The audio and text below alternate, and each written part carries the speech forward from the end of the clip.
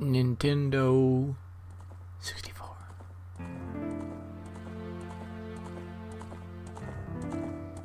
Da-da-da-da.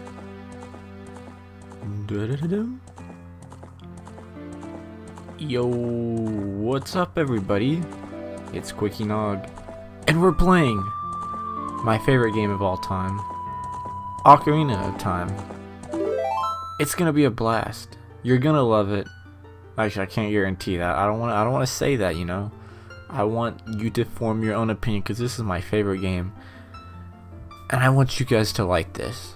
So I'm not gonna go out and say, "Oh, you're gonna, enjoy it. Like this is gonna be your favorite game of all time." Well, you just gotta form your own opinion. I'm very picky about that. You just gotta play it for yourself. So hopefully, gosh, this game's been out since 1998. So hopefully you've played it. It's been on the N64, Wii, GameCube, Wii U, like Virtual Console. It's been remade for the Master Quest, 3DS version. Hopefully you've played it somehow, but if not, I hope that you'll take this journey on with me and be inspired to play it, because, like I said, in my opinion, it's the greatest game ever made, not just my favorite. But we're not going to do Dat Boy, because that's my personal file where I just got done 100%ing it. So we'll do file 2. Now, why am I doing this version and not the 3DS version, you might ask? Well, one, I don't have the stuff to do the 3D version. And second, that I just got done like a month ago playing the 3DS version. And, oh sorry, excuse me, I just had a bowl of ramen noodles. Anyways, it's good, but I don't know, it's just the N64 one is just, it's with me, with me till the end. Normally I name my dude something real funny, but for purposes, we're just gonna go with Link, I think. Ha, I rhymed. And we're gonna go all caps, because Link is a cool name. I don't know, it's weird to actually name him Link. I've never actually named him Link, but since we are doing an LP and all and should be serious, I guess we should do Link. I'm not trying to make this a joke channel. No, I'm just kidding. Why Link? We all know. We all know his name's Link anyways. So like, it'd be different if we didn't know his name was Link and we're all like, "Oh, isn't this Zelda?" But it's not. We're gonna go Link. This is a story of a different hero. This is a different Ocarina of Time. This is about Link. The Link of Time. In the vast, deep forest of Hyrule, long have I served as the guardian spirit. I am known as the Deku Tree. Maybe I should do a voice for that. Yeah. The children of the forest, the Kokiri, live here with me.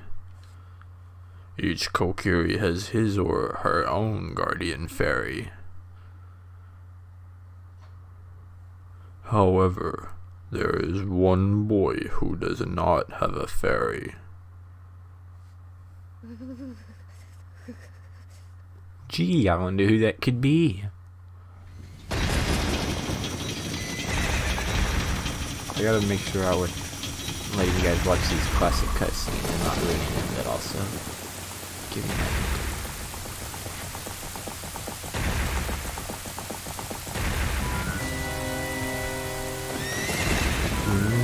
It's the Green Man.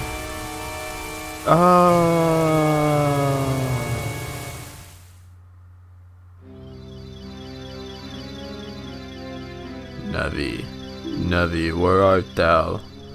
Come hither.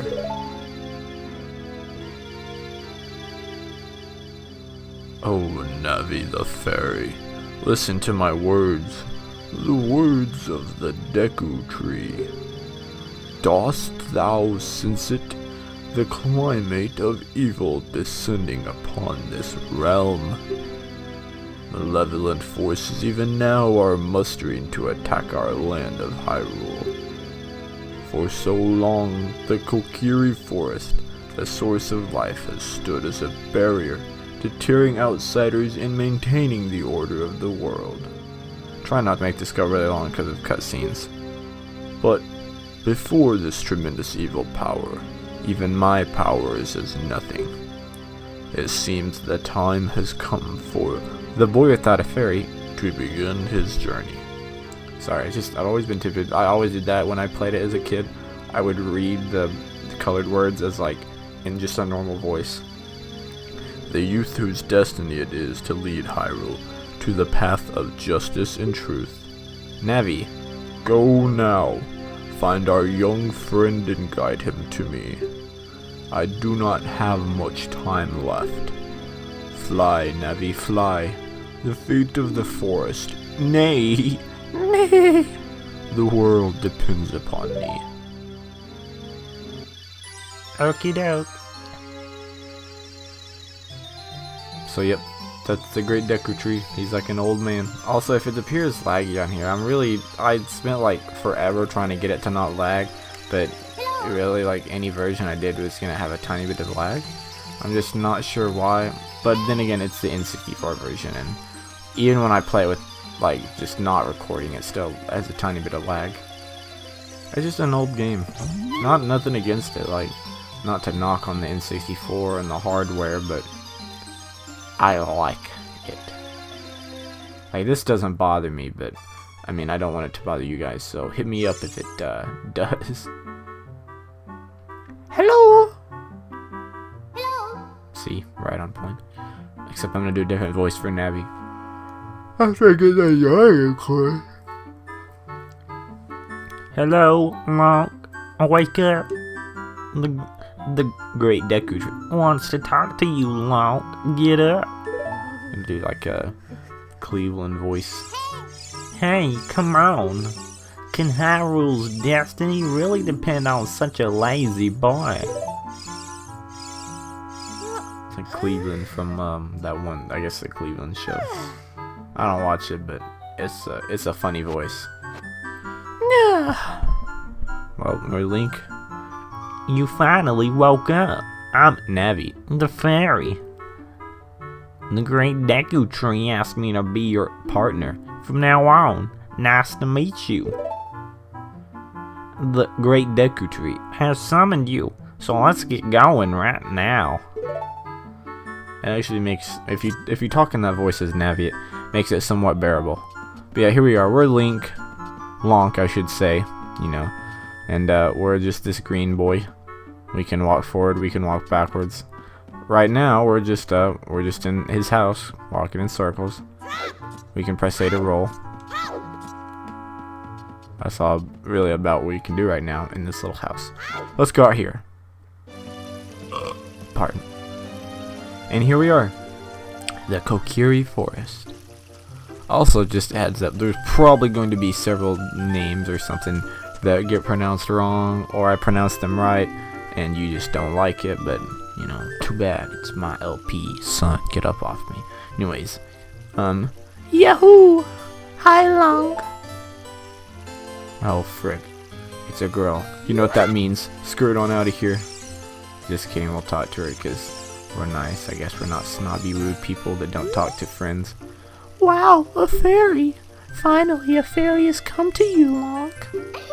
Wow, that's great news. I'm so happy for you. Now you're a true Kokiri, Long. Is that right? The Great Deku Tree has summoned you? It's quite an honor to talk to the Great Deku Tree. I'll wait for you here. Get going. Go see the Great Deku Tree. I'm not used to talking in a high-pitched voice like that. Anyways, this is Kokiri Forest. We're just gonna roll around and create some little puffs of dirt. You know, that's pretty much how you get around in this game, is by rolling. Sorry, walking is not fast enough. You honestly thought, well, you thought wrong. What? Huh. Hey! Yeah, Navi's gonna keep yelling at us. If you haven't played this game, that's pretty much the whole premise of this, is that you get yelled at by Navi. If you jump across those platforms like that, you get a blue rupee, and I think... Okay, I thought you got another one for doing it the other way. You know, as much as I love this game and I know pretty much everything about it, I'm gonna try and treat it also as someone that has never played this. Let's see what they would you know, try and imagine. Not all the times. There's times where I'm gonna have to book it and do things quickly and maybe not explain them so well, and then there's times where we'll have time to dawdle and play and wander around in the forest, you know what I'm saying? But yeah, we're just gonna go up here. Oh frick. Well, never mind. Oh boy. Oh my. Yeah. Sorry, for my favorite game, I actually haven't played it in a little bit because I have this weird thing where it's like I really wanted to play it like really bad for a while, but I was afraid if I played it and beat it, then when I played it again for the recording, I'd like be too like, okay, I just did all this over again. You know, I'm trying to keep a fresh perspective. Now this is what I think is funny, is if you let me see if I can do it. Yep. I love doing that. That's like one of my favorite things to do. Is to, if you stand on that edge and you try talking to her, you'll fall off. It's like, Oh, hey, where'd you go? Hee, you came all the way up here. You're a real man. Look, isn't this view pretty? Change your viewpoint, what's up? So you can look around the forest. nice. Hey, listen. No, thank you. This guy's trying to, well, you know, it's November, guys. Just not gonna say anything else on that. It's November. They didn't say anything about rocks, boys. Green rupee. That's a one. One is a green rupee. That's a blue rupee. That's 5 rupees. Wow. I really want to do the Stephen George. It's a blue rupee. Except he does it way better, of course. I'm not even gonna try that. Although I just did. Recovery heart. So yeah, you're already getting a little gist of the items. If you're not even familiar with Zelda, I don't know if I know green is always 1, blue is always 5. I don't know how often they change. But red is 20, I believe. There's purple that's 50. Orange is it? I don't know. In this game, I don't think it's orange. I think it's silver is 100. Then there's yellow or gold is 200, and I don't think there's any more after that. So yep, that's the rupees basically. Or no, there's a giant rupee. I know that. The giant rupees, I don't know. I'm not certain about that. Oof. See, there's a blue rupee. I threw something somewhere. There should have been oh, there it is. Green rupee. What do you have to say? My sister took some rupees and went shopping at the store that has a red roof. Tee! Speaking of Rupees, a green one is hang on. a Green one is worth 1. A blue 1 is worth 5, and a red 1 is worth 20. I don't know. I think the voices are just honestly going to get better and better along the way. There's some ones later on down the road that I know it's going to be good for a fact. Also, I just randomly got 5 blue rupees right there. Or no, I got 5 rupees, 1 blue rupee there. So you might be wondering, well, what are we supposed to do? We're just going to wander around here. This is kind of like you get to hone your skills and just explore and be a kid. I legit, when I played the first couple times as a kid, and I would just play this all the time, and I was terrible at the game, so I'd never leave the Kokiri Forest. I'd build up like 99 rupees, which is, you know, the max you can hold right now. I'd do all sorts of things, and I would just never bother leaving the forest. Occasionally I'd beat the Great Deku Tree, but that was about it. Hey you! No, wait, he needs a little pipsqueak voice, because he's a pipsqueak, that's what he is. Hey you, Mr. No Fairy, what's your business with the Great Deku Tree? Oh, I didn't do the colored text. You're not a fairy, you're not even a real man. What? You got a fairy? Say what? The Great Deku Tree actually summoned you? What? Why would he summon you and not the Great Mido? I guess it's Mido. This isn't funny.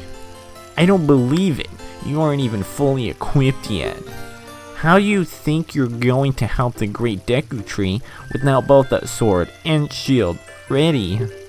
What? You're right, I don't have my equipment ready, but if you want to pass through here, you should at least equip a sword and shield. Sheesh! Well, you heard the boss. I'm just kidding, I don't really know if he's our boss, but either way, he's not gonna let us through. So we gotta find a sword and we gotta find a shield. I don't know if y'all know where a sword and shield are at around here. I do, but well, let's.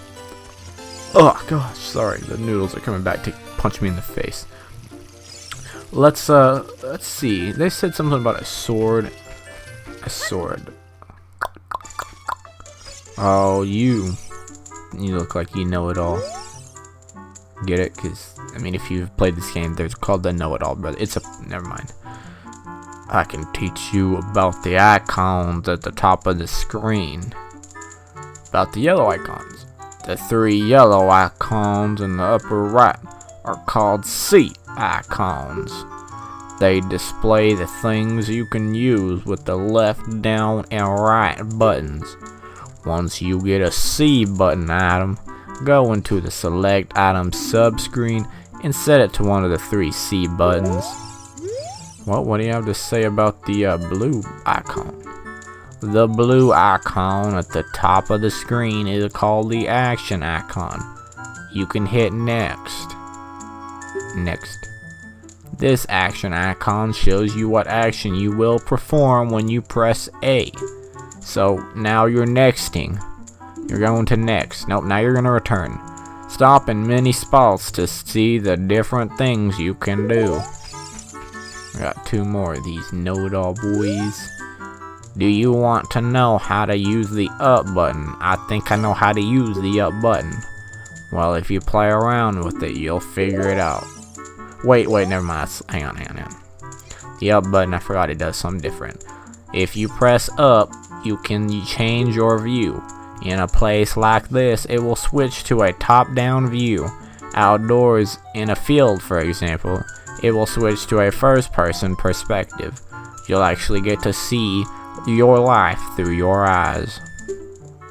Also, when Navi is displayed in the upper right of your screen, Navi the fairy wants to talk to you. That doesn't mean you actually have to talk to her, cause she ain't got nothing good to say. But if you decide you want to, press the up button. If you want to learn about the map and items, just ask me. But don't ask unless you want to hear a long explanation. We got time, this is like the first tutorial episode. What do you want to know about the map? Okay, listen here. There is a map displayed at the bottom right of the screen.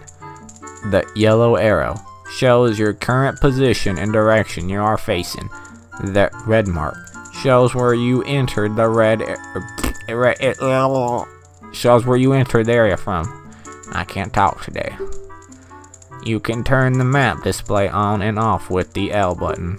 If you want to see the name of a place, press start. You'll get into the subscreens. Select the map subscreen. On the map subscreen, you can see a map of Hyrule. Did you get all that? Yes, sir. Okie doke. I think, about items. Here we go. There are 3 kinds of items: equipment items, C button items, and quest items.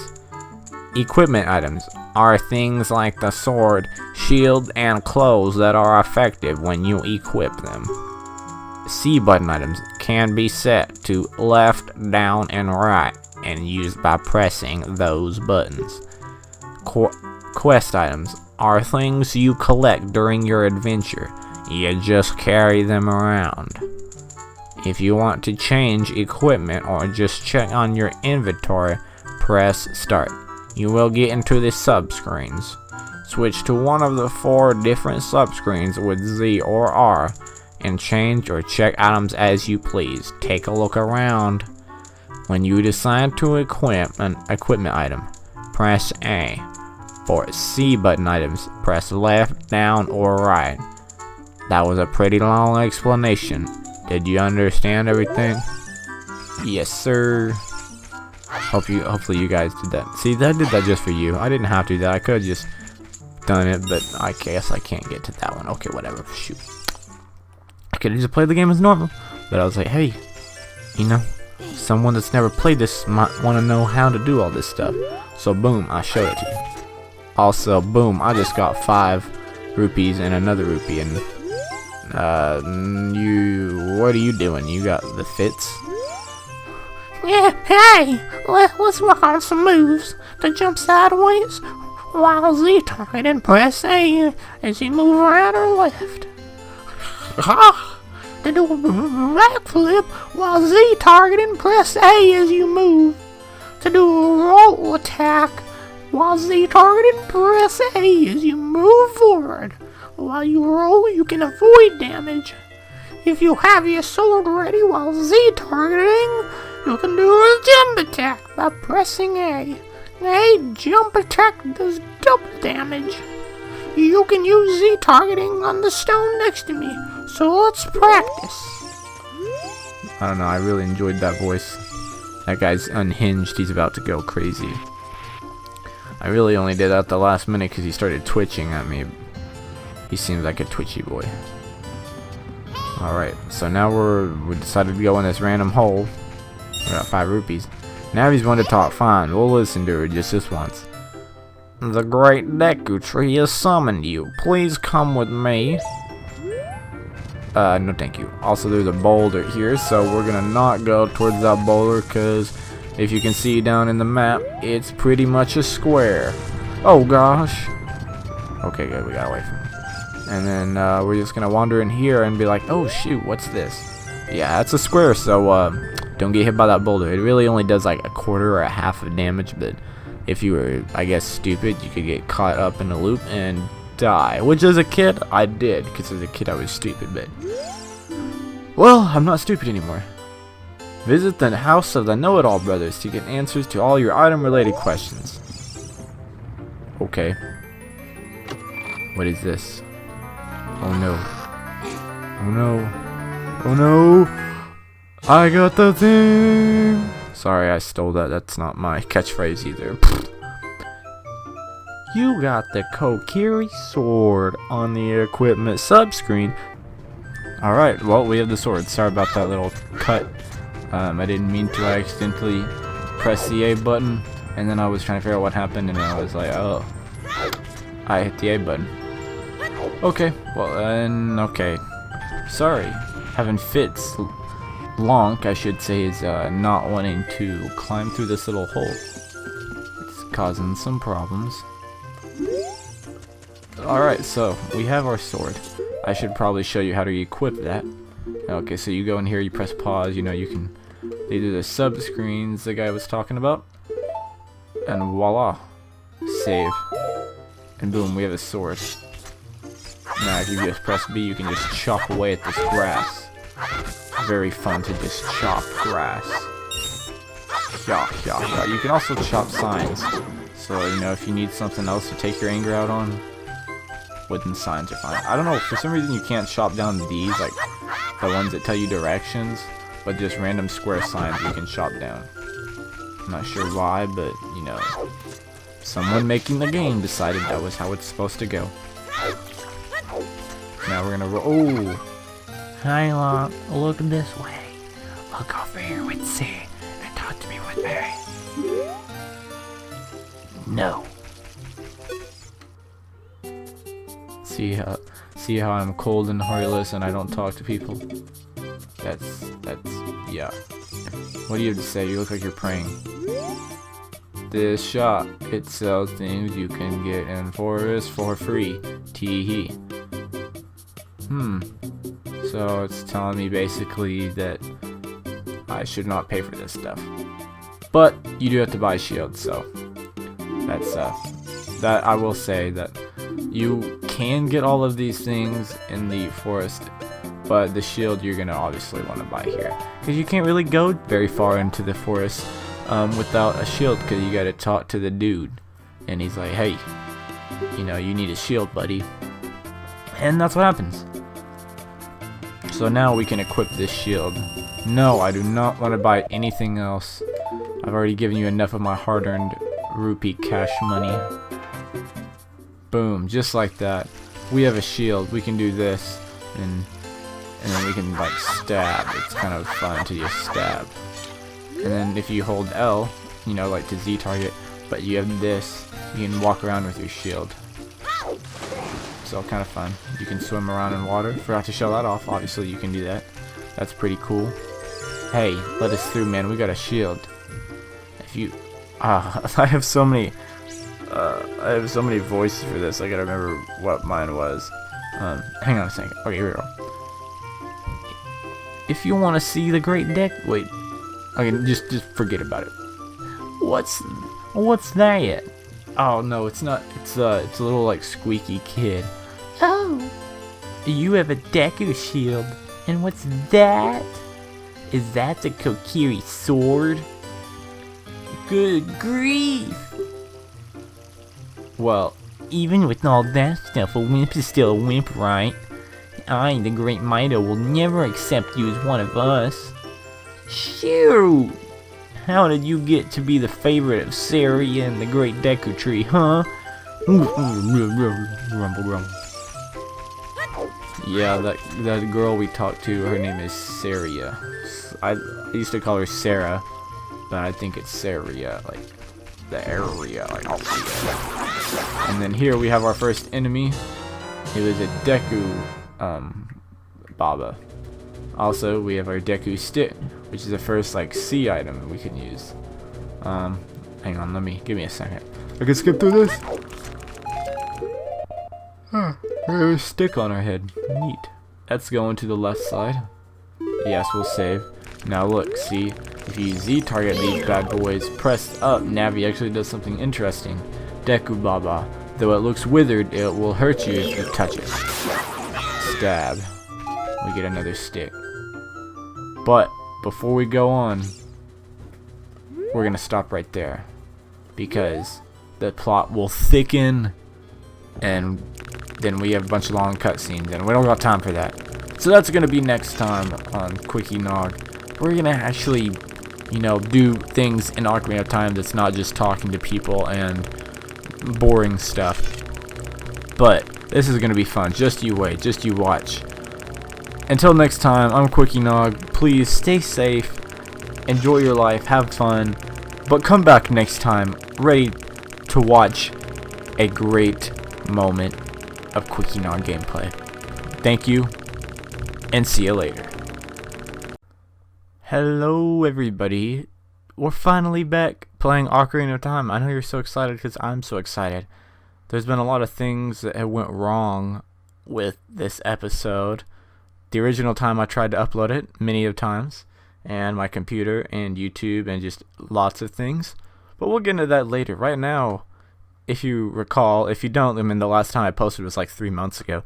But the last time we were playing Ocarina of Time, we got our sword and shield taught to Mido, and now we're trying to go into the Great Deku Tree. He's got some words to say. Great Deku Tree, I'm back. Forgot I was doing my Franklin voice. O Navi, thou hast returned. Lonk, welcome.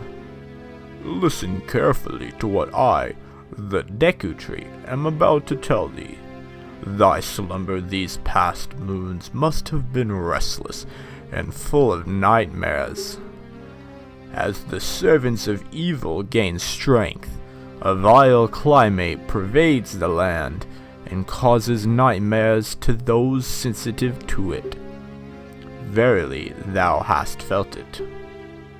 Lonk, the time has come to test thy courage. I have been cursed. I need you to break the curse with your wisdom and courage. Dost thou have courage enough to undertake this task? I would hit no, just to be funny. I have done it before. He literally just says come back with enough courage. But I have a feeling that you can't get very far in the game without saying yes, so sure, why not? Now, climb in my mouth and Kill the monsters inside of me. Just kidding. It's not what he says. Then enter, brave Lonk, and thou too, Navi. Navi the fairy, thou must aid Lonk. Plus, I'm really hungry. Haven't eaten in all these years. And Lonk, when Navi speaks, you see up to listen well to her words of wisdom. Obviously, he's never listened to her before because he would know that she's not wise. So yeah, starting off real quick, you might, for those little picky people, you might notice, not necessarily picky, that sounded bad, I'm sorry, but like, people that notice details, that's me too sometimes, but, I'm actually doing this on another save file. That could have been bad, not slave file, save file.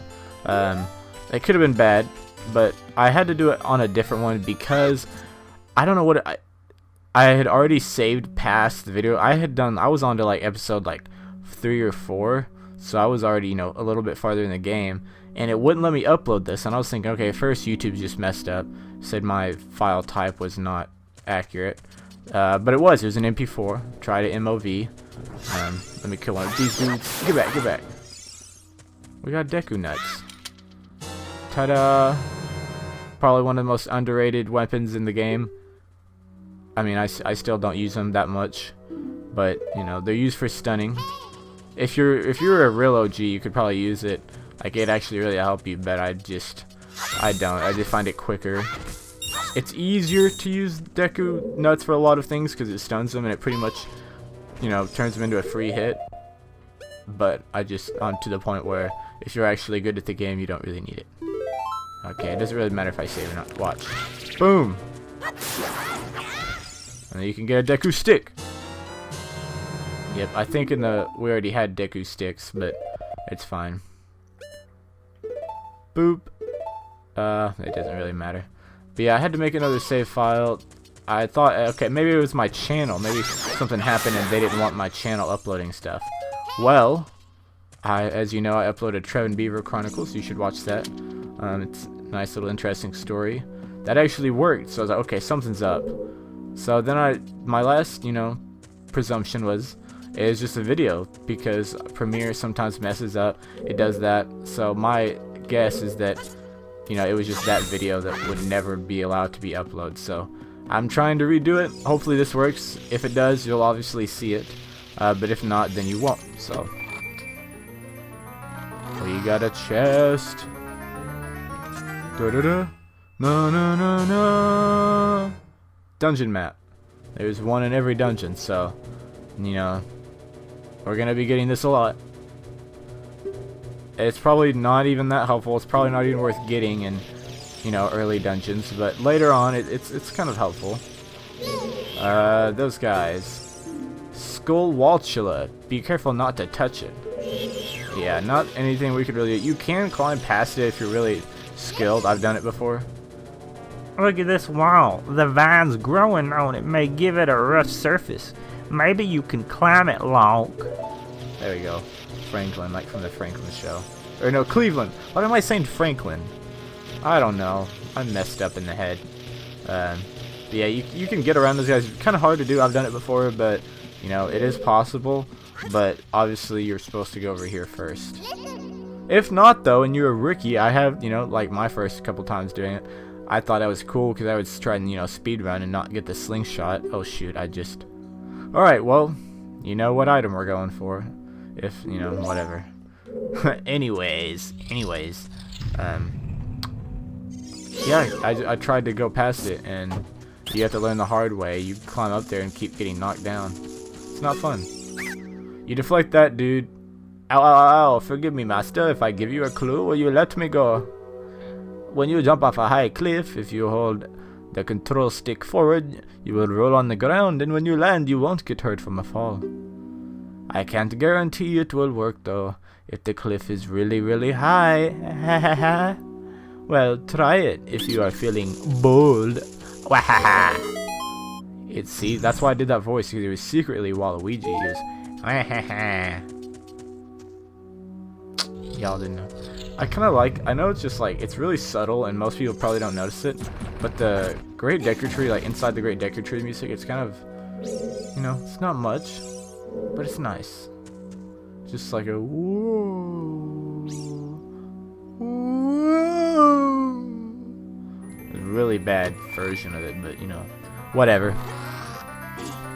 And for the second time in the dungeon in the game, you got the thing. Actually, it's the third time in the game because we got the sword.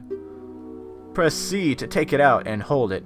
As you hold C, you can aim with control stick, and you can release C to unleash a Deku Seed. And you want to shoot right away. Sorry, I'm tired. When you first press C, hold down C a little longer just to get a seed ready. Now. Boom. Ta-da. It comes with... Okay. Oh yeah, I forgot. I didn't show this off the map. So this is the map, y'all. This is what happens. So not all dungeons are the same amount of floors. I think the longest one I'm thinking of, the water temple is like, actually, it's like either 4 or 5. Because this one's 5. I believe the fire temples is pretty vertical too. Some of them are like really vertical, kind of like this one, and you just basically are going up and down. And then some of them are really horizontal and kind of linear, where it's just going to be 1 or 2, maybe 3 at the most. But you usually always have a 1 and 2, maybe a basement. That's about it. And then there, yeah, you can see blue rooms are rooms you visited. The ones that just have the outline, you haven't been in there. And if it's the one like that, how this one's flashing, that's where you're at right now. Obviously this is a dead end, so we're gonna have to go back. Yeah, I don't know. I don't remember. It was so long since we did that other one. There's the bullet bag. By default, it holds 30. You can get upgrades. We'll do that later. Deku stick, Deku nut, fairy slingshot. I'll probably talk about this more probably after the dungeon, because we'll have more items that make sense for it. Yep, that's that. Alright. So now as you can see, you're like, oh shoot, like, you know, how are we gonna get around? Like, but there's a convenient little ladder up there that's somehow floating in midair. I think due to graphical limitations, they're probably meant for it to be stuck up in the cobweb, but it just kind of looks like it's behind the cobweb. If you lock on, talk to Navi, she says, Look, something is hanging up there.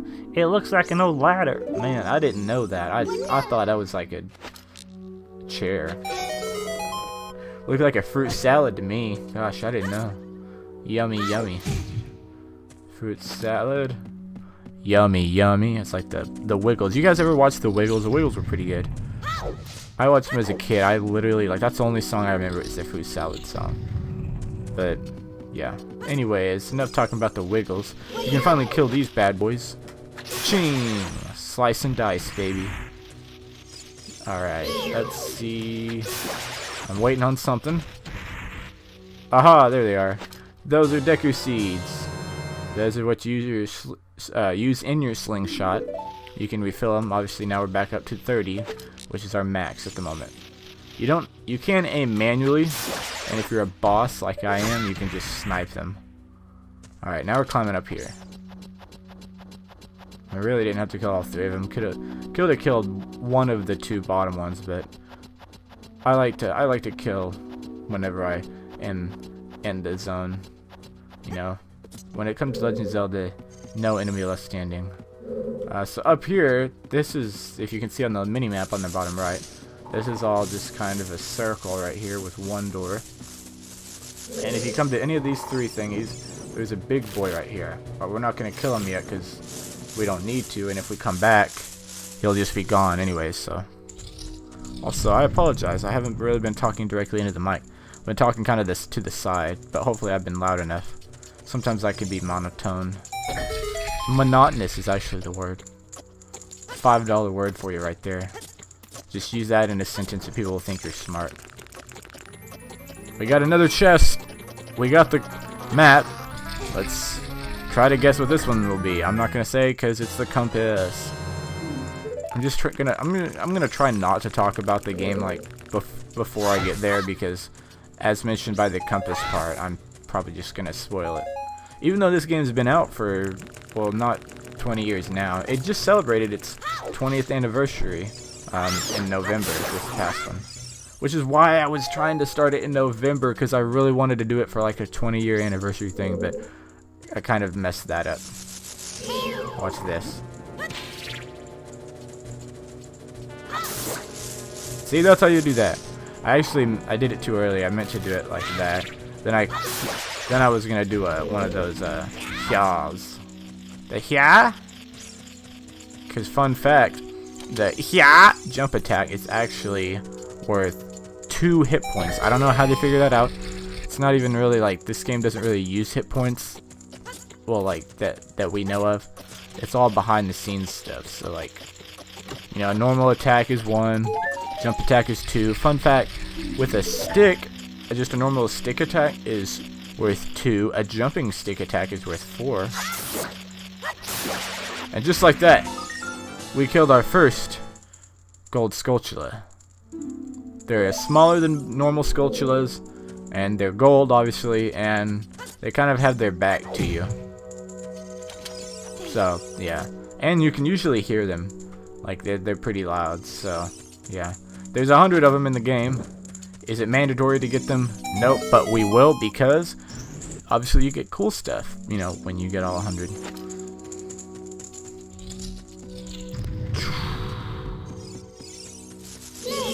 Look. Hey, guess what? Guess what? Bam! Yeah! See, look at that. Not 2 hits, but 1 hit. Alright, so now you're probably thinking, well, you're probably, if you played the game, you know, but you're probably thinking, well, shoot, where do we go from here? Like, the only way is down.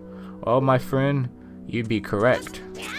You don't actually have to swipe. It makes it feel cooler if you do a sword swipe. Get out of here. You get more sticks. Everyone loves sticks. Alright. Now here's a dude. Oh, okay, I totally messed that up. You can alternatively just use seeds, but I feel cool if I do it like this. Alright, here we go. Gotta line up the shot. There we go. I hit a post and still got it. Whoa. Yeah, dude. That's a nice little screenshot right there in the air. We're already at 2 out of 100. Dang, we're already 50% of the way there. That's quick math. Okay, I was trying to drop down on you. Whatever. Now these guys, you can't target these guys. Like you have to do it manually. Now what you can target the little like the token, which you might be wondering, well, if you can't target the Skulltula, why can't you target the token? That's pointless. It's not. You'll see later that there's a reason they did that. Ooh.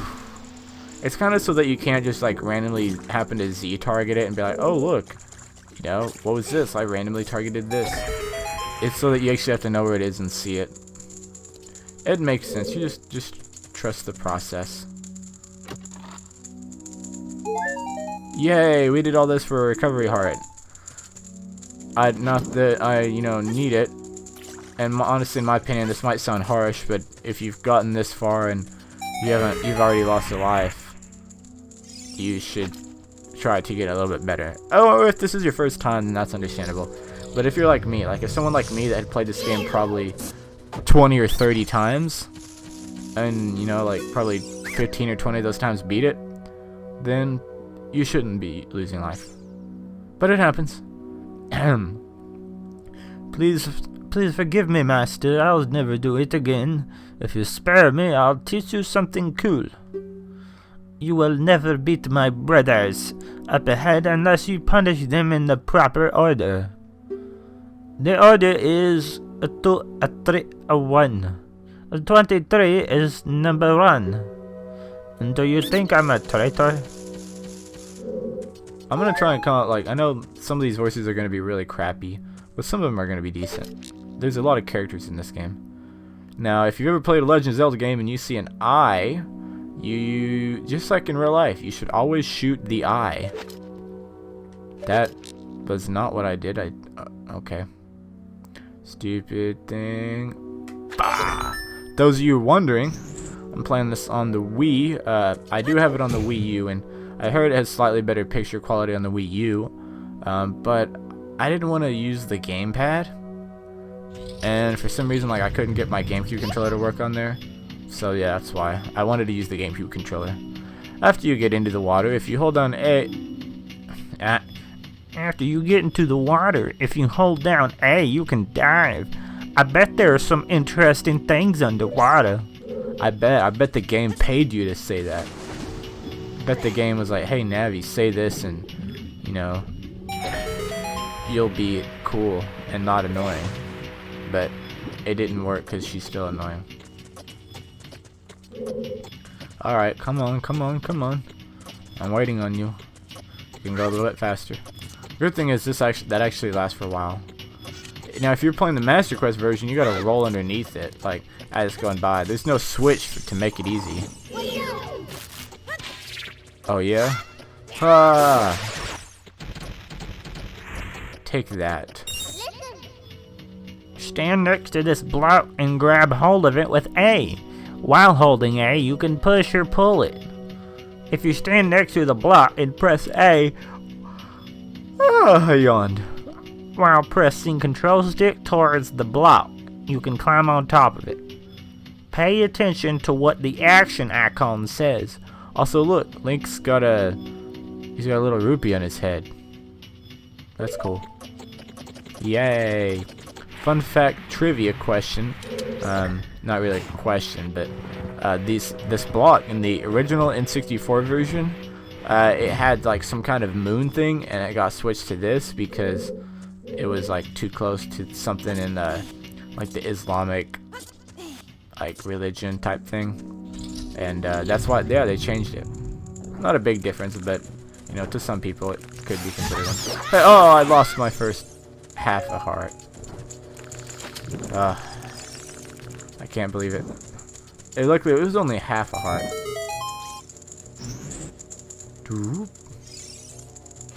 Alright, let's roll. Oh, okay. Let's see if I can shoot this bad boy. Okay, it takes 2 slingshot hits. Yeah, for those wondering why didn't you go underneath him, you can't just go underneath him because he'll swoop down on you and hit you. Now these guys, they're not necessarily tough, but they are kind of annoying. So what I always like to do to avoid having to fight them, if you aim, not where you think. You think if you aimed at it, it would kill it, but you kind of gotta aim like above it. Oops. Like you gotta aim like right where it's hanging from. See, because if you, there we go. I missed you a couple times. It's all right. You gotta just kind of there. Those guys are annoying, especially when they gang up on you. They kind of hop around at you. It's not really worth it. I guess if you just kill them super quickly, it would be worth it. But yeah, that's right. Okay, I may have wasted a stick. That you can't get in here. There's really no point in me lighting that on fire, but I did it just because I wanted to talk about it. You can't do that for now. You'll have to come back to that. What we can do is we can go over here and light this one on fire. That made a cool sound. And then just motto of the game, folks. If you see a hole, always climb in the hole. Even if it's a tiny hole, climb in the hole. Man, time's passing by. It's already 2:30. I swear I started this at like 1. Now this block, oh no. I've been recording for 20 minutes. My goal is to get it under 30, so the boss won't take long, FYI. Those of you that have played it, you know what I'm talking about, and those of you that haven't, you'll see. I know the majority of people watching this have probably played the game, but I mean, I just still think it'd be crazy if, like, I guess not necessarily crazy because some people don't have access to it, or some people just grew up at different points in life and time. But it'd be so cool if, like, that's why I would want to do one of these, is if, oh, I bounced. Well, that's cool.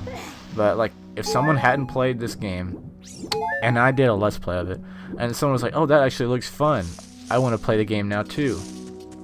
That's why I do what I do. Just off on another note. Now, if you remember, that guy said his 3 brothers, you can't hit them in just any old order. You gotta go 2, 3, And then, oh, I missed. And then 1. And he talks to you. Hey, how did you know our secret? How irritating, man. This guy's a gangster, because they're like the brother gang. Yo, dog, it's so annoying that I'm gonna reveal the secret of Queen Goma to you. In order to administer the coup de grace to Queen Goma, strike with your sword while she's stunned. Oh, Queenie. Sorry about that. I don't know. But yeah, like I was saying, sorry. The voice acting has don't let it reflect on my actual ability to play games. There's a reason I'm not getting paid for that.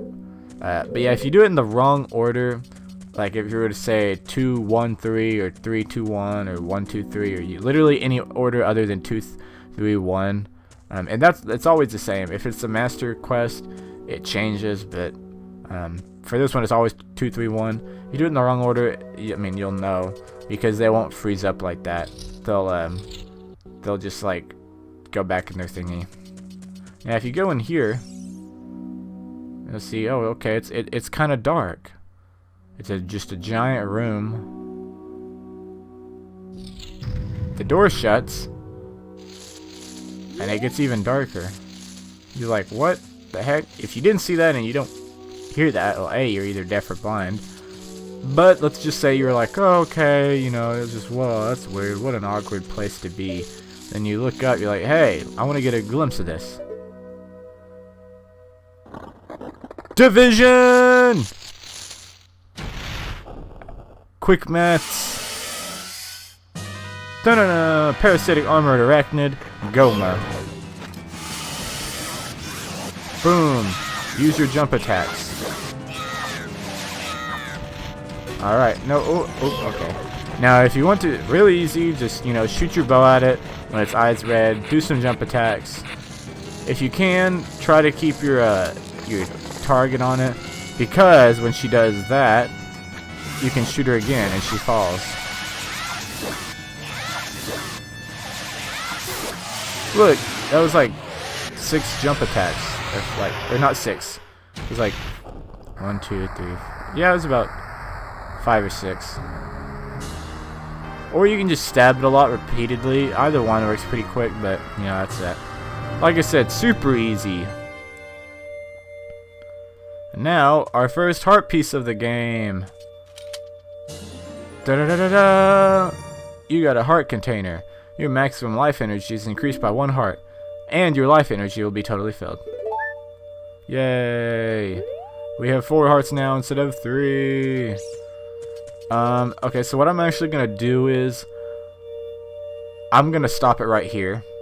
And I'm gonna tell you guys thanks for watching. And then I'm gonna stop it. I'm gonna leave some like and subscribe things at the bottom maybe. And then after that, I'm going to stop the recording. I'm going to make another one. We're going to pick up where we left off, which would be here. And we'll do the rest, because otherwise you're listening to cutscenes that go for another 5-10 minutes, and we go over time. So thank you guys for watching now. Thank you for, you know, bearing with me as I try to figure out this whole Let's Play thing. You know, you learn something new every day. Thank you guys. Just keep being cool, and please keep watching these. Let me know if there's anything I can improve or do better. Always feel free to, you know, stay active in the comments. Share if you like it with some friends, you know, gamer friends, unite. And yeah, just have a great day or night, you know. Just, you know, stay cool. Peace out, guys. Hello, hello, hello, hello, hello. We're playing Legend of Zelda Ocarina of Time again, and just like I said at the end of the last episode, we're gonna pick up right here, and you see this little blue shiny circle type thing that may or may not look dangerous, but it looks kind of cool. Well, we're gonna step in it. If you remember at the end of the last episode, we went in the Great Deku Tree and we kicked butt and we took names. We kicked names and we took butt. And yeah, now we're here. We killed Goma, which was like a weird spider thing. Well done, Long. If anybody heard that, that was my neck. I just popped it. Thou hast verily demonstrated thy courage. I knew that thou wouldst be able to carry out my wishes. Now, I have yet more to tell ye. Wouldst thou listen? And again, you gotta hit yes, because if you hit no, he'll just say, no, listen to this. So, save ourselves one little dialogue box. Now, listen carefully. Wicked man of the desert, cast this dreadful curse upon me. Zoom into my mouth.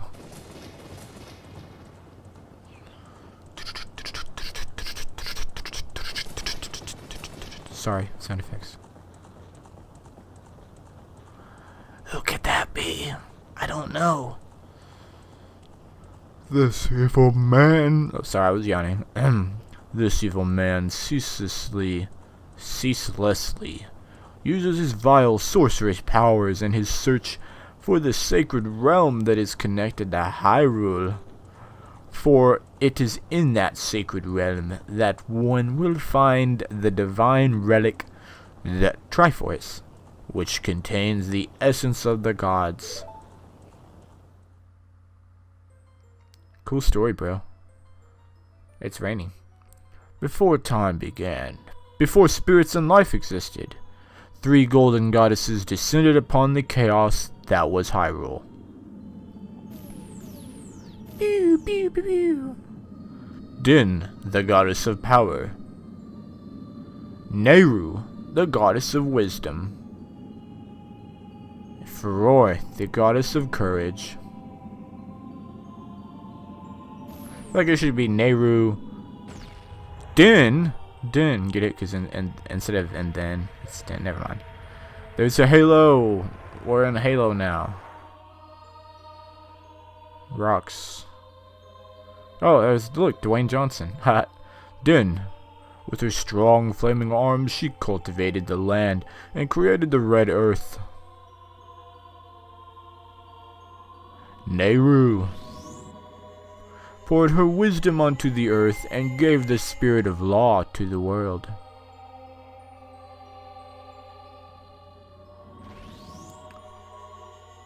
Faror, with her rich soul, produced all life forms who would uphold the law.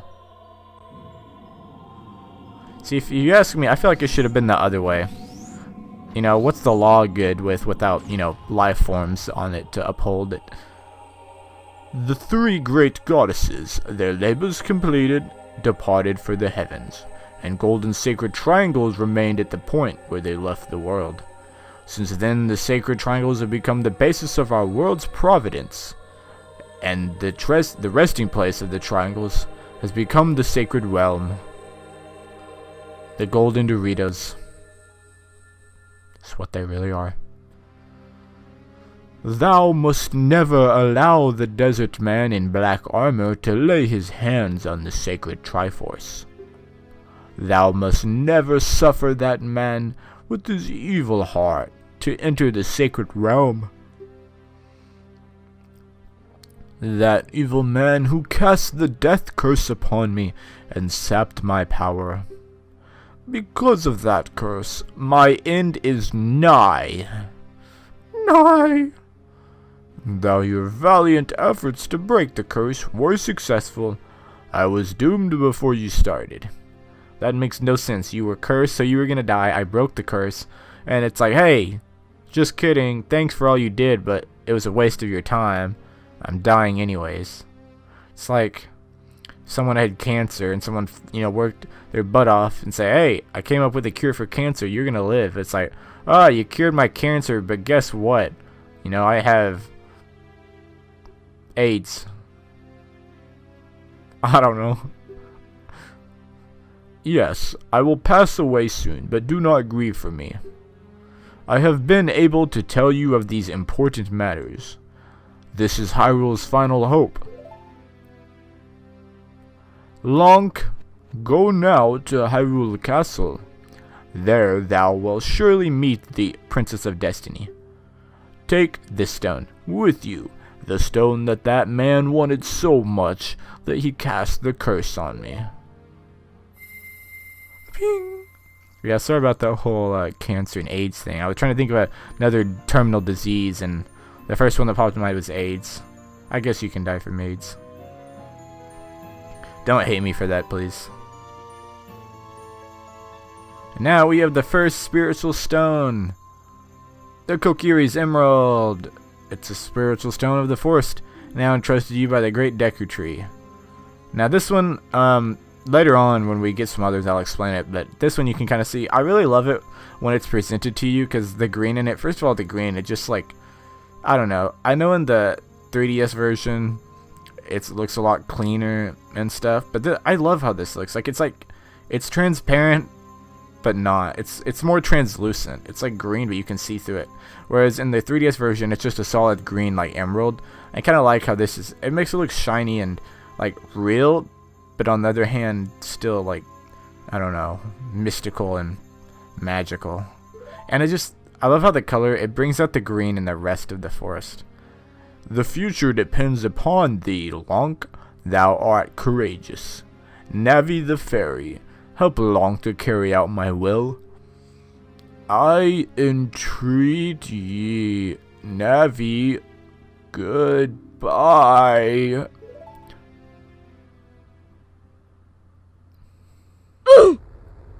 So I guess it's more along the lines of he's just dying from old age. He could have just said that. He could have just been like, hey, you know, you can come cure me if you want, but I'm gonna die regardless, so just like take this stone. Pretty much a test. Let's go to Hyrule Castle, Lonk. Alright, pal, whatever. Goodbye, great Deku Tree. Kind of weird. It's like weird stepping sound effects.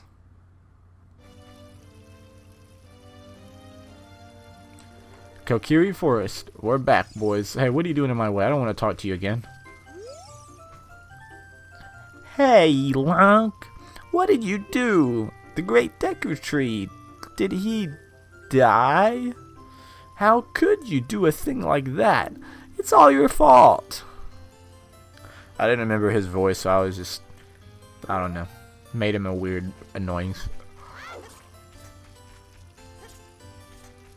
Man, I don't know what it is about doing this. If I had a penny, you know, or a nickel, for every time I'm gonna yawn in the rest of this Let's Play, I've already done it like probably 3 or 4 times this episode. Sometimes you can hear it, and sometimes I'm lucky enough to be able to get away from the mic. Also, this that was blocked off earlier by this dude. He says, "We Kokiri will die if we leave the forest. You're not going to try to leave the forest, are you?" I am, sir. Goodbye. Yeah, I yawn too much. Oh, you're leaving? My chin is a triangle. I knew that you would leave the forest someday, Lonk. Because you are different from me and my friends. Oh, way to try and fit in. But that's okay, because we'll be friends forever, won't we? Look, my fingers, they're all one thing, but they have lines drawn on them to separate my fingers. I want you to have this ocarina, by the way, also. Please take good care of it. It looks like a rotten potato. It's glowing. I think that's mold. Also, you have a really large shadow for a small female fairy girl. Oh, you received the fairy ocarina. It's a memento from Saria. Set it to C and press C to start playing it. On the select item subscreen, blah blah blah blah, set it to any of the buttons and use that. Same ol', same ol'. You can play different notes with A and the 4 C buttons. Press B to quit playing or to start your song over again. See, look how we don't have a shadow, or we do, it's tiny, and she has this large shadow, like she's not that big. When you play my ocarina, I hope you will think of me and come back to the forest to visit. Lonk? Are you there? No, Lonk, what are you doing? Lonk, I was talking to you and you didn't. Okay, just run away. Must have been my triangle chin. Now I'm lonely. It might have been my shadow. Alright, well now we have a ocarina. Also, fun fact, when you're playing it, you can, you actually can use the control stick and still play the same notes, but they have different pitches, which literally doesn't affect like the song, like it's the exact same thing, it'll work, but it just makes it sound different. It's kind of cool. We're in Hyrule Field for the first time ever. Hyrule Field is like usually the main hub of all Legend of Zelda games, most of them. Oh, who are you? Woohoo! Long, look up here. It appears that the time has finally come for you to start your adventure. You will encounter many hardships ahead. That is your fate. Don't feel discouraged, even through the toughest times. Go straight this way, and you will see Hyrule Castle. You will meet a princess there. If you are lost and don't know which way to go, look at the map. The areas that you have explored will be shown on the map.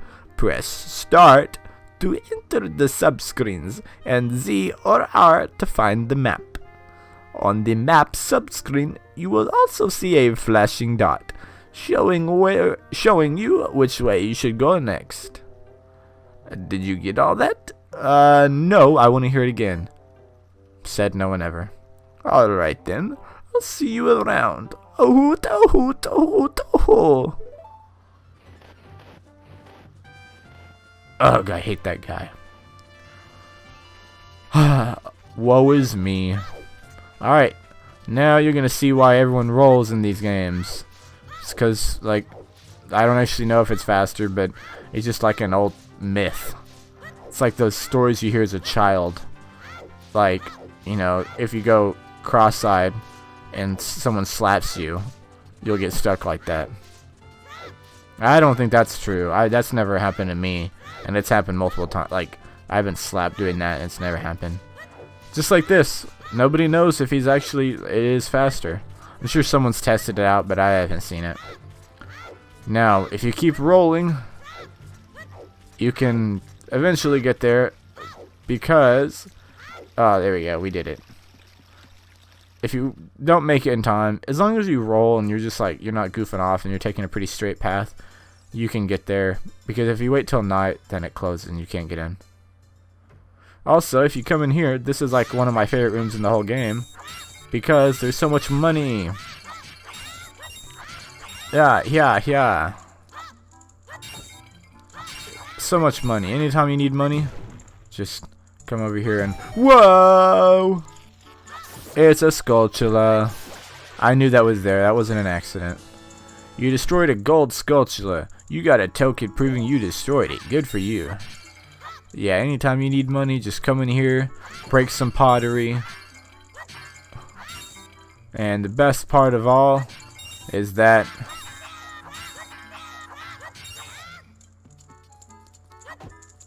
Oh, wait. I was sorry, my bad. I had a brain fart.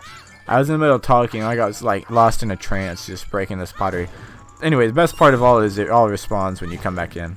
That was weird. That was kind of awkward. I was just like, went off in a la la land. It's just so mesmerizing breaking all these pots. That's where you get a bunch of the Link memes from. Breaking pots. Time also doesn't move when you're in here. It doesn't move when you're in Kokiri Forest either, but Hyrule Field it does. There's lots of locations where, time will move, and then some where time won't. If you come in here, this is little Hyrule Town Market. This is the bazaar. You can't go, unfortunately, you can't go behind it and get rupees like you can in the main shop in Kokiri Forest. If you talk to this guy, he's got arrows, but we don't have a bow. He's got a one Deku stick, just a branch. Imagine if stores did that like today.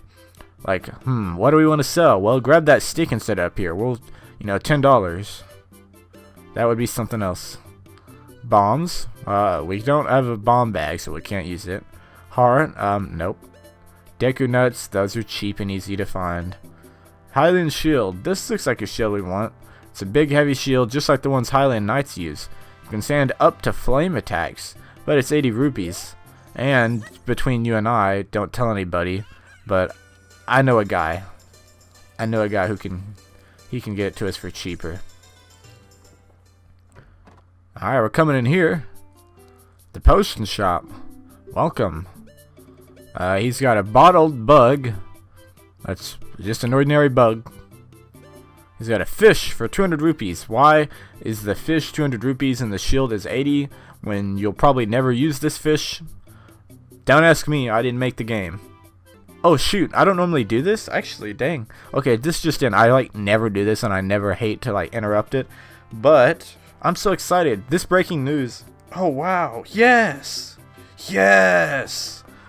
Okay, so my school, like literally I've been trying to get esports into my school for a long time. And I just got an email saying they were going to have a meeting to do it. And they're doing League of Legends and Rocket League. No Smash Bros though, so I'm having a great day. But sadly, not sadly, but just I'll have to get back to that later.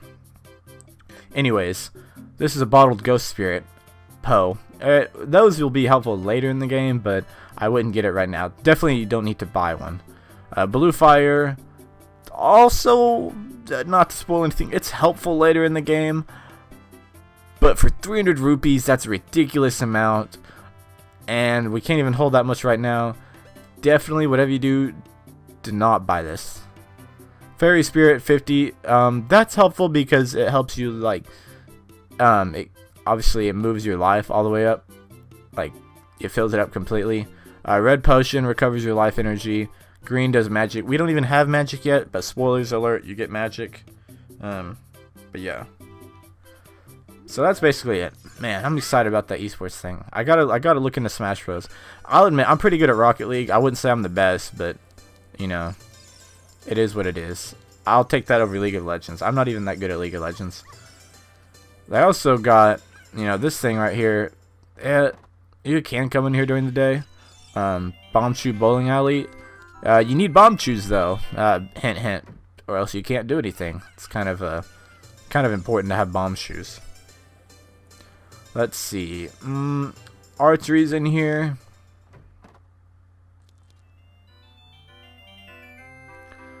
Shooting gallery.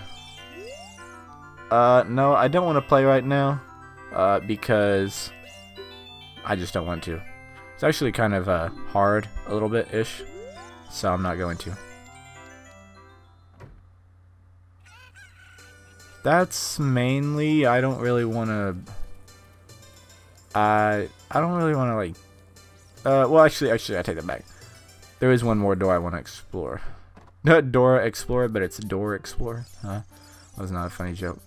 You come in here, it says Happy Mask Sales Shop, and I did not mean to walk out of there. I don't remember opening a door. So you talk to this guy, he's like, what a strange shop. I wonder when it'll be open for business. I read the sign there, but it still seems weird. So this dude doesn't even own this shop, he's just sitting in here, you're like, okay. Like he's just gonna stand there until it opens. If you read the sign, Happy Mask Shop. Please read the sign before you use this shop. Alright, sounds fair. How this shop works. We do not sell masks at this shop. We just lend them to you. You sell the loaned mask on your own. You pay back the money for the mask, and we lend you a newer model. You can borrow a mask you have already sold again. However, you can sell each model of mask only once. Please try our shop. Happy Mask Shop owner. Alright, well, that might sound a little confusing to some people that have never played it. I'll explain it more when it actually opens up, which is actually pretty soon, kind of ish. Now this girl, there's a lot of just random people, but then you see this girl that's kind of like right here in the middle of the frame, kind of creepily staring at you. Hey, your clothes, they're different. You're not from around here, are you? Alright, that's fine, you don't have to answer. Oh, you're a fairy boy from the forest.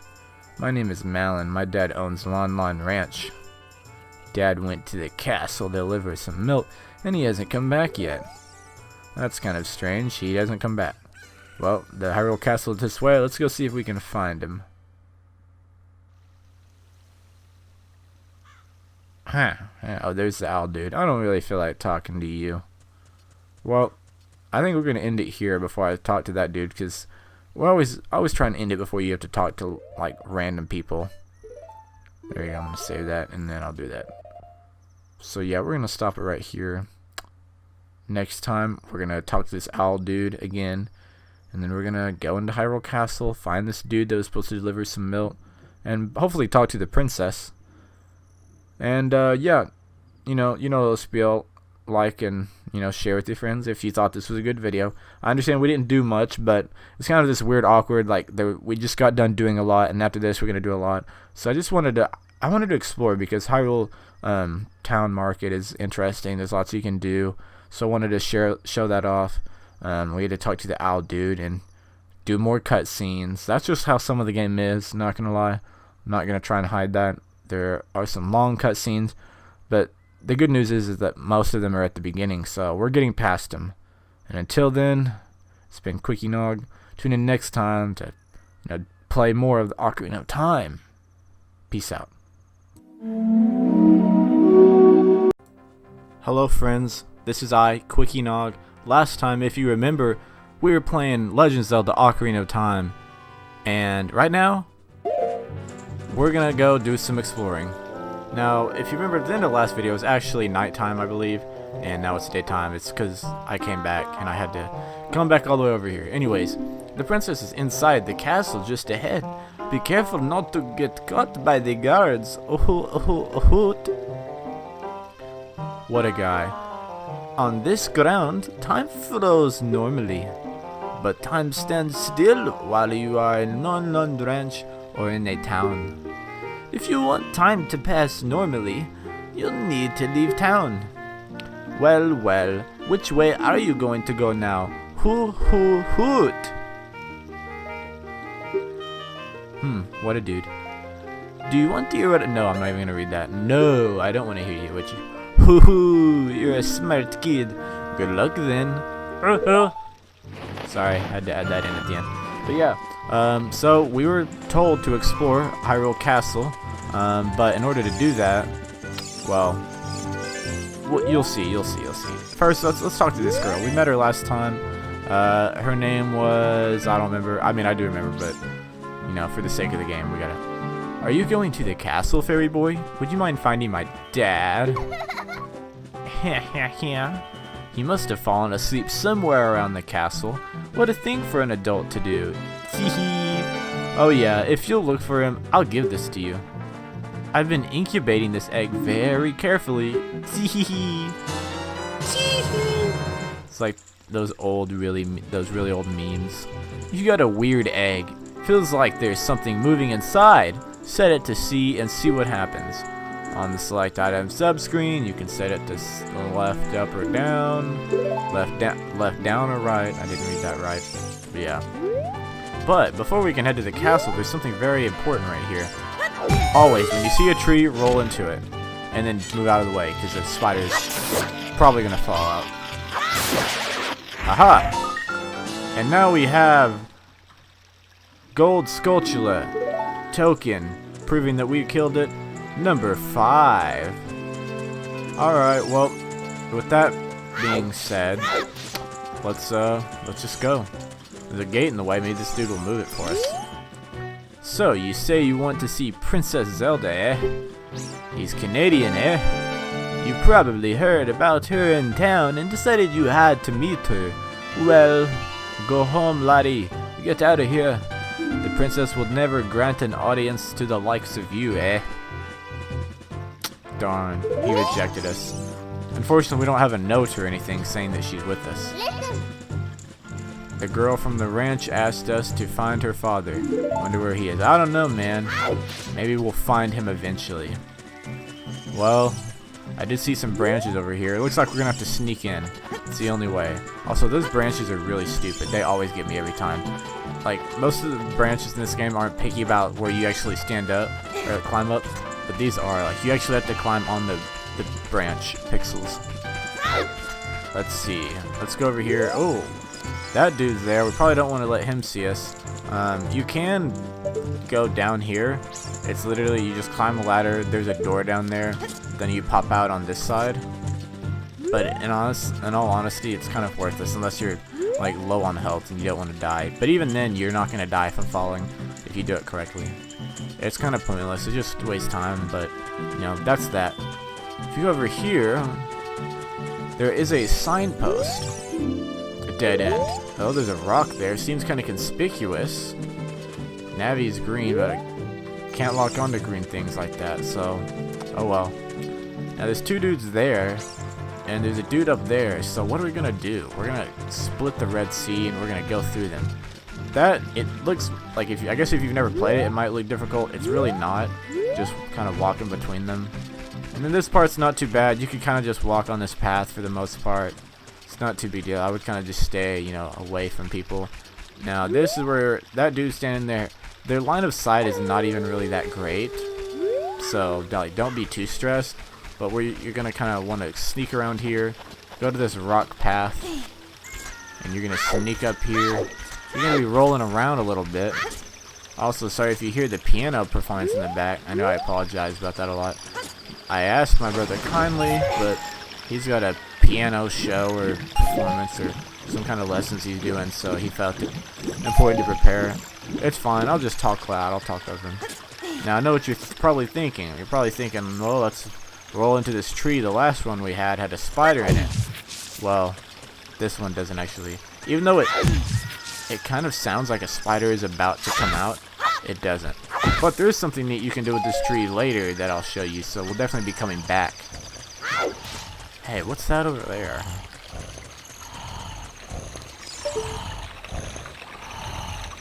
It's a dude with a Wait a minute. Wait a minute. Is that Bowser? That's not right. Just kidding. Easter eggs. But no, for real. That is Bowser on his little necklace. And some people say that's actually like, this is supposed to represent Mario because, you know, blue overalls, red shirt, big mustache. So, interesting. Let's see if we can wake him up. Z, Z, Z, Z, Z. Mumble, mumble. Welcome, our ranch is so fun. Come on and look around. Alright, well he's asleep. Oh, look, a chicken hatched from the egg you were incubating. It's a miracle of life. Let's see. Weird, mysterious man sleeping here that we need to move. And a mysterious egg a girl gave us to find her father. I don't know. I know it might just be, you know, my weird brain, but I feel like those two always go together. Anytime you're trying to wake a weird man up and you've been handed a chicken, obviously just use the chicken. Just use the C-stick out in front of him and he says, "What in tarnation? Can't a person get a little shut-eye around here?"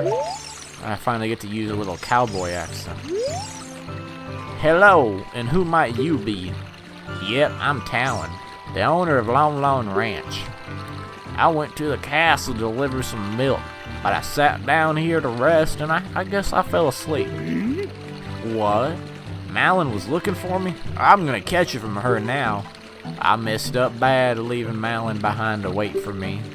She's really gonna let me have it." And then he runs weird and flails his arms. You know, I've heard you burn more calories holding your arms next to you.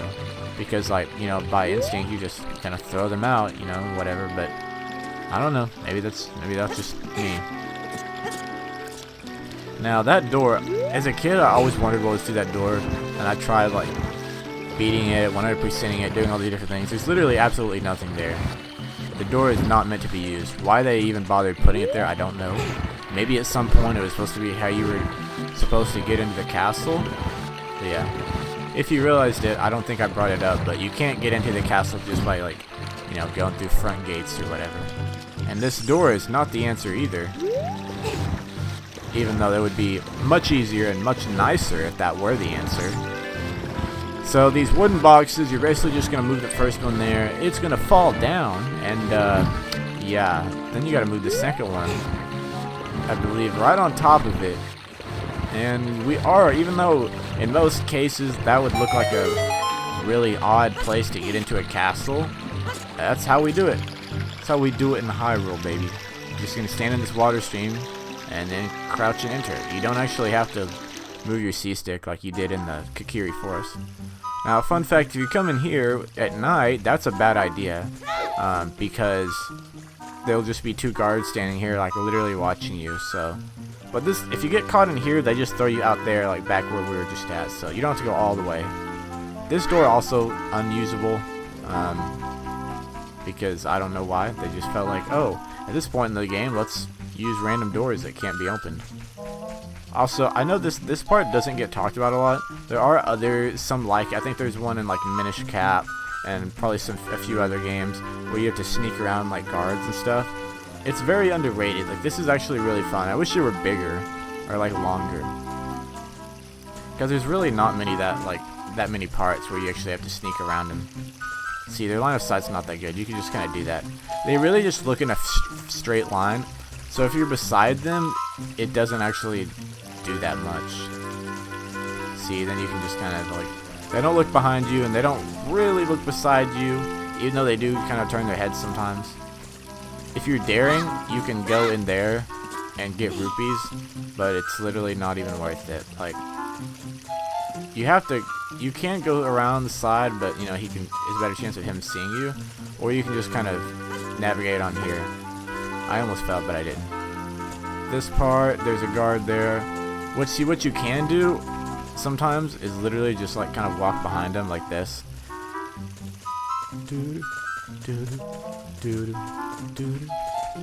See, the music makes it better too. This is supposed to be like the hardest part. It's not even that hard. One guard moves faster than the other. There's supposed to be 2 of them. The other guy should be up there. Yeah, there he is. One of them moves faster than the other, so sometimes they get like conjoined. That guy moves just a hair faster. I don't know why, but sometimes you get lucky and they'll be standing like right next to each other, so that's easy. And then you just go in here. Pretty easy. Easy peasy. Now before we go and talk to that weird girl standing there, I already showed you one Easter egg there with the dude that looks like Mario, but look, here's Mario for real. There's actually Mario paintings in the castle. There's Luigi, Mario there, Bowser's there, Peach, and I think if you go down even farther, Yoshi's in there. Let me think. Move it a little bit. Yeah, there's Yoshi. So neat little Easter eggs. That one doesn't really have anything. I will say, totally unrelated, but if you ever play the Gmod map of this, it's so cool because you can actually, you can go through the walls and explore it. First of all, just a really well-made map. It's based off the 3D version though, so I mean, if that's like a deal breaker for anyone, that's that. Alright, there's this random girl at a window. Let's go see if she knows Princess Zelda. Hello? Hello? What are you looking at? Do you need a chicken? No, she don't need a chicken. Well, alright, let's go home. Just kidding. We didn't come all this way just to show her a chicken. Although that would be cool. Oh. You. Exclamation mark. Who? Question mark, exclamation mark. Who are you? No, the question is, who is you? Who is you? Yo, how did you get past the guards? I'm gonna pretend that she's like she's real gangster, They don't ever have like a gangster Princess Zelda, so she's gonna be like, yo dog, how'd you get past my guards? That makes it more interesting. She's kind of a dull character. For the namesake of the game, I feel like other than like Wind Waker where she's a pirate, she doesn't have that much. I know there's a few other games, but here it's kind of like, oh look, I'm just a princess. Yo, what's that? Is that a fairy? No, this is Link. The fairy is... You're not even capturing the... Then are you... Dog, you're from the forest. Then you wouldn't happen to have, that old spiritual stone of the forest, would you? That green shiny stone thingy? Do you have it? I mean, I do. I think it's kind of weird that you just assumed that I had it. But yeah, I do. Just as I thought. Ha! Dog, I told you I'm psychic. I read your mind. Yo, I had a dream about you. In the dream, dark storm clouds were billowing over the land of Hyrule, man. But suddenly, bro, A ray of light shot out of the forest. Bam! Parted the clouds. Bam! Lit up the ground. Bam! Bam! Bam! Bam! I say bam a lot. The light turned into a figure holding a green and shining stone, followed by a fairy. Yawn. I know this is a prophecy that someone would come from the forest. I know I wasn't just having a bad dream.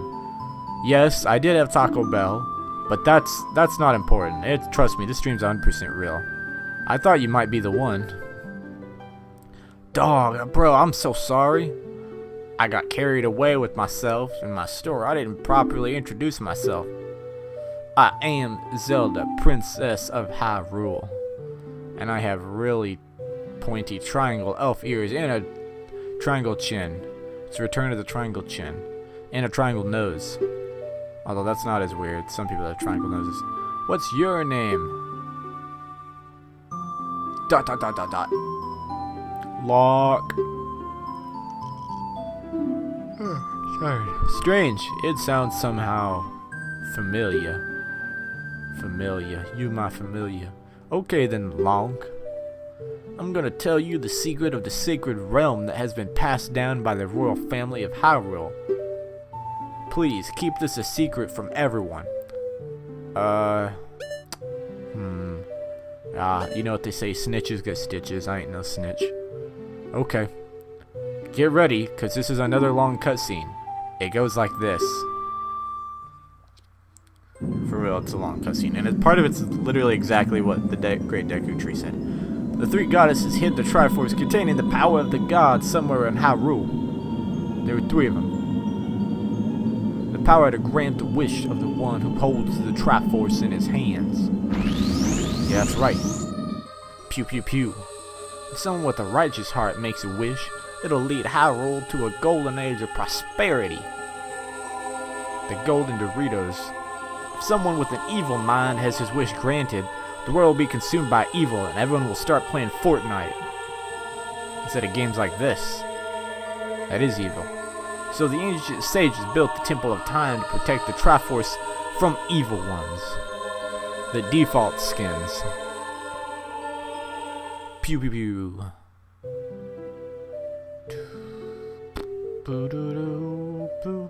Such a nice, like, a melancholy song. I don't know if that's the right word to use, but I feel like it is. That's right. There's something about these cutscenes that make me yawn. I don't know, maybe they're long. I guess that's it. That's right, the Temple of Time is the entrance through which you can enter the sacred realm from our world. But the entrance is sealed with a stone, bro. The stone wall called the Door of Time. And in order to open the door, it's said that you need to collect 3 spiritual stones. I kind of spit right there when I said spiritual. Bleh. And another thing you need is the treasure that the royal family keeps along with this legend. The Ocarina of Time for the N64. Made in 1998, Nintendo. The cartridge. You need the cartridge itself. You gotta play it, 100% it, and then you can get behind this stone wall. Oh, no, I meant did you understand well the story I just told you? I know it was kind of long. I'm sure. Do I ever really understand stories that people talk? That's great. I forgot to tell you. I was spying through this window just now. I know, that's right, I was eavesdropping. The other element from my dream, the dark clouds, I believe they symbolize that man in there. Do I know him? No, I don't, but he looks conspicuous. Well, you look through the window at him. I really should say no. Please, if you don't hurry, he'll be gone. Okay. Looking in the window against my will. Who that dude? Can you see the man with the evil eyes? Yeah, there's 2 of them back there. They're like guards that really don't have eyes. That is Ganondorf, the leader of the Gerudos. They hail from the desert far to the west. Oh, that dude with the red hair.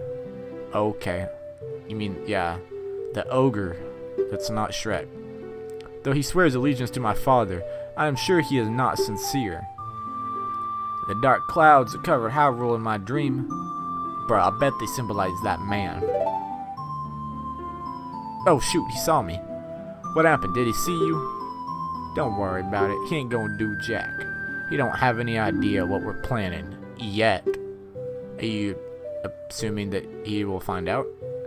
Yes. I told my father about my dream. However, he didn't believe it was a prophecy. But I can sense that man's evil intentions. What Ganondorf is after must be nothing less than the Triforce of the Sacred Realm. He must have come to Hyrule to obtain it. And he wants to conquer Hyrule. No, the entire world. We can't let this happen. Locke, now we are the only ones who can protect Hyrule. Gather the Avengers and assemble. I don't believe you. I mean, okay, whatever. Why not? I'm always in need of an adventure. Link needs an adventure, but if he does take one, they should not name it Adventure of Link, because I have a feeling it wouldn't be a very good adventure. It'd probably be pretty hard, and many people wouldn't be able to do it. But anyways, that's another story. Thank you. I am afraid, man. I got a bad vibe that man is gonna destroy Hyrule. He has such terrifying power. He got the sauce. I feel like I'm getting really cringy, acting like a rapper. But it's fortunate that you have come. We must not let Ganondorf get the Triforce. I will protect the Ocarina of Time with all my power. He shall not have it. And if he does, maybe he'll play it and he'll enjoy it. You go find the other 2 spiritual stones. Let's get the Triforce before Ganondorf does, and defeat him using the power of God and anime. One more thing, take this letter. I'm sure it'll be helpful to you. Yeah, it would have been helpful before trying to get in this place. You received Zelda's letter. Wow! This letter has Princess Zelda's autograph. I bet I could sell it. Blah blah blah, select items, subscreen stuff. No, for real, this would have been helpful to get in, but, you know, whatever. Alright, peace out, dude. Do I get to look through the window? He's gone. Just the 2 cards. Alright. Skadoosh out of here, boys. I'm on a mission. Who are you? I was gonna go around you. You're a little scary, not gonna lie. Okay, keep walking, Link. That's fine. I am Emperor of the Sheikahs. I'm responsible for protecting Princess Zelda. Everything is exactly as the princess foretold. I feel like Impa she's definitely a lady, but she needs a manly voice. You're a courageous boy. You're heading out on a big new adventure, aren't you? I feel like that's too manly. I'll just do my monotone voice. My role in the princess dream was to teach a melody to the one from the forest. No, I have an idea. She needs to be a robot. This is an ancient melody passed down by the royal family. I have played this song for Princess Zelda as a lullaby ever since she was a baby. There is mysterious power in these notes. Now listen carefully as I put my mouth to my hand. About to drop a sick beat. Listen to this.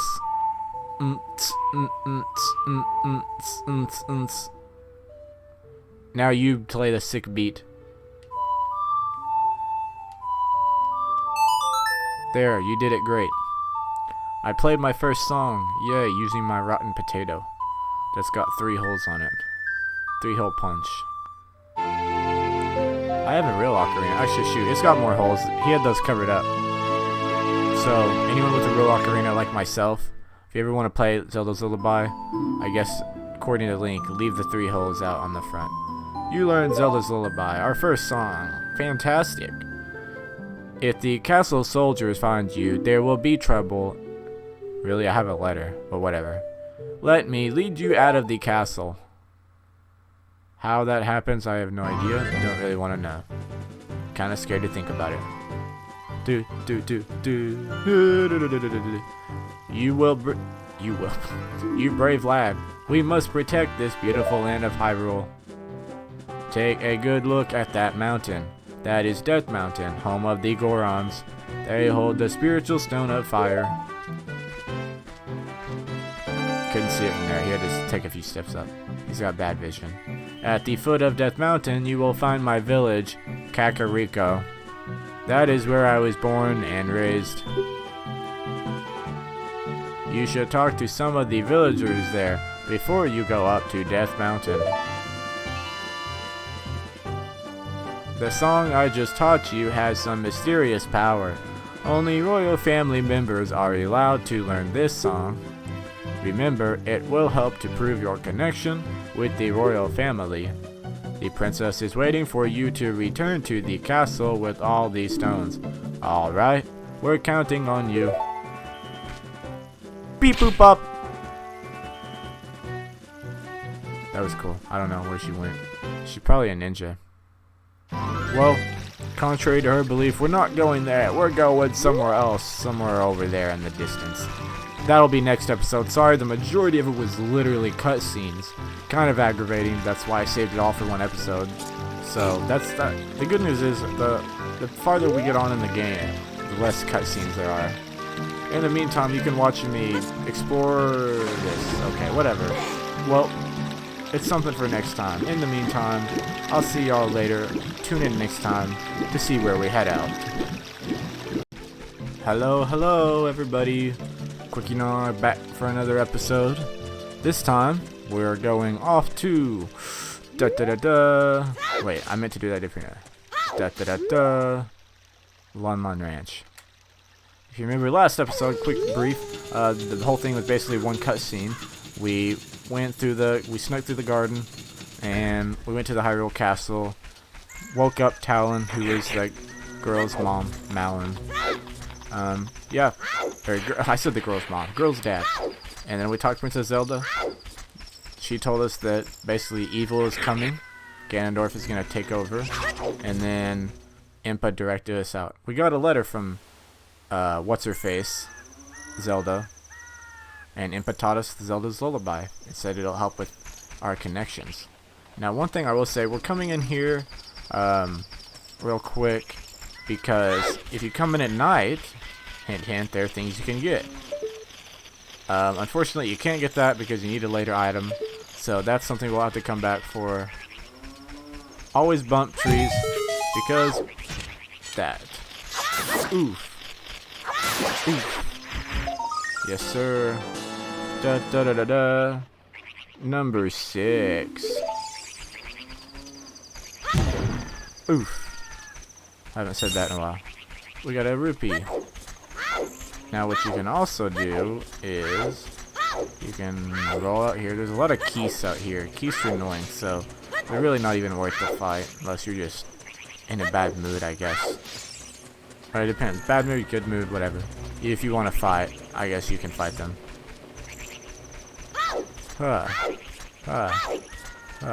There's also a spider up there, which we can't get because it's too high. So that's 2 spiders we'll have to come back for.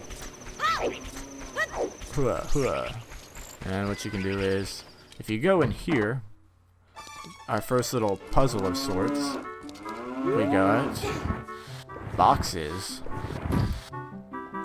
So what you're gonna do, what I would recommend, pull these boxes out of the way, like as far back as you can get, because right there is where we're gonna want to get.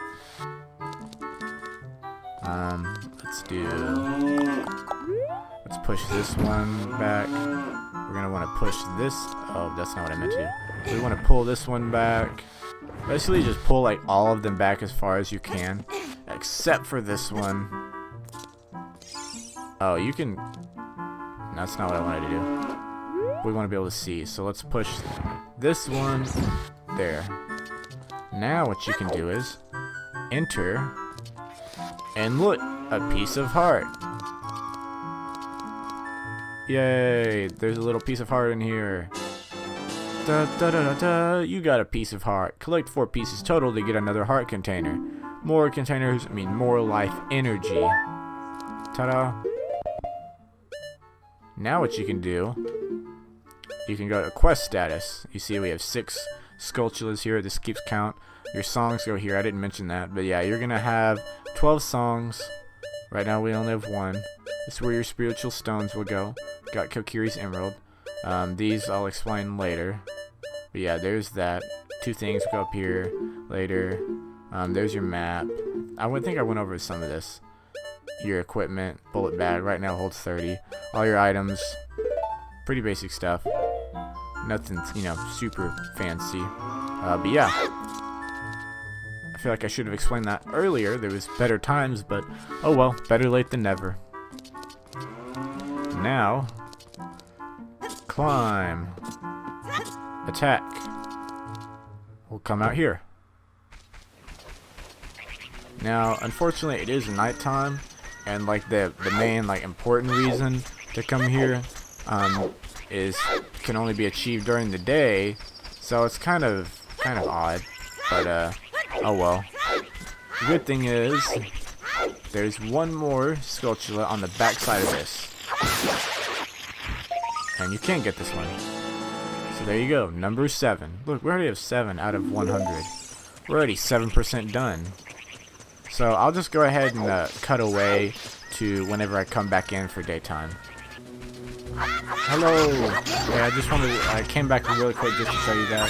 I guess it's daytime anyways, but occasionally when you're just out here fighting enemies, a big like I think these are like stall child. I could have zoomed in on them. Stall children. Oh shoot, I didn't get to do it. I wanted to. Oh well, I'll do it eventually. I'll fact check and see if they're stall childs or not, because they're not Stalfos. Those come later. But anyways, yeah, sometimes really big giant ones appear and they can be intimidating, but they're really not. Also, we're back. So yeah, there are a lot of sculptures. I didn't mention that earlier, I don't think, but there are a lot that only appear at night. The tree ones appear day or night, and there's some other ones that I'll show you that appear day or night as well. So if you go in this door, not anything super fancy, there's this dude who's thought to be Luigi. He's white. This is more like, I guess it'd be Luigi with firepower because he's got white and then the green shirt. I can't believe that I, the great Ingo, am working on this dump of a ranch. Because the owner is so lazy, I always have to do all the work around here. The hard-working Ingo should be in charge, not that lazy bum Talon. Well, man, maybe you should do something about it instead of whining in here. But in all seriousness, I can understand that it's hard to complain to your boss about your boss. That doesn't really work out that often. Hey, you're asleep. What? Mumble, mumble. Huh? I'm awake already. Well, I'll be if it ain't the forest kid from the other day. By the way, thanks for a lot for waking me up. It took some doing, but I finally got Malin back in a good mood. So, what are you up to today? Got some free time on your hands, you say? Well, how about a little game? These 3 cuckoos I have here are special super cuckoos. I'm gonna throw these cuckoos into that there gaggle of normal cuckoos. If you can pick out these 3 special birds from among the normal cuckoos within the time limit, I'll give you something good. If you can't find them, I win. It'll be 10 rupees. Wanna play? I will. I never say no to a bet. You have 30 seconds, alrighty then. Get ready. Here go the super cuckoos. Sidari looking. Also, I will mention, if you can, try to keep an eye on the ones you see land. Like this guy. The other guy, see, you want to try and hurry and get through them because they'll walk. Oh, there's one. The third one's always the hardest. Oh, get away. Come on. Come on. 15 seconds. Ah, found him. Golly, I'll be darned. It's plumb incredible. That's cool. That's the last one. You found them all. Come on over here. Get over here. That'd be a good time for that. Hey, you've got the talent to be one of the world's best cowboys. Yeehaw! Oh, shoot, I didn't even see what I was looking at. Yes. Haha, I was just kidding, I think you're a little young for that, aren't you? Oh, I'm proud to present you a sample of our very own Long milk. You'll be energized the moment you drink it. After you drink it, you can bring back the bottle and buy a refill anytime you want. You got Lon milk. This milk is very nutritious, just as all milk is. Use it with C to recover your life energy with vitamin C. Ah, I see what they did there. Vitamin C. You can get your bones strong with calcium as well. Also, by the way, you recover 5 hearts per drink, which is more than we even have right now. There are 2 drinks per bottle. So you know, in a way, you can get, what, 10 hearts? 5 times 2? 5 plus 5? Oh, shoot. No! Oh, okay. I thought he was going to ask me if I wanted to buy some more. Luckily, you can't buy any more if you already have a bottle. So, yeah, we did that. That was cool. Sorry if anyone heard that. I just had me a vanilla orange Coke. Kind of neat. It's a weird flavor, but I like it because I like orange things. Also, if you come in here... Actually, let me talk about the online milk real quick. I mean, he said you can refill it. He already explained that. It's got 2 sips. I wouldn't suggest using it now, or at least for a little bit, because there are better ways to get life back, and it's kind of pointless at this time. I mean, I guess if that was like all you had and you're like at a boss, you could, but you're really just wasting it because you recovered 5 and we're only at 4 right now, so I wouldn't. Let's talk to you. I think you're humming, and it's kind of annoying. Oh, it's the fairy boy again. I heard that you found my dad. Well, yeah, I did. How did you think he got here and you got in? How did you like the castle? Did you see the princess? Hee hee. Hee hee hee. Dad came home in a hurry after you found him. Hee hee. Oh yeah, I have to introduce you to my friend, fairy boy. She's this horse. She's my only friend. I don't have real friends. Her name is Epona, isn't she cute? She ran away. That's not cute. It seems like Epona is afraid of you, fairy boy. Okay, what do you want me to do about it? My mother composed this song. Isn't it nice? Let's sing together.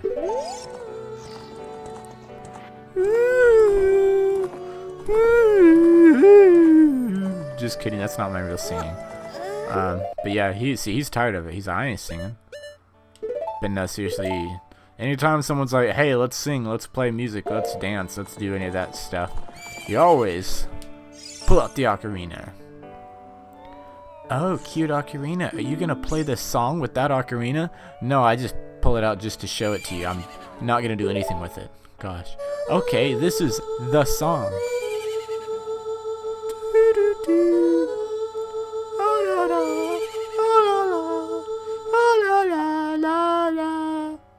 Okay, up, left, right. Up, left, right. Just like that. Boom, boom, boom. La la la la. La la. I was a little early on that one. Pan. You've learned Epona's song. Da da da da. Da da da. Yawn. Oh, there's also an owl. Gabora Gabora. That fiend. Oh, now she likes me and she's nudging me. Either that or she doesn't like me and she's trying to tell me to get out of here. Well, I think this is unfortunate to say, but you really don't even need that song much as a... oh yeah, I almost spoiled something. You don't need it much right now. It literally does you almost no good. Don't quote me on that, because there might be some areas where you need that song to play to like people, maybe. But there's really nothing. That's about it. You're coming here for the future. Think of it like that. You'll need it in a ways away. It'll make things a lot helpful. But for the foreseeable future, like the future that we can't see, is where it's helpful. If that makes sense. It really doesn't. Because if you can't see it, how do you know like if it's there and what's time travel, man? Don't think about it. It'll hurt your head. Anyways, now we're going over here to this place over here, Kakariko Village. But it's kind of a little bit of ways, so I'm going to cut over there. Using my super secret new da-da-da-da. We're here, kind of. Not really. That wasn't even that much of a cutaway. But I just wanted to show these steps. Also, as soon as you go up those, you're there. Normally I'll cut away and cut more of it out, but I just wanted to talk about steps because, you know, steps are fun. Old step ladder from the original game we played. You remember that? Oh, it's a guard. I don't want to talk to you. Note to self, if you never played this game or any other Legend of Zelda game, never hurt a chicken. You can pick up a chicken, you can throw a chicken, or a cuckoo, my bad. I was stuck in the real world for a second. You can pick them up, but definitely do not swing at them with your sword. That's a bad idea. I'm not even going to explain it. If you don't know why, I mean, you should know why, but if you don't, then look it up on YouTube. What happens when you strike a cuckoo in Ocarina of Time. Now this, oh shoot, the camera messed up. Sorry about that. My dad just got home from work and walked in. He told him, apparently he did not know about, I mean, he knew that I recorded games, but I explained it to him. He's one of those guys, cool about it, but he's like kinda, doesn't really understand why in the world someone would be playing video games and recording it. Burp number 2. 3. Third time this LP. I think I burped some other time last episode. One door I do want to show real quick is this one. A little spooky at the House of Skulltula. Hello? Just kidding. He's not a bad guy. Although playing it as a kid definitely creeped the fishes and nizzle dizzles out of me. We all look like this because of the spider's curse. If every spider of the curse in the entire world were destroyed, the curse would be broken. When you destroy a spider of the curse, a token will appear, collected as proof of your achievement. The number next to this icon on the quest status subscreen indicates how many of the spiders of the curse you have destroyed so far. When this icon is displayed next to the name of the area on the map subscreen, there are no more spiders in that area. Look for them not only out in the open, but also inside the dungeons. Of course, this is just our dream. You don't have to do it if you don't want to. If you break the curse on my family, we will make you very rich. I am down for being very rich. Yeah, he has 1, 2, 3, 4, 5 children, I believe. Yeah, so you get, there's different increments, basically. There's one for 10, 20, 30, 40, 50. Those are the 5 kids. And then you don't get anything from 50 all the way to 100 is when this guy's cured. So basically you're curing them one at a time. Right now we only have 6, unfortunately. Or 7, my bad, 7. And so we'll come back later. I was originally not going to come here till we got 10, because we could probably get 10 this episode. But I was like, I mean, why not? We're here. We might as well. Most of these places are not super important. Aside from the House of Skulltula, you're not going to really be going to many of these places. I mean, some of them you'll probably step in for like a few seconds, but not anything like life-changing that's like going to impact the way you play this game. Over here is, if you go this way, there's a graveyard. I'm not gonna go there right now because we'll just come back there. We'll come back here later. And up here, this is an interesting place. Question mark. Yes, we are at question mark because punctuation is equals location. That didn't make any sense. This dude, this is actually one, like, I used to think he was one of my favorite characters of the game. He's not that much of a character, like, I mean, he is obviously a character, but he's like a minor character. But it's more just like, I guess the effect he has on the game. Go around and around and around. What fun, I'm so happy. I'm a music man who loves to go around and around. Go around and around. I'm trying to come up with a musical theme inspired by this windmill, going around and around and around. Ooh, I know, they already have a song. It's called You Spin Me Right Around, Baby, Right Around. Like a record player when you go down, down. I can't play that or else I'll get copyrighted, but I can sing it because it sounds nothing like it when I sing it. But yeah, it's his name is Guru Guru. I don't know why, but it is. You have to say it. It's so nice you say it twice. Use it. Okay, I can't C-stick him. What would Saria say if we told her we're going to save Hyrule? I don't care what she has to say. What does that matter? But yeah, that guy's kind of cool. I mean, you'll see why later, but now he doesn't really mean much. Ow, I hit a fence. I'm hanging. No, I'm falling. Now I'm falling. Yeah, there's a well. Important later. Not right now. I'll be honest.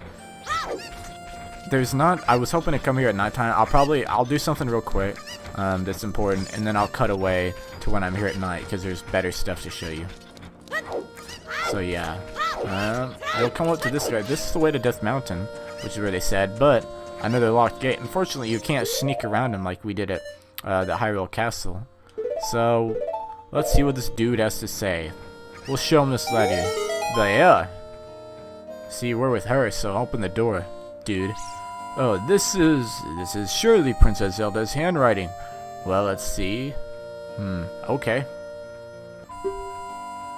This is Lonk. He is under my orders to save Hyrule. Ha ha ha! What kind of funny game has our princess come up with now? Okay, alright. You can go now. Just be careful, Mr. Hero. Wahaha! Wahahaha! I'm a Waluigi. It's a Waluigi time. By the way, Mr. Hero, if you're going to climb Death Mountain, you should equip a proper shield. It is an active volcano after all. If you go back to Hyrule Castle Town Market, you should check out the bazaar. They sell the shield you need there. Tell them I sent you, and they should give you a special discount. If you think you're good to go already, don't worry about it. Now, I'd like to ask a favor of you. And no, I don't expect you to do it just because of the great tip I just gave you. I mean, I'm just asking. Have you been to the Happy Mask shop that just opened up in Hyrule Castle Town Market? Everyone is talking about it. And by that, he's literally not kidding. Just as he spoke that text and the gate opened, it opens up. It doesn't open up until you talk to this guy. My little boy pesters me for a popular mask, but I don't have time to go there. So, could you go and get the mask for me next time you are in the market? If you don't feel like it, that's okay, but... well, I have no choice. This is my job. Sigh. Yep, sad story, man. We'll probably do that for him later, but, you know, it'll be eventually. For now, we're gonna come back here at nighttime and have some fun, but that will not be right now because, you know, there's some other things I want to do, and it'll take a while. I really like grouping stuff together and doing stuff that's semi-related, and what we're doing next, it's not really related to what we're doing now. It's kind of a jump. So, I will end with a fall. Good night, everybody, or good morning, or good evening, or whatever, and please keep watching my videos, like and subscribe, and share if you like them, if you think they're good. If you don't, I mean, you don't have to. Bye, guys. Hey, gamers. It's Quickie Nog.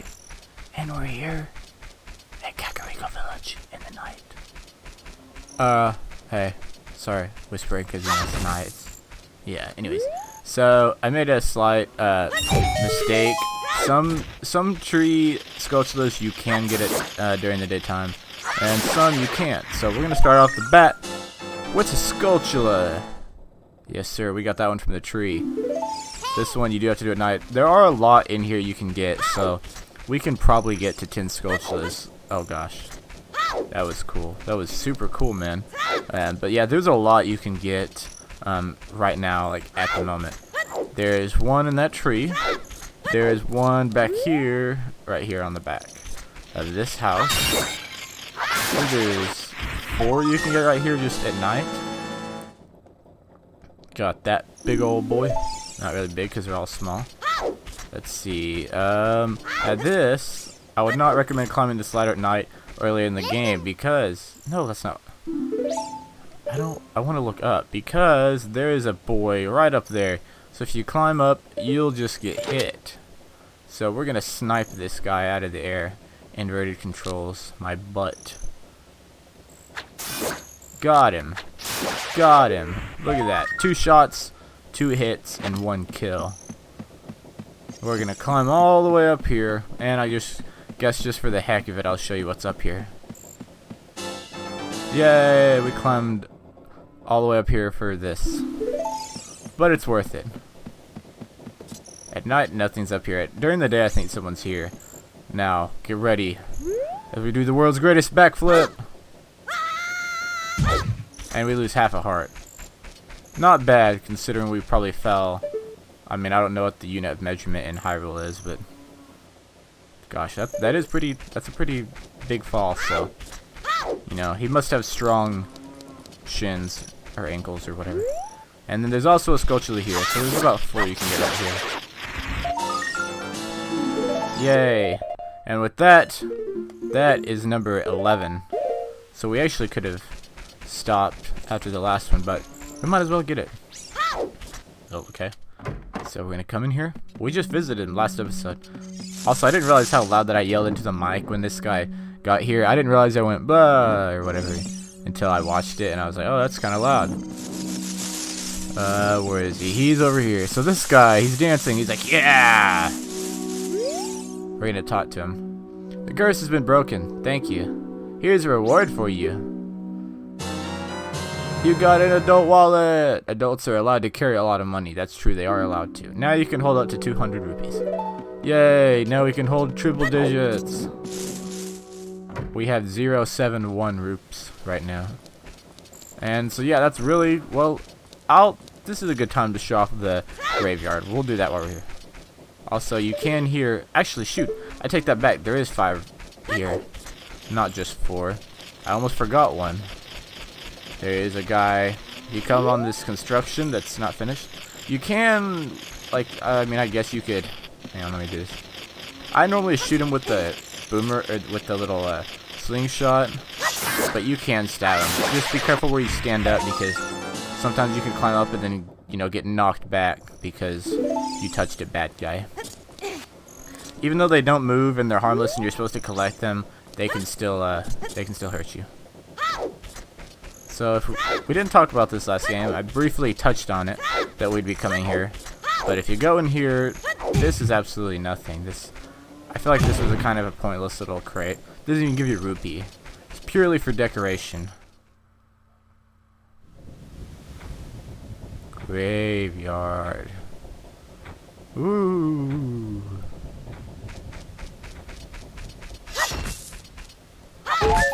Let me see. You can do a little spinny attack if you spin the stick, or you can just hold it down and do that. But that takes longer. Plenty of seeds and a rupee. Now, one thing I do want to do. We can't do it yet. We have the proper item, but not really in this state. You'll understand here in a bit. So, I mean, I guess we can go talk to this dude. This is Dompe, the Gravekeeper. Hey kid, don't mess around with the graves. I am Dompe, the Gravekeeper. My face may be scary, but I am not a bad guy. Let me give you an advertisement for my side business. Dompe the Gravekeeper's heart-pounding grave-digging tour. What's gonna come out? What's gonna come out? When I start digging, we'll find out. Do you want me to dig here? 10 rupees for 1 hole. Sure. Brr. Nope, nothing here. Well, that's because you can get a heart piece. He stops in front of every grave, and you can talk to him, pay 10 rupees to get a piece of heart. And just because I feel like doing it right now, man, we might as well. Let's go ahead and do that. We don't need the rupees for anything else. So I'm going to cut away to anytime I get a heart piece or something cool. Oh, we got a blue rupee. That pays for half of a dig. Also, I forgot to mention, you do want to make sure it's on a soft spot, like the soil. Just being in front of a grave doesn't actually do anything. Oh, I got another 5 rupees. 5 rupees. Yay. We're running out of soil spots. There's only 1, 2 left. And maybe one that he might have passed. Blue rupee. At least we're getting paid for some of these. There also is a there's a little dude up there, but we can't get him yet. I mean, we can hit him, but we don't have the proper item to retrieve him, if you know what I mean. Nothing. I only have 14 rupees, so I really need to get a blue or a red or even just another heart piece. You know, one that would also be nice because that's what I came here for.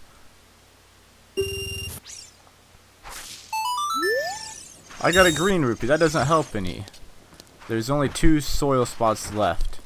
I might have to come back for this later. Alright, so something I wanted to do. Also, don't mind that. That's just a Poe that I accidentally woke up. So if you stand on this little Triforce, it's right here at the very top of the graveyard, and you play Zelda's Lullaby, then something will happen. You really don't have to do this right now. I feel like normally I don't do this till later, so I feel like I'm doing it early. But we're here, and it can be done, so I mean, we might as well. I mean, there's nothing saying that we can't. And you know, I want this to be unique, so.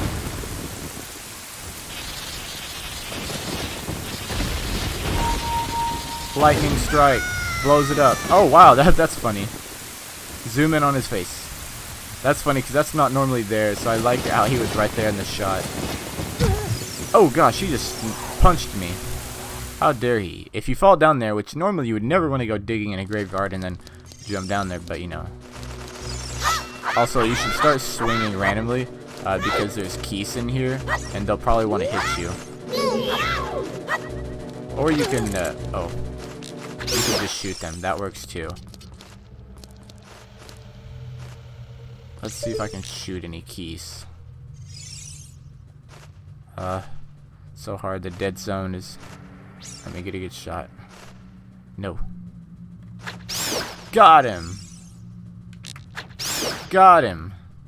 Now don't let that distract you. There are more keys in the room. Like that guy. Got him. Okay, that's all. I thought there was like one on each side of the wall, but I couldn't see any on the other. Oh, I missed it, and I hit the thing. Now, if you go in here and you look, you can't. I don't know why you can't. Like when it's green, that won't let you like lock on a Navi. I don't know. It's kind of annoying, but it's just to tell you that something's there.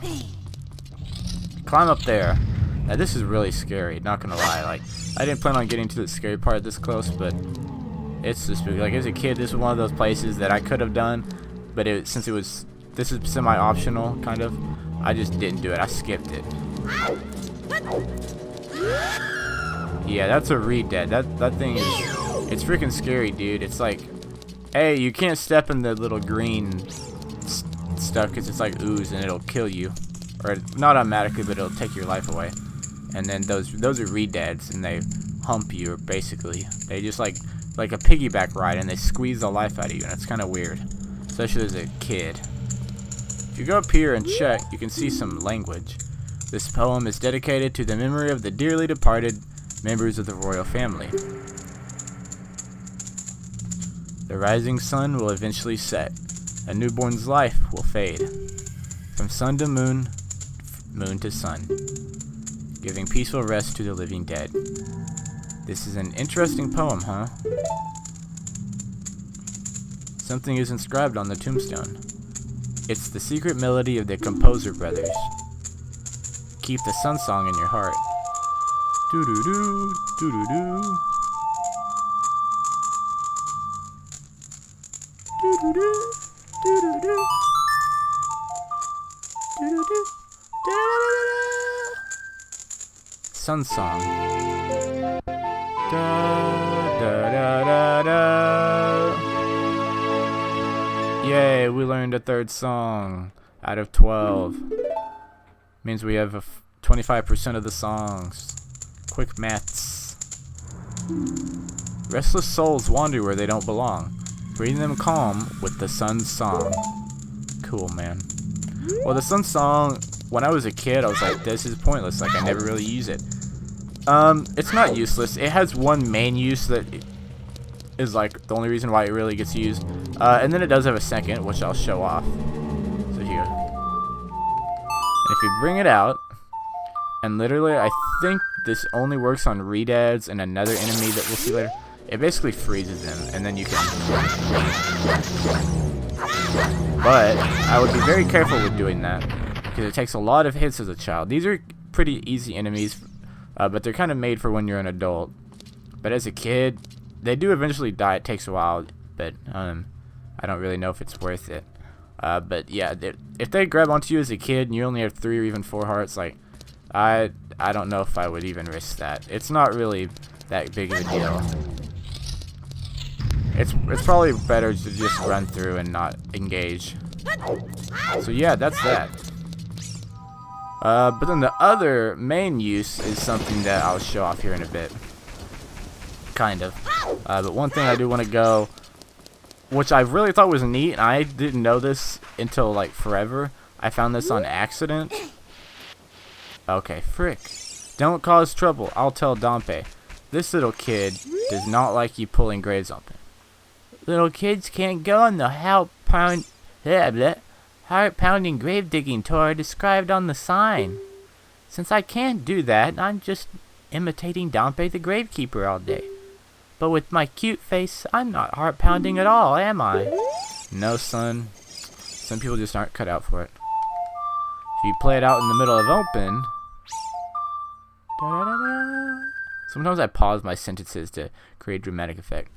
It changes from day to night, and guess what? It works vice versa, so I can write night to day. So this is helpful, so you don't have to go around and wait around all day. Some places like this, it really just depends. It will like transport you back, or maybe do a cutscene. But if you're in like Hyrule Field per se, it's just gonna change it automatically. Now, if you come over here and find this little grave on the first row with little flowers and fall down, then you come in and there's this chest right here, just a little mini chest, so you can kick it open, and ta-da, you got a Hylian shield. Switch to the equipment subscreen and select this shield, then equip it with A. So that shield that was like 60 or 80 rupees in the store, you do lower it by talking to the dude if you wait, so you can buy it there for cheaper, or you can do like me and get a free one.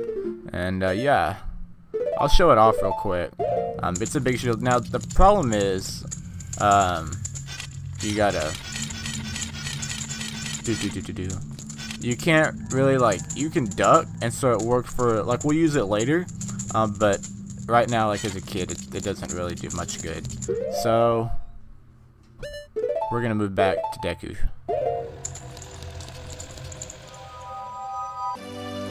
Alright, so we're back in Kokiri Forest. Obviously, jumping out of that graveyard does not bring you back to Kokiri Forest, but I think it's worth coming back for something.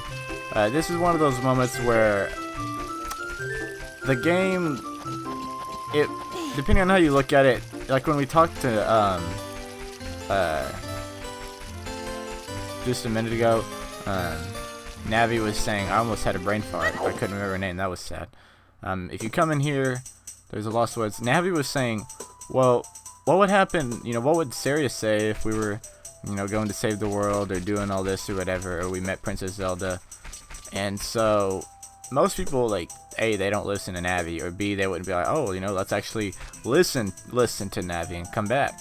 Well, I think we should. It's worth, you know, just checking out in the long run.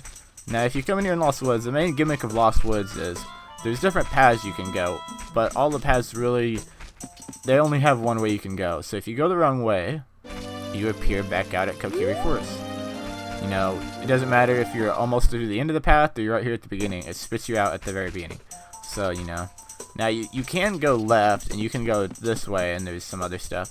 Which, you know, while we're at it, why not?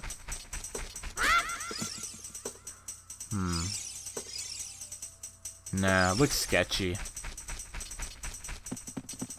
And you can also go in there, but that's not something I really want to do at the moment. We'll come back, you know, very shortly. But let's wait on that. For now, when you come in, and I have this like tattooed into my brain, you're gonna go right. And what we can do while we're here is there's a lot of stuff we can actually do while we're here.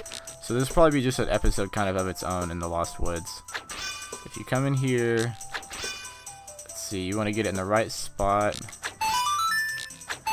Don't move, and hit 3 in a row. Because this guy's like, hey. Then he kind of walks over here. And he jumps around. Cool, you're great. You scored 3 perfect bullseyes.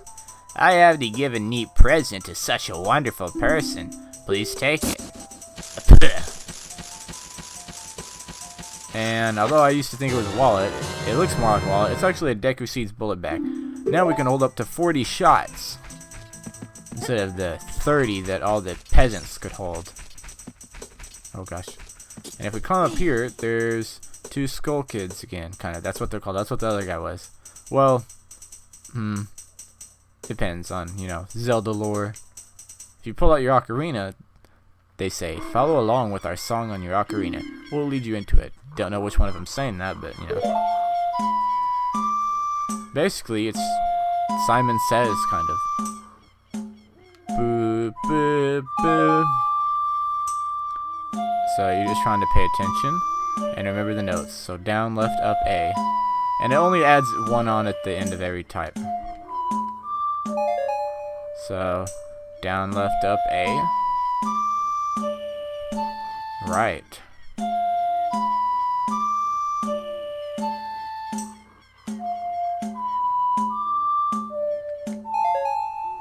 Yeah. That was quite a nice session. As a token of our friendship, please take this. It's 1 rupee. You said that was not even worth it. It's because, you know, you gotta keep playing. I'll skip ahead to when we get the real prizes.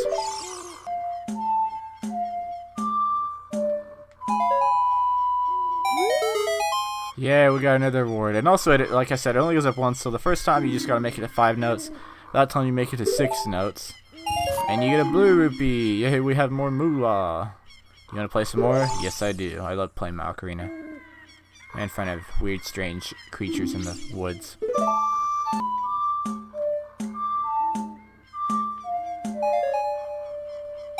Yeah, I finally did it. So at the end, it actually adds 2 more, and you do 8 instead of, you know, there's 5 or yeah, I don't know. My brain's messed up. I actually messed up because I wasn't paying attention. I was looking at my computer for 1 moment, and I freaking missed the last note.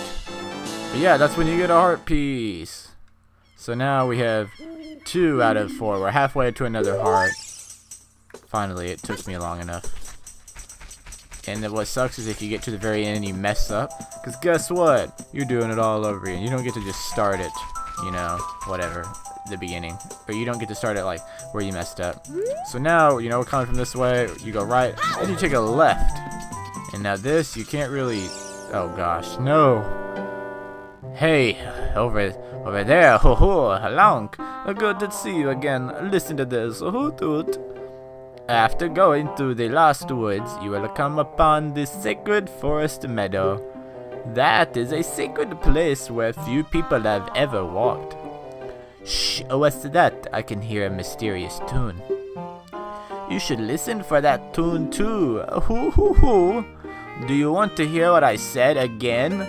No, thank you. If you are courageous, you will make it through the forest just fine. Just follow your ears and listen to the sounds coming from the forest. Hoot hoot! Gosh, that guy's annoying. Good character, but annoying dialogue. But yeah, so this is, don't worry about this right now, it's not important. But he's kind of right. Basically, it's really only if you listen. So you see how it's just like a tambourine? That's not really. Now it's playing louder. You over here and it's louder? Well, that's because, you know, you actually have to have good volume, but the music is the loudest where it's the right place to go. So also, that's something else not to worry about. Quiet. See, I mean, I know. So you go right, left, then you come here, and then you'll go straight, and then you'll go left, and then you'll take another right. And Suddenly, we're not in the Lost Woods anymore. We're in the Sacred Forest Meadow. And this dude, this Wolfos, yeah. Now we. Oh. Where'd he go? There he is. He's not that hard. I mean, he can be if you let him. If you just like don't pay attention, because he blocks a lot, and that's annoying. But yeah, he's not too bad. It was hard as one of those where it's hard as a kid, because it's like, oh no, he is running around in circles and he guards. How can you ever beat him? Well, it's pretty easy. You come through here. Actually, no, never mind. I'm too early. This is where it's at. There are Deku scrubs that spit stuff at you. And you have to go kill them. Although, don't let them run back in the little hole, because then they will hurt you. Oh gosh. Okay. There we go. Stab. And then you get a heart. And that part's pretty easy. Then you can come over here. This part can be a little bit annoying. Because, you know... Okay. Oh gosh.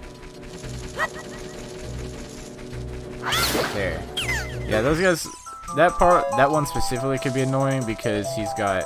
You know, you gotta get, like, through the water. There is a ladder here. You can climb up. Not really much help right now. We'll talk about it on the way back. But for now, we're gonna go up these steps. And guess what? More of them. Get out of here. Kill him too. Not trying to be so violent, but you just gotta do what you gotta do. They're in our way. So now when you come up here, this is an important place to remember, so keep it in your memory, lock it down, because we're definitely going to be coming back here later, and it's important. But for now, it's Saria, and she's sitting on a tree stump. Also, she's a lot smaller than the tree stump. I never really thought about that in proportion, but it's kind of odd. Must be a really big tree. I've been waiting for you, Long. This is the Sacred Forest Meadow. It's my secret place. I feel this place will be very important for both of us someday. That's what I feel.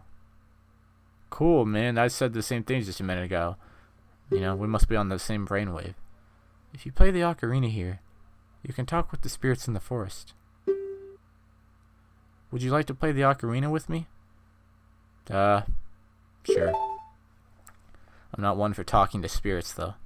Okay, try to follow along with the melody I will play. Are you ready?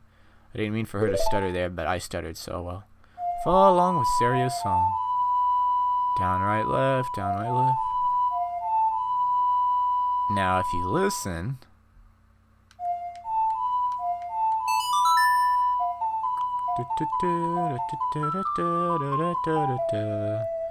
That's a beautiful song. It's a very iconic song, at least from this game, and some others. Great, great. Please don't forget this song. Do you promise?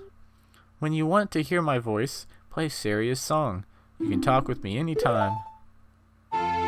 Boom, just like that. We've learned 2 songs and 1 video. I kind of slacked off in the other videos and got behind and just did random stuff. You learned Saria's song. And so yeah, I wanted to accomplish a lot. So there's going to be probably one other thing we do while we're here. And I'll cut away to that. So when you come up here, this isn't the one thing I was thinking of, but, you know, oh well. If you come up there, you see where that ladder was, you climb up it, then there's a little hole. You can come in here, and it's a fairies fountain. Now, this doesn't do you that much good right now. Fairies, we haven't really seen many in this game, but they replenish all of your hearts. So they're very helpful, because, not necessarily right now, it's not that big of a deal, because it's like, oh, 4 hearts. But when you get to the end of the game and you have 20 hearts, it's like, dadgum, you know, 20 hearts, you know, that's pretty cool. But yeah, normally you can carry them in bottles like we have in the the milk bottle. But you gotta wait till your bottle's empty, because I don't want to drink my milk, you know, right now, just to... Woohoo! Oh gosh, it's them again? Twice in an episode. Did you learn an Ocarina song from Seria? That melody seems to have some mysterious power. There may be some other... I stuttered again.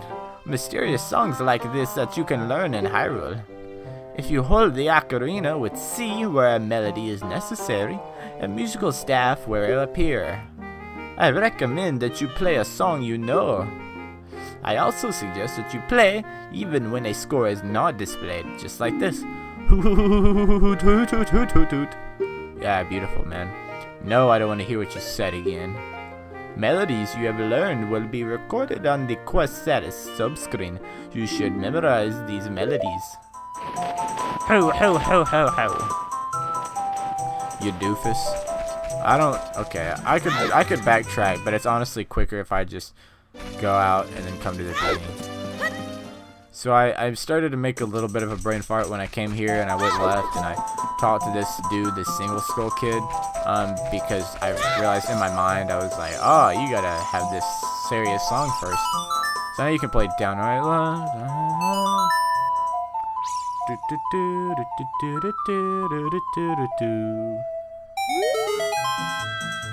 You know serious song? We should be friends. Here, take this. Da da da da da. Now we've got 3 heart pieces out of 4, and that's where we're gonna end it, folks. 75% of a heart. What's gonna happen next? Are we gonna get another heart? Probably so, but that's what you'll just have to watch the next episode to find out. On a very that was a climatic end. Next time on Quickie Nog, we're gonna do some more stuff. We've been playing Legend of Zelda Ocarina of Time. I should have said that at the beginning, but I thought it was, you know, self-explanatory. It's obvious. But thank you guys for watching. This has been a very nice episode to make. So I think it's been a lot of fun. Let's come back and make one more, and let's see what we can get done in the next episode. Until then, this is Quickie Nog. Thank you guys, and keep it fresh. Hey everybody, Quickie Nog back for another episode. We're back here in the graveyard of Ocarina of Time.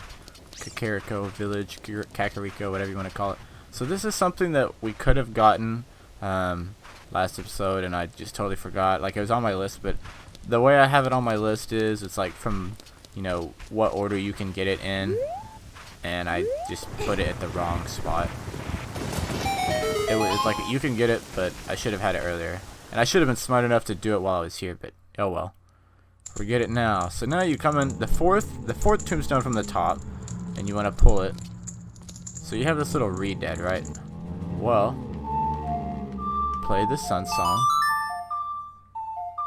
Da da da da da. Beautiful. And then you want to come up behind him. He can't hurt you while he's frozen like that, but you just want to keep slashing.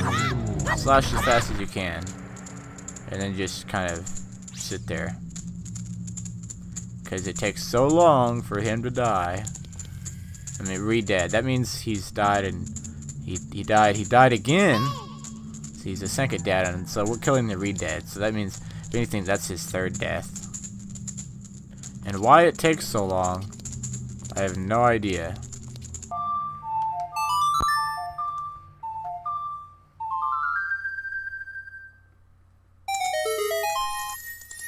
Then you play the sun song again. I almost forgot that part. I was like, wait, why is it not appearing? I realized you gotta play it again. Don't ask me why, I don't know why, but you just do. And then you open it. Because it's a big chest, right? You know, so it's like, alright, this is understandable. What could it be? Ha! It's a 4th heart piece. Guess what? We have 5 hearts now. That's right, we're moving on up in the world. Now we're pretty much done here.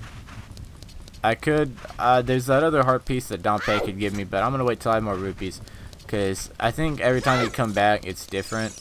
I don't know if it's based on every time you come back, or just every, like, save file, but I'm not ready to test it right now with 17 rupees, so I'll wait till later. Right before we do a certain something, and then, I'll come back. So I'm gonna make it daytime, and I'll see you then. So I can imagine you guys are probably ready to get on with the main quest, right? Well, sorry, we're Not doing that right now. We will eventually, very soon, but we want to make sure we're prepared. And to do that, let's talk to this lady. Oh, what should I do? My cuckoos have all flown away. You, little boy, please help me bring them back to this pen. Alright, so we're looking for cuckoos. There's a cuckoo, but we can't get to it because it's around the corner. That's unfortunate. Here's a cuckoo. We don't know how many cuckoos. I mean, I do, but you don't. Unless you have played it before. In that case, you would know. But yeah, so now we're going cuckoo hunting. This is a little bit strategic. The easiest thing to do is to grab all the cuckoos you can get. And, you know, also, yeah, there's a guy right there. That you really won't know unless you walk up to the box and see, hey, wait a minute, there's a green arrow in that box. Why would that be? That, or you might be like, oh, look, there's, you know, chicken noises coming from this box. Well, yeah. So the easiest thing to do is just get all the cuckoos that are possible to get, and then be like, oh no, why can't I get these other cuckoos? Well, if you've never played this, you know, you can fly with cuckoos. Yay! And then you just throw the cuckoo down. Yeehaw! I'm gonna go throw this one back.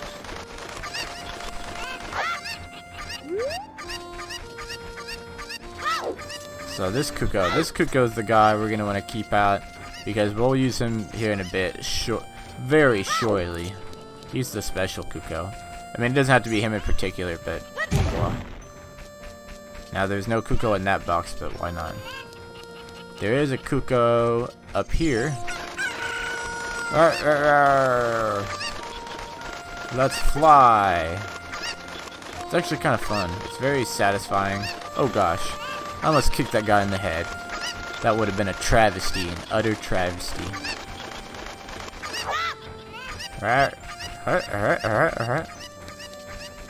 Now this is where we want to use the important cuckoo. Now this is could be a little bit difficult depending on how you do it. So, you know, it's gonna be interesting. You're gonna be interested to see if I can do it on the first try. I'm gonna try it the easier way, and if I can't get it, then I'm gonna go the other way. What you can do is you're supposed to kind of go for that corner right there. There we go. That's good stuff. And then just throw that guy over the fence. So what you want to do, don't go in any of these doors. Definitely don't go down that hole because it will reset if you do that, which is not what you want to do. Do not reset it because you'll have to get all the cuckoos again and throw that guy over there. Yeah, don't fall in the hole. Then climb up this ladder. Some of these places we will be going to later, much later in the game, but it's not worth it to go there now. There's nothing, absolutely nothing that makes it worth it. So then you get this cuckoo that's up here on top, and then, yeah, we fly. Now, its tempting would be to go up and land in that space. You can't do that from here, not that I know of, unless it's, you know, some cool person has done it that wasn't me. But we'll get there later. That's also something that I say that a lot. I say, oh, we'll do this later. We'll get that later. We'll do that next episode. But it's some of it's true. Some of it's like wishful thinking. I mean, anytime I say we'll do something, we'll do it. It's just not always true for like the next episode. My cuckoos have run. Oh, there's the last one. What's the last one I'm thinking of? Wait a minute. I might know where it is. I miscounted for one.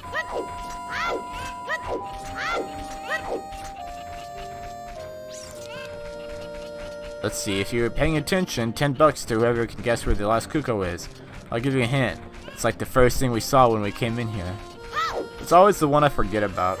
You would think that like all these other ones, like the one up by the windmill, or the one on the other side of the fence, or even the one in the box, or the one up by the fence.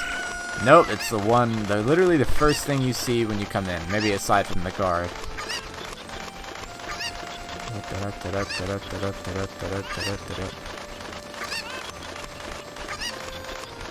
Throw that sucker in there. Thank you for finding my cuckoos. I have allergies, so I get goosebumps when I touch them. For helping me, I will give this to you. It's fine glass and should be useful. Please take good care of it. Da da da da. You got an empty bottle. Yes, thank you. She's allergic to cuckoos. That's nice. And then I helped her, so for all the troubles we went through, we get a glass bottle. How nice. Yet again, we're going back to the graveyard. Alright, so when you're over here, obviously you're going to want to get some rupees. That's not why we're here, but, I thought we might as well get some while, kill 2 stones with 1 bird. Am I right? Am I right? Now what you're going to want to do is, you're going to want to get this bottle ready. Pick it up. Throw it. And then grab a spider, or a bug. Da da da da. Yes, bugs are important. Why? I'll show you why. You come over here to this soft soil with the hole in it that looks like a Cheez-It. Just drop that sucker in there. Now somehow you picked up 1 bug, but there's 3 there. Let 1 crawl in, and scoop another one up. You can keep your bugs. And the next thing you do is get out of the way, because there's a skill. Now you might be wondering, can you do that with all of them? All the soft soils? Well, in this case, you're darn tootin' right. You can do that with all of them. But we're not going to do it with all of them right now. So I know right at the moment there's one in the Lost Woods we've seen. There's actually another one in Kokiri Forest. So we'll do it eventually, but right now, since we're just waiting for 20 Skulltulas and we have 13, it's not a big deal at the moment. I want to get some other stuff done that's actually important, like going to the main quest. Main quest. That's where it's at, main quest. Let's beat this guy because he's slow. I'm going to skip ahead to when we're up here. Actually, there's no point in skipping ahead because I'm almost there. That would be a cut of like 5 seconds. That's not really doing any good. Alright, so finally we can go through this gate. But what you're going to want to do, I suggest, when you go up here, equip your Hylian shield. Also, I saved and I wasn't really trying to. I always save after my episode's edited. That way if it messes up I can go back and do it. But oh well, we're taking a risk. We're always risk takers here at Quickie Nog Plays. I say that we as in if it's just not just me. Here we have Tektites, red Tektites. These guys were in the original Legend of Zelda. You remember those guys? I remember those guys. Spider boys. You can also do, if for some reason you get scared, you can shield. Oh, that was stupid. Okay, don't listen to that. I just got bodied by a Tektite. The music got really loud and dramatic. I'm going to... Yeah, if you just randomly swipe at these guys, you can kill them. There's an art piece up there, and I'm going to show you how we can get it by cheating. Normally I don't cheat. There's lots of heart pieces you can get by cheating, but they're just not worth the effort. This one is, I would consider it slightly worth it. So when you come up here, just go right here. There's rocks. We'll go up there later. Stay out of this guy's way. Oh, wow. Stay out of this guy's way. Oh, wow. That's rather unfortunate. I'll skip to when we get back up there.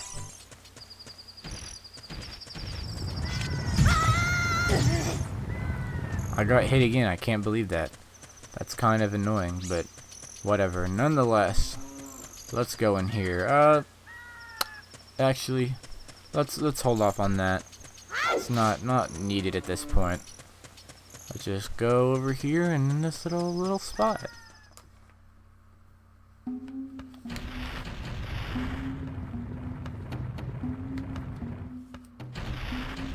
Goron City. We're here, boys. We've made it. Now let's do this little tightrope because we're cool. And let's see what this guy has to say. Hey! It's dangerous for a little kid like you to come out here. You might fall down. If I'm not mistaken, You came out here to eat the red stone. Well, too bad. It's not here. What? That's not why you're here? You're looking for a spiritual stone. You must mean that delicious looking red stone that was once displayed here. I was so hungry that I thought it would be okay to just give it one little tiny lick, so I snuck out here, but it was already gone. I think Big Brother took it away. He always says that everyone is after that red stone. Big Brother has shut himself up in his room saying, I will wait in here for the royal family's messenger. Alright, so there was a red stone here. And if you had been paying attention, you look at that. Not many chances for you to pay attention, but then you go to here. Actually, I'm dumb. That's something else I'm thinking of. I was thinking you could see an imprint of that. Well, spoiler alert. Oh gosh. I'm down to 2 out of... I had 5 hearts just a minute ago, and now I'm at 2. Oh well. But yeah, if you come down here, basically I wanted to get down here without losing hearts. But, spoiler alert, that's what the, this next stone looks like. If you come down here on the mat, you can talk to this guy. Not from the mat. Big Brother has shut himself up in the room, and that's what the last guy said. Why am I repeating myself? So, if you remember, Impa said that you can use Zelda's Lullaby as a little message to show you're with, you've talked to Zelda, you're like a messenger of sorts. And Impa also said, as well as Kapora Gabora, you should always play whenever a score shows up. That's always a good sign that you need to play something.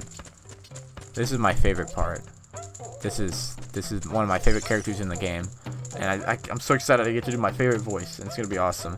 And my family members are probably going to bang in here in my room and be like, what are you doing? Why are you yelling? But it's so worth it. Let's meet him. This looks like Big Brother. What the heck? Who are you? When I heard the song of the royal family, I expected their royal messenger had arrived. But you're just a little kid. Has Darunia, the big boss of the Gorons, really lost so much status to be treated like this by his sworn brother, the king? Now I'm really angry. Get out of my face now. Are you asking why I'm in such a bad mood right now? Ancient creatures have infested the Dodongo's cavern. We've had a poor harvest of our special crop, bomb flowers, starvation and hunger because of the rock shortage. But this is a Goron problem. We don't need any help from strangers. Okay, fine. This guy seems very angry. You won't understand why I make that voice until later, but when you do, it's so worth it. He basically says the same thing. And this is another thing where you literally never figure this out. Well, maybe. You'd probably figure it out eventually, but it's not very clear. I remember the first time I had to look this up. And it's like, why? Well, this is why. You stand in front of, oh look, a score appears. This is why we had to go get Saria's song. And in order to get this far. Attention please. Oh yeah. That's a hot beat. I have semicolons on my face.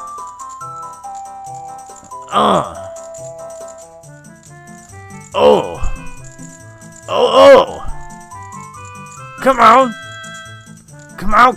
on. Hot. What a hot beat. Whoa. Yeah. Yahoo. Hey, what a nice tune. Just like that, my depression is all gone. Something just came over me. I suddenly wanted to dance like crazy. I am Darunia. I'm the big boss of the Gorons. Was there something you wanted to ask me about? What? You want the spiritual stone of fire, too? The spiritual stone of fire, also known as the Goron's ruby, is our race's hidden treasure. But hold on, I'm not gonna give it to you that easily, if you want it so badly. Why don't you go destroy the monsters inside of the Dodongo's cavern and prove you're a real man? That way everybody will be happy again. If you do it, I'll give you anything you want, even the spiritual stone. I have something for you. I'm not really giving you this in return for anything, but take it anyway. If you wear this, even a little fella like you can pick up a bomb flower using A. You got the Goron's bracelet! Now you can pull up bomb flowers, which you really, if you've never played this, you're like, what in the heck is bomb flowers? It's because I didn't happen to walk by one of those. I mean, you probably saw it, but you didn't see it. Basically, these are bomb flowers. Now, you can't pick them up off the wall. You can light a torch on fire and then do it, but there's no real point to it. Unless you just feel the great urge to light it on fire. Now, one thing I want to show you. You hear the Kokiri Forest of Lost Wood music. You pick up a bomb, you don't have to equip the Goron bracelet either. It's auto-equip. You get away. Guess what that is? If you don't know, it's a secret passage right there. You know, whenever we saw that rock in the passage in the Lost Woods and I said, don't worry about it. Well, you can use that and you can get back to the Lost Woods. It's like a little shortcut. How in the world the Hyrule map connects to where you can get from a mountain all the way over to the woods? I don't know. I'm not. Oh gosh, I got murdered. That's the third time this episode I've been destroyed by a rolling Goron. They also don't seem to be very intelligent, except for Darunia. That's why I made him sound like this. Not that big people are non-intelligent. It's just you can tell by their dialogue. That's one thing I love about the Zelda games. You feel like everyone has personality because the dialogue does a good job of that. For this one, you just keep picking up bombs. There's different layers of walls. Blow up that one, and there's one more, I believe. There might be a second right there, but I don't think so. I feel like I should stop getting ran over by Gorons if I want to continue to exist. There we go. There's a huge Goron. I'm working on something really cool right now, but I think it's gonna take a while. If you can wait 5 or 6 years, you should be ready, okay? That's Medigoron. Or Medigoron. It's Medigoron. M-E-D. Oh gosh. No. Yeah, but anyways, he's bigger than most other Gorons. He's got something for us, but he says we have to wait 5 or 6 years. That's quite a long time. Hopefully he gets done, ahead of schedule. So yeah, now we can pick up bombs. We don't have any bombs, but we can pick them up if we find them.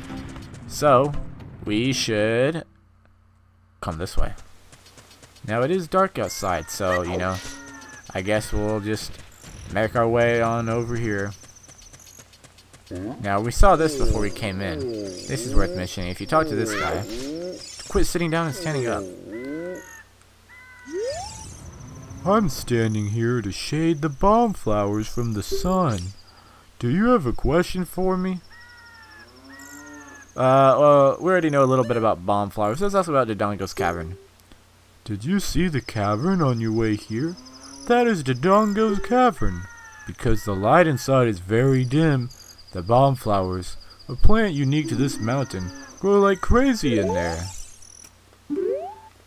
So yeah, basically what we want to do, this is pretty easy. Pick up a bomb. Oh gosh, no. You have to be moving or else it drops it. And we missed. And for dramatic effect, that's added in there. So you want to kind of shoot towards the left a little bit, like...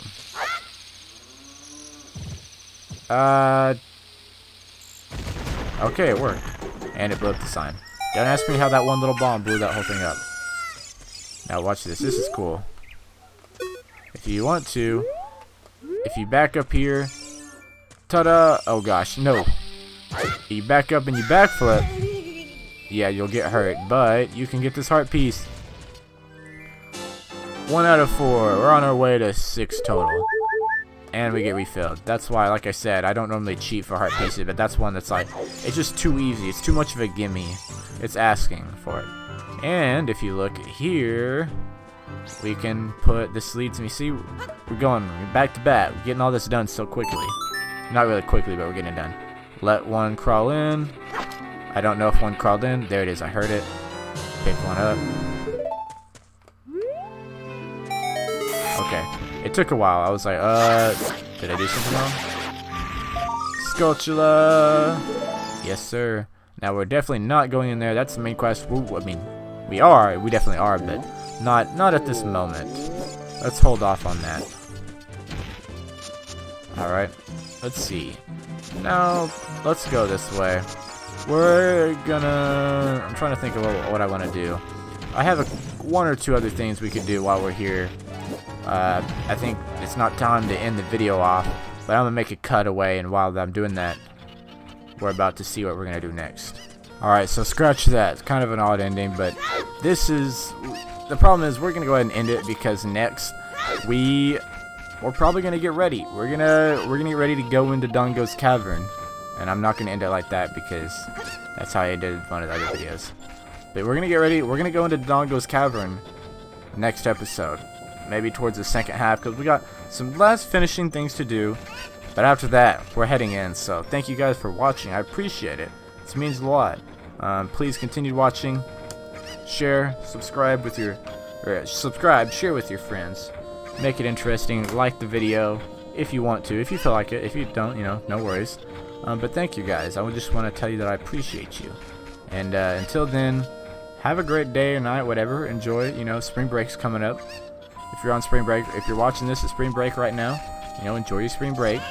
And if it's past, then hope you enjoyed your spring break. Peace out, guys. Hello, hello. Howdy, y'all. It's Quickie Nog here for an episode of Let's Play Legend of Zelda Ocarina of Time. And we're here. So, here we go. That's what I want. So, little things we're gonna do today. First thing is,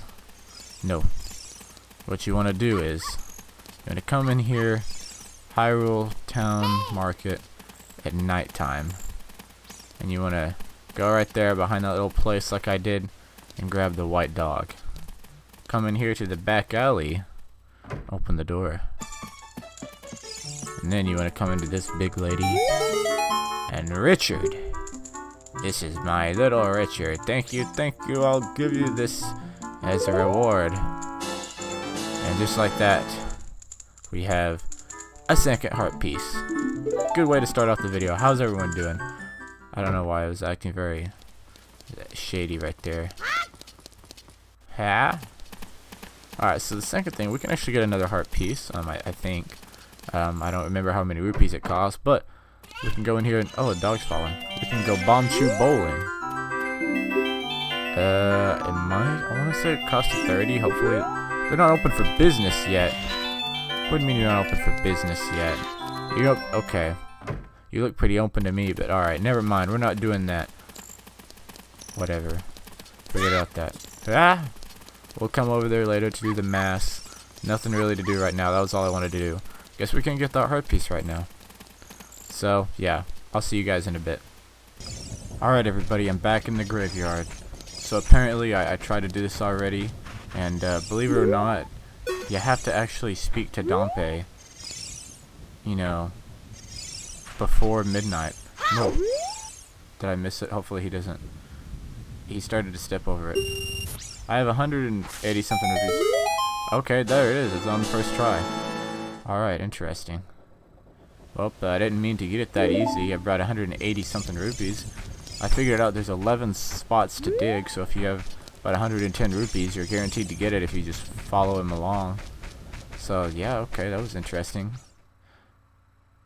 I actually, I played the Sun Song, and it makes it midnight, and the grave digging tour ends at midnight. So what happened was I went and Dompe wasn't there, and knocked on his shed house and was like, he's asleep. So I actually had to go outside, back over there outside of Kakariko Village and Hyrule Field, and just wait for it to be nighttime, but not past midnight, because that's bad. But anyways, we got one more heart piece, and then believe it or not, we are going to be ready to go. Alright, so what I recommend doing is getting sticks, lighting said stick on fire, you're gonna have to go in there, and then what you want to do is you want to run around in a circle, light that on fire, like these two, and voila, this thing starts spinning.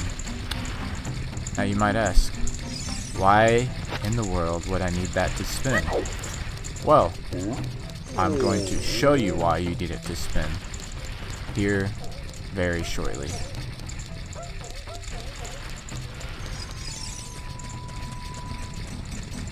What you will do, since we do not have bombs of our own, grab a bomb flower and toss it, not like that. Okay, that was interesting. I blew up in midair. Alright, cut away to next example. Alright, take number 2. Let's try this again. It is easier with bombs, but you can get it without having your own. Ugh. Actually, I have a better idea. Let's try something else. Alright, take number 3. We went on the side. We're getting this bomb right here. Okay, you have to time it a little bit. That's fine. Take number 4. I've got a bomb. Get a... Oh my gosh. That would have went in. But guess what? I got stuck behind a pole. Here's take number 5.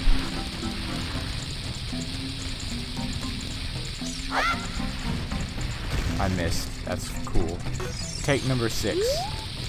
Let's go. Come on. Scoop. Oh, I got denied by the rim. I was never that great at basketball. Take number 7. No! Oh. I still managed to get hurt somehow. Take number 8. Oh gosh. That's bad from the start. I messed up on the camera. Let's see. Take number 9.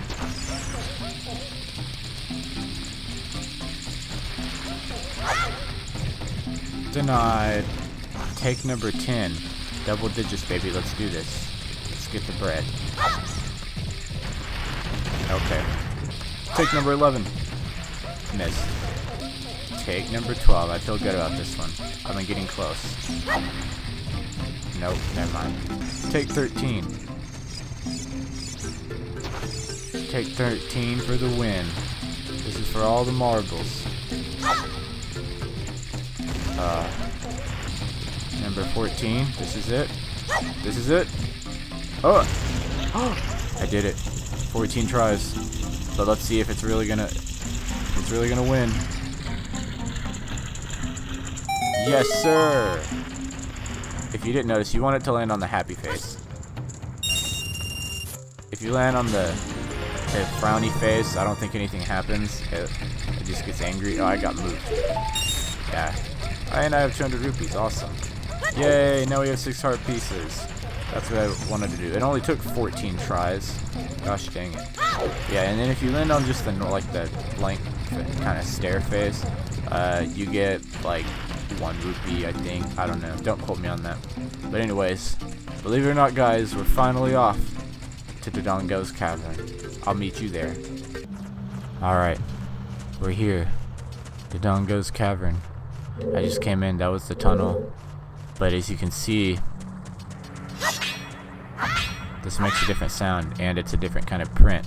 With bombs here, you might feel like you might feel inclined to use bombs. That would be a good gut feeling to have. But if you were me, you would probably do a better job of using the bombs. Hopefully that's a better throw. Hey, what do you know it is? Ta-da! Dodongo's Cavern. Alright. Well, we're here, boys. The second dungeon of the game. This is the main room. This is where the majority of, the traveling will be. Doesn't really look like a big rectangle like that, but it is. So there's three areas. There's that area, there's the kind of the middle, and then there's the right. We're gonna, okay, I see. Looks like there are many lava pits around here, so watch your step. Alright, thanks for the advice. Oh, this guy, be careful. He's a beamos, that's what it is. And he likes to shoot people with his beam. So, my professional opinion, don't go near him. Because your shield only blocks it sometimes depending on your angle you're at. I wouldn't risk it. It's not even worth anything. You'll get your chance later. Right now, we want to take this bomb and we want to throw it at this guy. You can hit him and it blows him up on impact, but that works too. Also careful because his head will blow up on you for some reason. Or his eye, I guess. I don't know if it's his head or his eye. Maybe he's a Cyclops. There we go.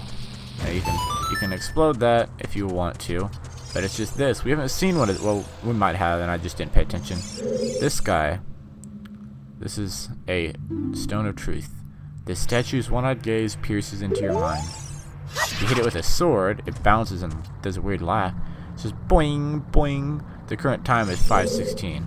Tells you the time. I'll explore some cooler stuff it can do later on, but not much it really does right now. But we do want to blow that up. Good throw is right against it. Yeah, there's no reason to even really go over. I mean, there is technically some stuff you can do over there. Nothing to do in the middle, but I would come over here if I were you. Considering I played the game, you know, if you haven't played it, you know, not that much, but yeah. These are baby Dodongos.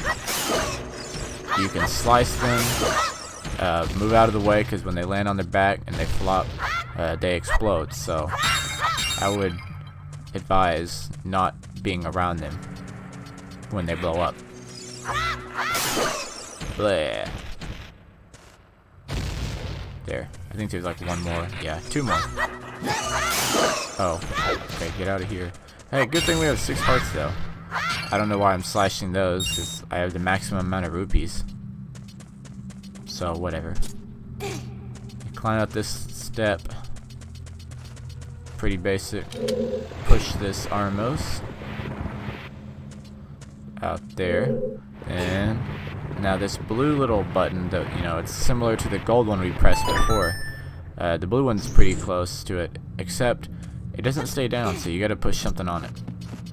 Climb up there, open the door. Shoot that guy. Shoot that guy. 2 shots, 2 hits, 2 kills.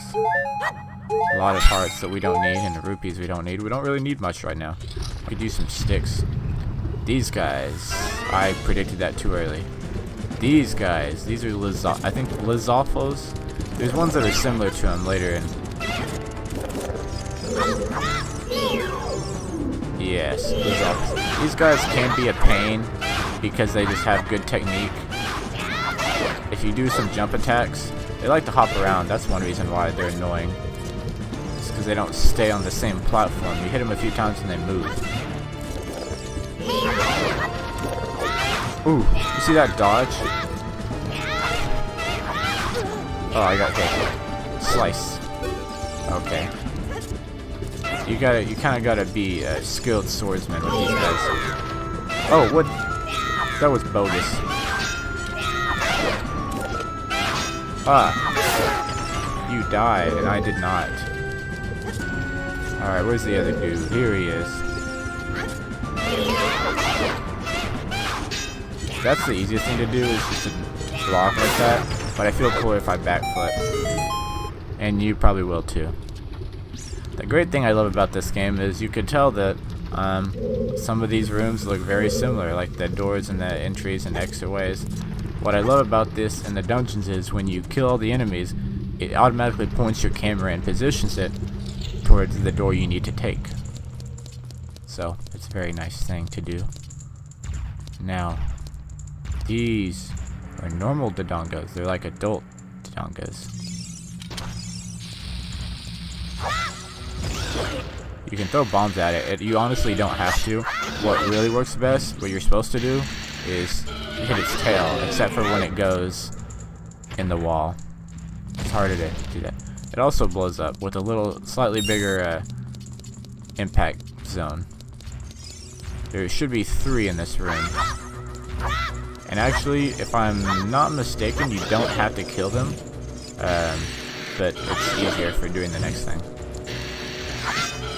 Also, I would be careful. I forgot to mention this, but be careful when you slice its tail, because it can spin around and it can hit you and like knock you back. Oh gosh, I was real in bad positioning.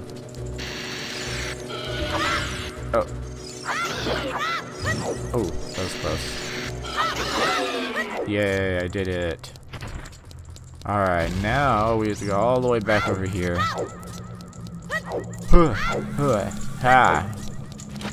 Light this boy on fire. And go. We got 1 torch here, 2 torch here, and 3 torch here. And that, my friends, is how you get to this door. You don't have to kill the enemies. And ta-da-da-da-da-da-da. This opens that door over there. That's why you don't really need to go there at the beginning of the game. Because if you do, you can't even get to the main door that you need to get to. Oh, great.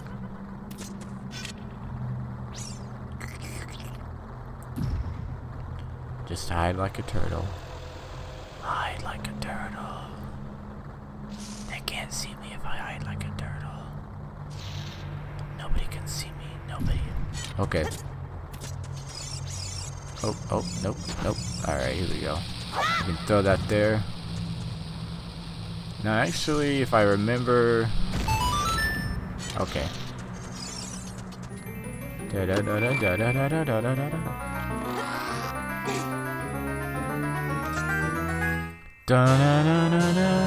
got the dungeon map. You could have come and got that earlier. I guess I could have done that, but it's not really even that big of a deal. But yeah, there's a map. It seems kind of big, but it's only 2 floors. And in all honesty, it's really not that big. There's a BMOS over there and another wall that you can blow up, but it's kind of pointless because it's literally just a Deku scrub that you have to kill behind a wall. I didn't like that. And he just tries to sell you stuff. So it's completely pointless.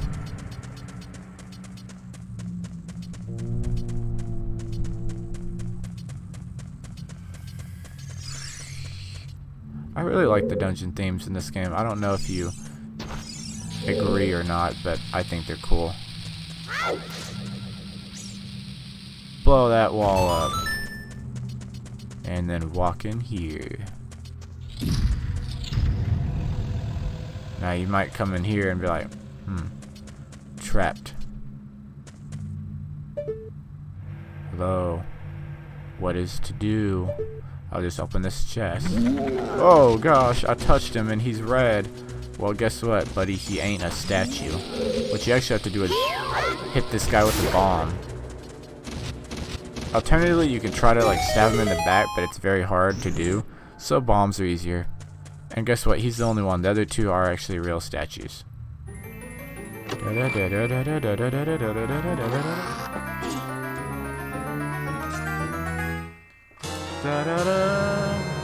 Guess what? We got ourselves a compass. Yes, we did. A compass is a very helpful tool in your everyday life. Not really. I meant, depends. If you're camping, then it can be. Now this is interesting. What you have to do is get a bomb. And I don't think, nope. Actually, did I? Okay. You gotta blow those up, make sure those blow up at the same time. I didn't think I was gonna do it because there's more to the left side, but I did. It can be kind of confusing. Sometimes it's really picky and you have to get it like right down the middle. And sometimes you can do like I do and mess up, but it'll let you do it anyways.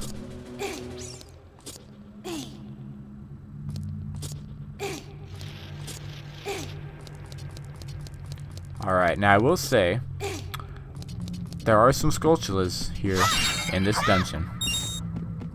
Oh, that's a red rupee. That's 20. There are some skulltulas that we could get. The problem is, I made a mistake. We actually can't get them. One of them is right there.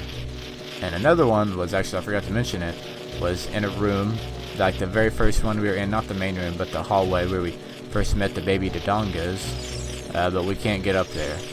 So, actually, okay, I'm an idiot. This wall is one you can climb. There's another one where you can't climb it. I just went on a whole spiel about how you can't get it, and you can. That makes me a little bit angry.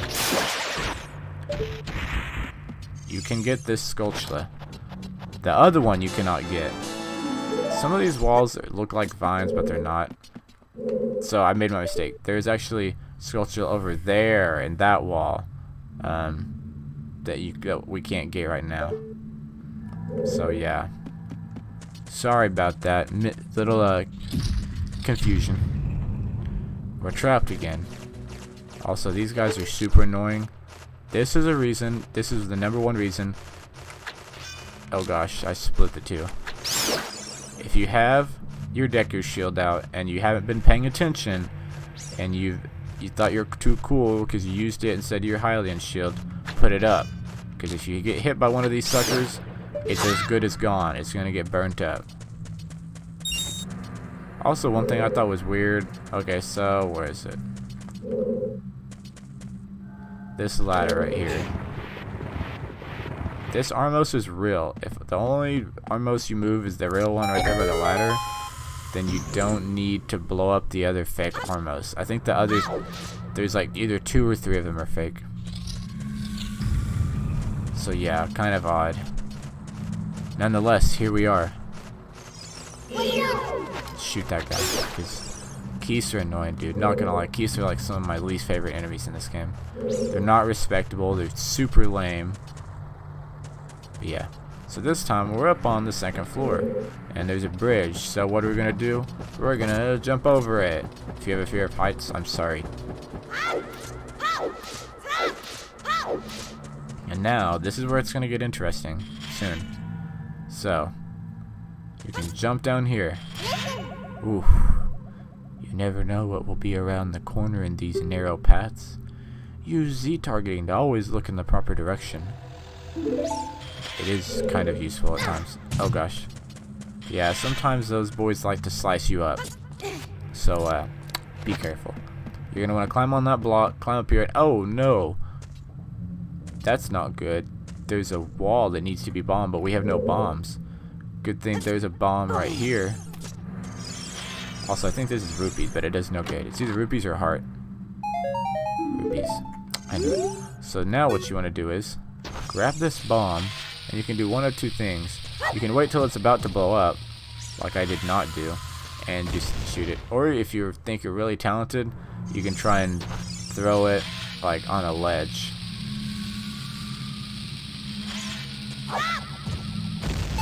Oh, that was close enough. Thank you.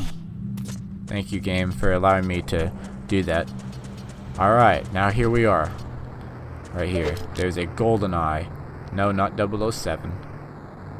I kind of missed, but I didn't, so okay. Then you move in here. Guess what? Baby Dodongos. Oh, I missed both of them. It's okay.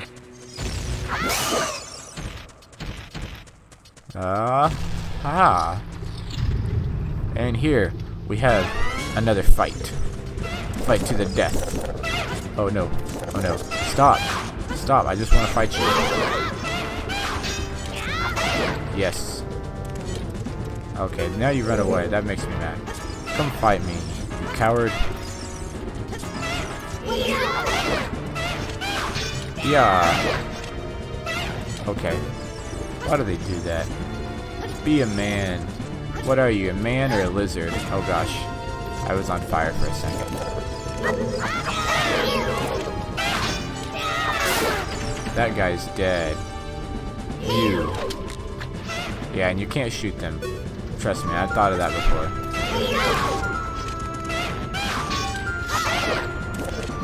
Also, side note, if you have your slingshot out, you can't do a jump attack.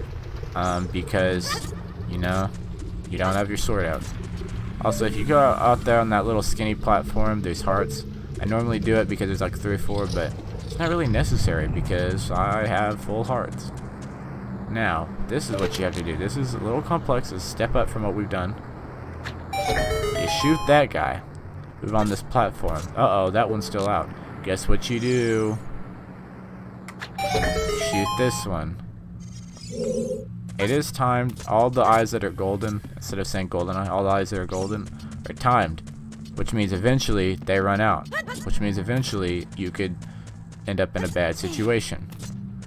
Let's open this chest. I see.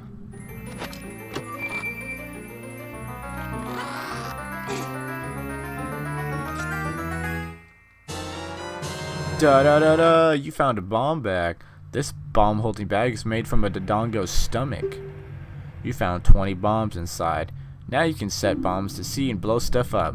What a lucky guy. I like how it adds that there at the end. That's very nice of them. Oh. Alright. Now, I hate to say it, but I think that's going to be the episode. I thought we could do more, but I don't really like doing the whole dungeon in one episode. I like splitting it up because the second episode, it's going to get exciting. We're going to do a little more. And we're going to progress in the story. We're going to get close. And we are going to finish it. Don't you worry.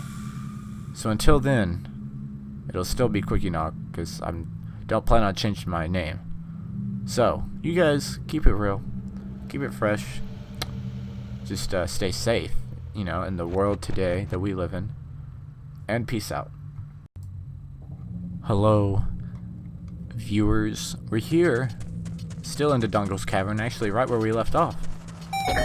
And we're starting off quick, playing Ocarina of Time. We just stepped on a button. This is insane. You read this. Giant dead Dodongo. When it sees red, a new way to go will be open. So yeah, that's yeah. We also stepped on a button, so now this, oh gosh, with that switch on, the moving platform goes higher. Now you can quickly reach the second floor. Okay, never mind, she explained it for me. We good. What I am gonna do though, no, that's not what I meant to do.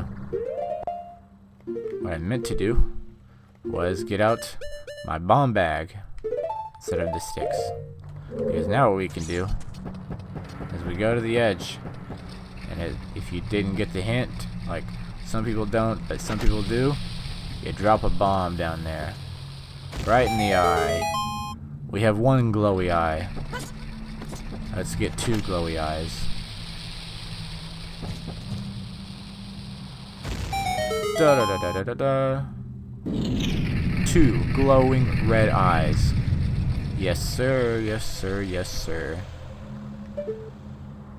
Now what you can do is you can, oh, that's too far. That's what you want to do. There's a chest over here, but I'll warn you, it's just a blue rupee. So get it if you truly feel like doing that version of a 100%, but I don't think it's necessary. Now, if you just noticed, we do have bombs. So there's something I want to show you. Not that.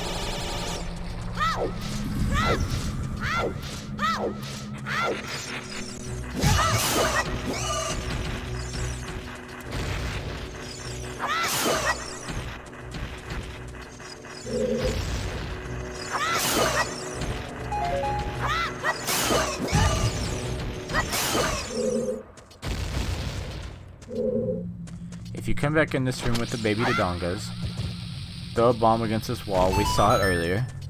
Then there's this door here. And guess what? What you might never notice is there's keys there. I was gonna say, I couldn't see the keys at first, so I was like, okay, there's a sculpture at the top. And now you might think, shoot, this will never do. Link can't jump. This isn't Breath of the Wild. I can't get it. Well, parkour. Look at that. That's going to be the thumbnail for this video. People are going to look at it and be like, oh, okay, you know, Link's, the thumbnail's upside down. No, Link's upside down. Stare into this face for a little bit. And then realize you just got oofed by the parkour god. Amazingness. That was the second gold sculpture that you can get in this dungeon. Sorry, I'm not really having a high regard for hearts, but I probably should a little bit. But I have 6, so it's fine. Oh no, it went up too high. Oh, wait. Yes! There we go. Now we can go down in its mouth. Alright. Now, one thing I'll advise. Shoot the keys. Even if you don't have a Deku shield out. Shoot the keys. I missed. Dead keys. The best keys is a dead keys. Oh gosh, where you at? Where you at? Oh, that was scary. Oh, okay. I thought he was on the right side. Alright, so if you can see, you drop down here. Nope. I said you drop down here. No, you drop down here. You drop. There's a button, but alas, it's blue. And we can't reach that ledge, so guess what? We're going right here. Up. You go down this hallway. And you get hit by keys. That's kind of annoying.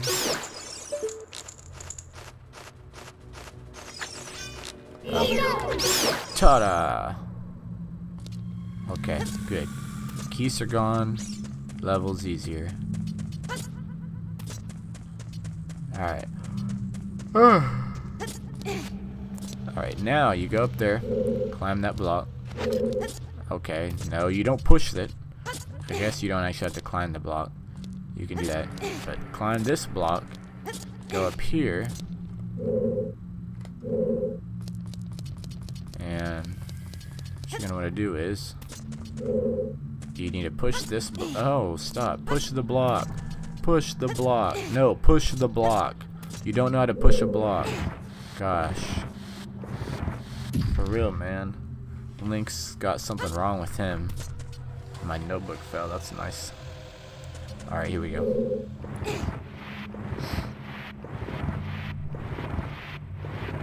Silence while this block is being pushed.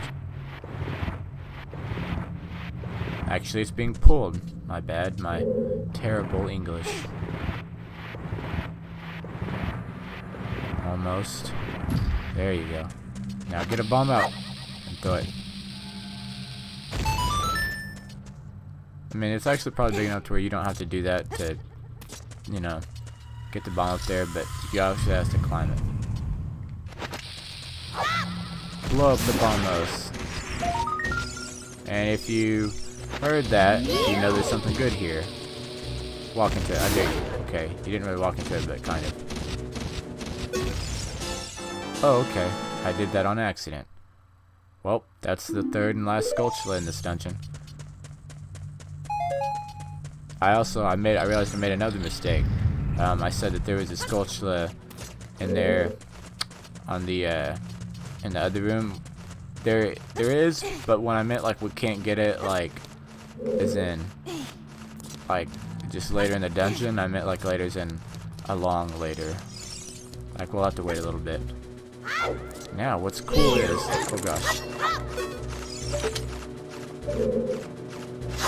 That's right. Come back, I dare you. Come back, I dare you. You won't. You won't. You won't. Wimp.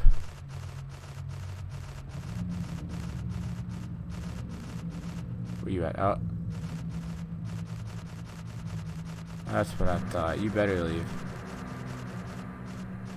Dude.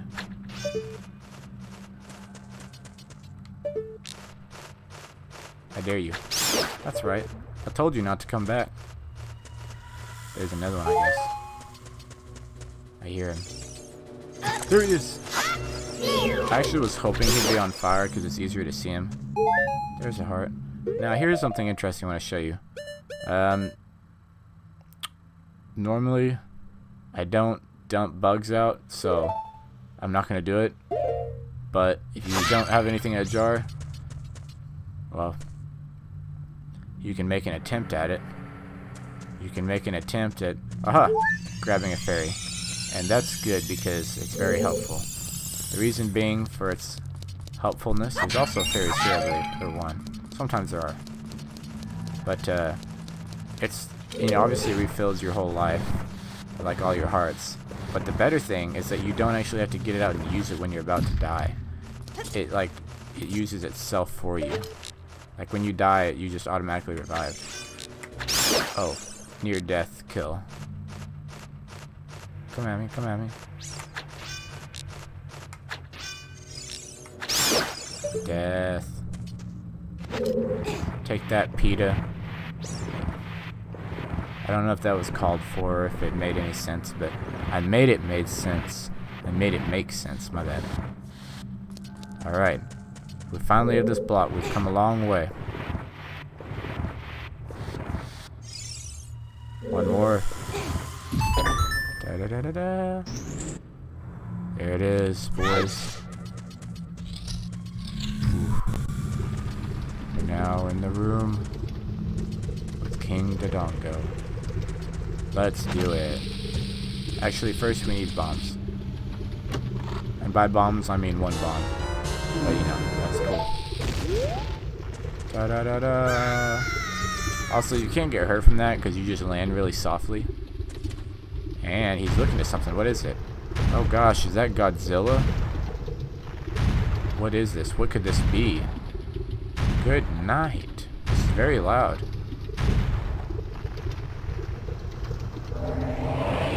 Oh, Infernal Dinosaur King Dodongo. Dude, has nobody ever told you your breath stinks? Guess what you need to do? Throw a bomb in its mouth. Just like in the original Legend of Zelda. And do a jump attack. Now what you need to do is, it's going to look really weird and sound weird, but you need to duck. That was very anticlimactic. But if you duck, you can kind of move out of the way. Some people like what I started out doing when I played this is, I'll show you. What I started doing was just hiding over here. But because your shield is like so overpowered, he can just roll over you and he doesn't really hurt you. Sometimes he'll do like half a heart. And I find this super odd. If you're paying attention at the end of last episode, it told you that your bomb bag could hold bombs because it's made out of Dodongo's stomach. Obviously that doesn't do much because this guy's stomach just destroyed itself with bombs. So, I don't know. How does that make sense? But anyways, 3 jump attacks and this boy's a goner. And he rolls into the fire pit. It was so painful. His stomach hurt so bad. He had the runs. He had explosive diarrhea. It hurt so bad. He said, the only thing better is death. So that's what he did. Also, there's a heart piece. Da-da-da-da-da-da-da. You got a heart container. Your maximum life energy is increased by 1 heart. Your life energy will be totally filled. And just like that, boys, we're up to 7.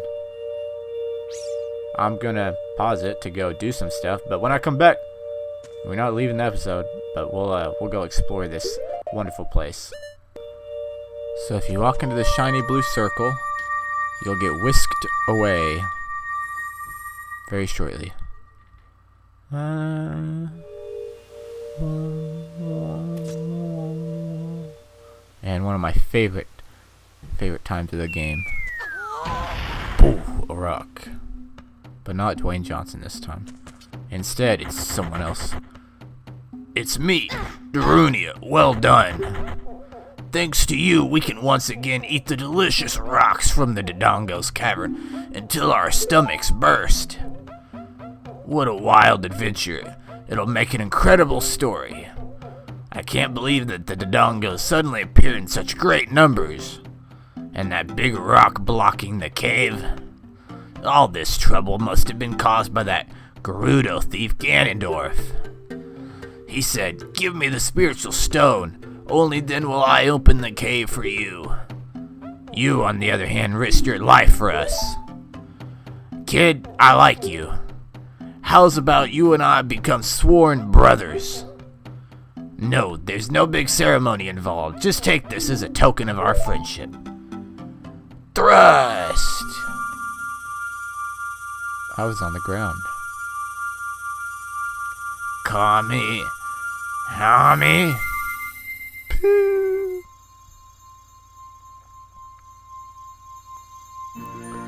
Da, da, da. Boo, doo, doo, doo, da.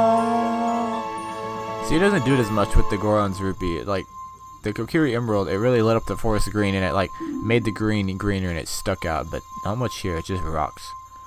You obtained the Goron's Ruby. This is the spiritual stone of fire passed down by the Gorons. You don't know what he means by sworn brothers, but you've collected 2 spiritual stones. You have 1 more to find. Brother! Brother. I've been waiting to do that. You'll keep brushing up on your skills as you travel, won't you? You should go see the Great Fairy on top of Death Mountain. She will power you up. Hey everybody, let's see off our brother. Brother. You did great. Oh, that's not his voice anymore. How about a big Goron hug? Brother. Brother. Alright, and suddenly, nobody, that dude's there, but, you know. Alright, and just like that, we have bombs, so, that's cool. So we are going to take his advice, and we're going to go up here, this way, because there's some cool things we can do here. And we're going to blow this up, and just because we have a bomb, we're going to blow this up. It'll make it easier. Okay, I didn't mean to jump that far. There's also a blue rupee, but we're on the max amount of rupees, so that's very kind. Like I said earlier, you can wedge that bomb in there, or you can try to wedge a bomb in there, or you can just wait till it's about to blow up. I believe your bombs that come out of your thing don't last, your bomb bag don't last quite as long. They blow up quicker, so that's a note. Now, if you go down here, I'm not going to right now, but there's a cow down there. You might not believe me. Okay, fine. You probably don't believe me. If you haven't played it, you won't believe me. I told you there's a cow down here. Y'all didn't believe me. And there's rupees and hearts. But see, there's a cow. I'm not gonna go talk to him because it's unnecessary. But if you have an empty bottle of milk and you play Epona's empty bottle of milk, fuck. If you have an empty bottle and you play Epona's song, you can get free milk. Also, this is when it's really helpful to have the Hylian shield. What you can do is you can try and run in little spouts, which is what I like to do, or you can just stand in one spot and wait for a long time, because eventually it does stop. So I mean, you can wait. I find it to be boring, and I find it to take a lot longer, and you don't get as far. But or you can just power through it when you get to the end. Okay, so much for powering through it. Because eventually you get up here and it stops. It's supposed to stop. There we go. You kind of got to get like right on the edge, and then it stops. Hey. Now let's see. There's some more suckers up here. Let's snipe those guys out of the air. Pa! Actually, it's not really out of the air. You know what I meant.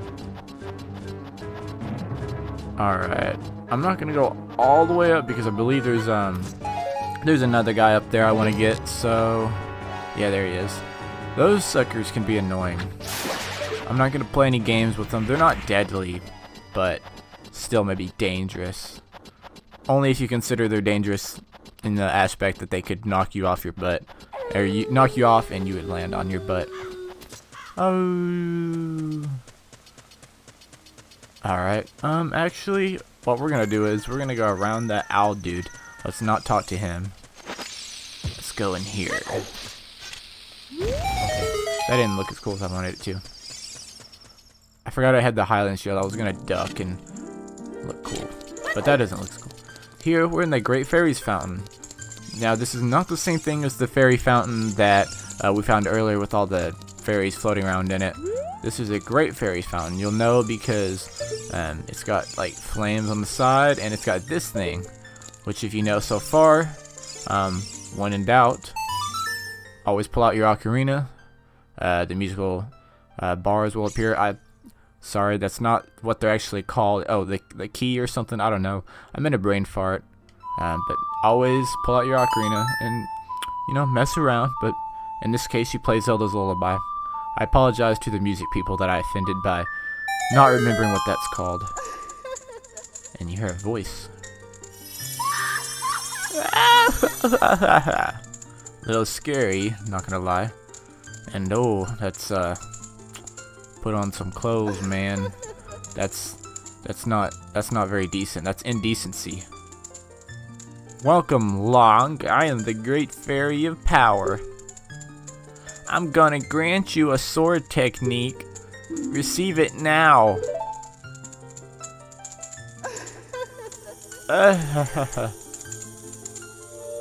Pixie dust. Someone needs to buy her some clothes. Dang. But we did get something good out of this trip. Believe it or not, we mastered the secret sword technique of the spin attack. Hold B to charge your weapon. Release B to unleash a wave of energy with your spin. If you want to release energy without charging your weapon, yeah, you gotta yawn if you want to do it really cool like. Now, just rotate the control stick once and press B for a very effective quick spin attack. When you charge power for a spin attack, magic power will be consumed. Pay attention to your green magic meter. Hey boy, you're a messenger of the royal family, aren't you? Next time you're in their neighborhood, you should drop in on a friend of mine who lives by Hyrule Castle. She'll surely grant you another new power. When battle has made you weary, please come back to see me.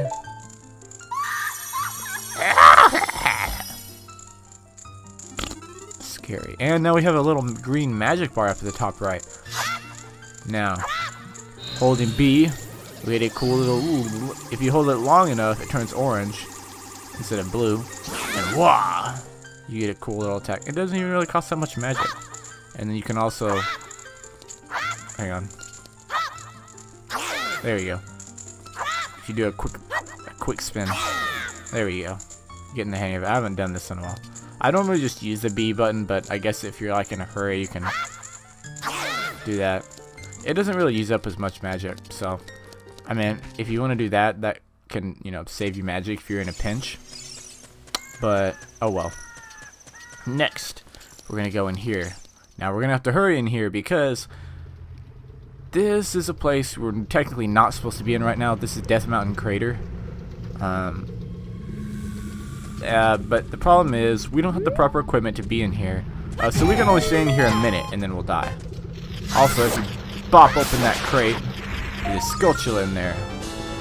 You destroyed a gold Skulltula. Also, I did realize, if anyone was watching one of the videos, like a video or two past, I missed the Skulltula where I did put up the little thingy on the screen. I apologize for that, but I did fix it. In the next one, I kept up with it, so we're not one behind. I just didn't get that one. Let's see. Nothing really big in these rocks. Some of them you actually can't blow up with a bomb, and I'll explain that later. Nothing that I want to do up there. Actually, what we're gonna do, we are going to walk out and we're gonna come back in because I plan on getting another piece of heart that is kind of, we're not technically supposed to get it yet, because it's a lot easier to get it later, but I mean, we can right now, so we might as well. You know, it can't hurt. So what you do is get on this wall, drop down, go around, and voila, a heart piece. You got a piece of heart. Now, I would be very surprised if you can make it up within the time limit. Let's try. I don't think we're gonna make it. Nope, Link climbs too slow. Come on. We can do it. Come on.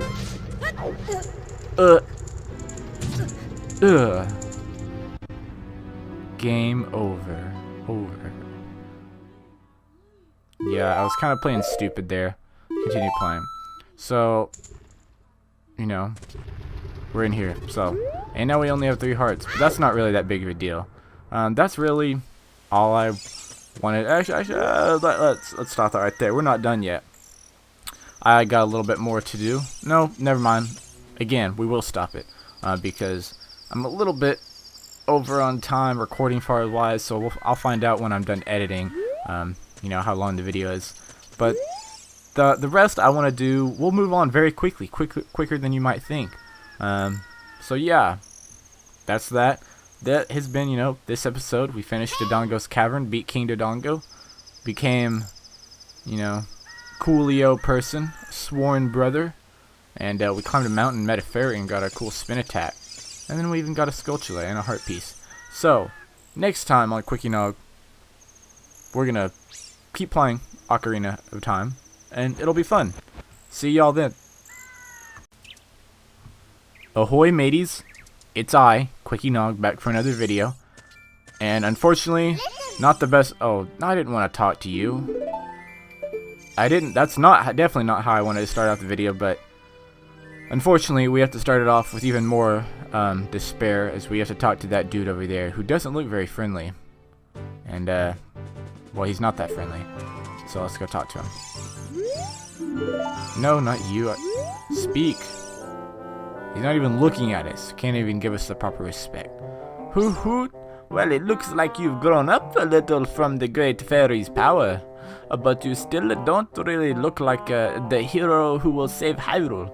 At least not yet. If you are going back down the mountain, I can lead you a wing. I come here and grab my talons and hold on tight. Hoot hoot. And yes, you're gonna just want to stand underneath them, and hopefully you don't miss them. We don't even really care to talk to him. That's definitely not why we, you know, encounter with him. We want to tag along for the ride because he drops us off at a very special place. I should take it back. It's not even special, but it's somewhere we need to be. Voila! We're here in Kakariko Village, but we're on the roof of a house. Why does this matter, you say? Well, if you remember, when we had that chicken over there at that place, we tried to fly over here and we missed by a lot. Well, this is where you want to be. You want to make it in here. Just fall off the roof so that, you know, you don't fall in. I think technically you can get this before now. I think you can get it before you, like, do... I wanted to do it before, but you have to get bombs to be able to blow up the rocks to get up the mountain to talk to the dude. And so you can't do it that way because there's no bomb flowers or reach over there. There is a way, I believe I've heard and seen at a time, where you can get up on this building without talking to the owl, but it's the easiest way to do it. And we had already spent enough time at Dodongo's Cavern, or before Dodongo's Cavern. I didn't want to, like, wait around and make it end up being a whole nother episode before we did anything. Now, I will say, one thing that's interesting now is that you would think, okay, there was a lot to do in between, you know, the Great Deku Tree and the Dodongo's Cavern. I'm sure there's a lot to do now. That's not the case, actually. There's, like, one real thing we actually have to go do. And it's only because we have bombs. And for this thing, you will need at least 100 rupees. But we have 200, so we're fine. I don't think I'll cut away to this. It's kind of like across the map. But I do have some things I wanted to talk about because this is the first full episode that I'm recording and going to be editing after I got back from spring break. I was in Gulf Shores, so that was fun. Hope you guys had a great break. But watching some of my videos, I did initially... There are always things you don't catch the first time in editing, but like recording wise, you don't catch it. Editing, you don't catch it. But when you're watching it again later, you catch it. And I found a few. Hopefully this has been fixed. The first thing being like pah, pah, when I made a lot of pop sounds, especially talking to Darunia There's a lot of the mic making weird sounds. I apologize for that. I got a pop filter to try and fix that, so hopefully, you know, we'll find out if that did the trick. It was kind of cheap, and it's kind of big, but, you know, we'll see. We'll see if it helps. Another thing is, I was kind of talking quieter.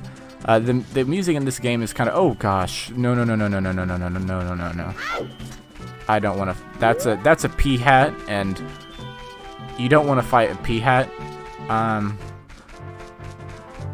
Okay, why not? Let's just go in, baby. Actually, I wonder if we can sneak around him. Pea hats are not. Can you backflip over this fence? We can't backflip. All right, let's get him, boys. Hopefully, we can get around him. But yeah, I was kind of quiet. I'll lean in. The game music is really loud, so I'll try and turn that down a little bit and turn me up a tiny bit. I also noticed that, you know, in addition to, he's getting louder. I feel like he's behind me. Oh boy, is he still behind me? There's little ones. Stop. This is not how I wanted to start the video off. Oh gosh, are they faster than me? Oh, they're catching up. This is actually really intense and kind of scary. I'll fight him. Okay. I accidentally pulled out a bomb instead. Also, what is this hole doing here? That's not the hole I want to go down. But hey, we'll see what's in here. Okay, a rupee, y'all. There's rupees if you want it. But no, the thing, I have been taking it a little bit slow. It does speed up a lot more after this, so that's another thing I want to do. Oh, not this guy. It's twice in an episode. Beyond this point, lies Lake Hylia, blah, blah, blah. I didn't catch that. The Zoras who live all the way upstream guard the sunken temple at the lake's bottom, as well as Zora's fountain. If you want to confirm its location on the map, press start to switch to the subscreens and Z or R to find the map. All the places you have visited will be shown on the map. Woot! Do you want to hear what I said again? Don't you like how they put yes there? No, I don't. Okay, be careful and go. Sorry, I was yawning and I just had to get it out. Anyways, I don't know if you can backflip over this. You can. Cool. So what you're going to do is you're going to want to come in this little area. This is somewhere we'll come somewhatly later. Try and get in the middle if you can and bomb it. It's pretty lenient on a, like where you bomb it. And there's this guy.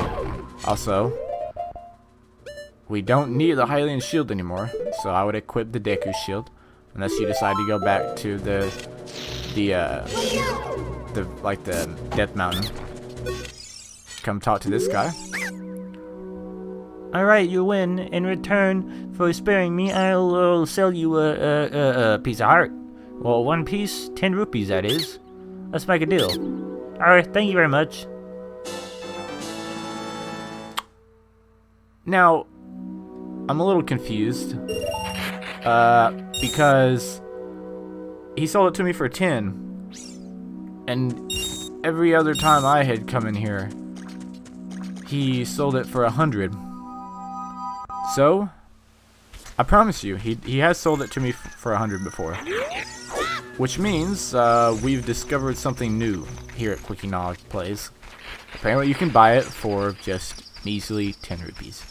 Cheapest, actually not cheapest, because there are ones you can get for free, but in my opinion, one of the easiest heart pieces to get. Alright, cool. Well, interesting, we got a heart piece. But, yeah. Also, while I'm here, I'll just go ahead and thank you guys for watching. And now this guy's chasing me again. 3 times! It's, I don't even, do I have to do his lines? 3 times in one video, man. Head south from here to reach Lake Hylia's full rich waters. If you go west, you'll find Gerudo Valley. There's a hideout of A gang of thieves on the other side of the valley. Well, you're free to go anywhere you want. No, I don't want to hear what you said again. No matter how hard it is, just don't get discouraged. The only thing that's discouraging me is having to talk to you. Luckily, that's like one of the major last times we'll have to talk to him for a while. So thankfully, we won't hear a peep out of him for a while. This thing's still chasing me. That's making me happy. But anyways, all right. Sorry about that. I had to cut away real quick. Little doggy had to go outside. I actually got 2 doggies now. I actually don't remember what I was talking about before. That's kind of unfortunate. I don't remember what I was talking about, and now the conversation has switched to my dogs. Just a little about my life. I have 2 pets, 2 dogs, both wiener dogs. One's name is Snickerdoodles, he's a little brown guy. And then the other guy, he's kind of a chubby bubby. His name is Bentley. They're both very cute and respectable dogs. Snickers is very old, but he's fine. He's got a broken leg. He actually re-broke his leg for the 2nd time, but he's all good. He got a cast, and everything's all right. And then Bentley he eats a lot, Anyways, back to Ocarina of Time. Not that we ever left. Physically, mentally, we might have left, but physically, we've always been here. I just want to say again, to fill this time, I love this game. Some people cut away a lot. In my mind, I'm like, okay, I'll cut here, here, here, and here. But just cutting away a lot, sometimes it takes away from the rhythm of the game, and it feels like I'm just rushed like a guide. That's not always the case. This is just this is a game. This is something that... I came to the wrong place. That just totally undermined my whole... everything I was saying right there. Gosh. Anyways, we're not going there. I was going to the right place, and then I stopped going to the right place, and I went to the wrong place. We're going in here. Just overlook everything I just did. We're going to this little place where the stream is coming from. Now, I will say, actually, while we're here, I'm gonna make it day, or I'm gonna make it night, because there's something here we need, the sculpture obviously here at night, and I'm gonna go get that, and I'm gonna cut away when we get that, and then I'll come back at the entrance and do it 4 times. I guess I lied. I don't know. It shows you how much I know about this game. I've talked to this guy 4 times. This is record, man. Just ahead lies Zora's domain. The Zoras serve Hyrule's royal family by protecting this water source. Oh, yeah. Their door will not open for anyone except those who have some connection with the royal family. Let them hear the melody of the royal family. He didn't ask me if I wanted to hear it again. I'm a little offended, but also very happy. So, obviously, you're just going to put a bomb there. I was just going to skip straight to the sculpture, but some of the stuff, you're going to want to see. So, I'll go ahead and... It's kind of like... This area can be... a rock. A rock can't fly. No. This area in itself can be kind of 2 different experiences, depending if you come here in the day or at night. So, we'll do the night one first.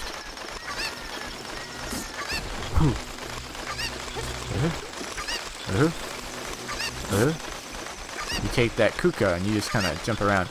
That ledge is always scary because it looks like you're not going to make it because you just barely hover, but who knows, somehow he does. Here, this is going to be interesting. What you want to do is, you're going to jump, but right before you hit the ledge, you're going to let go of the kuka. You're just going to hit A. Somehow, it thrusts you back up. I don't know how it does, and you can grab hold of the ledge, and then you want to roll over there and grab that heart piece. And suddenly, we've got another one. I believe that's 8. And then you want to grab this. No. Dadgummit, so much for coming here at night. Well, yeah, I'll just explore it randomly. That turned today quicker than I wanted. No. Okay, good. Normally when he's in water, he, like, flies away. Kind of like Yoshi in Super Mario Sunshine. But he doesn't this time. We want to keep it. This is a very special Kuko. It actually is, for a weird little, like, shaped area, there's a lot you can do here. And there's a lot to get here. So, like, I kind of like it. Now, this one's pretty basic. You jump from here. Get another heart piece. Da da da da da. Yay, we already have another heart piece. We don't need the chicken anymore. Let's see. Hopefully it doesn't send me back to the beginning of the area. That would be unfortunate. It'd be pretty much a race. Or you'd have to wait it out. Okay, good. Good, it doesn't do that. So really there was no need for me to change it to night there at the beginning. There it is. Okay, I was like, where is it at? He is on the ladder. He could be a she. I'm not gonna assume. You know, assuming is bad, but I'm pretty sure it's a he. Da da da da da. In this episode, we assume a Skulltula's gender. That's a good way to start it off.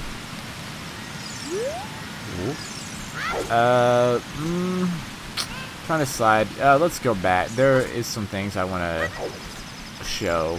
One more thing, big thing. You might be able to figure it out. And it's not even really that, you know, anything groundbreaking that we need at the moment, but it helps. That. This log, it might not sound like it, but that log is going to be important in the future.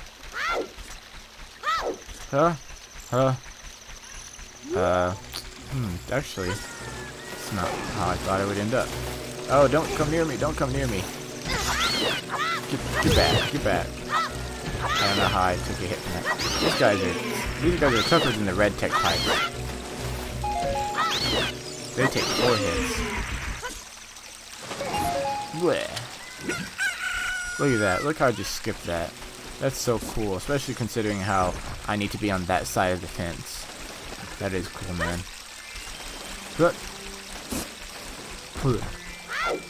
I think I might be able to make it over here. There we go. And I made it just in time for the daylight. Now this little guy, he's definitely not little by any means. I'm gonna talk to him. Chop, chop. How about some magic beans? They aren't selling very well. How about 10 rupees for 1 piece? You got a magic bean. Find a suitable spot for a garden and plant it with seed. Then wait for something fun to happen. On the select item subscreen, you can, you already read that. If you want to plant these beans, bean time. Go around and look for soft soil. Chomp, chomp, chomp. Oh, that's him talking. Chomp, chomp, chomp. How about some magic beans? Well, they're not popular yet. How about 20 rupees for 1 piece? Da da da da. Yeah, the same thing over and over again. If you want to plant beans, go around and look for soft soil. Chomp, chomp, chomp. How about some magic beans? They're getting to be quite popular. 30 rupees for 1 piece? How about it? This is kind of fun dialogue to use. We're just gonna keep buying them. Chomp, chomp, chomp. How about some magic beans? They're all the rage. 40 rupees for 1 piece. If you haven't realized, every time you buy them, they get more popular, thus making the price go up 10 more rupees. We're gonna buy 1 more, just 1 more. Chomp. We have the popular magic beans. You'll regret it if you don't buy them now. 50 rupees for 1 piece? Just for now. Yes. And that's actually all we can afford. Because now they're gonna cost, quick maths, 60 for the 6th piece. So yes, magic beans. Actually, shoot, I missed a golden opportunity. I was gonna say, there's one area we can use it right now. We don't even, it's not even that big of a deal. at the moment, honestly. It's not anything we really like groundbreaking, like I said, that you need to get right now. But I find it to be cool. And you're gonna need to buy them anyways, so you might as well do it. Just plant that sucker right there. Now, how in the world was that helpful? Well, you'll see. That's all I can say. They are helpful, whether you believe it or not. You just have to wait. That's the thing. You just gotta wait. You know, what kind of plant do you know that just sprouts upon, you know, planting it? You can't make it there without the cuckoo. But it's fine. Alright.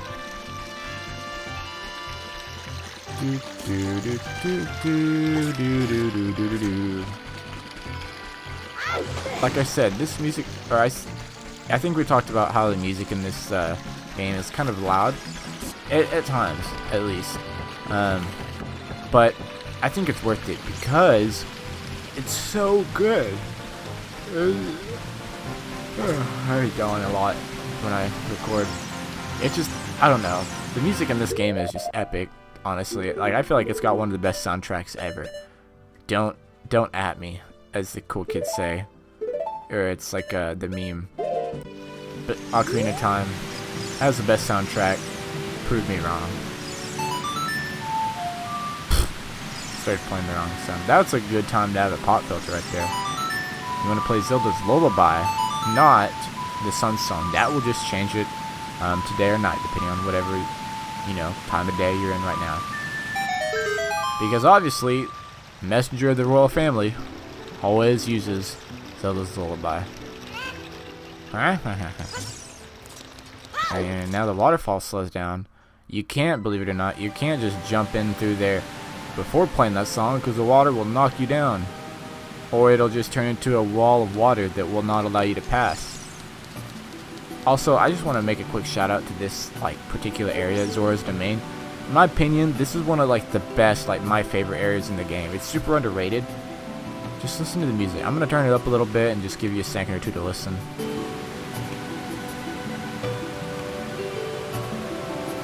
Okay, I'm not going to give you too much because I don't want to waste a whole lot of time, but if you're ever just like, I find myself doing this a lot. You just, you know how some people when they go to sleep they listen to like ocean sounds or rain sounds or whatever. I do that a lot too, but what I do sometimes, I turn on this track on YouTube, get the 10-hour version. It's so relaxing. So what we're gonna do is we're gonna come talk to this dude, this big boy. Oh, my dear sweet Princess Naruto, where is she gone? I'm so worried. He's a fish dude, that's why he talks like that. Am I being stereotypical?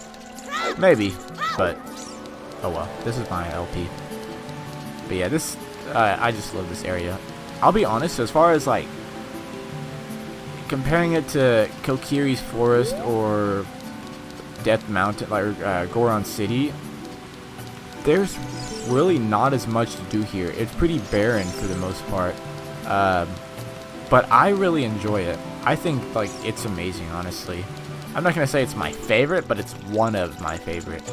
And we're coming back here because I need sticks. What we're gonna do is we're gonna light that stick on fire, and we're gonna come down here,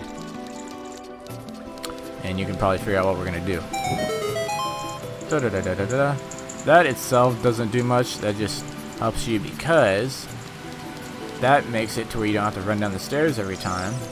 What you can do, did I miss one? No, you light that. You light that guy. Then, hopefully we don't run out because I stopped to look.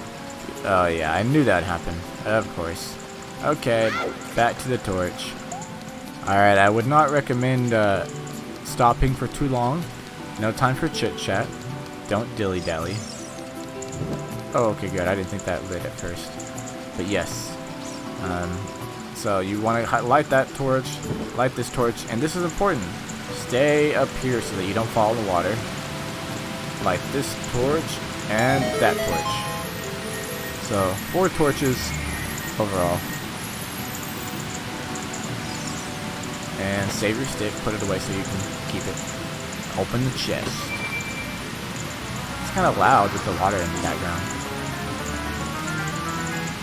Da da da da. A piece of heart. We're already halfway to another heart. Can you believe that?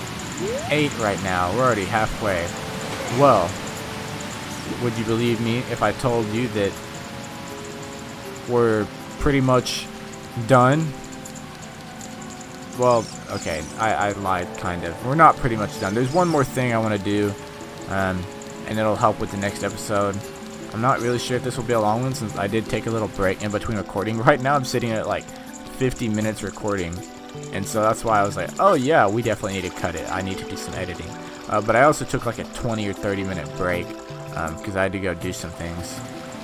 Let's go talk to this dude. This is a Zora. They're pretty cool. Diving game. 20 rupees. Wanna play? Heck yeah. Okay. Pick up all the rupees I throw from here. You only have a limited amount of time. When you pick them all up, come back here. I'll give you something very nice. Blue pixie dust. 5 blue rupees. And the beautiful thing is, there's definitely a lot of time. Like, if you can't finish this, then I feel like, see, I just got 3 right there. Some of them he throws pretty close together. If you don't finish it, you're kind of just goofing off, or you're just really bad. And the best part is you get to keep the rupees. So you essentially make your money back plus 5 more. Unfortunately, he doesn't whisk you away to collect your reward. You just gotta climb all the way back up there and go get it. How lazy. You know, it makes you dive off of a waterfall into the water to collect 5 blue rupees. You get to keep them, so you're getting paid essentially 5 rupees, and you're getting a reward, but he won't take you up there. I don't see how that makes any sense. Swish, swish, swish, swish, swish, swish, swish, swish, swish. Well, I like the water sound. What a graceful dive. Now please take this. This is a scale of our kind. With this you can dive much deeper under the water. I like to think of the Zoras as gentlemen. You got the silver scale. Jump into the water and press A. You can dive deeper than you could before. Swoosh.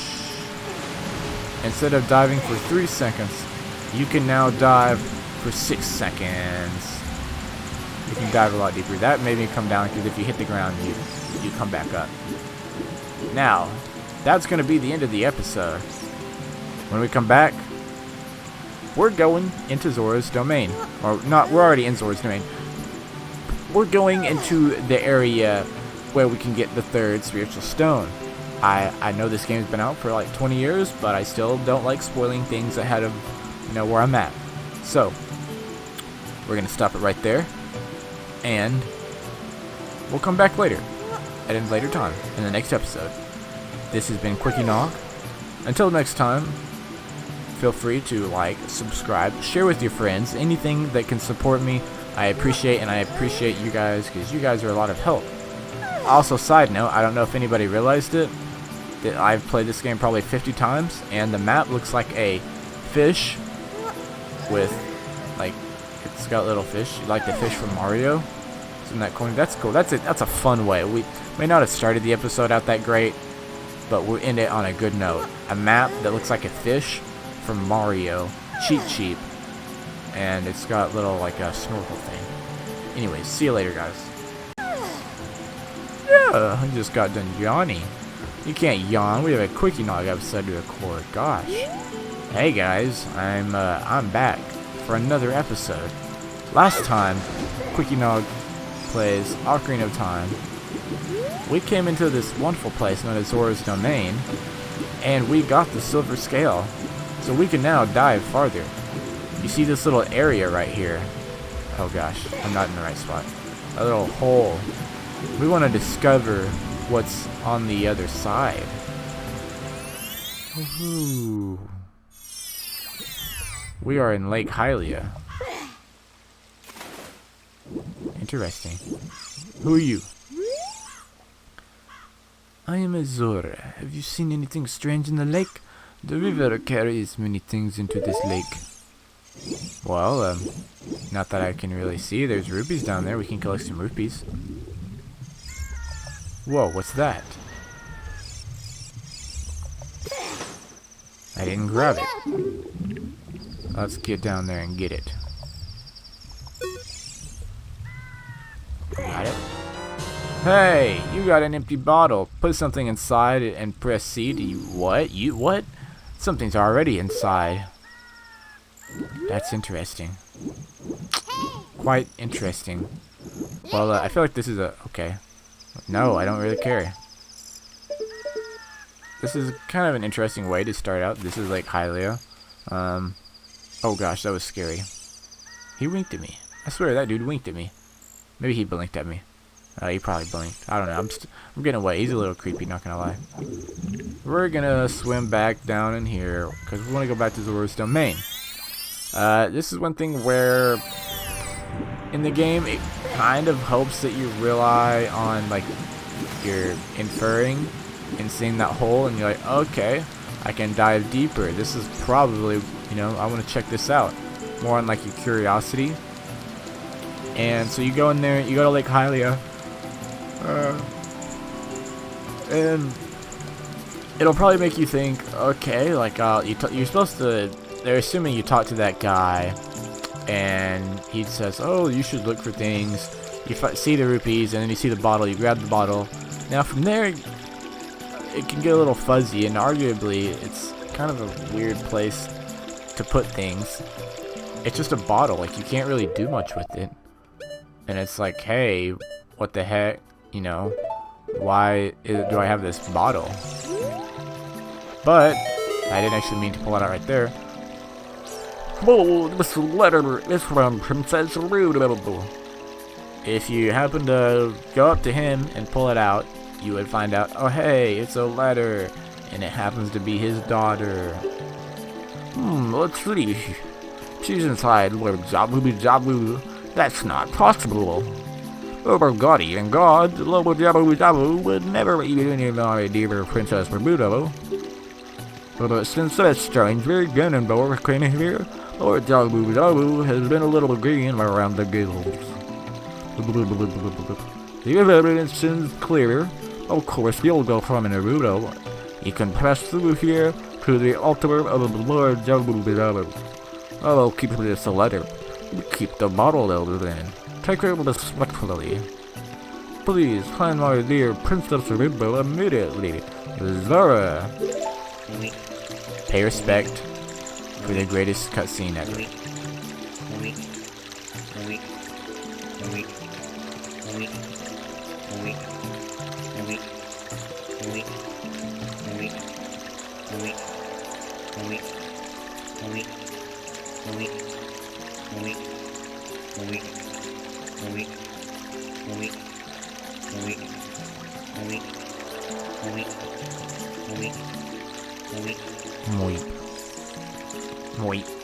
That literally, that's so hilarious.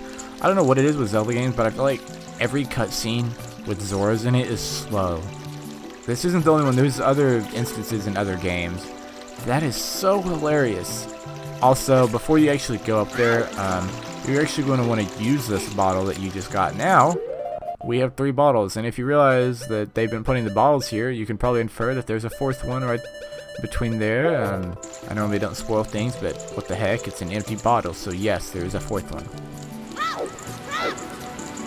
Some people might get mad and be like, oh, just call it what it is, like blah blah blah blah, or do this or this, or say this or this, because oh, the game's been out 20 years, like you're not spoiling anything. If people haven't played it, you know, by now, that's their fault. You go catch a fish. Yeah, you can catch the water in the fish. But in my opinion, like, I don't know. I don't like spoiling too much because let's say there was some younger kid or someone that, you know, just had never gotten around to playing it. They're like, okay, I see this video, let's watch it. And they kind of like it. They're interested. It wouldn't look good if I spoiled the entire game for them. Now, I am kind of in a way by, you know, obviously showing off the entire game. But what if in an instance they're playing it alongside me? Like a playthrough or a guide of sorts? That's not necessarily something I want to, still do. I still feel like no matter what, it's mine, my LP, and so I choose not to spoil it. So yeah, this is here. That's Lord Jabu Jabu. He's a big fish. Kind of looks a little weird, but it is what it is. So yeah, we are going inside Lord Jabu Jabu. Take the fish, dude.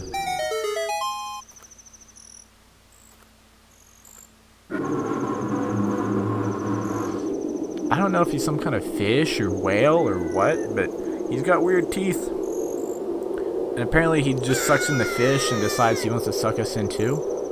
So, that's interesting. Inside Lord Jabu Jabu's belly. In my opinion, it's the least fun dungeon out of all the dungeons we've done so far. Ooh. I missed. It's too high up. Got him. These bubbles are called shabombs. If you try to cut it, it'll bounce off your blade. Don't believe me? Well, that's what happens. Not bounce off as in, like, it won't pop, which is what it might sound like. But yeah. Also, I haven't really talked about this since we got magic. You got a magic jar. Your magic meter is filled. Boom. So, that's what you can get to refill that magic meter. It's pretty cool. So that thingy, there's just a thingy. This dungeon is a little weird. It's a little sketchy. You see almost like a uvula of sorts. You target it. You shoot it. And that happens. Hear a little squeamish around weird noises or like inside of stomachs or whatnot, then you might not want to watch this. Also, don't even think about doing anything to that jellyfish because it's pointless. Yeah, it's kind of weird. And it stops this. Alright. That's okay. I'll put some clothes on, please. Who are you? I'm just kidding, I'm not doing that voice. I'm Rudo, Princess of the Zoras. What? Are you saying my father asked you to come here to save me? I'd never ask anyone to do such a thing. Letter in a bottle? I have no idea what you're talking about. My father is worried about me. I don't care. I'm a teenage rebel. Grr. I'm angsty. Grr. I'm edgy. Grr. Grr. Anyway, I can't go home right now. And you?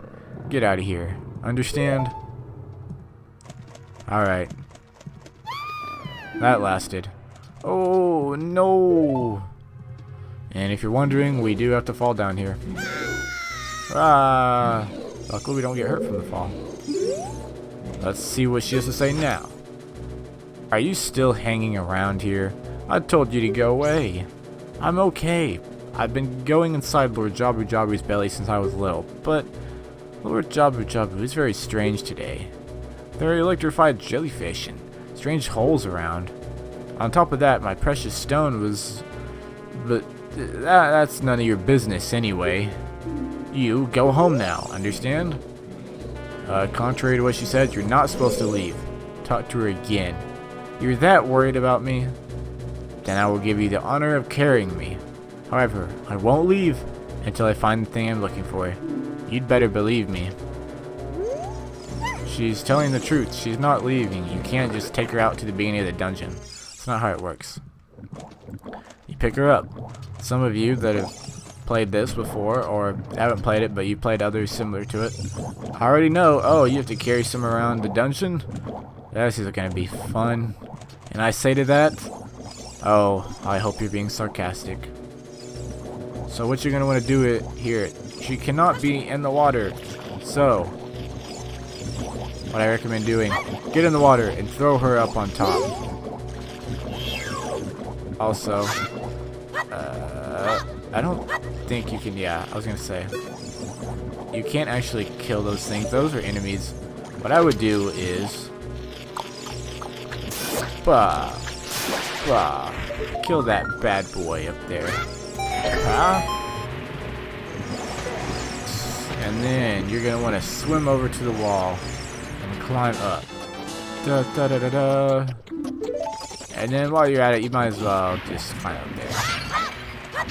Also, there's a fairy. I already have an empty bottle. Silly me. Fairy. Oh, got him. Yes, sir.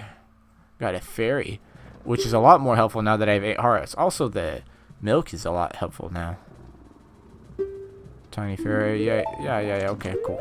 Now I'm gonna set something else here so that I don't accidentally use it. That would be a shame. I'm gonna get to these seeds.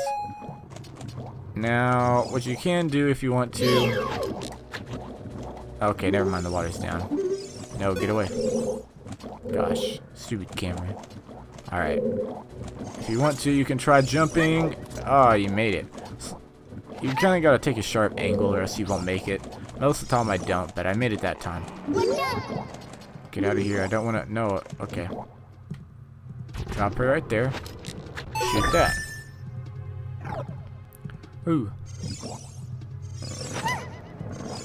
You got a big head. It's kind of odd shaped.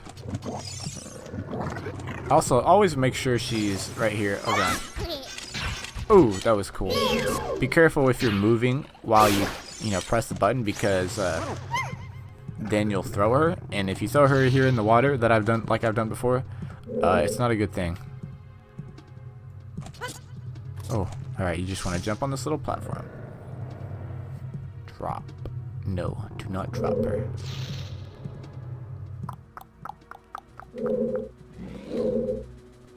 And you're going over here, which if you don't realize it, is like, you know, the beginning. This is where we came in.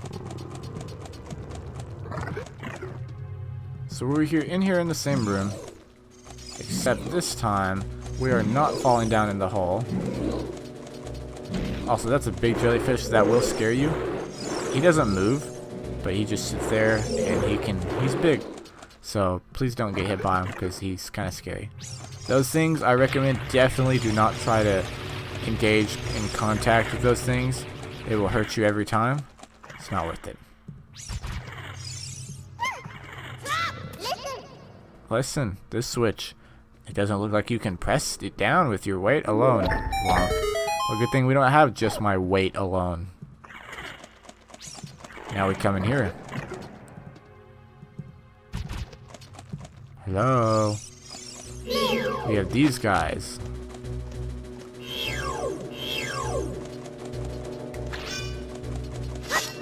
Sometimes these guys are a pain to try and... You kind of gotta step on them to get him to come up out of the, like, his stomach or whatever part of his body we're in.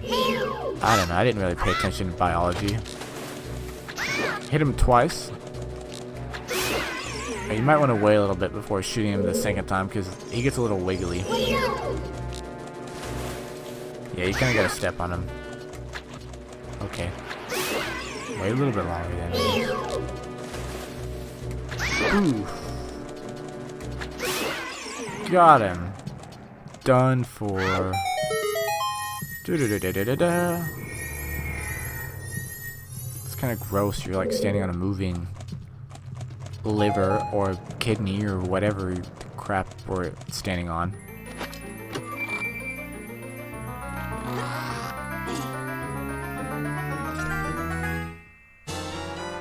Yes, the boomerang! We found it. The boomerang, I'll tell you what. The boomerang is like my favorite item that we'll get for a very long time.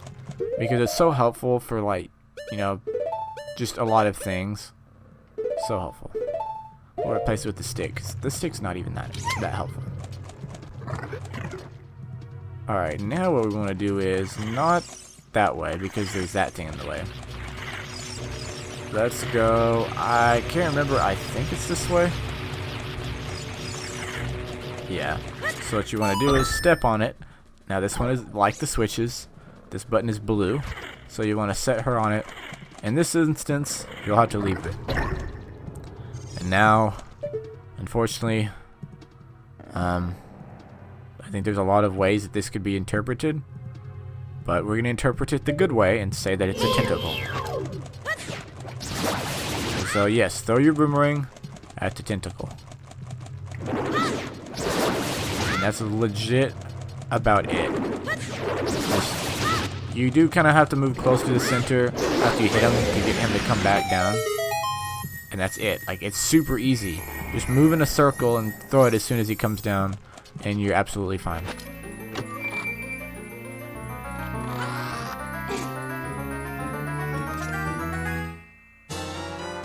Now we have the dungeon map. Yes, sir. That's the dungeon map. It's kind of, there's a lot of rooms and chambers. Not anything super, you know, out of the ordinary. Nothing super crazy like. Now, I will tell you, be warned. This woman is going to get mad at you. How inconsiderate. How could you leave me behind? If you're a man, act like one. Take responsibility, gosh. Well, fine then. Whatever. And now that we've destroyed that tentacle, the red slimy thing is gone. That must be because you cut the red tail. Will that work with the other ones too? Well, for once, Navi actually has a point. Now this one... Actually, no, don't use that. You're going to want to hit these with your boomerang. Okay. You are timed. Unfortunately, I wish there was a slightly faster way to do so. But, oh well. Oh gosh. Or you can run into him. That works too. You only lose 1/4 of a heart, but I still wouldn't recommend it. I wouldn't recommend doing it for all of them. Gosh. You may feel rushed. There's no real reason to be rushed. You can pretty much get them all. I was just stupid at the beginning and accidentally pulled out my, my slingshot. Let's see. We have the dungeon item. We have the dungeon map. Money tells me this is the dungeon compass. Wow. It's like I knew what I was getting before I actually got it. I must be a prophet. Yeah. Alright. Now we are going back this way. I believe... Nope, not there yet. That's the blue tentacle, I think. We destroyed the red tentacle.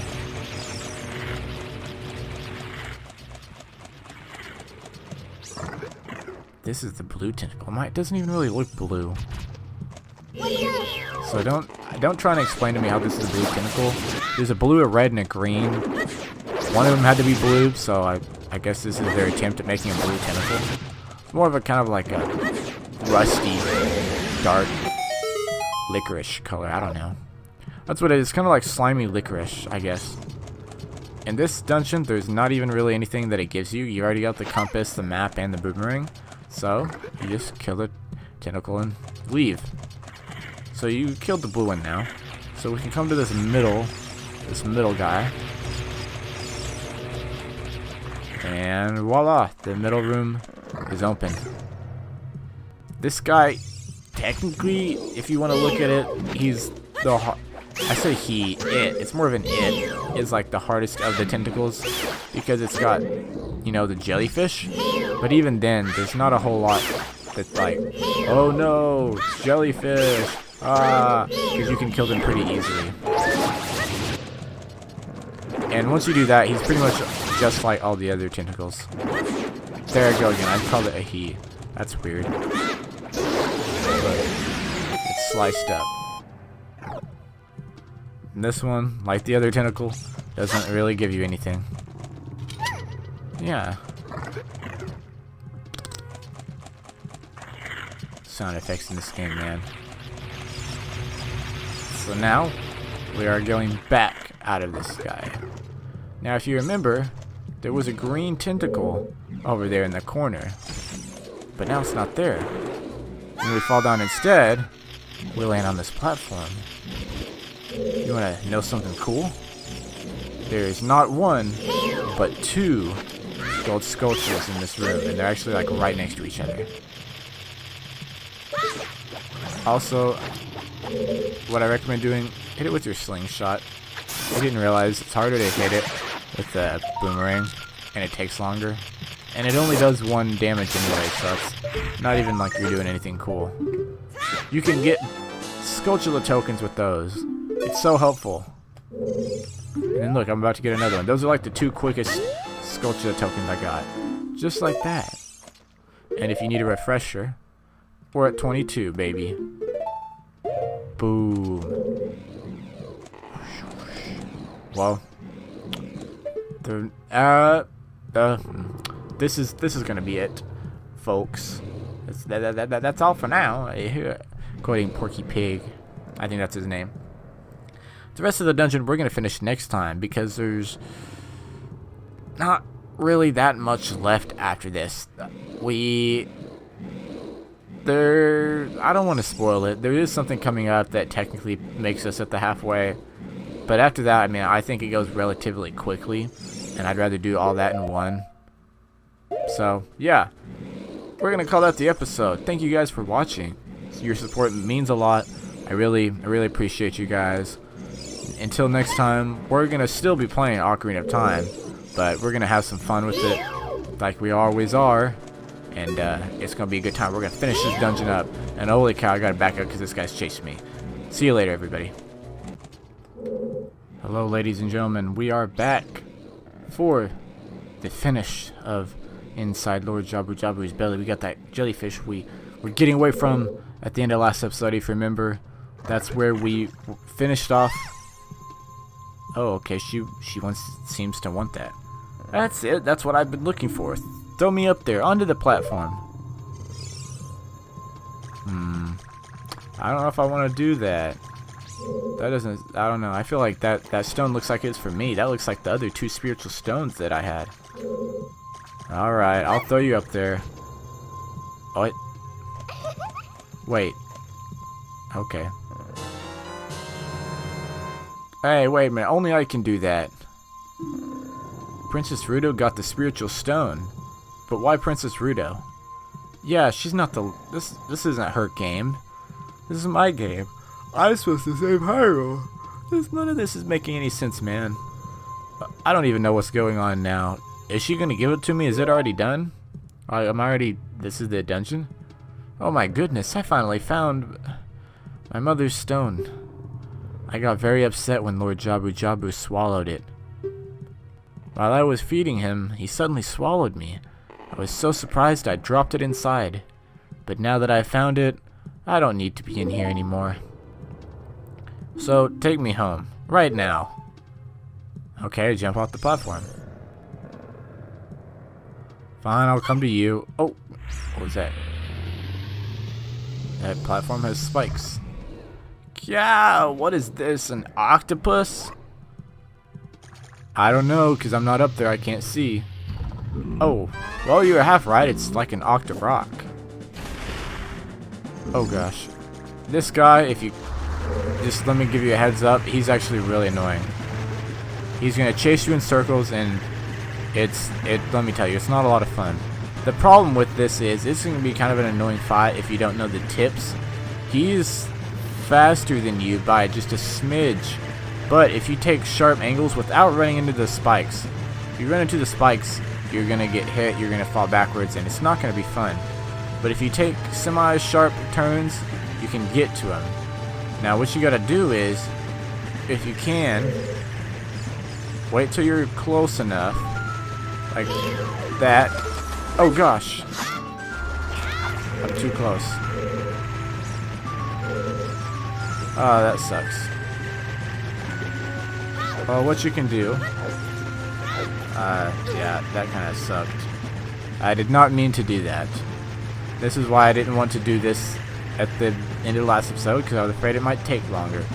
You want to kind of try to get behind him, but the problem is you don't want to get too close, or else, you know, like we just found out, he turns around. So you kind of want to get up to him and lock on, and if you can, get close enough to where you can throw that, almost. Got him. And then you hit him with that. Now after that, I would unlock or delock. I guess it's unlock. Do that, and oh, that means he's turning around. He does that on occasion. So just you turn around, I guess, and then rinse and repeat. Get behind him, boomerang him, rinse, repeat.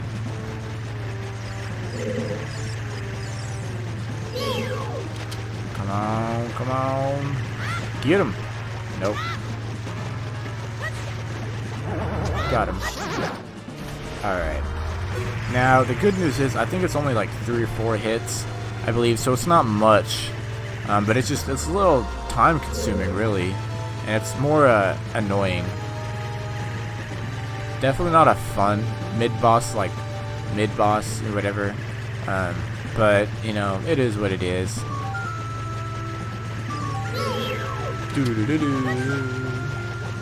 Nope, I missed. Got him. Yeah, I think, okay, so I think it's 4 hits. Little time consuming. I feel like it's gonna take up the majority of the, not the majority of the episode, but maybe the majority of the beginning. This better be the last hit. Alternatively, you can do jump attacks, and it'll be quicker. Like, he'd probably already be dead, but I don't know. I just forgot. I didn't think about it until now. Get closer. I feel like, I don't know if this has been proven, but I feel like the more you hit him, the quicker he gets, and so the more it forces you to take more aggressive, more tight turns, thus having a higher chance of getting hit by spikes and losing life.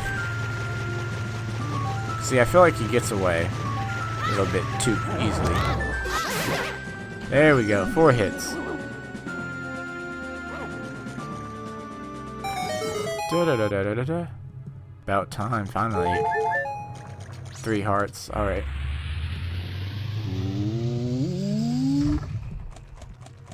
Now, in here, there's a fairy, I believe, yep, right there. But I already have a fairy, so it's all good. Get out here. Death. Death. And it can go through walls. That's coolio, man. Some walls, not all walls. Now this is weird. This is kind of creepy. It's like a big jello thing.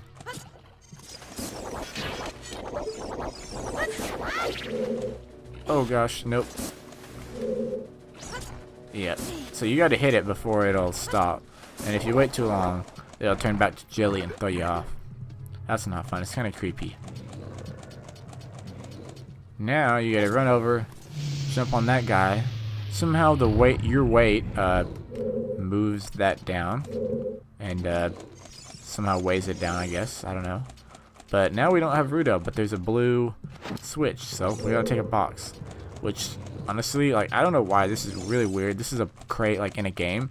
But I just feel like this is not a very heavy crate. I guess if you compare it to the other crates that are big, I feel like this wouldn't weigh it down. I guess it depends on what's in it.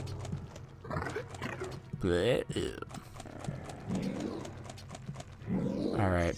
Now, there is a lot of jellyfish in here. So we're going to do some jellyfish hunting. Let's see if I can snipe them. Dude, I got him. I'll tell you, sniping with the... Okay, no, I didn't do it again. Sniping with the boomerang is a lot harder than sniping with the slingshot. At least the slingshot, you have, the in-between of it. To where you can kind of, get an aim for it. But that's a lot harder to do with the boomerang. Now, we're going to climb up here. And as you can tell... Oh, nope, that's not what I wanted to do. Where is it? Where's the little guy? I know he's somewhere.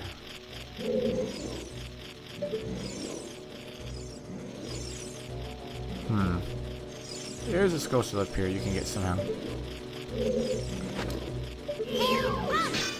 Oh, dang. Well, nonetheless, you're going to aim at this thing. Hit that with your boomerang. Make sure it goes around this. This is why you can't shoot it with your slingshot, because this is like, you know, you can't hit that. Is it down here? Oh, that's why I couldn't see it. Drop down. Okay, I thought it was like in a harder to reach place up there somewhere. Poof. Pulled it down, baby. And just like that, we're ready to go into the boss room. It's actually not even all that hard. See, I mean, we just kind of went in there pretty easily. Weird noises.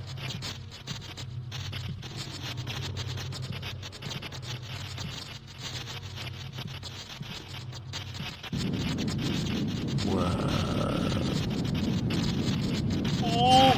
What are you? What is you? Bioelectric anemone baronade. This anemone is our enemy. Sorry for that cheesy pun. And so yeah, now what you want to do is you want to lock on. Make sure you're moving in a circle because you would hate to get hit by those thingies, shocky boys. And you're gonna want to lock on, and you basically want to detach itself. Anyways, gosh, how rude. Detach itself from the ceiling, and then you want to hit itself in the middle, and then lock on to these bad boys, these jelly boys. Just keep doing that. Oh gosh.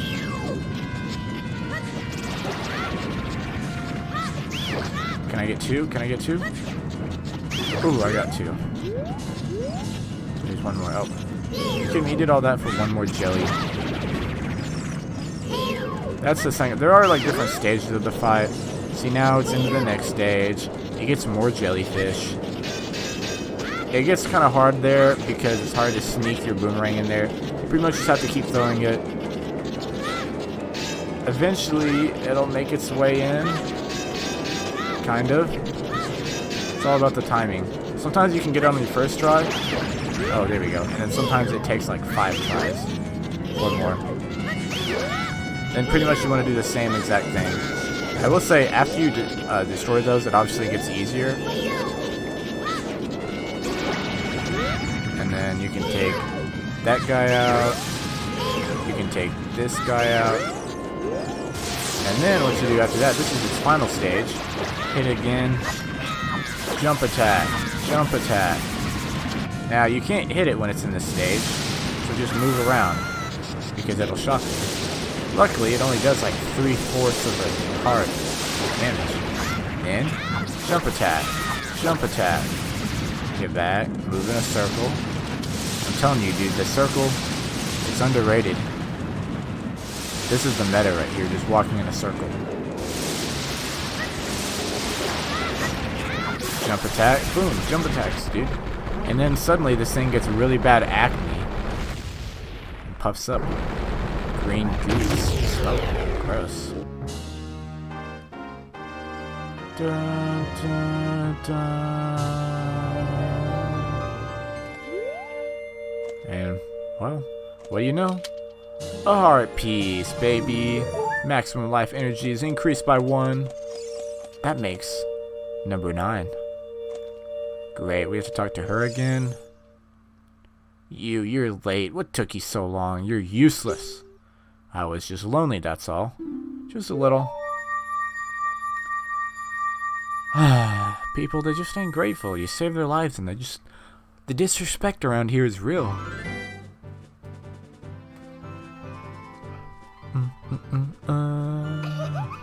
Whoa, what are you doing, man? What are you doing in my face? Oh gosh. I just fell off a limb. Could have drowned. You're lucky I have a new scale. What are you doing? Oh gosh. That's a look right there. You looked cool. Cooler than I thought you would anyway, just a little. Well, anyway, you saved me, so I guess I'll reward you. What do you wish? Just tell me. I want that spiritual stone? Nothing really. I mean, I want that spiritual stone. You mean the spiritual stone of water? Zora's sapphire, don't you? My mother gave it to me and said I should give it only to the man who will be my husband. You might call it the Zora's engagement ring. No thank you. I'll pass. I don't need that stone anyways. Oh, she's gonna give it to me anyways? Okay. Alright. Never mind, she's backpedaling. She's not gonna give it to me. Oh, nope, it's over here. Can't make up her mind. See, this is what I'm talking about. Look how pretty the water looks. Look how blue it is. Like, this is my favorite moment out of, like, the 3 spiritual stones. Because it just kind of takes the color out of everything else and makes the water nice and blue. That's a beautiful scene right there. You obtained Zora's Sapphire. This is the spiritual stone of water passed down by the Zoras. Her most precious possession. You don't know what she's talking about, but you finally collected all 3 spiritual stones. Go back to see Princess Zelda. Don't tell my father. That's very secretive, but okay. Alright. Now, this is a big moment right here. I will say, we have all 3 spiritual stones. And even though it told us we should go back and see Princess Zelda, it's not quite what we're going to do. I have a lot that we're going to get done right now. So, we're going to do some of it. Probably we won't finish it all in this episode. Probably more of it in the next episode. We'll do a few things. But for now, I'm going to take a quick break. The episode's not ending. I just got to go gather some of my notes. And well, we're getting started, dude. If you thought, dude, the journey was over here, just be ready. Alright, so we're back out of here. Sorry, there's actually a couple days gap in between here from when I beat this temple, and I am here now. So, trust me, there's a lot to do, and when I say a lot, I mean, like, a lot. There's going to be a lot of jump cuts. One thing I will say, we're not even really ready. I mean, we can, technically, but we're not even ready to go, see Princess Zelda with, the 3 spiritual stones yet, because there's just so much to do.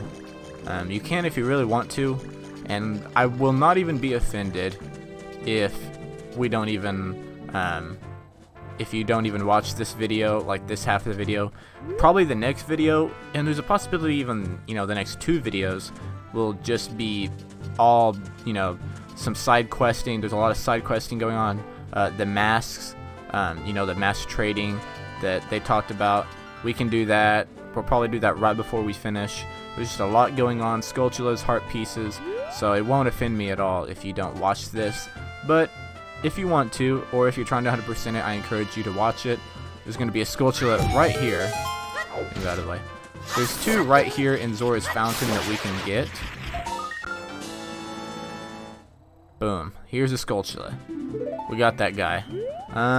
You can try to bomb these if you want, but I will warn you that it may not be that easy. At least for not that one. That bomb blew up, but, you can go in here. It's just this place. Haha, nothing special. Tricked you. Although I need that ocarina again. Let me play Zelda's Lullaby. Also, there's something else I realized that I kind of forgot earlier in the game that I could have done a couple episodes ago. But it's not a big deal because it doesn't really help you that much at this point in the game.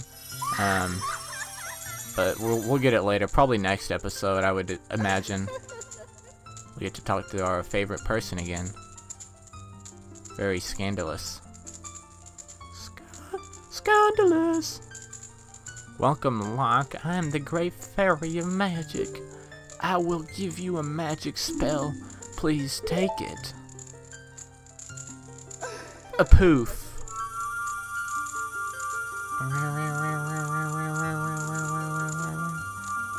And I believe, if this is what I think it is, it's for Roar's Wind. Yes, it is.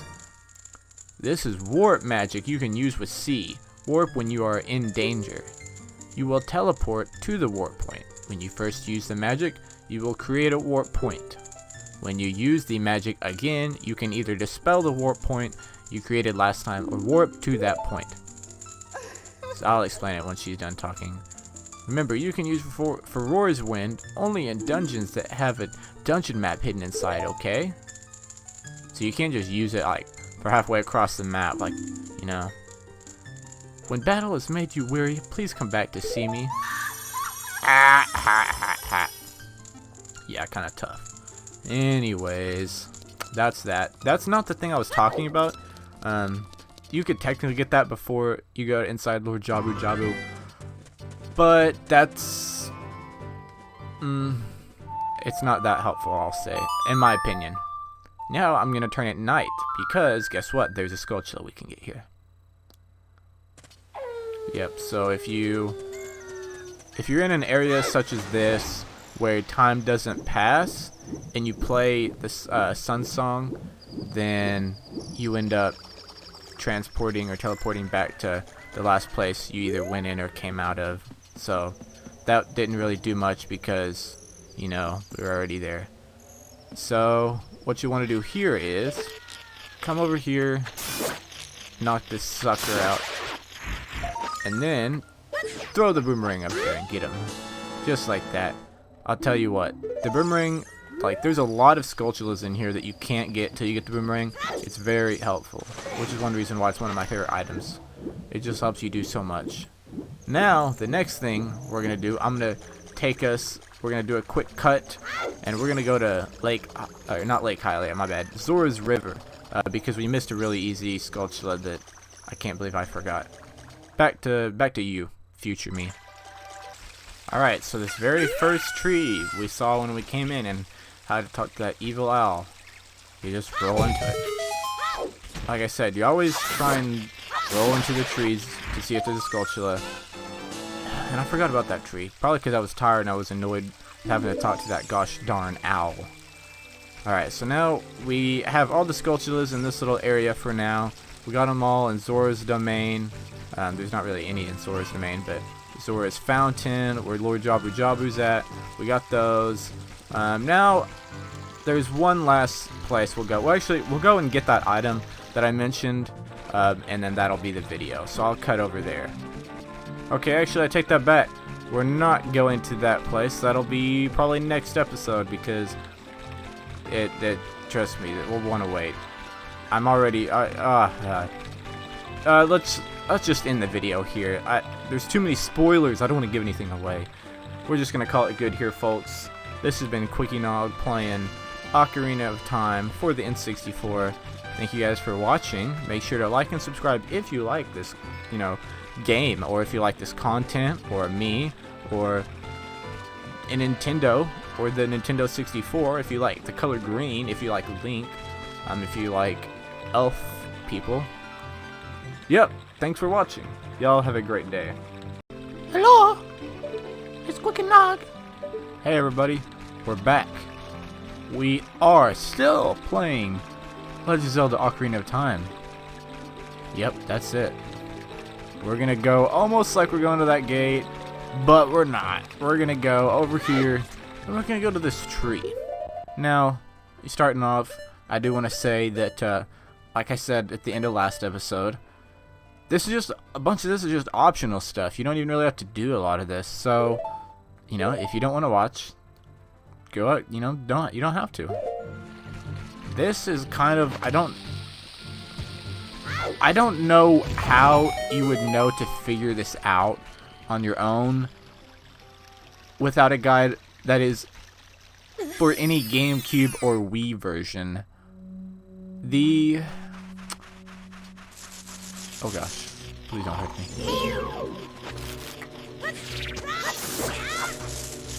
Because I kind of had a weird awkward silence there. I was focused on killing this guy. On the N64 version, they had a thing, I don't think we have it yet. No, it's in one of these. There's like either the Shard of Agony or the Stone of Agony, and it would actually rumble and tell you when you're next to like a secret type thing. So theoretically, my first guess would be to roll into the tree, but then, I would probably bomb it after that, and then you would go down it and figure out, okay, there's a Skulltula in here. But without that, I imagine it would be kind of difficult. You just kind of got to know. I've been playing it long enough, and I played it many enough times that I always remember it as just, okay, this is the weird Skulltula that, you know, you would never otherwise figure out. But yeah, so next we're gonna go to the graveyard. So I'll see you guys there. Alright, we're here at the graveyard. Now, you do want it to be night for this, because, you know, for this Skulltula, you can't get it unless it's night. Some guys are just shy, and they don't come out during the day. There he is. It was a little quiet. You can kind of know when you're close, because you'll hear it. Shoo. Shoo. Bah! Oh, I missed. That was weird. I was aiming right at it.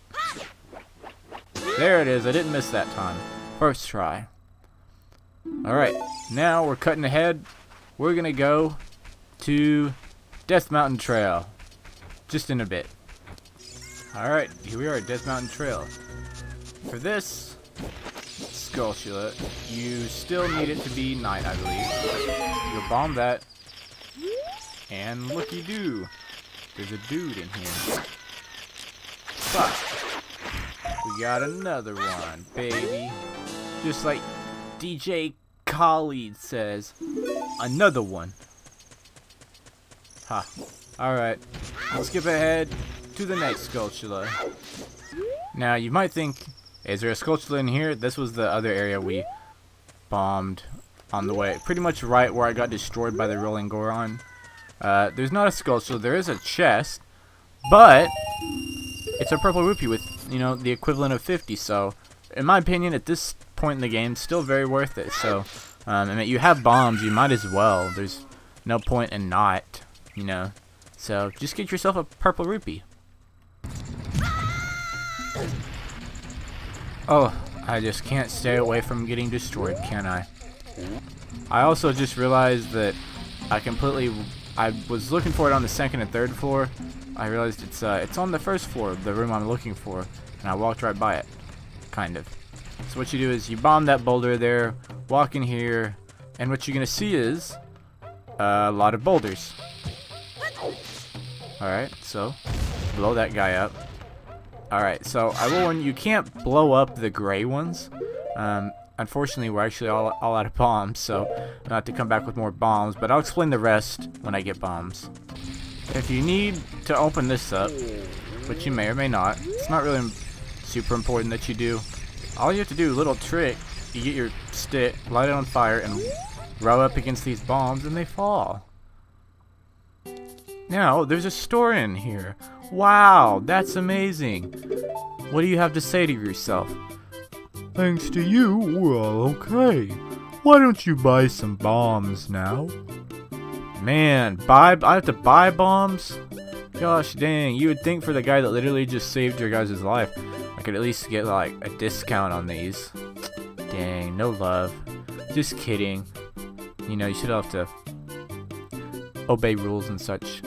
I'm probably gonna get the 10 for 50. I would just get the 5, but you never know. So, luckily, that purple rupee, you know, the bombs kind of paid for themselves. So that's always good.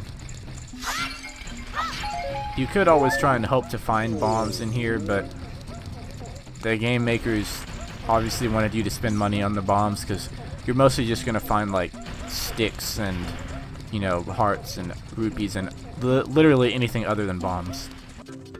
Alright, so now we have bombs. Also, when you came back, this kind of refreshed. It's a maze, but we know that we don't have to bomb that there. It's not like it changes, thank the heavens. So let's see. We bombed that. You can't, I don't want to waste bombs. If I'm not mistaken, you can't bomb that red rock. Some rocks I think you can, but I want to see you have to do it twice maybe. I don't remember. If this doesn't work, I'll try it. But I'm kind of semi-confident that you can't bomb the red rocks. I'm pretty sure the brown ones are the only ones you can bomb. So that's a dead end. Don't go there. You can do this, and see, now you have a lot of options. In my opinion, just bomb them all, you know. Why not? It's always fun to bomb stuff, so, you know, that's cool and all. So you bomb there, you come back here, and you get another purple rupee. So like I'm saying, bro, they pay for themselves. You got another purple rupee. Dude, you're making bank. Run into this crate. There's a ow, skull slipper. I don't know why I said ow. It clearly didn't hurt me in real life. I guess I'm connected to Link. So yes, we got that Skulltula. Now we're kind of basically done here. See, red rocks. They're not spoiling, but you know, you can do things with them later, just not at the current moment. So just put that in the back of your noggin. Don't forget about it, but just don't think about it until later. Next, I believe we are going to Kokiri Forest. So I'll see you guys there. Alright, so first, you're gonna start off at the very beginning, and you're gonna come over here. Sorry, I was kind of far away from the mic. You go left, you know, where you talk to this guy, and you're gonna come in here. Now what you're gonna do is you're gonna get, first of all, we want the bug, and then we're gonna get a bean out. Alright, so drop a bug in the Cheez-It, the white cheddar Cheez-It. Let one crawl in, and then grab one, because you obviously, you know, you gotta keep your bugs. Bugs are, you know, a premium in this game. Not really, but you know, still, you want it. You want it. Another gold Skulltula. Now you can plant a bean. And so now don't worry about that.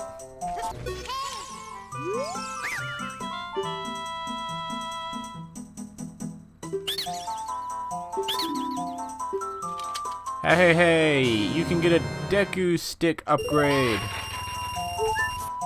Not super important, because, you know, it's just Deku sticks. But like I said, I am doing 100%, and I do consider that part of the 100%. We upgraded our Deku seed bag, so, you know, why not upgrade our sticks? And it only costs you 40 rupees, but we just got 100 in there in Goron City, so what's the difference, you know?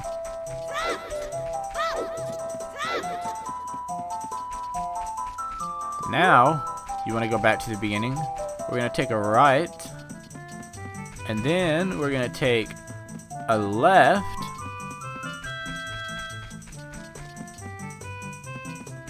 Let me see. There's somewhere else we're trying to go, but it's not that important that we go here, other than the, you know, the Skulltula. I think it's in here. It is. Okay, so it's right, left, but instead of going straight, you go left again. So it'd be like right, left, left. Let's go talk to this dude. He's just selling Deku nuts. So we don't actually want to talk, we don't want to buy anything from him. I only talked to him so that he would shut up and quit spitting stuff at me. Alright, Deku sticks, but that's not an upgrade, so we're not gonna do it. He's going home. Yikes. Okay. Big whoop. You know the deal.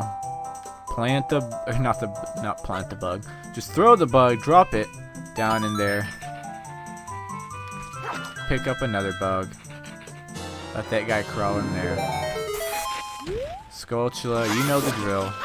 Bam, bam, kill that sucker. And then get yourself a gold Skulltula. You're gonna go back to Kokiri Forest. Now, even though it actually looks like it's daytime, the owl is hooting, and since time doesn't move, I think it's technically nighttime. I think. Question mark. I guess we'll find out.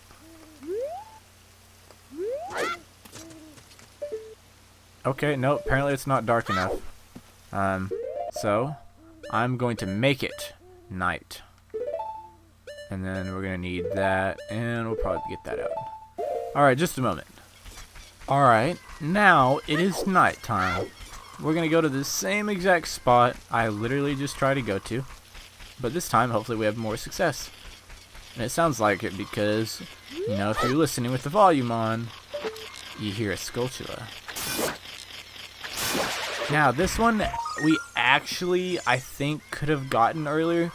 It recommends that you use the boomerang, but yes, you can't. Oh look, triangle nose. You can. That's what I love about the backflip and parkour, man. If you use parkour, nobody can stop you. Parkour is your ultimate weapon in this game, in any Legend of Zelda game, in any game in general. Even though Link literally can't. There's not a jump button until you're in Breath of the Wild, but hey, backflips, man. All right, next one. We're gonna go over here. I don't know if you guys recall, this was the very first soft soil spot we encountered. I think even Navi at one point was like, oh look, soft soil. I bet this is useful for something. You know, so this was one instance where unfortunately she was right. Let's drop the bug in there. I don't actually remember if it works if you drop the bean in there and then the bug.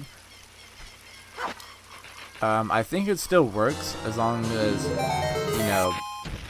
Oh, that was close. I think it still works, but I don't want to say that it does and it doesn't. So we got a Skulltula there, cool and all, but we got one more to get.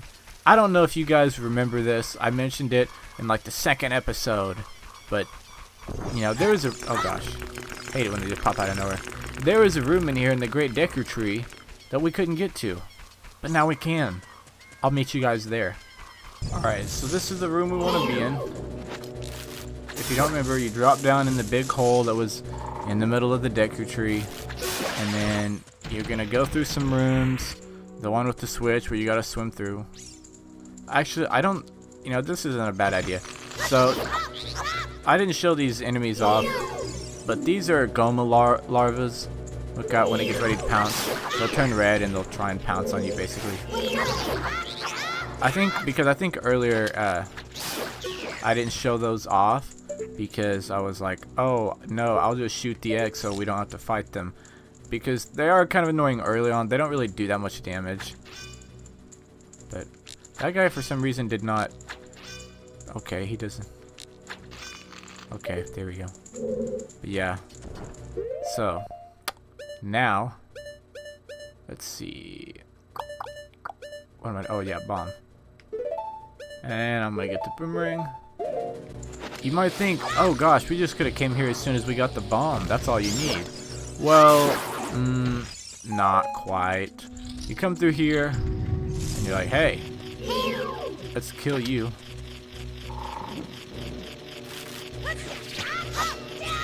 Boom. But, alas, that is too high even for a double jump.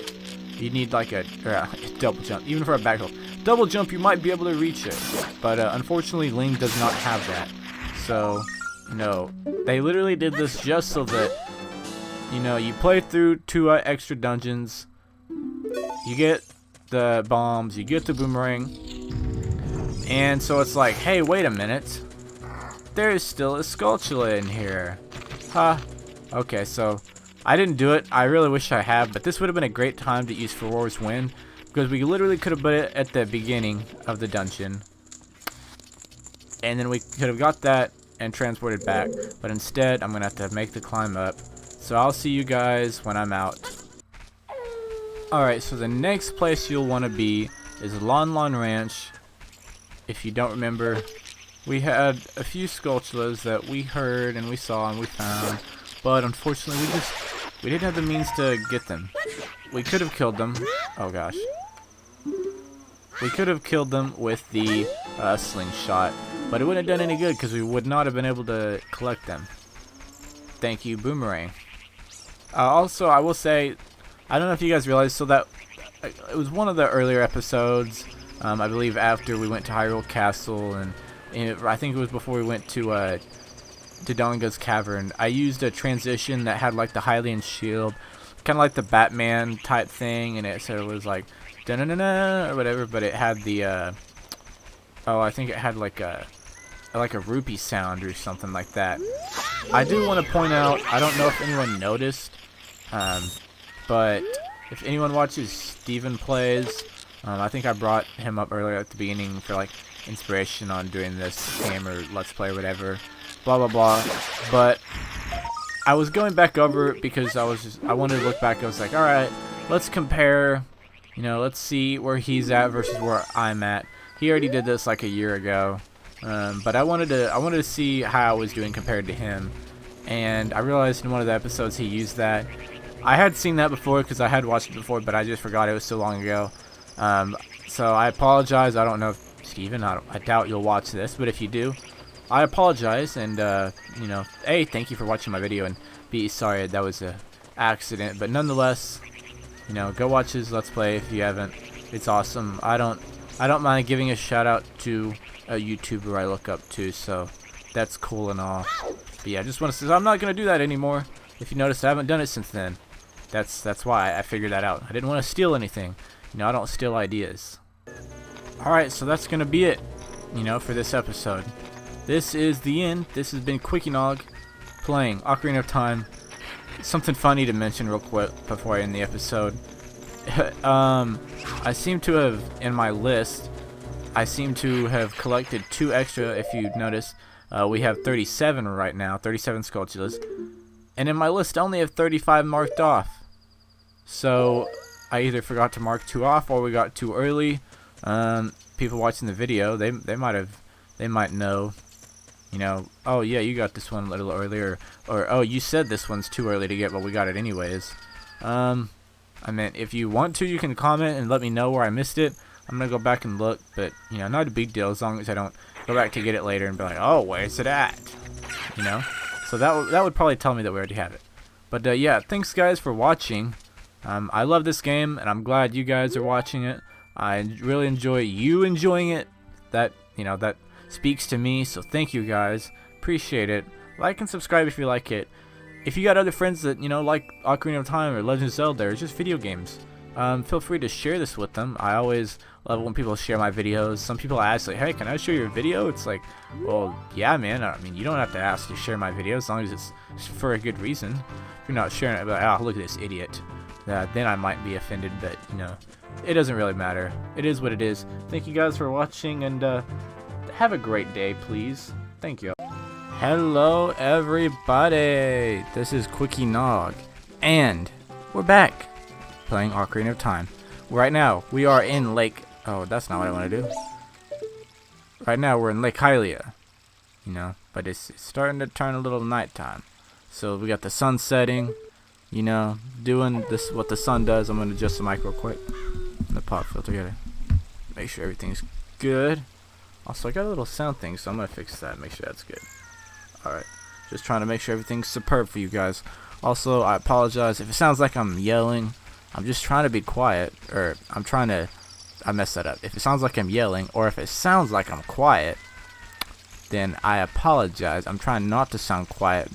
I'm taking some advice of the great PewDiePie. Shout out to him. Oh, I used the wrong thing. Yeah, I gotta skip back. He was telling me, he's saying some good words the other day. He was saying, if you're not interested, if you don't, I am interested, but if you don't sound interested in what you're making videos about, how do you expect your audience to sound interested? And I was watching him the other day, you know, shout out to him, gotta beat T-Series, but I was watching him, I was just trying to watch through my old videos, see how I could make my videos better, and I was like, you know what, I sound pretty monotone in a lot of my videos, and I don't want to do that, so yeah, tried that a little bit with Melee. That was also just because I get super competitive, so you gotta be careful when you play me in Melee. We got that sculpture that was on the back of the building. Next thing we're gonna want to do is we want a bug. Let's see, let's come over here, and I don't think I put it in the right spot. Maybe, I don't know. Oh, maybe I could crawl in there. Maybe that'll still work. Oh, that guy crawled in there.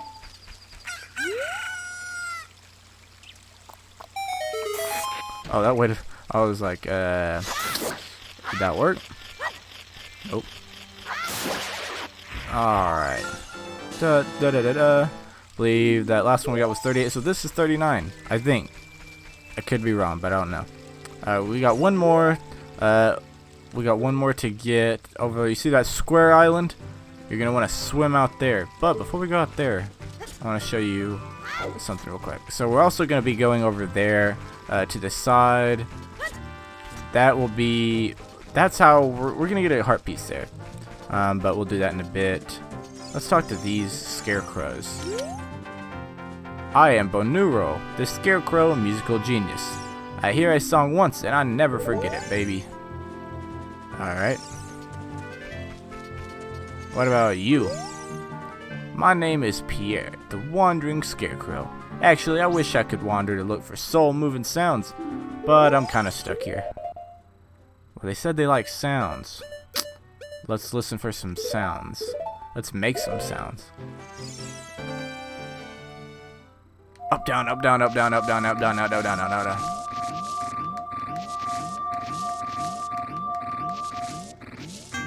He'll just do that over and over again. Fantastic tune. It touches my heart.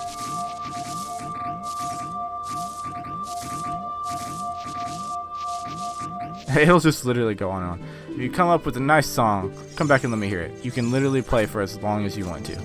Let's see what this guy says. Whoa, you have an ocarina. Hey, why don't you lay a tune on me with it, baby? Up, down, up, down, up, down, up, down. Well, not bad. I'll remember it for you anyways. I don't mean I can remember only 8 notes, but let's just cut it right there for now, baby. Why? What was the point in that? No point right now, but you know, you must wait. All good things you must wait for in life. Now, I'll cut away when I finally get over there to that island. Alright, I am on this island. Now, the next thing you'll want to do is make it night.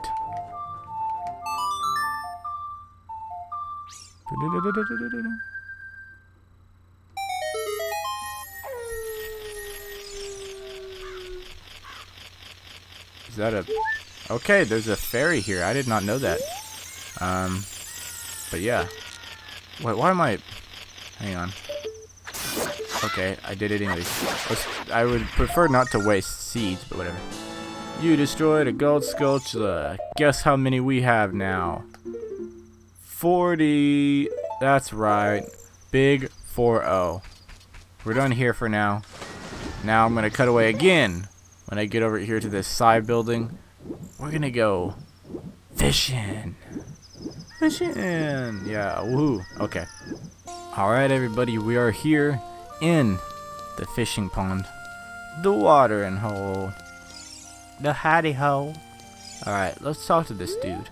Let's speak. Well, do you want to go fishing for 20 rupees? You say yes. Oh no, you don't have a rumble pack. With a rumble pack, you can feel the vibrations of a fish on your hook. This time, no rumble for you. Well, if you have the N64 version, you can get the rumble pack. You can't actually do it on here, not that I know of, unless you use like a weird emulator or and like, you know, did it somehow. I don't know. I'm sure there's probably a secondary way you can do it, but nonetheless, listen up. Walk up to the water's edge and press Z to look at a fish. While looking at a fish, you can cast your line with B. Press A to break the line. I have a silly French accent from Monty Python and the Holy Grail. When the lure drops into the water, you can jiggle it with the control stick. If you're a novice, you can use B. A, I think. No, it was B. A is blue on here and B is green. That's weird. Reel in your lure with A. Hold down A and R to reel it in faster. If you feel a heat, press A and control stick down to set the hook. After that, reel it in with A. Do you understand? I'm so oh gosh. I accidentally pressed B and just skipped his whole dialogue. Okay, so I'll be honest, this could take a long time or it could take barely any time. So I'm probably gonna, I'll do one or two and show you guys how, you know, kind of the gist is. And then I'll just, you know, cut away to when I get it. I will say that in guides I've seen before when I've been looking for there's a certain fish you gotta get. You can't just catch any fish. You know, you're trying to get a certain fish. You're trying to catch a 10-pound fish. Oh gosh. And from most places that I've seen is that it's somewhere over here by the wood. And you can kind of tell when it's a big fish. Come on, bite, buddy. Bite. Bite. Oh, if you don't know this about me, I haven't been fishing since I was like 10 years old. Like, I just don't really fish. I'm not a good fisher. I'm not a very patient person. Oh gosh. It's hard to see too because of the... Come on. Oh, there we go. Oh. Come on. Come on. I don't know if you're 10 pounds or not, but come on. I don't even really play fishing games, so I'm just gonna, you know, I don't even know any terms. Hook and reel and reeler in. Come on, bassy, lassie.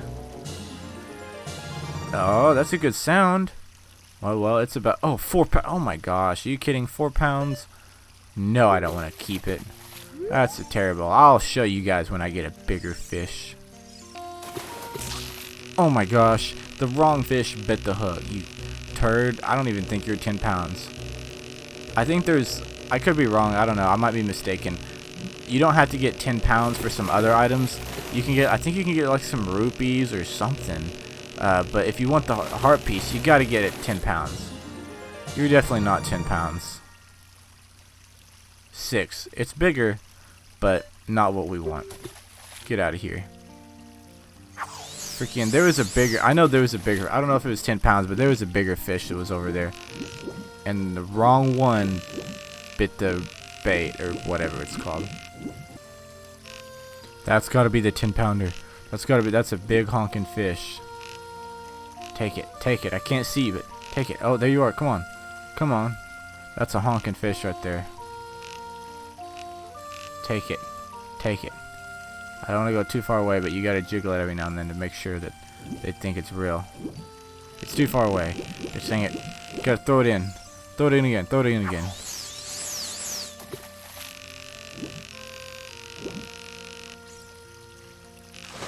Oh, I got him. Here we go. This guy's gotta be 10 pounds. He's gotta be. Come on. There you go. Oh yeah. He's gotta be. He's putting up the most fight out of any of them. Come on. I'm gonna be big sad if I lose this guy.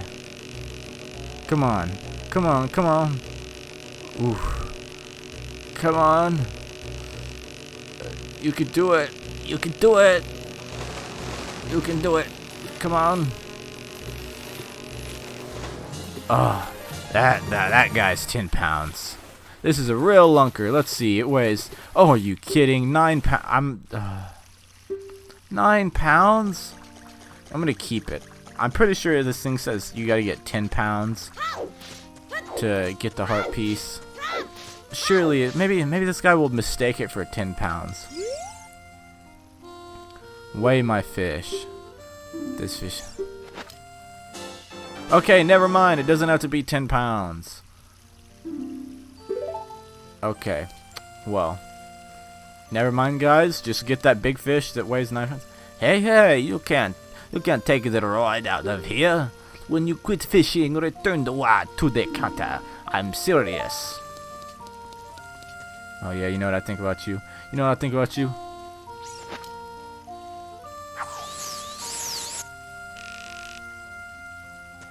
Oh, dang it. Hang on.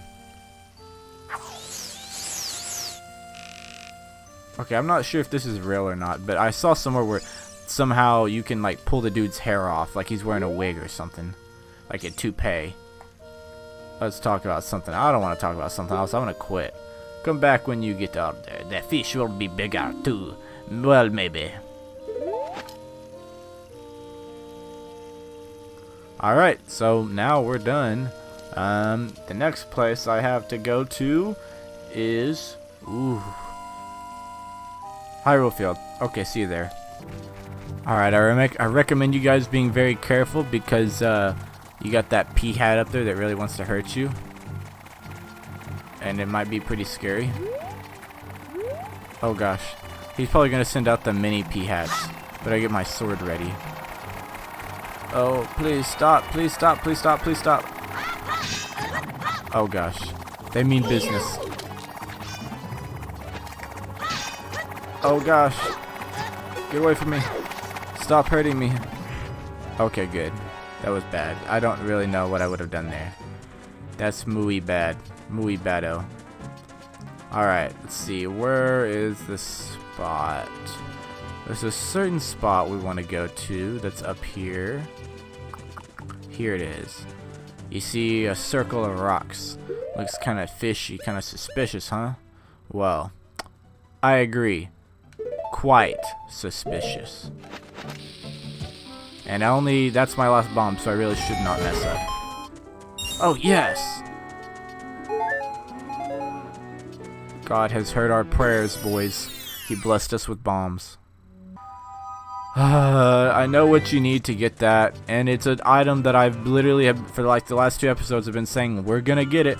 We're gonna get it. So, unfortunately, we're gonna be coming back for one more Skulltula.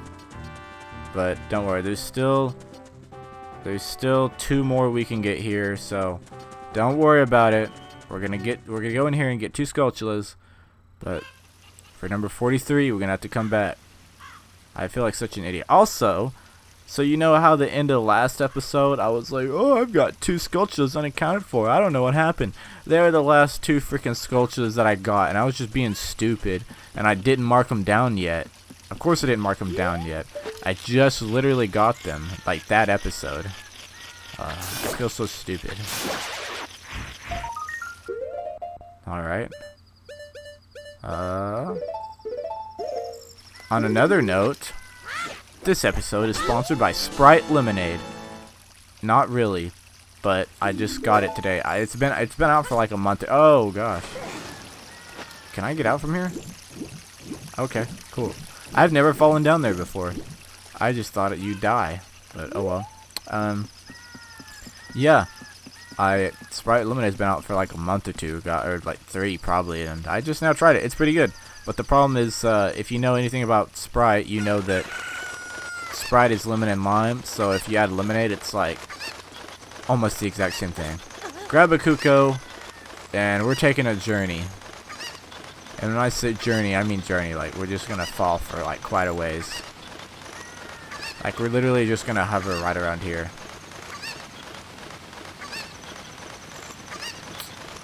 For quite some time.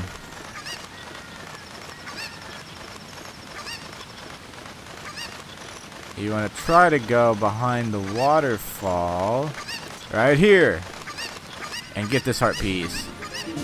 Da da da da. Now we have 1, 2, 3, 4, 5, 6, 7, 8, 9, 10. Nintendo DS. We got 10 hearts, baby.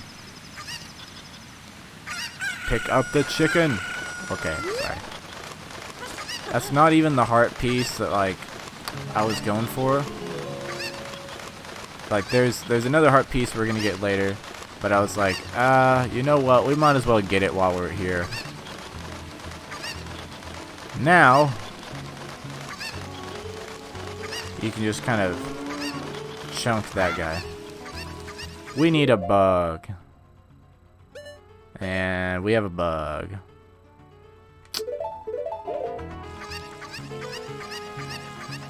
Also, I did realize that I didn't plant a bean there and that the soft soil next to the laboratory. We'll do that right. Oh, almost had a spoiler there. Oh no. Oh. Oh yes, that was clutch. But later there will be a point where we go and make sure all soils that we can at least get to for the moment have soft or like have gosh, I just can't think this episode. The seeds, they have the stuff in them, the magic beans. Now, I regret to inform you that from here there's not much else we can do. So sadly, we shall take the leap with the Kuko. We're going down the river, boys. Here we go. Very slowly. We're making our way. About to land in the water. Come on, Kuko. Come on. No. Okay, cool. Alright. And you pop out back at Lake Hylia. So we never even hit the ground. That's how cool we are. Oh no, Octorok. Okay, we can't swim there. Gonna have to take a cut in. Alright, so the next place on the list that we're going to is, you guessed it, we're going to Hyrule Castle, baby. See y'all there. Alright, here we are. We're coming up to Hyrule Castle. But wait. That's odd. The bridge is up and the torches are lit. What's this? Dramatic cutscene. Right. Hey.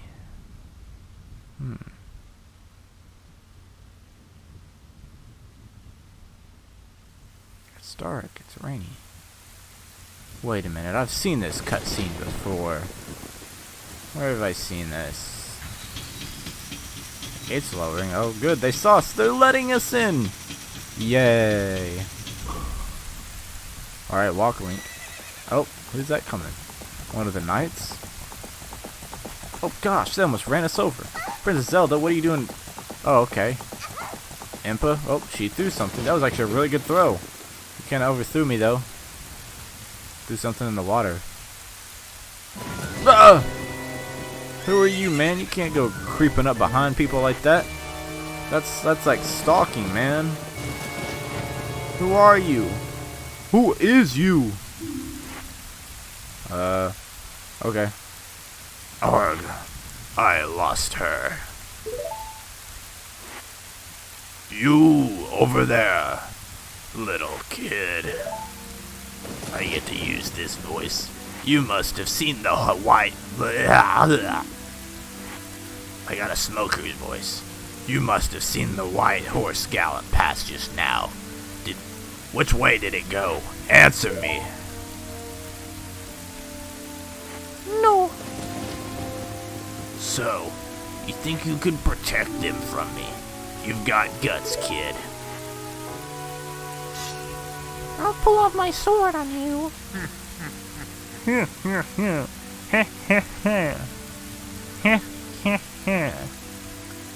You want a piece of me? Very funny. I like your attitude. I decided I'm gonna have a Kermit voice since I'm green. Alakazam, shooby doo wop. That's what you grit, green man. Only I can be green. Pathetic little fool. Do you realize who you are dealing with? I am Kermit the Frog here, and soon I will rule the world. Just kidding, I'm Ganondorf. That's like my evil villain name. Halt! It's good to be green. Man, what a creep. That's what Link's thinking right there. He's like, dude, that guy's got some issues. Alright, so that's gonna be the end of this episode, episode 13. Next time, guess what? It'll be episode 14. That's what comes after 13. Next time, oh, I think I hit the mic there. Next time, we will finish our duties. We will get our Skulltula, our last one. We get the thing. I've been talking about it for a while, like 3 episodes now. We're gonna finally get this thing I keep talking about, and we're gonna go get one more heart piece, and we're gonna do something big. We're gonna see what Zelda and this dude named Ganondorf that sounds like Kermit. Let's see what they're beefing over. They got beef, man. All right, see y'all later. Y'all have a good day. Hello, ladies and gentle dudes, gentlemen. I respect women. And guess how we're gonna start this video off? By jumping in the water! So if you remember at the end of last episode, I'm gonna see how long I can talk. Oh gosh, that's not a good thing. I kinda need that to be up. Anyways, at the end of last episode, we watched a cutscene where Kermit attacked us, but he changed his name to Ganondorf, and Princess Zelda was like, hey, catch this, but she overthrew this thing in the water and missed us, and we missed that, so it's okay. Let's see if we can grab it. You found the Ocarina of Time. That doesn't look like it. Is it? This doesn't look like the N64 cartridge or the GameCube disc. But apparently it's the royal family's hidden treasure, which Zelda left behind. Glows with the gosh, I'm dyslexic. Mystical light. Oh, I'm choking. I'm drowning. Yes, just start the cutscene while he's in the water, why don't you? Mom, can you hear me? It's Zelda. This is like one of my favorite songs ever. Long, when you hold this ocarina in your hand, I won't be around anymore. I wanted to wait for you, but I couldn't delay any longer. At least I could leave you the ocarina and this melody.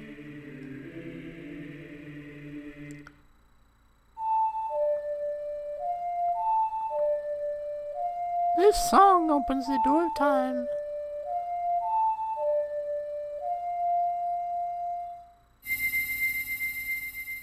Oh, now we're in the cutscene. I don't really see how this makes any sense because we just now got this ocarina, but I don't remember ever being in the Temple of Time playing the Song of Time with Princess Zelda. Well, we've learned this Song of Time. Also, I apologize. I don't know if you guys are hearing this popping sound. I don't really know what it is. I'm hearing a popping sound, but I could just be going crazy. Now, Lunk, play this melody in front of the altar in the Temple of Time. You must protect the Triforce. I don't remember if that was a voice ad for her, but oh well. Hey, but now we're out of the water. Yay. And we have this thing in our hand. Oh, it replaced whatever was in our right hand. The other ocarina. Okay, cool. Let's see. We'll use this newfound ocarina to play the Sun Song. Because we gotta get in there. And we can't do that if it's nighttime. Here we go. Get back, get back, get back, get back, get back, get back, get back. Alright, just a moment, please. Alright, first bomb chew, first goal. Oh, get out of the way, chicken. Get out. Okay, there you go. 2 for 2. Can I make it 3 for 3? Can I make it 3 for 3? I'm just gonna freaking spam. Oh, there we go. Oh, no, actually. Okay, I need these cuckoos to get out of the way. This is scaring me. Move. There you go.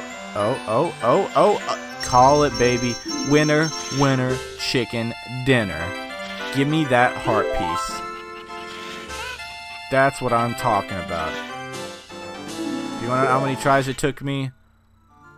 I'll tell you that it was a number that I would like to not actually say. It was like 5 or 6. It made me mad though.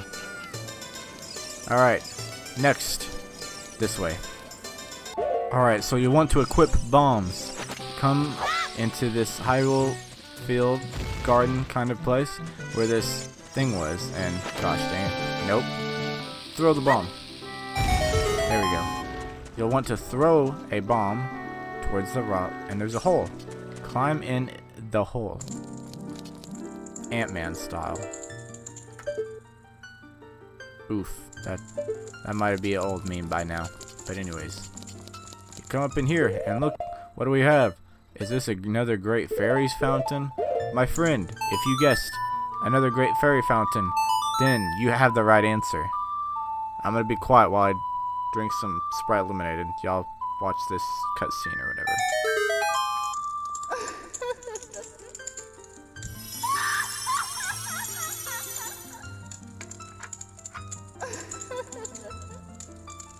Yay, our favorite friend. Not. Oh, gosh. This game should be rated M. This is a terrible game. Welcome, Monk. I'm the great fairy of magic. I will give you a magic spell. Please take it. Achoo! Ooh, it's red. Gross. That's nasty. That's no good. This is so sad. You got Din's Fire. Its fireball engulfs everything. It's attack magic you can use with C. You can use Din's Fire not only to attack, but also to burn things. Guess what we need to burn? I'll tell you, a spider web. When battle has made you weary, please come back to see me. So stupid. Alright. So we're pretty much... Actually, no. There's one more thing we need to do.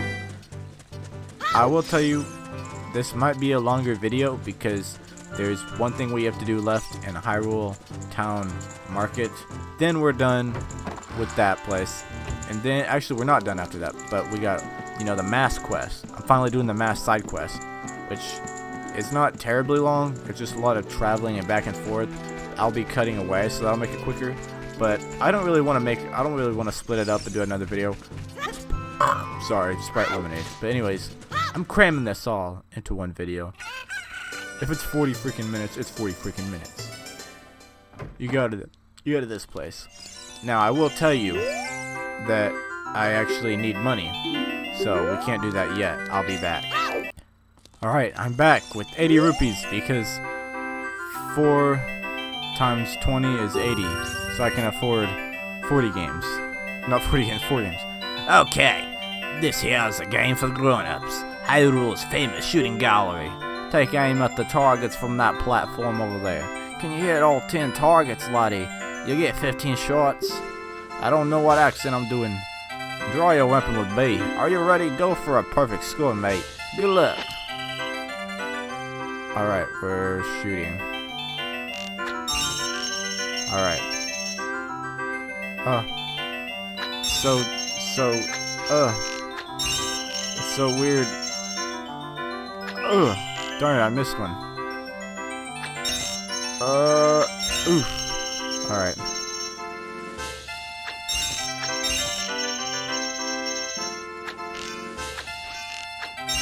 Oh, I got 8. Well, alright, I'll let you try one more time for free. This time you gotta do it. Yes, sir! Only 3 tries, baby.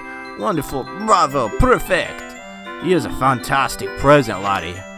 It's literally just the ability to carry bigger bullet seat bags. You can carry 50. Now, I don't know if I brought this up, but I think I may have a talk about how it's not really important at this moment. It's because it's really not important at this moment. But nonetheless, 100% is 100%. Let's go in here. This is finally open now. And there's this dude that's just smiling at us. Hi! Welcome to the Happy Mask Shop. We deal in masks that bring happiness to everyone. How would you like to be a happiness salesman? I'll lend you a mask, you sell the mask, and bring the money back here. If you want to read the fine print, take a look at the sign right over there. After you've sold all the masks, you will become happy yourself. Have faith. This dude seems a little too happy for my liking. I like to consider myself a happy person, but he's a little beyond it. A mask is a C button item. Set it to C and press C to wear it. If you talk to someone with the mask on, you might get a reaction. If anyone is interested in the mask, he or she will ask you about it. Someone may want the mask. Somewhere in the world, somebody is waiting for these masks. Just have faith. He's also a little weird. You have this mask of truth, not for sale, because this mask has special powers. We'll get it later, don't you worry. So I guess we'll start off with this one. Price, 10 rupees. Key, the stuff is hot, hot, hot. We're borrowing it. The reason why it says borrow is because if he didn't explain it good enough, basically, he gives it to us for free, so it's 10. We go sell it to somebody, they give us the money, and we come back, and we bring it back. So it's like we're basically just delivery. But sometimes you get tips, sometimes you don't. This guy, I'll tell you what, dude. Oh, you haven't sold the newest mask yet. Just have faith. Keep trying a little longer. This guy is like one of my legit favorite characters in like the whole Zelda universe. Probably more than Link. Like, literally, out of any other game, he's probably my favorite. The reason I can't tell you right now, he's just so like, he's like the coolest sidebar character ever. It's like you wouldn't expect it in this game because he's literally just a mask salesman, as his name implies. But he's in another game later, which if you played Majora's Mask, you know why he's so cool. But oh, he's so awesome. It just, I don't know. I won't comment, but I may or may not LP that game at some point. But who knows? So the first mask, the Keaton mask, I'll go ahead and demonstrate, is this guy right here. Your mask will go right here, kind of where your like temporary item things go. You can wear it. And I used to think this was a Pikachu mask growing up as a kid. It's not. It's a Keaton mask. Kind of similar, I guess, but not Pikachu. What we want to do is, if you remember from a little, it was like, before we even did Dongo's Cavern, it was kind of earlier on. There was a certain dude that actually ended up opening up the mask shop for us by way of dialogue box, and he was talking about a mask that his son was talking about, and he couldn't leave his post, and he said that if he couldn't leave his post, he'd never be able to get this cool mask, and wanted me to like check it out for him and see if it was any good. But we're gonna surprise him, and we're gonna bring it to him. This young lad over here that helped us out. Oh yeah, see, let's see what he says about it. I wish I could go to the mask shop in town to buy a present for my kid.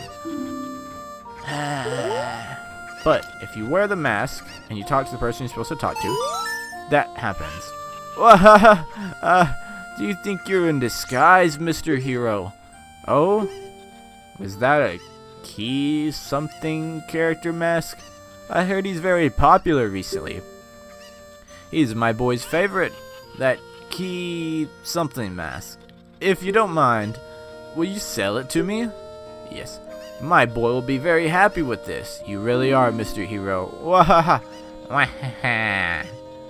Swallow-Weezy. You sold the 10 rupee mask for 15 rupees. You earned a little profit. See, they don't always give it to you or buy it from you for the price that it's actually for. Which, that could be. There's multiple ways you want to look at it. You could look at it as, oh, that's very nice. If they knowingly gave you 15 rupees, that's one thing. It's like, okay, a little profit, a little tip for being such a nice gentleman. But you could also look at it as, if you didn't tell them the price, they just gave you 15 rupees. Is that kind of like lying? I don't know, but we'll see. Also, in the meantime, I want to bring this up. Empty C button slot. Haven't had that in a while, but it won't last very long. I'll pop back in at the mask shop. Alright. We're here. Oh great, you sold it. Please pay back 10 rupees for the Keaton mask now. Payment received. Next mask, the skull mask. 20 rupees. A horn skull mask. Yes, we'll borrow it. Yeah, we got it. Blah, blah, blah, blah. You feel like a monster while you wear this mask. Alright. Cool beans, man.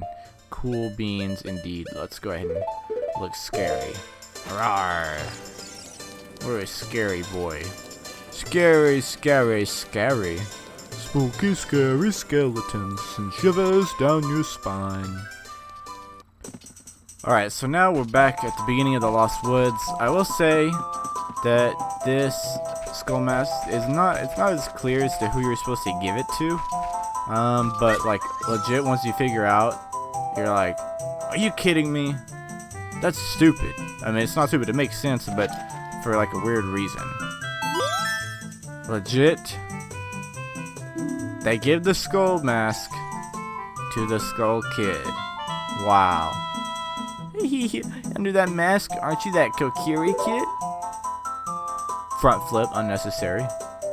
quite an unusual mask you have there. Hee, I like it. It may make me look a little bit tough. Hey, why don't you give it to me? Yowza, I'm gonna wear this all the time. He just gave you 10 rupees for the 20 mask. You lost money on that deal. You'll have to pay that out of your pocket. The difference will have to come out of your own pocket. And he disappears into the tree trunk. He's not I don't know if canonically, I think that's how you say it, canonically. I don't know if he's canonically Skull Kid yet, but that's kind of like where lore dubs him as the Skull Kid. He's just like a weird forest thing, being creature, I don't know. And then you give him the skull mask and it's like, oh, huh. And someone was like, ah, that's the Skull Kid. But I don't know how it is now, like anyone that was alive during like 1998 when this game came out, and then 2000 when Majora's Mask came out, but like nowadays we look at it as, oh yeah, that's Skull Kid from Majora's Mask. Oh, that's the Happy Mask salesman from Majora's, like you can see that. But what was it like if anyone ever watches this that was, you know, alive in 1998 when this came out, but 2000, like it didn't, Majora's Mask didn't come out for another 2 years. So imagine you're playing this game and you don't have a fat clue as to who that kid is, or you know, like what he is, and you just gave him a skull mask. It's like, all right, whatever, he's just something I gave a mask to, no biggie. And then like the Happy Mask salesman, you're just like, I don't know this dude. He's just alright. He's just like an NPC that sells things, and he's a little weird. Okay, no biggie. And then 2 years later, you play Majora's Mask, and it's like, wait a minute, this dude was just this NPC that just sold me masks. Wait a minute, this kid was just some random dude I gave the skull mask to. What the heck? He turned on me. I don't know. I feel like that's a very interesting perspective to look at it from. And unfortunately, like I wish. I tell my parents all the time, and I tell my friends and everybody, dog, I was born in the wrong generation. If I would have born in the 80s or the 90s, I'd be a much happier person. I would fit in. Well, I'd fit in a little more with the culture, just a little bit. But anyways, I don't know, just let me know if anyone wants to say in the comment section or send a message, like, I think that'd be cool. I'd be willing to listen to your point of view. Alright, so we're going to come back, and we are going to get our next mask, a third one. Oh great, you sold it. Please pay me back 20 rupees for this skull mask now. Payment received. Spooky mask, 30 rupees. A sad wooden mask. It's sad and it's wooden. You can scare many people with this mask. So pretty much it's pretty similar to the skull mask. Now I will say the person you're giving this to, the first time I was doing the I haven't yawned in a while on here actually. I guess that's a good thing, but the first time I was doing this mask side quest, it kind of was confusing, the skull mask and the spooky mask. I had to look it up because it honestly, it makes sense, like this person you're giving the spooky mask to, it makes sense to give him the skull mask, like for like the exact same reasons, like it would work. But the game was like, no, the guy's like, I don't want this one. And then you give him the spooky mask, and it's like, oh, okay, cool. I like this one. You know, I want this one. It's like, you know, what if you ended up giving the Skull Kid mask to this other guy? I haven't yawned in a while, and then I yawned twice in a row. And then you give the spooky mask to the Skull Kid, and suddenly he's not the Skull Kid. He's forever known as the Spooky Kid. Also, while we're here, I'm going to go ahead and, before I forget, I'm going to come in here. We still have one more sculpture to get, but considering we legit only have 42, if we get another one, you know, when we get the other one, that's 43. It's not a big deal, because you don't get anything for 43. You gotta wait till 50. Did I already talk to you? Please? Okay, yeah. I'll talk to you. The curse has been broken. Thank you. Here's a reward. You obtain the Stone of Agony. If you equip a Rebel Pack, it will react to nearby secrets. This is the thing I was talking about for the N64. It's literally like a stone, but it's in the shape of the Rumble Pack.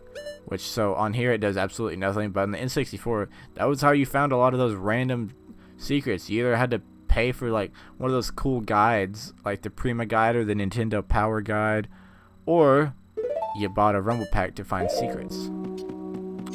Does me no good now, but I know things.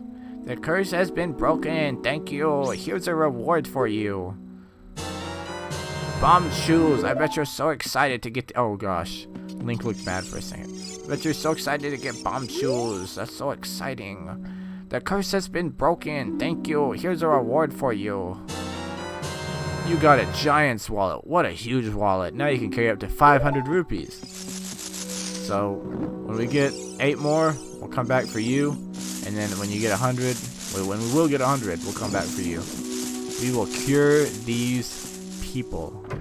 This family cannot be broken by a curse. So now we're going up here into the graveyard. Let me go ahead and equip this this here dude. Get out of my way, big boy. I'm faster than you somehow, even when I don't roll. So you might already kind of know who we're giving this to now, considering there's like 2 people in the graveyard.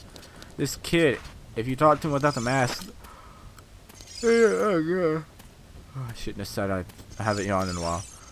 If you talk to him once before, he's like, "Oh, I'm not very scary, am I?" He says, "Yeah, it's the Dampe, the gravekeeper." Question mark, question mark, question mark. Oh, it's just a mask. I get a different kind of fright from that mask than I get from Dampe. Will you give that mask to me? I'll sell it to you. With this mask, I'll be just like Dampe. Here's my money. You sold a 30 rupee mask to a kid for full price, and he didn't mind paying at all. Let's go back to the mask shop. Okay, cool. So yep, now he thinks he's scary. But yeah, like if he's trying to be scary, he could have taken the skull mask. Like that's scarier than the spooky mask. I mean, I guess. The spooky mask is said to be reminiscent of the Re-Dead, which I can kind of see it, I guess. They're kind of like wooden. I used to call them like the like they're like raisin people. We call them the Raisin Brand clan, the Raisin Brand man or whatever, because they were literally like dried up raisins.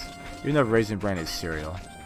All right, I'll be over at the mask shop, and then this one's a little different. So you know this might take a little longer, but we're gonna get the last mask to the last customer, and we're gonna get the last Skulltula for this segment. Alright. Oh great, you sold it. Please pay me back 30 rupees for the spooky mask now. Payment received. Oh look, it's the bunny hood for 50 rupees with swinging rabbit ears. It's not even really a mask, it's more like a hood or a hat. The hood's long ears are so cute. Sure, yeah. It's like the bunny hood mask from Smash Bros.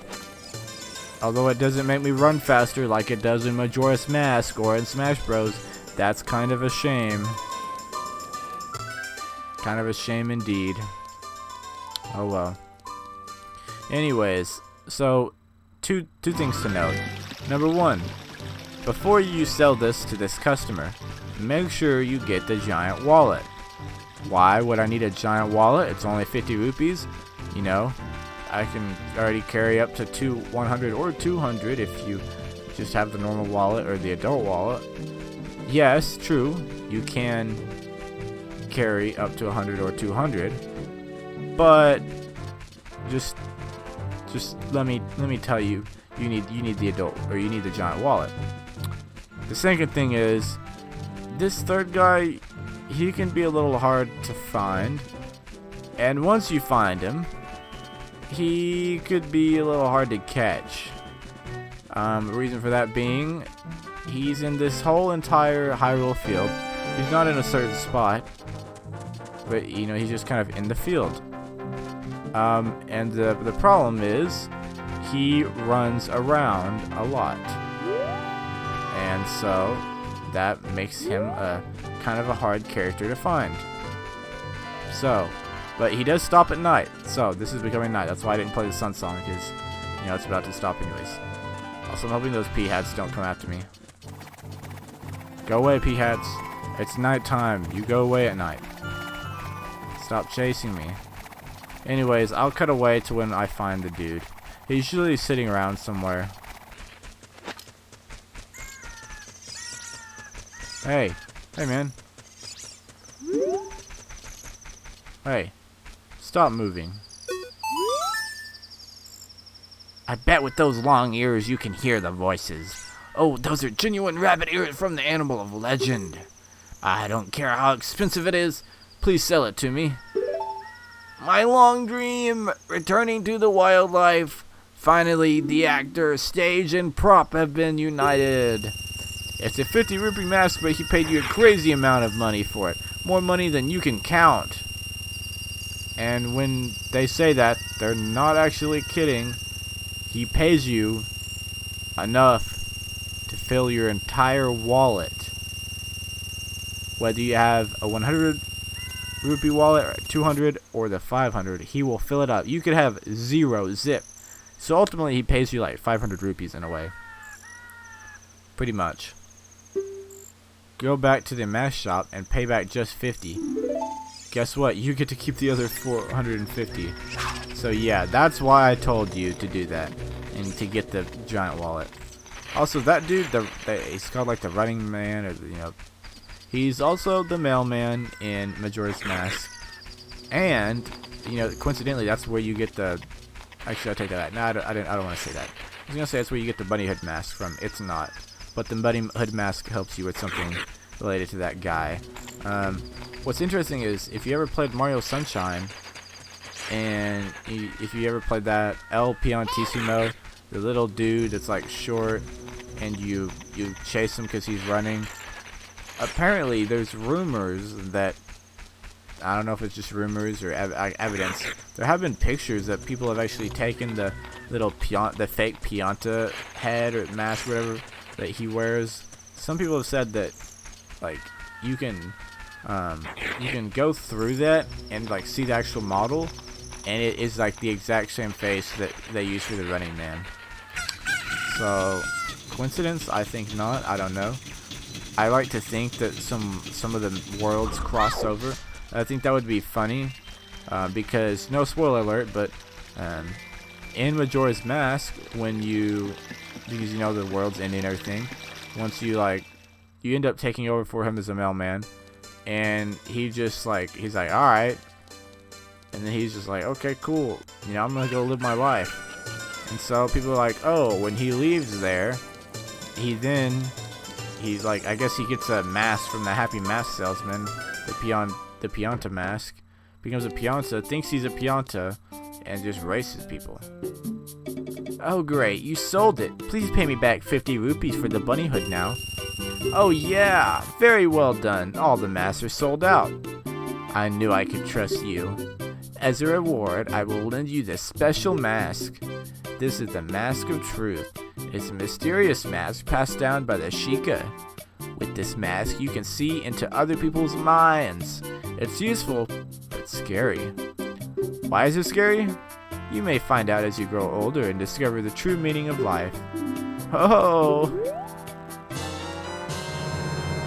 This one, we don't ever have to give back. I mean, we can. From now on, you can borrow any mask you want, just have faith. So there's like 4 extra masks, so you can actually, like, these don't really cost anything. You can just use them for however long you want. These don't really do anything. It's completely optional. And then there's these, which, like, these don't actually do anything either. I mean, they'll create different dialogue when you use them, but, like, that's about it. And this Mask of Truth goes here. But, like, yeah, you can pretty much use them for as long as you want. They serve, like, no purpose other than just to create different dialogue. The Mask of Truth is the only one that is even, like, useful. And even then, it's not that useful, in my opinion. I, like, never even end up using it, which is why I don't even do the side quest. Like, you get 500 rupees, and that's about it. So, with that being said, we are going back to the last Skulltula, and then we'll call it a video. Yep, I know. Finally, right?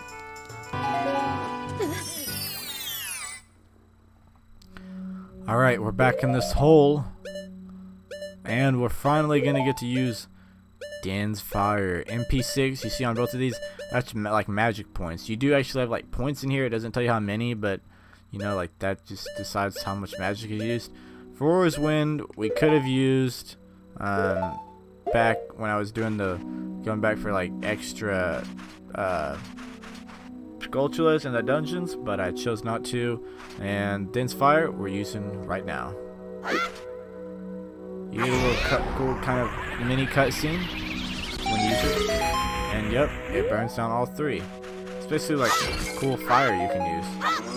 Also, if you have a glass bottle that's empty, you can get bugs. You can get milk. Let's see. Is it right there? Yep, there it is. Skulltula number 43, baby. Boom! Just like that, we got it. Oh man, it feels good, but guess what? We're finally done for now. Also, that means absolutely nothing. There's like no point into even doing that. So yeah, this is gonna be it. This is it for the episode, guys. I'm at 45, or actually now 46 minutes like recording time. Hopefully it's not actually 46 minutes. My hope is to get it around 30 at most. But we'll see what happens. Only you guys will know after, you know, I'm done editing when you're watching this. So, peace out. Like and subscribe if you like it. I don't think I've said that the last two videos-ish. But I really appreciate it when you guys support me. You're always so supportive. And like comments and just like, you know, support and stuff like that. Reaching out and saying, you know, hey, you're doing good. This is what I'd like to see. This is what, you know, I like to see more of. See less of.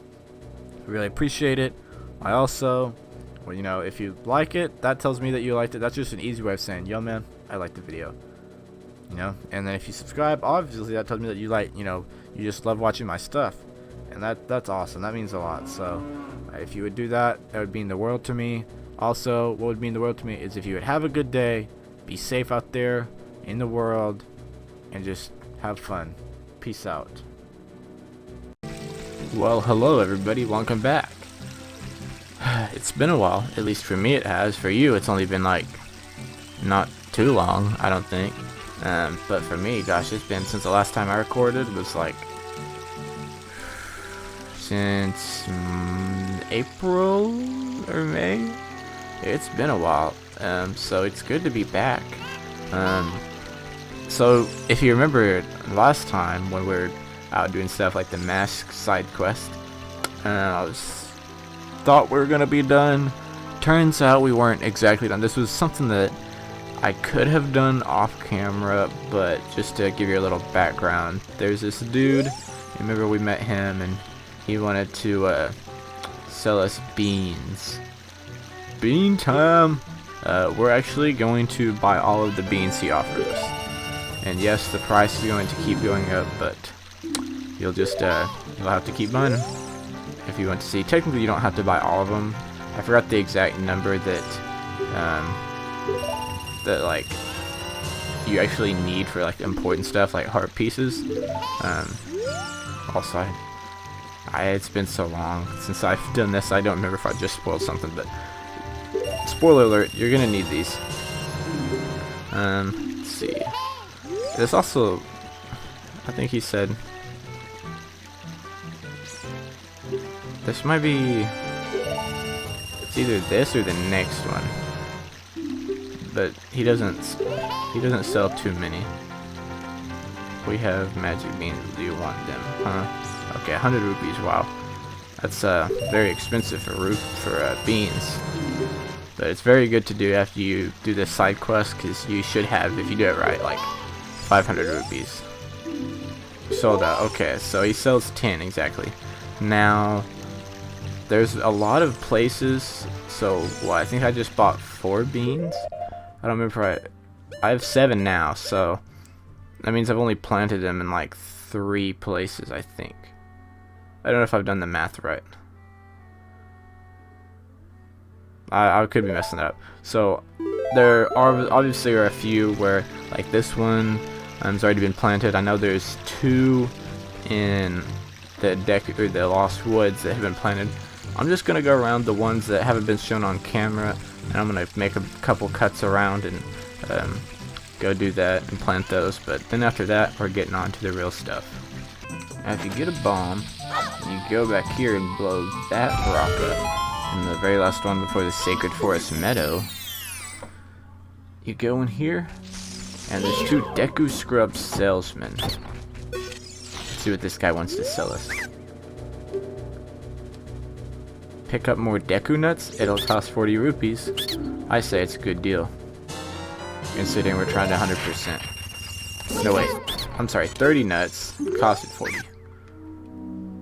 He just wants to sell Deku seeds. Nah. Also, that dude gave us 2 rupees just for being nice. So, obviously not things that you really necessarily need, but we're gonna get them nonetheless, because, you know, 100%. Also, there's a blue rupee here. Don't know why it's just sitting there. Alright, so if you remember over here in the Kokiri Forest, this was like one of the first soft soil spots we encountered, or should have encountered. Also, I made a small error in my statement earlier. We're actually not going to plant all of them. Right now we have 7, and after this 6. I know there's at least 2, I believe, that we're not going to plant because they're just in areas that are inaccessible. But nonetheless, don't you worry. We can actually still plant them later. It's just we don't really need to right now. But on to the next location. Alright, so now we're in the graveyard for this one. This one's gonna be over here. Pretty basic. Just do that. Nice little sound effect. The next one I believe will be in Death Mountain, so I'll see you guys there. Alright, so now for this one is just right here. Technically, even really, this one is not as big as a necessary one to do, because, you know, it's technically for that heart piece up there, but, you know, I told you that you guys don't really need that. You can kind of side hop up off there. But if you're wanting to play by the rules, or you just, like, for some weird reason you don't want to lose the hearts, even though at this point you should have plenty, then you can plant that. And also, it is semi-helpful for something later. Kind of, in a way. But we'll get there when we get there. Next one should be in Lake Hylia. Alright, now for the next one, Lake Hylia. We're here. I don't know why. I've been here before. I think we have, yeah. But it gave me some weird cutscene, like the intro one, like when you enter an area for the first time. Maybe because I'm here at night, but I thought we'd been here at night. I'm pretty sure. Oh well. So there's that one. The funny thing is, I actually have no idea where the next one is. That's the last one I was gonna do that I know what we for sure can do. I don't know where it's at, because in my notes I just put down the important ones that like we need to do right now. But so I guess the other one is not that important. I guess we'll find out later. Maybe there's not another one. Maybe he just sells you an extra bean, but I guess we'll figure that out later. But well, for now, I guess we're off to Hyrule Castle, because last time Zelda gave us the Ocarina, and important stuff happened. So yeah, we should probably go figure out what's going on. See you guys there. Well, we're here. Also, just a side note, it's nice to be back in green. I've been playing a lot of randos, the Ocarina of Time randomizers, and since the tunic colors are always changing, it's nice to just be in his normal Link-ish green. Also, I've been in the bad habit of running backwards everywhere, like when I want to get somewhere quickly, because it's a lot faster. So that's interesting. But if you remember, we're supposed to go to the Temple of Time, so that'll be interesting. We haven't really been here a lot that I can remember. Have we been here at all? I actually don't know if we've been here at all. Well, that's where it's at. It's over here. Yeah, I guess we haven't been here before. I actually really like this music. It's really like Mysterious. So, alright, let's just check.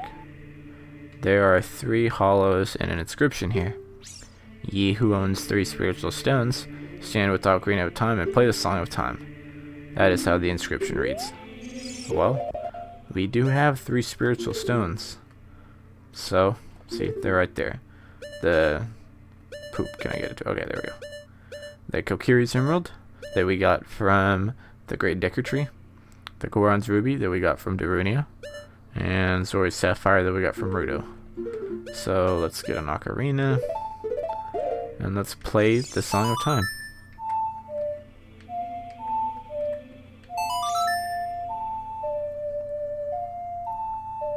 Cool song, by the way.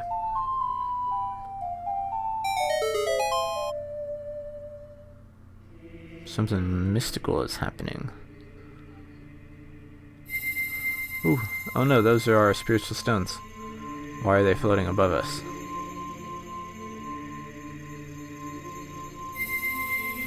Okay. Well, now they're on this little table. Uh-oh.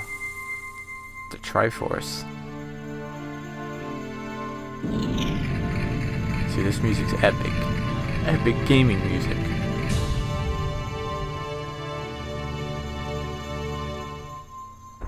Also thought it was weird how he was holding the ocarina in his right hand right there, even though he's clearly left-handed. I'm gonna scratch my eye real quick. Lock. Isn't that... Is it what? I don't know. I can't see from there. Link doesn't have 20/20 vision. It's that legendary blade. The Master Sword. Wow. Yes, this is the Master Sword. We finally get to go up and see it. Look at that. The mastery. It's a nice little pedestal of time. So cool. The music behind us. Ooh, says we can grab it. Alright, let's grab it then. Epic gamer music. Uh-oh. Now we're in a blue little thing. Uh-oh. That doesn't sound good. Oh, Gant, what are you... Here. Excellent work. As I thought, you held the keys to the door of time. You have led me to the gates of the sacred realm. Okay. I don't understand.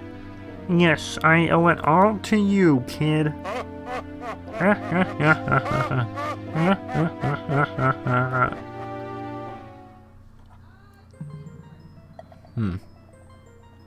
Locke. Wake up. Locke, the chosen one. Is this water? We in the ocean?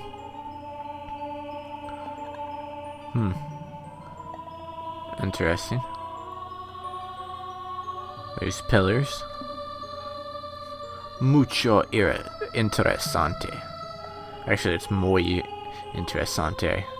Oh, there's an old man with a mustache that, like, I don't know if it's a beard. I think it's a mustache. But imagine if, like, instead of your beard going around to your ears and your sideburns, your mustache did that.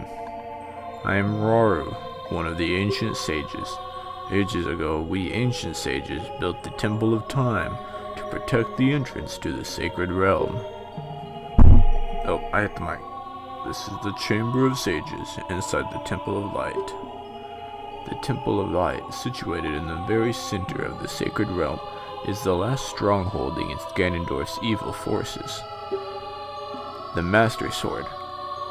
The strike card that you pulled out of the pedestal of time was the final key to the sacred realm. Long, don't be alarmed. Look at yourself. Oh, are we ugly? Did we hit the floor too hard? Wait a minute. What? What? We're big. We're very large, as in, we're adult-sized. Look, Lonk, you're big now. You've grown up. The Master's Sword is a sacred blade which evil ones may never touch. Only one worthy of the title of Hero of Time can pull it from the pedestal of time. However, you were too young to be the Hero of Time. Therefore, your spirit was sealed here for 7 years. And now that you are old enough, the time has come for you to awaken as the Hero of Time. Well, do you understand your destiny? I mean, no. I just know that I'm bigger now. How do my clothes still fit? Though you open the door of time in the name of peace, Ganondorf, the Gerudo King of Thieves, used it to enter this forbidden sacred realm. He obtained the Triforce from the Temple of Light, and with its power, he became the King of Evil. His evil power radiated from the temples of Hyrule, and in 7 short years, it transformed Hyrule into a world of monsters. My power now only has little influence, even in this sacred realm, namely this Chamber of Sages. But there is still hope. The power of the sages remains. When the power of all the sages is awakened, the sages' seals will contain all the evil power in the void of the realm. I, Rauru, am one of the sages, and your power to fight together with the sages makes you the Hero of Time!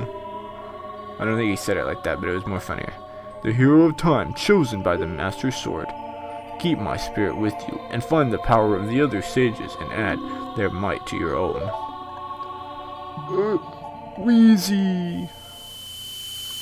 Don't know why I said that, but... Also, we got a medallion for doing absolutely nothing. It's a gold coin.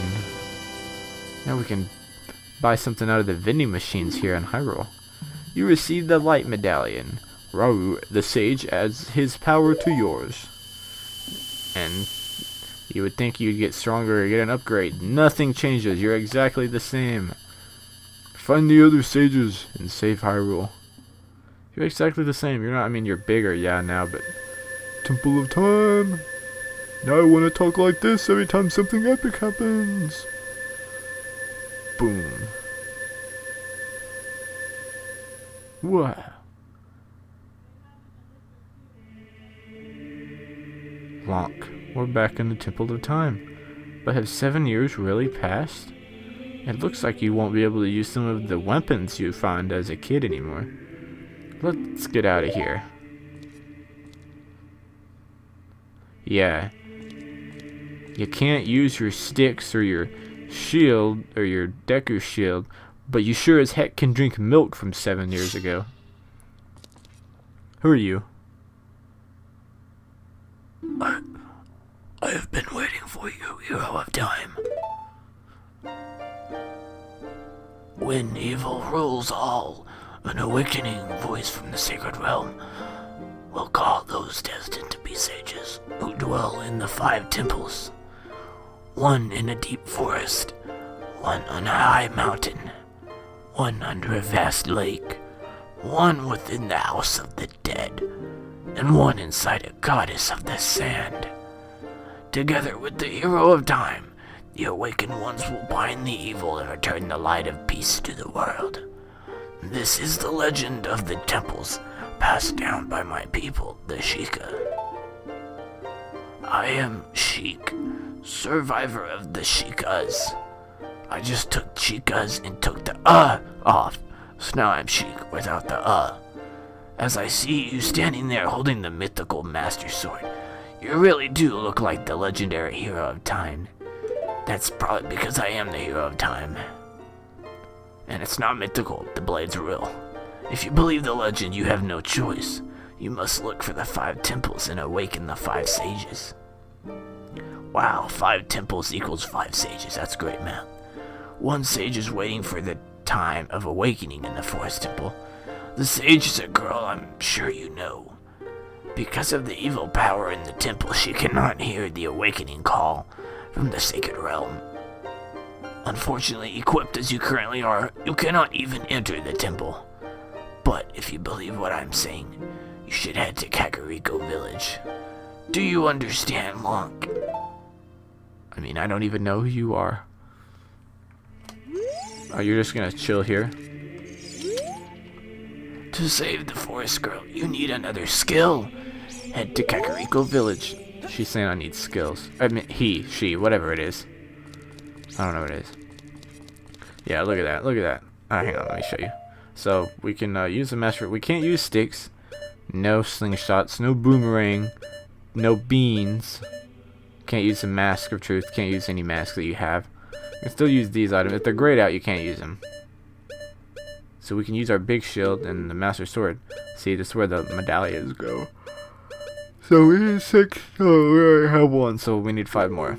So you can do all that, oddly enough, but I mean, you can keep your milk. Look at this. You can still drink milk. And the bugs, 7 years, still alive. Fairies, still alive. Don't ask me how that makes sense, because I have no earthly idea. So, I guess we're just gonna go out here to Hyrule and see what life is like. Psych! Just kidding. We're gonna do that next time, because we had a bunch of long cutscenes, and I collected some stuff, and I really don't want to make this go super long. So, instead, what we're gonna do is we're gonna end it here. I want to thank you guys for watching. I know I've been a little bit inconsistent with my videos. I'll talk about that more probably either next episode or the episode after that, when there's not so many darn cutscenes. But yeah, so we're 7 years in the future. That's interesting. For all those that have played this game, it's nothing new. Cool though, but if you've never played this, then wow, you time traveled 7 years into the future. Amazing. We're gonna see if that's really true though. We're gonna see what Hyrule is like next time. Make sure to tune in and see what's going on in the land of Hyrule. Peace out, y'all, and you guys stay safe and have a great day. What's going on, everybody? It's so good to be back playing my favorite game, Legend of Zelda: Ocarina of Time. If you don't remember, since it has been a while, I've started college, for one, at the U of A, University of Arkansas, that is. The University of Arkansas, kind of like Ohio State. But yeah, I've been going to college. I feel like I've just had a busy schedule recently, but that's no excuse. I'm so excited to be back. It almost feels like it's another Let's Play, but it's really not.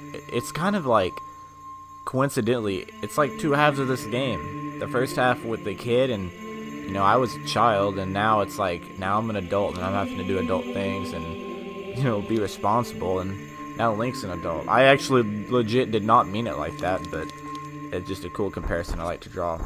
But yeah, if you don't remember, last time we went here in the Temple of Time, and we met this old dude named Rauru. We had the Ocarina of Time.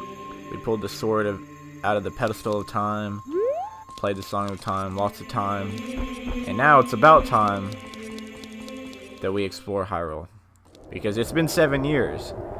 And golly, it already looks different. Whew, you can see the mountain, Death Mountain in the background. It's spiraling with flames. Lots of trees are dead. Grass looks dead. Doesn't look too bright. Also, this introduction to some of my least favorite villains in the entire Zelda universe are Redads. They're basically little... yeah, creepy. Don't play this game at home, children, with the lights turned off. If you do, get a blanket over yourself, because it's spooky. Yeah, so we definitely... there's nowhere really to go in there. You can't really do anything there. Everything is dead. People have just... it's not... well, at least we still have Hyrule Field music. So yeah, that's pretty much Hyrule. It just kind of went to waste after 7 years. If you don't remember Ganondorf, Rauru was talking to us about how Ganondorf basically took over, and everything that he was trying to do and set out to do, he kind of basically did. I think, you know, if you are a big fan of the Avengers movie, spoiler alert, Thanos, he snaps everyone away and basically does what he set out to do. In my opinion, this is kind of like the earliest form... oh, I didn't mean to do that. Should we believe what Sheik said and go to Kakariko Village? I have no idea. I don't even know who this Sheik person is. I've never met this man in my life. Now we did. We met Sheik at the very end. some random mysterious stranger is like, hey, Hyrule's in trouble, you should go to Kakariko. And so we have to awaken some kind of sages, plural. So I guess we're gonna go to Kakariko Village. Kakariko Village. Yeah, anyway, like I was saying, I feel like this story with Ganondorf is kind of like it's before all the Thanos stuff, because Ganondorf was like Thanos, and he basically did what he wanted to do, and the bad guy won, and then everyone was like, well, okay, shoot. And, you know, a lot of parallels. Who knows, maybe Kevin Feige, the Russo brothers, maybe they designed it after their favorite game, Ocarina of Time. Just kidding, I don't actually know that's their favorite game. That'd be cool, though. Major respect. I already respect it, but that'd be even more major respect. So yeah, I will say that if you come over here, like Sheik says, you might be like, okay, I'm supposed to be here. It doesn't really look that much different. One thing that's you can notice is this place, the shooting gallery. It was the building that was still being built when we were a kid. But other than that, there's not that much difference. So yeah, not really a ton of hints. Be like walking, be like, oh, this is clearly where I need to go. So I'll kind of guide you through there. And there's a few places you can kind of go and check out. And like, you never be rushed or be in a hurry. Like if you just want to talk to NPCs, you can do that. I mean, I've played this game so many times. I usually don't talk to an NPC unless it's just super interesting, or if it's somebody that I know that like has a really funny dialogue line. But yeah, right now we're just basically, you know, you kind of come into Kakariko not really knowing 100% where you're supposed to go, but that's what I'm here to help you with. There's one of two places you could go. One is obviously the more helpful place, but two, you could go in here to the windmill. But we'll be there shortly, so there's no point in going there because you'll just be coming back here in a bit. So what you're really supposed to do is walk in here to the graveyard. Now, one thing I think is interesting that it never mentions, and I've really never thought about until like the last time I played through it, because you really think about new things every time you play through it. That little kid that was here in the graveyard, you know, this is 7 years later, so you would think that he'd be, you know, let's say even if he was like 5 years old, he'd at least be like a preteen now. Like he'd be, you know, kind of like how we were when we were. He's actually probably not even 5. He was probably older than that because, you know, we were what, 10, 12. Also, boom. Dun, dun, dun, dun, dun. Piece of heart, baby. 2 more to go and we'll have a whole nother piece of heart, or a whole nother heart. But yeah, if you don't remember, we planted a seed here and now there's a plant. If you're wondering, wow, will it be like that with all the places we planted seeds? Yes, that would be a correct assumption. Now we fall down this hole. Yeah, make sure you pull that grave out. Question mark. Hey, young man, are you fast on your feet? I may not look like it, but I am confident in my speed. Let's have a race. Follow me if you dare. Basically, we have to follow him. So Dompe has passed on to another life, and now we are chasing him in his little grave maze. Little spooky. Don't really know why we're doing it. There's no lore behind it. Also, you can take damage from that. But yeah, don't really know why we're doing this. And it's really random because, like I said, the game never says, hey, you need to go to the Kakariko village and then you go to the graveyard, and if you pull a gravestone back, you should race some old dead dude. So, why is that? I have no idea. The game just decided it, man. Sometimes you don't get to argue with the game.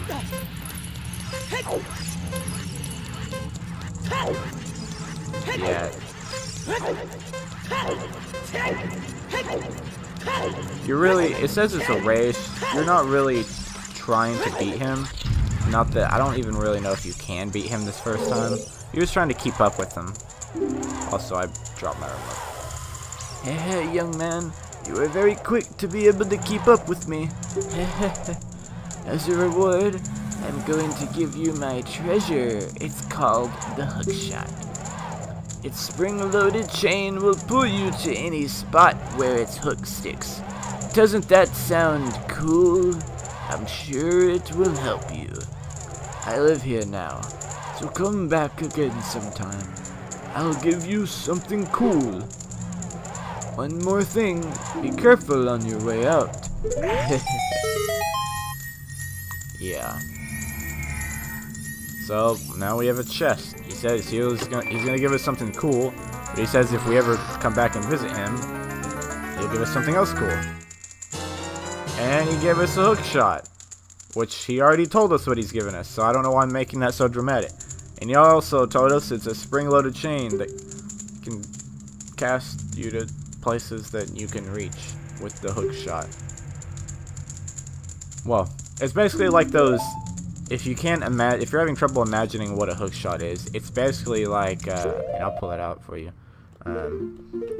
But it's basically like if you've ever seen those spy movies, I guess, where they stick out some gun or whatever, and it's like they pull up to some cliff, and it's like whatcha, and then it pulls up. So that's kind of like how it is. And a really bad example, that's what it is. Also, we go out this door and we're stuck this way, and there's a block. Navi says, for once we're gonna listen to Navi. Hey, isn't that the same design that's on the Door of Time? Also, I do not remember all the voices. It's been so long. I remember a few of them, like the key ones, the good ones I'll remember, but I don't remember all the voices I did for these. But yeah, what the game's imagining that you do is you're supposed to either realize that that's the Door of Time signature on the block, or you finally listen to Navi, and Navi tells you that that's the same thing as the Door of Time. And then you're supposed to be like, I played the Song of Time at the Door of Time. Maybe I should play it here too. And basically, anytime you see blue blocks like that, they disappear. Sometimes you'll have to play them to get them to reappear. Also, if you don't know where we're at, we're in the windmill with one of my favorite songs, the Song of Time. Or not the Song of Time, the Song of Storms. Also, Heart Piece. Bum, bum, bum, bum, bum. And now, we've got 3 pieces of heart. Boom, just like that. We've already got 2 in this video. And we don't really have to at the moment, but I think it's interesting. We can go ahead and talk to this guy. Well, I'm trying to remember. I've played this so many times, I do things out of order like almost every time. Did he just sneeze? Did Link just sneeze? Link, can you sneeze? I'm so confused. That I was in the middle of explaining something and he sneezed, I'm pretty sure. I'm hesitant to talk to him. I don't honestly remember if this was He did. He sneezed again. He's allergic to this guy. Quit throwing me off my story. Yeah, I'm probably going to say no to talk to him right now, just because it might throw things out of order, which you can do them out of order if I believe correctly. But it's not necessary right now. I don't think doing this will get us any extra item or thing that like you want to get or need to get at this point. So really, I mean, if you're playing at home, talk to him, find out. I mean, if you've already played this game, you already obviously know what I'm talking about. But you can honestly play it however order you want to, or in whichever order you want to. Gosh, my English is terrible. So basically, if you don't want to, you can either stay here at this point and kind of explore, find some more things to do. Not a ton to do at the moment. Really just explore. Yeah, well, okay. If you want to, technically, you can actually go and play the shooting gallery, but I'm not going to at this moment until we get a little bit farther in the game for a certain reason. You probably know why, but if you don't know why, well, you will eventually. Yeah, so there's a few things you can do.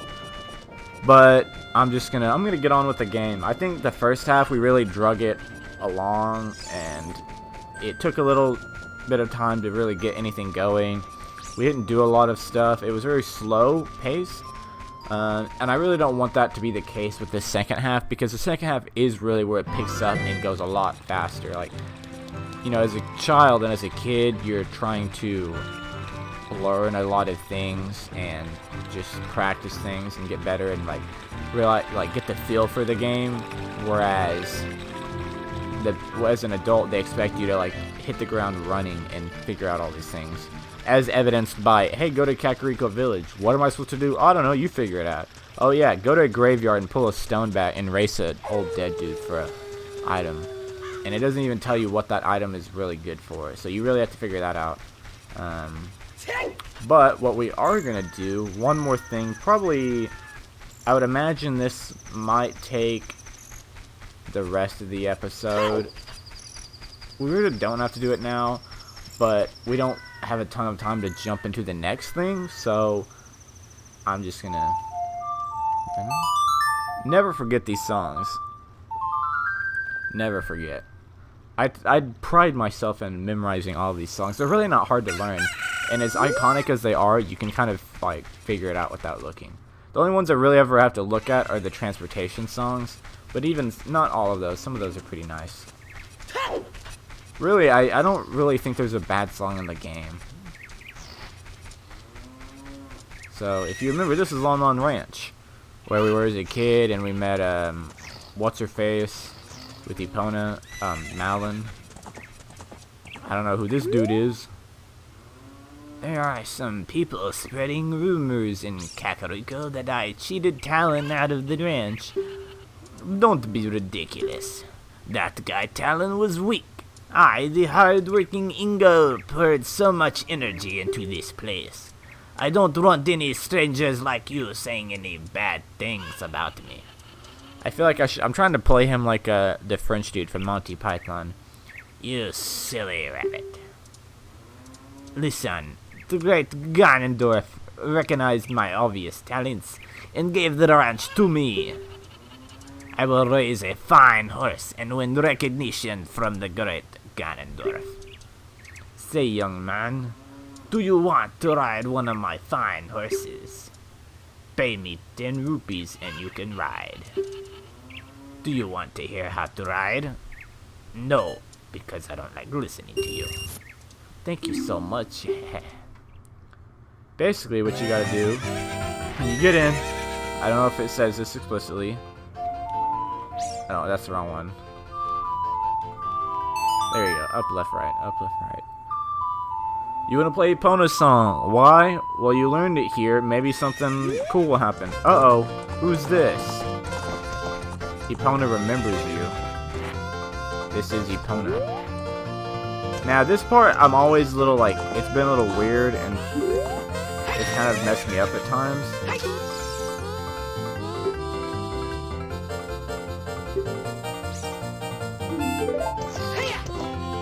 This one, so what you're supposed to do, it's kind of fuzzy and it always differs from me.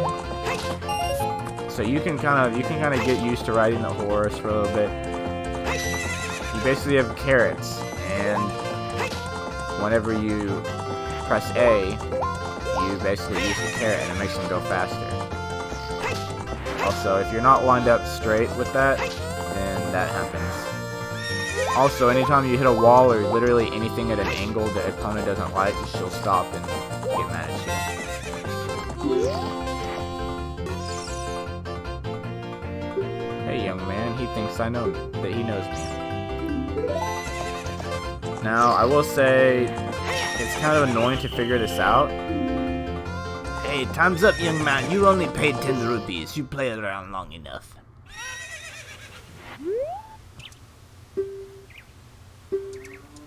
Yep. Okay, we know. And you do have to play Epona's song, or else the horse will run away from you. Now, sometimes, like, you have to do tricks and, like, kind of show Ingo that you're used to the horse, and then he'll a dialogue will come up and he'll say something to you. But sometimes you can ride up to him and talk to him and it'll initiate it. And I've never figured out in all the years and times of me playing this what actually triggers it. And yes, I could look it up on a website, but that's cheap, man. I don't do that. Plus, you can get some rupees back just by doing that.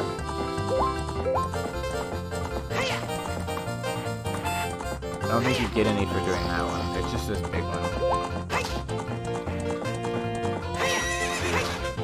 And it's kind of annoying because then it kills time and he just doesn't do anything.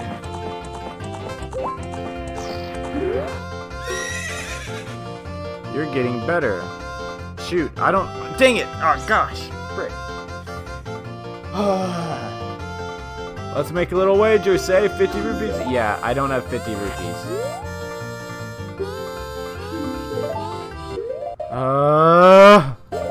I don't have 50 rupees. Well, that sucks. Okay, well, note to self, come back with 50 rupees. I'll be back. You guys just wait here, I guess. I'll skip ahead to when I have rupees. Okay, I'm done. I'm done. I give up. I literally searched all over Hyrule trying to get... I had to get it 60 rupees at least just to pay the 10 to get in. I mean, it's such a grind. I've literally spent 15 minutes just going all over Hyrule, and it's so annoying. And that's even if we were to get there, and what if the cutscene didn't work the first time? Or what if he didn't challenge me the first time? Or what if I lost this race he's challenging me to? So, bottom line, we're doing it later. It doesn't have to be done right now. I'm sorry, that was really embarrassing, but we gotta move on. And if I waste valuable recording time looking for rupees, then that's bad. But, yeah, here we are in Kokiri Forest. Almost called it Kakariko Forest. It's different, if you can see. It's still the same forest, kind of, but there are Deku Babas and Deku Scrubs. Not the... what am I thinking of? Not the Deku Scrubs. Because those are the ones that sell you things. It's been a while since I played this. I'm just gonna call them Scrubs, because they are Scrubs. I wonder what's going on in the forest right now. I'm worried about Saria, too. Well, man, maybe if you would shut your pie hole, we're going there anyways. So yeah, there's yeah, this is the forest. It's basically all the same, but obviously, as you can tell, the game is wanting us to go visit Saria. Well, if you remember as a kid, she was always kind of in the Sacred Forest Meadow, so I guess we should head there and figure things out. But if you want to, well, no, let's not do that. I was gonna say there's something we can do, but it's really not. I mean, it's not even worth it at this point. So we'll just continue on our way, and we'll head over to Kakariko, or gosh, I keep calling everything Kakariko. Also, if you think it's been too long since Mido was being stupid in our way, well, happy to tell you that he decides to be on our way again. What are you? Though you wear Kokirish clothing, you can't fool me. I promised Sari I would never let anybody go through here. Well, prepare to be amazed. Oops. Yes, prepare to be amazed with this lovely song that I just wrote. Oh gosh, darn it. After I just said that I was so good at memorizing the songs, I messed up the first one because I played the wrong note twice, and then I played it backwards.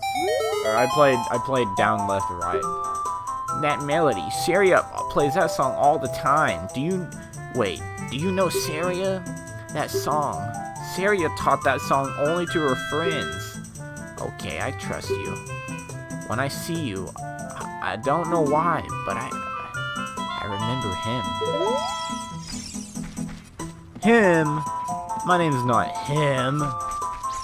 I don't know who you talking about, fool. I ain't him. I'm locked. Let's see if we got any. No monies. I went to Hyrule the little area in there where all the re-deads are. I killed every single re-dead in there. Probably the first time I've ever done that in playing through this game. And all I got was a bunch of stupid magic jars. Which really ticked me off, but whatever. From here on, we'll be going through some narrow passages. If you take it slow, maybe you can sneak up on some enemies. Use Z targeting to... Okay, what? Okay, I know this. I didn't even press any button to talk to Navi. She's just like, yeah, I'm overriding this time, dude. Boy! Navi override. Oops. So if you see there's a bad guy there. Boom! Yes, a hook shot kills him.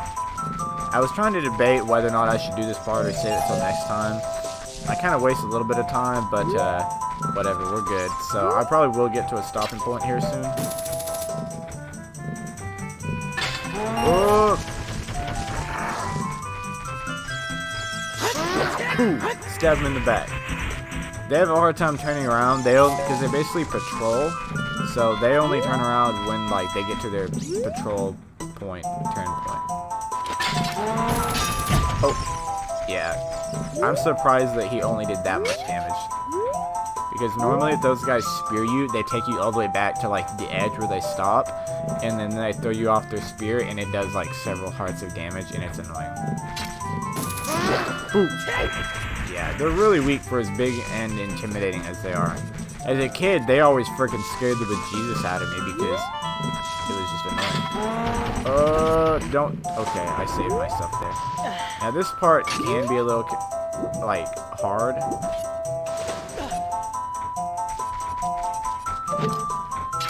Okay. Oh shoot. Okay, whatever.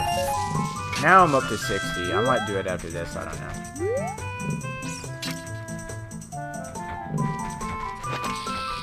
That's not what I wanted to do. Oh my gosh!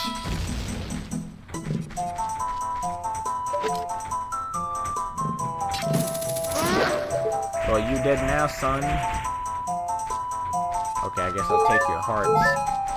So yeah, if you get all the way over to the end, you remember the ladder from when I was here last time as a child. You can basically go over and skip the whole thing if we're going backwards. This dude's annoying though, but there's an easy way to avoid him. You just go left, right, left, right, left. But yeah, don't let him do that. He only does half a heart damage, which is really stupid, but you know, then he drives you back. And that's the most annoying part, is that you get close to him, and if he hits you, you're not close anymore. As long as you just keep hitting him like that, I think it only takes a few hits. It's like 3. And he gives you a red rupee for your troubles. We'll go up here, and after this, this will be at the end of the video. I don't see Saria anywhere.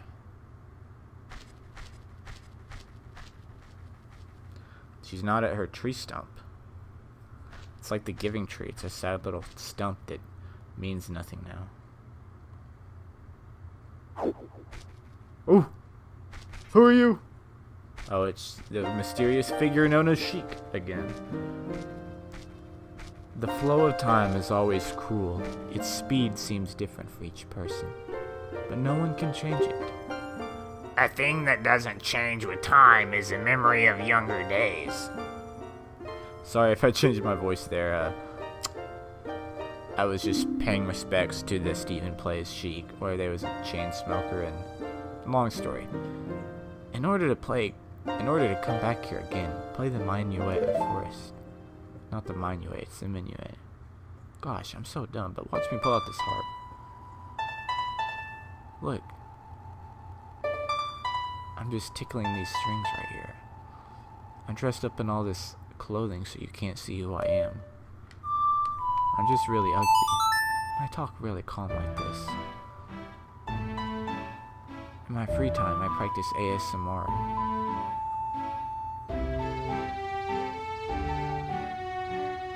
Now we're playing music together.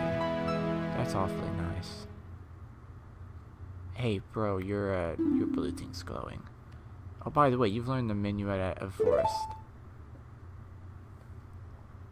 long. I'll see you again. I'm backing away now. Hadouken! Disappears on me. How rude. Didn't even say goodbye. Yeah, I switched my Sheik voice to a very calm. I like to think of Sheik as like a yoga instructor. Like just really calm. Breathe in, breathe out, like the Wii Fit trainer. But yeah, that's gonna be it. Next time, we're moving along. We're already going to go into the first dungeon / temple. They're called temples now, which hint hint is in there. Because, well, I'll explain it next time. But until then, thank you guys very much for watching. This has been Quickie Nog playing The Legend of Zelda Ocarina of Time. Oh, sorry, I interrupted his sword slash. But yeah, been playing my favorite game. Hope you guys have been enjoying it, and I can't wait to keep playing with you guys. So I'll see you back next time.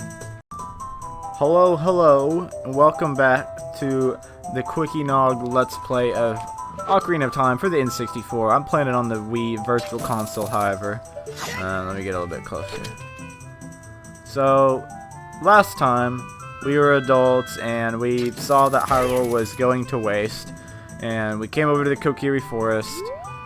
We saw that it's kind of in trouble, and followed Saria, or who we thought was Saria, into the Sacred Meadow, but it was actually Sheik. Sheik was here. We learned the Minuet of Forest, and so now we're over here. Also, we got the hook shot too, because we raced Dompe. I pressed the wrong button. So, you know, wolfos. You can just kind of wait till they attack you and attack them like this. Or what I've seen some people do. Some people will just go up and... Okay, I didn't realize that that one was already about to die. I was gonna say you could do a spin attack, and that usually does it pretty good, but... Oh well. But yeah, this is the Forest Temple. And let me just say, this is honestly probably... I would say without a doubt, because I can't think of another dungeon that's really close. This is my favorite temple / dungeon in the game, like favorite.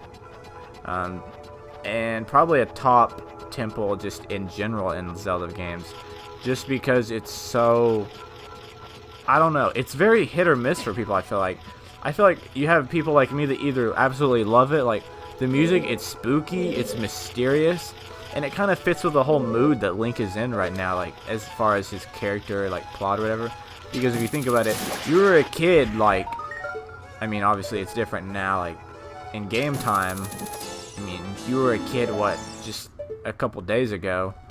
Now, 7 years later, you're an adult, and you're in this, like, okay, like, you already kind of had an idea, like, oh, let's go, oh gosh. Well, let's play curse, huh? Yeah. So anyway, you're kind of like in this area where, okay, you were a kid a couple days ago, now you're an adult. You already knew you were going to have to save Hyrule, but it didn't maybe feel real. Like, yeah, you were killing some enemies or whatever, but now you're an adult, you're in some spooky temple. Like, Hyrule is, like, I think it's easy as a kid, in the mindset of a kid. Like, sometimes you think of, sometimes it's easier for a kid to do dangerous tasks because they don't realize how dangerous it really... Why is that the second time I've done that? Gosh dang it. Well, anyways, glad I have so much time to finish my story. Kids, sometimes, I feel like, are less hesitant to do dangerous tasks because they don't just realize the consequences of it. So as a kid, Link might be thinking, oh yeah, well, you know, sure it's dangerous, but I'm tough, I'm brave, I'm strong, you know, doing all this. Ah! I swear, this has never been hard for me, but I don't know why, I just can't land on that branch. It's not that hard, I promise. It's really easy. Like, I always get it on the first try. I swear if I don't get it a fourth time. Anyways, I really don't even want to continue with my story now. Apparently I can't talk and play at the same time. I really did not want to have to do this, but it's weak sauce, so... You can alternatively just hook shot over to the chest, but it takes a few extra seconds, and I was just trying to be cool. Probably should have done that on the second or third try. You get a small key. And so, for adult temples, you need keys to open locked doors.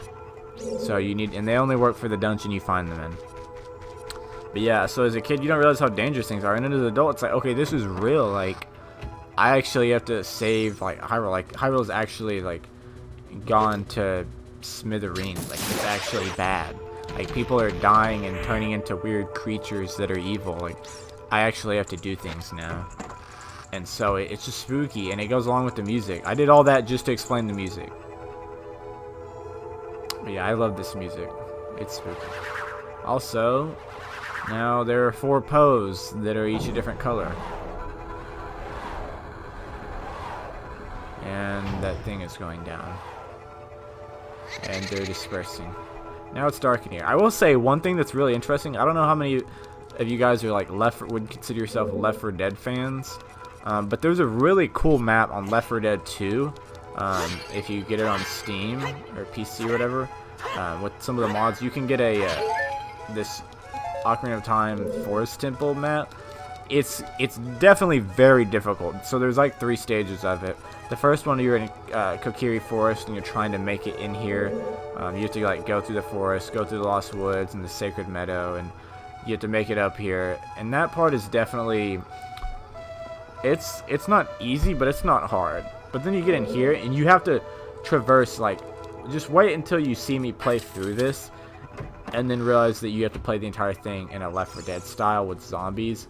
And the whole thing is freaking dark. Like, you can barely see. Yeah, it's definitely fun. It's just hard. But it's really accurate, too, in the sense that you have to do everything. Yeah, that main room, I'm also a bad start because I'm talking more about Left 4 Dead 2 than I am this game that I'm playing. There's a bubble and we gotta kill it. Yeah, those are things you remember from the original Legend of Zelda playthrough I did. They, those things that are like colored circles and they just fly around the room. Yeah, that's what they is. They are these things. But yeah, that main room we're in, that's basically pretty much the like general area we're gonna be in for different parts of the dungeon. There are arrows painted on the floor. Wow, what an astute observation. Now we're gonna pull this massive block. Don't tell me, I don't know what, maybe this is made out of, I don't know what material this is, but I don't see how he's pulling it. There's like nothing to pull it on. Maybe it's made out of like that tennis ball material. You can kind of grab it and pull it a little bit. It must not be too heavy because he's just leaning against it and pushing it. He's kind of sliding a little bit, but he's still managing to pull it. So yeah, back to this dungeon. Some people like really love it, like myself, and some people really hate it. Some people say, like myself, that it's just it's a beautiful puzzle temple. It's what all temples should strive to be, and the fact that it makes you use your brain, it makes you figure things out. It's, as you can tell, you're already having to push a block to get up somewhere. It will not be the last time in this temple. In fact, we have to do it again somewhere, I think, right here. Yeah. But it's awesome. A lot of people love it. I'm in that crowd. And then you have the people that say, okay, well, some people think it's too easy, and they think, oh, the puzzle block, you know, it's a joke. It's not even hard.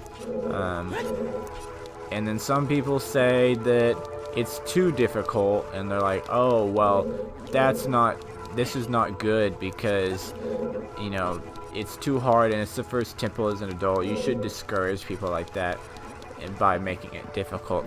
Honestly, I don't even think it's difficult. Like, I think there are parts of it that are like, it's definitely more difficult than any of the child temples you had to do. So it does make you use your brain a little bit more.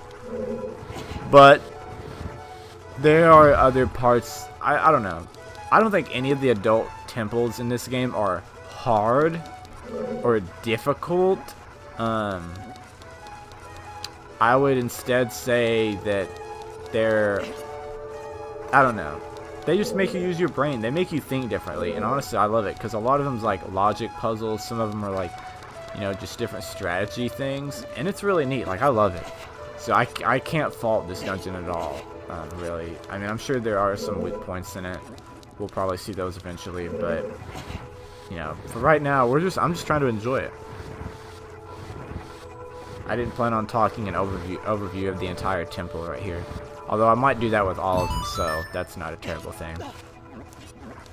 So you push that block there, and now we're finally up here. Don't fall down there, because then you have to go do it all again. You know, so you kind of went up a ways. So you go around here. There's going to be a ladder. Pretty neat stuff. Now, if you can tell, there's some enemies here. There's the bubble. The blue bubble. I believe there's a green bubble. I want to say there's another color bubble, but I could be wrong. They're kind of annoying because you kind of got to get them when they're going straight, or else your hook shot will never catch them. Also, it's worth noting that another reason why this might be annoying is because sometimes you get things like this, where you have an eye, and if you remember from the Kokiri Forest, or inside the Deku Tree, you need something to shoot at an eye so that doors will open.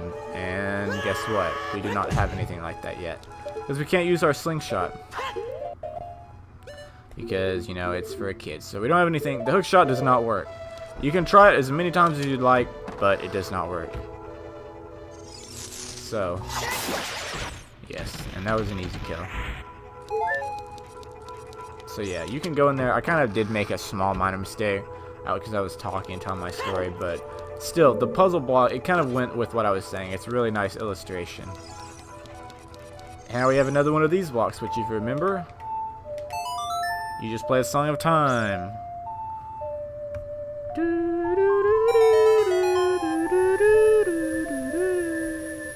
Beautiful song, by the way.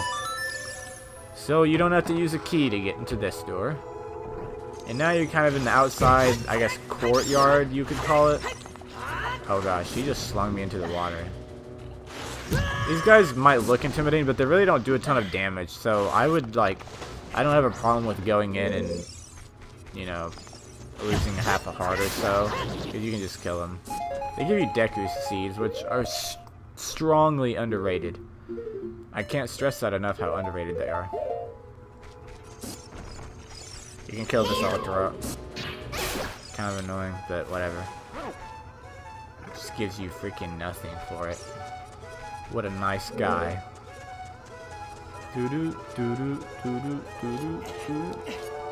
Yeah, so there's water in there. I can't do anything about that. You can clear vines. Come up here, only to find that there's nothing here at the moment. So, what do? Well, you go to this side.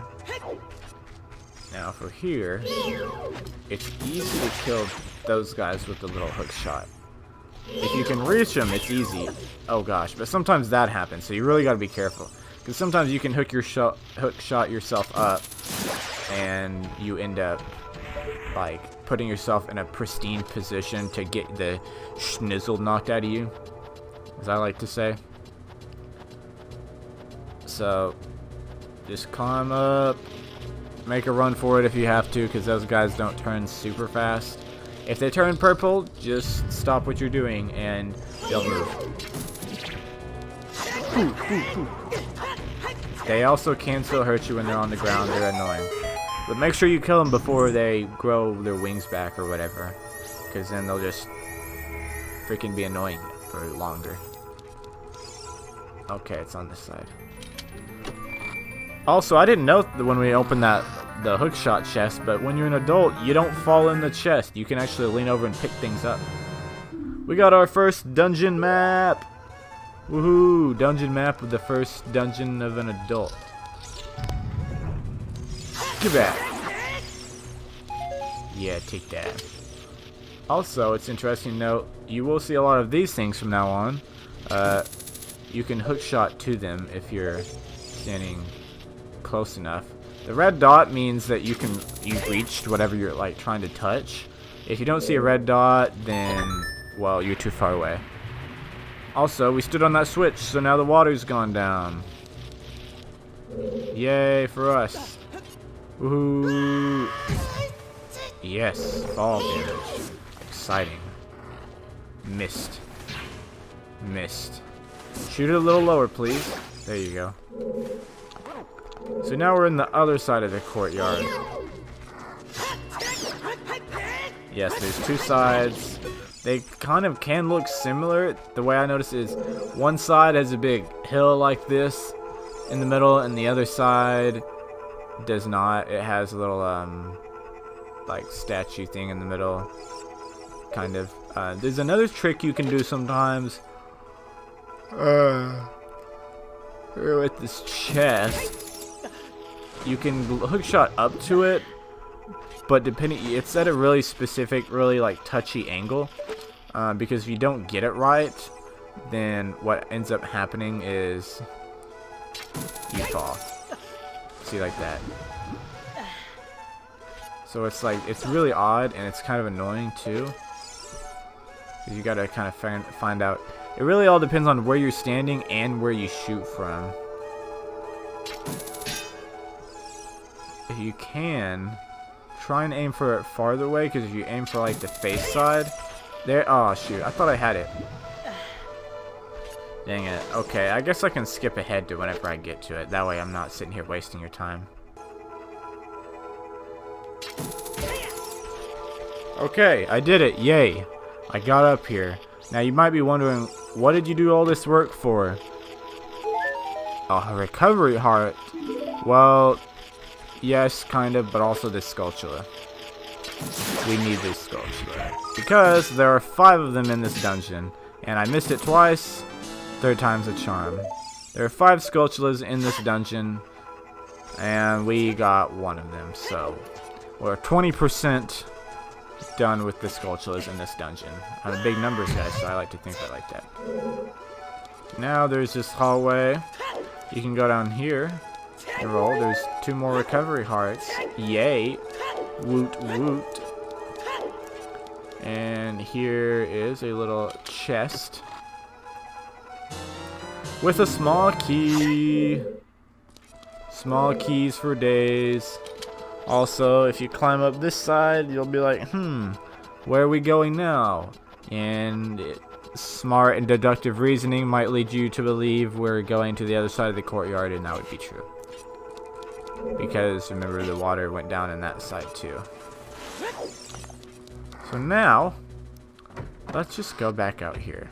So now there's a number of things we can do here. You can either go back to the room we were at and use your key, but while we're here, I want to go ahead and kind of show off the rest of them. You can't get up there. We'll be coming from that side, so don't worry about that side. So really there's 1, 2, 3, 4, 5 areas to worry about. We went there. We need another key, which we have. Went out there. That takes you to the courtyard. You can... Well, when you get something to shoot this eye with, you can go this way, but just a hint, it takes you to the other courtyard. So not important right now. We'll come from that way, so like I said, not a big deal. Which leaves this area. You think this area is like big time important because it's like in the middle and there's this big stairwell, which, I mean, it kind of is, I guess, in a way. Not super important, but like, you know, you'll see. So we'll go in here. And we have some Stalfos. Which, if you can, try and use your jump attack, because they love that jump attack. Jump attack. Oh no, do I have a bottle?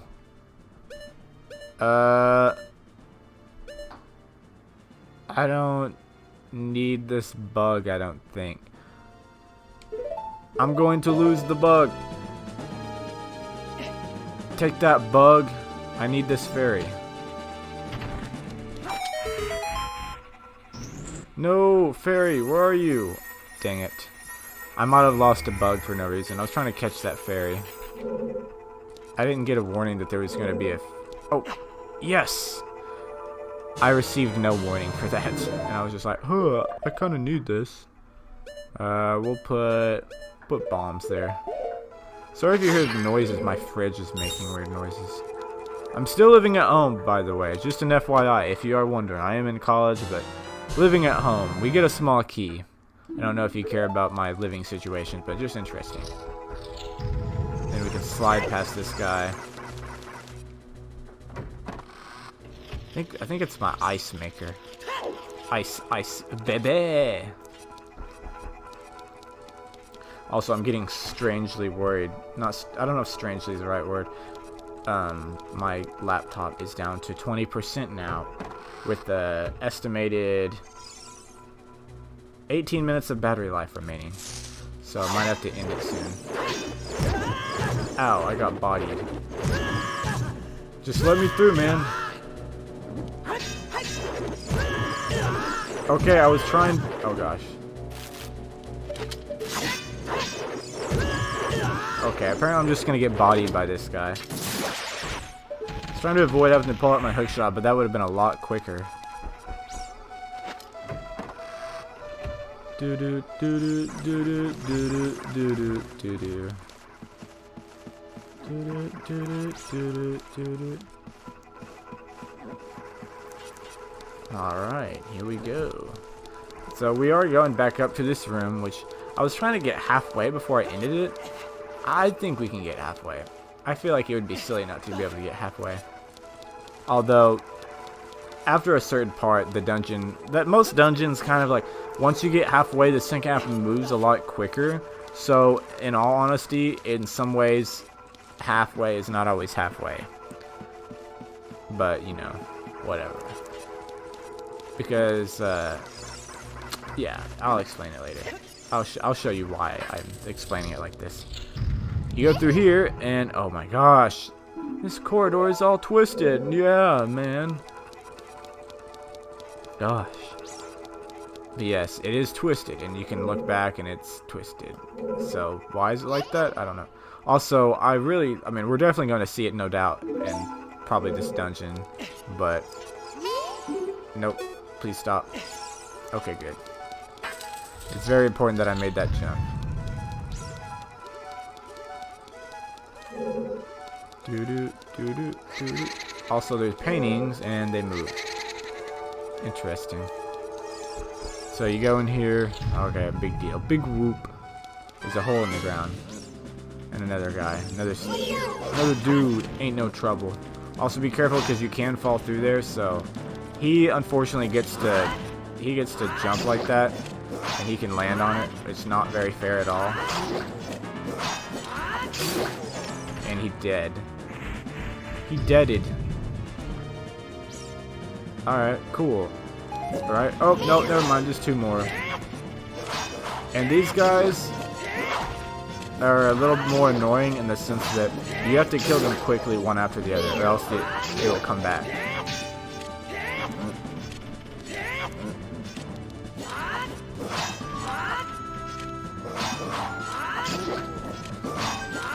It's not that hard if you use jump attacks, but if you wait too long, I don't know what the time limit is, the other guy will get back up and he'll be like, oh yeah, I'm still alive.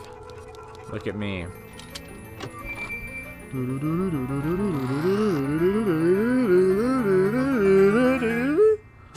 You got the bow! Bow nose, man. Yes, so now we finally have something. If it was not evident with all the eyes in the dungeon and the bow shooting gallery in Kakariko Village, the item of this dungeon, the main item, because all dungeons will have one main item that will be used. The main item is the fairy bow. So, unfortunately, I believe that is our stopping point for today. So, not necessarily because I wanted it to, but because I'm also at 16% now, which means I have about 16%. I need to go charge my laptop, that way I can edit and get this video up. And I'm going to finish probably recording for the second half of this dungeon. So, it was lovely playing this game with you so far. I'm loving it, obviously, because it's my favorite game. I hope you guys are loving it. And I hope you guys keep watching. I appreciate you guys watching this video. That's going to do it for this one. Make sure to tune in next time. We're going to finish the rest of the dungeon. and it's gonna get good. I mean, it's already good, but it's gonna get better. Yeah. Hope you guys are enjoying it, and I'll see you next time. Have a great day. What's going on, y'all? I'm saying y'all because I'm from Arkansas. This is Quickie Nog back for another episode of Legend of Zelda: Ocarina of Time. If you don't remember last time, we were in the Forest Temple, and we did about half of it, I would assume. We got the long shot at the beginning of the episode. Actually, we didn't. We entered. That was 2 episodes ago. But yeah, we do have the long shot. And we came in here in the Forest Temple, and we got this nice little fairy bow. So now we're cool because we can shoot. We're like Hawkeye, but in green. So yeah, that's pretty much. That was it. That was last episode. So basically, I kind of went back since my computer was about to die. If you remember, it started me back out when I'm resuming another day later. It brought me back into the beginning of the dungeon. So I decided I was gonna go back here and just kind of there wasn't a ton of places we could go back with the bow that like were really important at the moment, but I just thought I would show it off. I don't need my nuts right now. Maybe later. But yeah, obviously you can shoot eyes with arrows, just kind of like how you could with slingshots. You get that, kick the chest, and you get more arrows. But right now we can only carry 30, so not super duper helpful. But you know, it is what it is, man, and that's what it is. It really be that sometimes. So now we're just gonna go back in here. If you remember, we got the bow, and one of the rooms we passed was kind of... Oh gosh, she just bodied me for half a heart. I think it's in here. Nope, it's after the curvy place. But if you remember correctly, one of the rooms we're in, it was kind of this... There was a stairwell, and we really just kind of skimmed by... Oh, please don't fall down there. This is bad. This is mucho bado. Oh no. And there's a hand that's disembodied. That is what they call a floor master. Or a wall. Actually, I didn't look. There are floor masters. There's also wall masters. I assumed it was floor because it was on the floor, but they're really spooky scary. It's pretty much just this weird sketchy looking hand that will come, and if it grabs you when it lands on you, it takes you back to the very beginning of the dungeon. And they are not fun, especially if you're farther in the dungeon, but it's just weird, and I would prefer not to get touched by it. But they do give you a decent amount of rupees, so if you're brave, you can just kill them for a bunch of rupees. But yeah. So this place, so if you don't remember, we were in this room, and we're like, okay, cool, blah, blah, blah, blah, and we went in here to get the bow. But you might be wondering, well, what are you actually supposed to do in here? Well, glad you asked. If you haven't noticed by now with all the laughing, there are paintings of ghosts. And no, this is not Luigi's mansion. We do not, unfortunately, have our... Oh gosh. Can I not jump?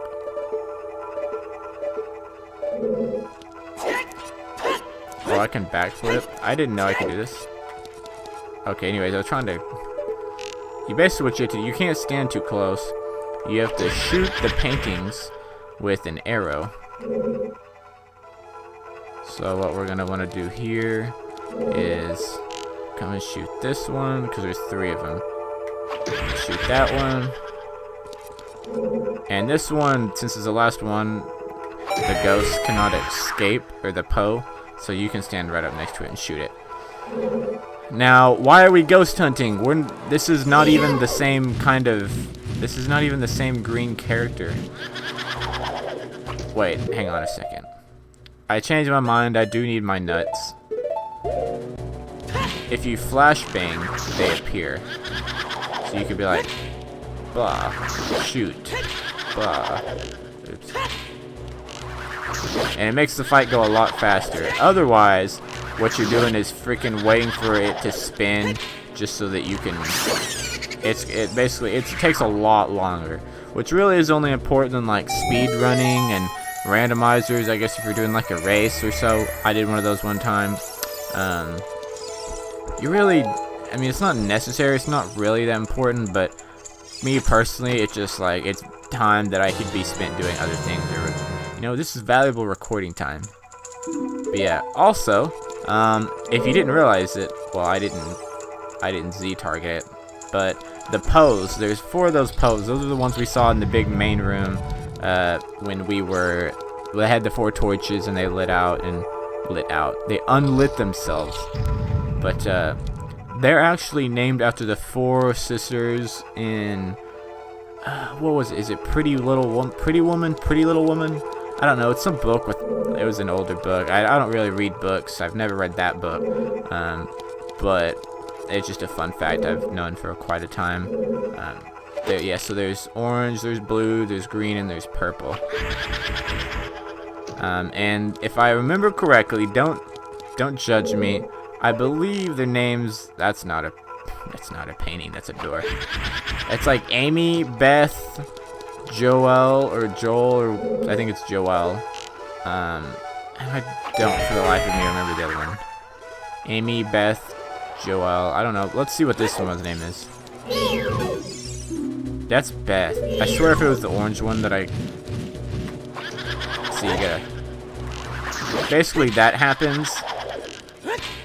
And then it's annoying. Hey, why don't you come down here, scaredy cat? Why are you fighting way up on the stairs? I've never had a Poe fight, one of the 4 Poe fights, go up the stairs like that. Muy interesante. I don't know why I've been speaking in Spanish more often than not. I took freaking 2 years of Spanish 1 and 2 in high school, and I like never used it. But now that I'm at the university and there's more like I'm more around people of different ethnicities, which is pretty cool. I've been like, oh, let me try to use some of my Spanish I learned, and sometimes it's pretty good, and I'm like, wow, this is useful. And sometimes it's really not good. It's pretty bad. And sometimes I say things that don't make sense, so don't get offended by it. It's just, I'm just not the smartest person. And I don't know the best Spanish. So, yeah. So we got that. 2 of the Poe sisters have been defeated. So now we're going to go all the way back to the main room. Why? Actually, I take that back. We're not going all the way back to the main room. That was a error. We will later, but not right now. We're gonna go in here, and we're gonna go woo all the way over here through the crooked little corridor. But instead, oh wow, what a great jump! We're gonna shoot this eye. Because what does it do? It straightens it out. Yay, physics. Now you don't have to get dizzy and motion sick. You can just walk and enjoy a nice leisurely stroll through the doorway. Now, obviously, this chest looks different. This chest is all pretty. It looks like a king's chest, or like it's royal. And it's a boss key, because the boss is like, I'm not keeping the same key you guys have. Because if you think about it, you could use any... Oh gosh. Get away from me. Get away from me. Okay, whatever. He's gone. Hey. Come on. Oh, I was trying to do a 2-in-1.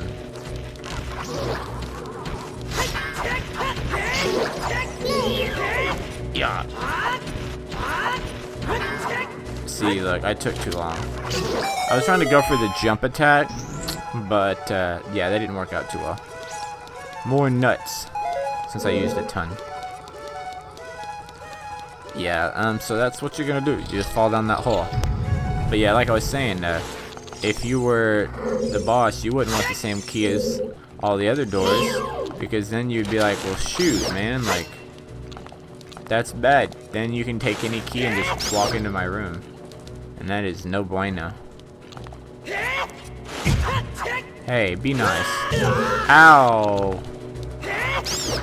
How has that not killed him yet? That was 2 jump attacks. Plus the arrow I shot at him. These Deku Babos must be big tough. You know who else is big tough? Me, I'm big tough. You're just little tough. You're not even little tough. So what you're going to want to do is you're going to want to come out here very carefully. Not going to make the same mistake I made with the long shot incident. And actually, let's use this. Where is it? There is a Skulltula, a gold Skulltula right up here. And you can grab it. And congratulations. 46 out of 100, I believe. So almost halfway there. Almost. Let me double check because yep. Okay. I did have a small, like, what do you want? Not an error. I mean, it's kind of an error. It might be. I don't know yet. I kind of lost count on the Skulltulas I had at the beginning of this video. Oh, also, bad boys, what you gonna? Oh yeah, when he's green, you can't. When he's green, you can't do anything. So just do that. Also, if I believe correctly, there we go. That's perfect. Yeah, some of them will split into 3 baby hands, and if you don't kill them, they grow into big hands. And so that becomes obviously a problem if you let more than one grow into big hands. So don't let them do that. I would say kill at least 1 or 2, but preferably all 3 of them. Now we have 2 keys. And this is pretty much just a little dead room right here.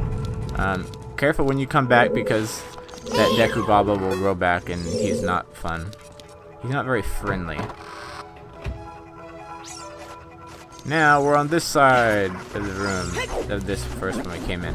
So we're done there for now. Now what we're gonna do is we're gonna go boom. Yay.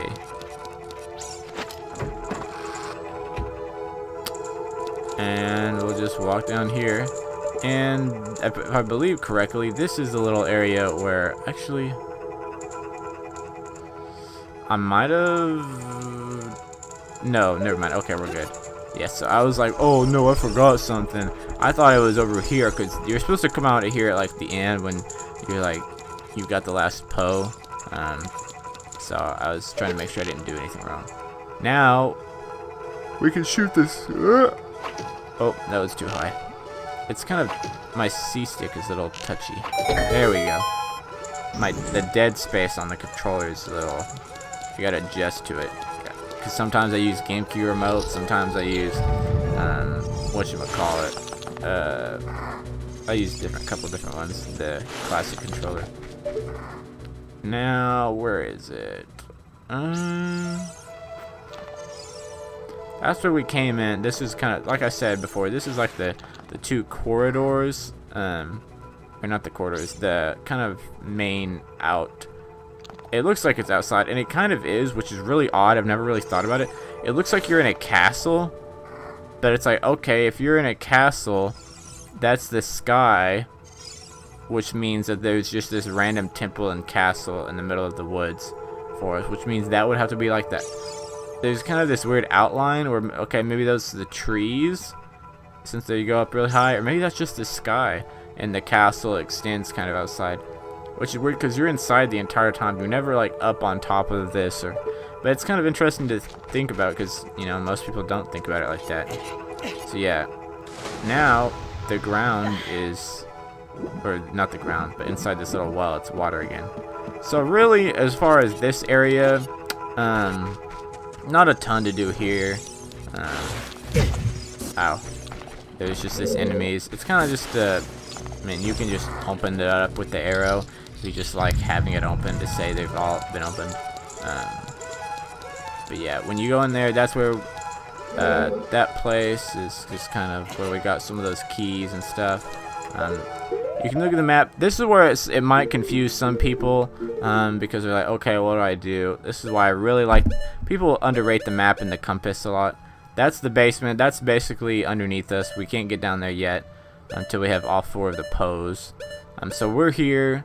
Obviously, it says that we need to go up kind of on the right side because the right side has not been explored. So, although it may seem like I'm retracting my steps and going basically back where we just were. It was mainly just to show off that little, just to show off some things like some backtracking, as far as the other part of the room with the arrow we just shot. It kind of explained more of why the torches are important with the pose. Not really anything important, but and because so basically this little room with the twisty part with the eye, that also confuses some people, and it's confused me numerous times too. So don't feel bad if like even on your like third or fourth time you're like, did I do this right? It's because it's just a little like tedious mistake thing that you gotta keep in mind. That you have to go through it when it's twisted. You get the bow, you get 2 paintings, so the Poe paintings, and then you have to come back. You have to shoot the eye, climb the ladder, Link. You have to shoot the eye, and then when you're done with that, you have to go back in there, see it's closed, and you can shoot it again if you forget something or you feel like you just want to go back. You can shoot again, and that's the thing with the silver eyes. You can shoot them when they're closed and they'll open back up. It's kind of like a switch, whereas, you know, see, so like you can go in there. So now the difference is with this, like obviously, let me kill this thing so it's not distracting us.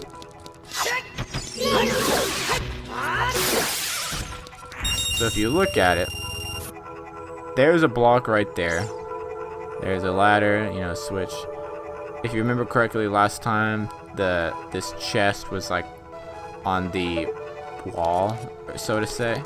But if you look at the map, and this was something I'm gonna try and do to help more people out. Basically, if you go down the hole, you drop down to that little square part. You drop down to so here I can't really do it. I mean, I could turn on my mouse, but I don't like that idea. If you can stick with me on the map, there's the rectangle part. That's the corridor we went through, and now we're in the little box. Now, it says that we're going to try and go right, but obviously we can't go right because, you know, that it's not the right angle. So you can fall down, but if you fall down, you're going to be in that square in the top left corner, and then you go back into the corridor, and that's kind of like what we did when we fell down the hole. Well, you don't want to do that. So, like I said, we're going to go back and we are going to shoot the eye again. Because what's more fun than shooting some eyes? Especially when they open up doorways and make them twisty and untwisty. If you shoot remember kids, if you shoot someone in the eye, they'll probably close their eye. But if you shoot them when their eyes closed, they'll probably open their eye. I mean, that's not a lie. That's pretty accurate. If you go to try and shoot someone in the eye and they're like, "Hey, bro, don't shoot me in the eye," they'll close their eye like it'll protect their eye. But if they were asleep and you like shot them in the eye, they would wake up and be like, what'd you do to my eye?" And they would try and open their eye. So, realistically speaking, this game is very real. Anyways, this is kind of the mid area. This is the place we were at last time. If you look at it, let me show you. So, like I said, with the whole map thing, we're trying to get to the other side of the room. So that's what we're gonna do. We're gonna go up here. And this is another thing. Earlier, when I was like, "Oh yeah, this is that's a door. That's not a painting." I kind of forgot about that. So when I went on there, I was already on the other side, which is why I decided to go back and explain everything, because I was like, well, then if I go back, it looks like I just got lost and forgot. So I made it worth my trip. So now, there's a couple things you can do in that area. I find it, you know, right now it's just easiest to. Hey. This is a green bubble. Those guys don't normally come after you, but, you know, it's still fun. Now this room's fun. It's kind of puts some of your logic to the test early on, which is not really hard logic. It's more about skill and timing. So if you look over there, there's an eye, but the eye is on, it's like iced up, you know? So what you gonna do? Oh shoot, I missed that. Okay, well, okay.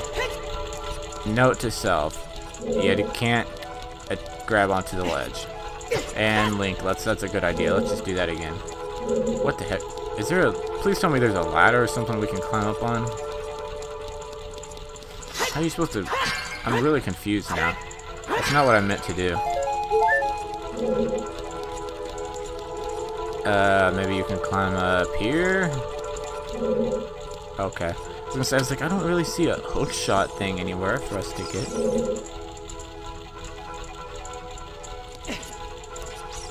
So yeah, if you couldn't tell, I missed. But yeah, you're supposed to shoot the arrow through the fire. This would be easier later in the game, but unfortunately, you know, things are just... Some things you can't help. Also, you hit the eye. And now the corridor is going to be straight. Actually, it's not. Oh, that's the wrong one. Well, frick, man. Ooh, let's go here. And then we'll go here. Now it's all twisty. Which these guys are pretty easy to run by, so that's cool. Oh, there's a hole. I don't want to fall in the hole yet. See, and you can also go up the stairs. And you gotta fall down here, because if not, then... Yeah. You can go up here, I believe. If I'm not mistaken, let me make sure. 'Cause sometimes doors you go through will be like, hi, you're not coming back.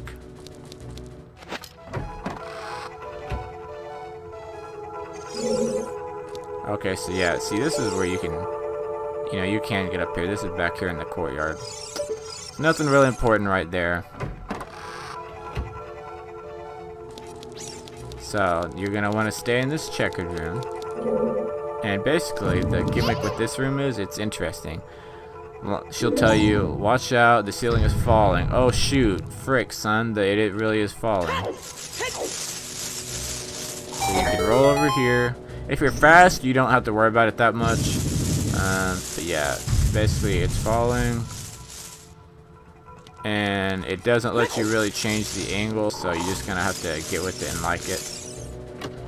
You can open this up, and it says arrows, and it comes down dramatically while you're... And you can't climb over it either, so you kind of just have to wait. You go in here, you run, you're like, alright, cool, whatever. But then you see a painting. See, if you look up here, it's kind of creepy because you got blocks up here. But if you can't already tell by just the way that this dungeon is based and the floating blocks up there, you gotta move them in order. Which is not too difficult. The only thing is that if you haven't noticed, you have 4 or 5 blocks and one that doesn't fit in, because that one has the blue ghost, which we already fought. Okay, so that one's together. That's the main thing, is they usually... No! Oh my gosh, she pushed it the wrong way. The main thing is they'll usually try to put the like the 5th block that you don't need kind of like in the way, like right in the middle. And yes, as long as you kind of know what you're doing, it shouldn't be that hard. Just don't spend too much time like try and make an easy path. Don't push all of the blocks toward one block, kind of push them in the middle. Oof. Oof. Okay, that was a lot closer than I anticipated. You're Amy. So, dang it. Who's the purple one? Amy, Beth, Joelle. I mean, I don't feel like I necessarily have an obligation to know these, but like, it was my fact that I wanted to tell you, and I don't know it all, so... Okay. Stop disappearing. You're too far away now. Yeah, it definitely makes it a lot quicker. Also, you can't throw them down too fast, obviously, or else they will not come back. Death! Gonzo.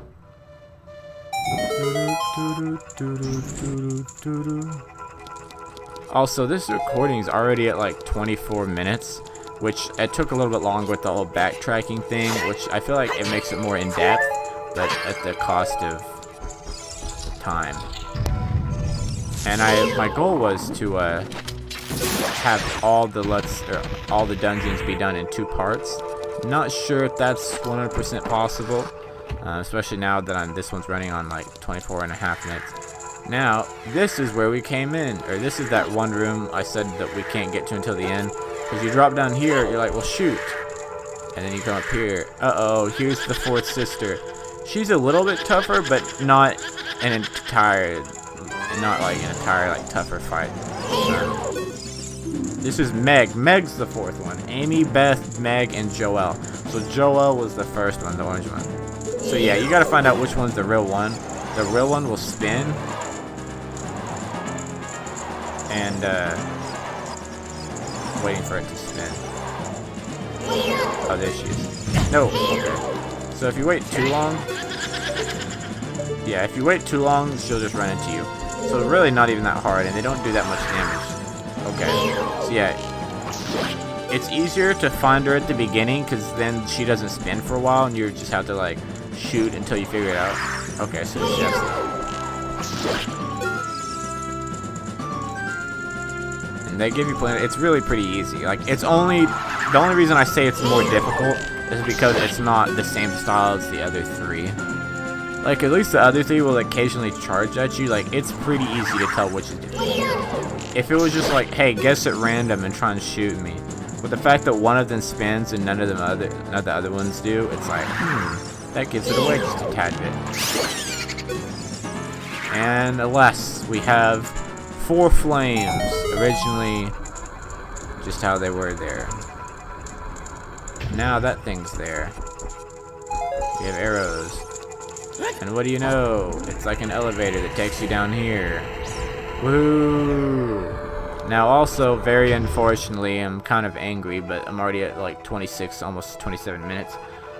I'll have to end it here. It's a little bit annoying, not gonna lie, but that's just how it has to be. So, I will see you guys later for the next video where we defeat the boss and we move on. Thank you for watching. I hope you're excited and enjoying it. I'll see you guys next time. Well, what are we doing here? We're playing Legend of Zelda Ocarina of Time. That is I, Quickie, and if you remember last time, we were still in the temple, and I know some of you are enjoying it, and some of you probably want to get out of the temple and move on to what's next, for whatever reason you have. And if you remember, we got all 4 of the Post Sisters killed, and the flames are back in there. We rode at the very end this elevator down to the bottom to the basement, and now we're not there. Why? Because I forgot a Skulltula, so just gotta kill it real quick. Kind of mad. I kind of like had it on my notes, like where it was at and like what we were gonna get. And honestly, we could have got it in the first episode. I can't believe I didn't realize that, but because it was out of order and I had it placed like after the last one, like right before. So that's the 4th one in this dungeon, and which means there's one more, and I had it placed 4th. So in my head I was like, okay, I'll get it 4th when I could have got it at the beginning. So I'll just pay attention to that better next time. But that's a Skulltula. So now, 47, only one more in the dungeon, and we're about to find it. Hint, hint. So in this room, it's kind of weird. You gotta spin these things a bit. You basically hit any of these little giant walls, and then it kind of like moves where the areas are. So like you see there's usually 2 openings on each side, but sometimes it's closed off by nothing. So you just grab this one again. Actually, where was I? It was this one I need to push, because I would have pushed it back the other way. That's the main thing, is just not pushing it back against yourself, because then you like went back the same way, and that's annoying. So I just try to remember. Okay, that's on blue. I'll push it. See, that one's not gonna work. So we'll go in here. Now sometimes you can hear. See, there's like lots of different switches. But sometimes you can hear a Skulltula, and oh, there's a Skulltula somewhere. Don't ask me how that works, how he pushes on it for like 5 seconds and can't get it. He's unsuccessful, but then eventually he's just like, oh yeah. Death, because you die by a hook shot very easily. More arrows. Where could it be? Where could it? There it is. I knew it was in this room. I was like, I hear it. I don't see it though. Okay. Okay. Okay. Okay. Alright. It's very picky about where you grab it from. I don't understand why. This forest temple has just been one giant temple of me failing to do things how I want to do them. It takes me like 30 attempts to do everything. See, that gate's locked. And you're like, oh no, what's going on? That gate's locked. Well, my friend, my friend, there's one more switch. And there it is. We're going in now. Dramatic whispering. Because we did the last switch. And we're in here. And there's a hallway with a giant door and a key thing that looks like it belongs in Bowser's castle in Mario 64. And now we open it and go in. And you know you're in a boss room because it'll fade out and you'll like walk slow like this.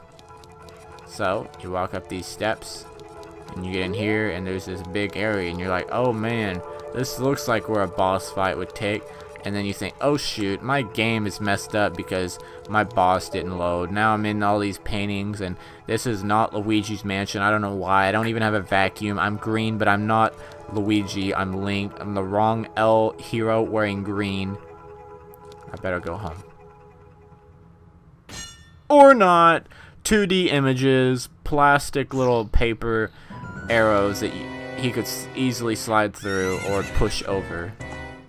Paper Mario could fit. And instead, it's Ganondorf.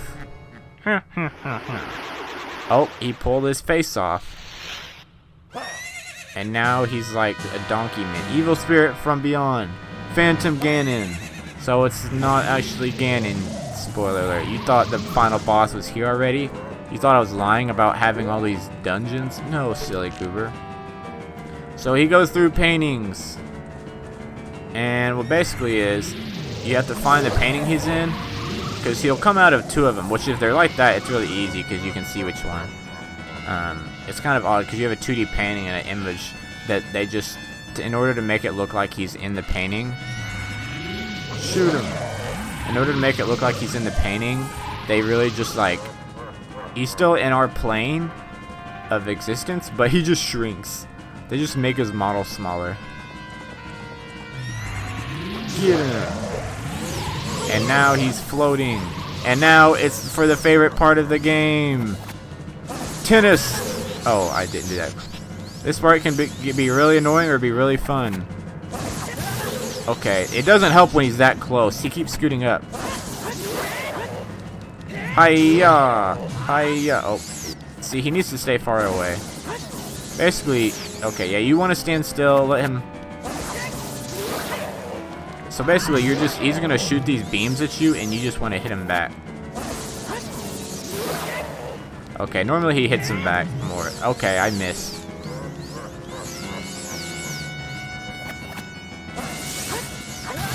Okay, I was too fast that time.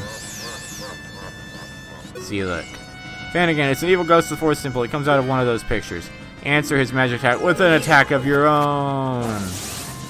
Magic! He hits it back. You take it. You take it. Oh, okay. I didn't know he was going to hit it back one more time. Alright, let's get it. What a rally! For Mother Russia! Okay, I was too quick that time. Luckily I have two fairies. I'm not gonna die, I promise. I won't have my first death here. Whatcha? You kinda wanna hit it with the tip of your sword. I was too fast! I'm sorry, I'm Lightning McQueen, I'm too fast. Also, he's really close. Bro, you need to back up. You're like really close. There you go. You can tell when it's about to go for a ways because he's gonna back up. Alright. Alright, don't screw this up. I said don't screw this up, and what did I do? I screwed it up. I'm sorry, I've never played tennis before. I played it maybe once. with my friend who plays tennis. And I play Wii tennis. I did it! Yay! Death! Death! Death! Death! I sent him into the plastic paper 2D image. Little spear thing. You never challenged me in Wii tennis. I just channeled my inner me. Wii Sports. Hey kid, it looks like you did well. I talk too fast. But you have defeated my only my phantom. When you fight the real me, it won't be so easy. Oh yeah, I forgot I'm getting. What a worthless creation that ghost was. I will banish it to the gap between dimensions. That's the only line I got in this voice because I skipped over everything else and didn't read it in my normal voice. Ta-da-da-da-ding. And we get a heart piece. We got our second row of hearts.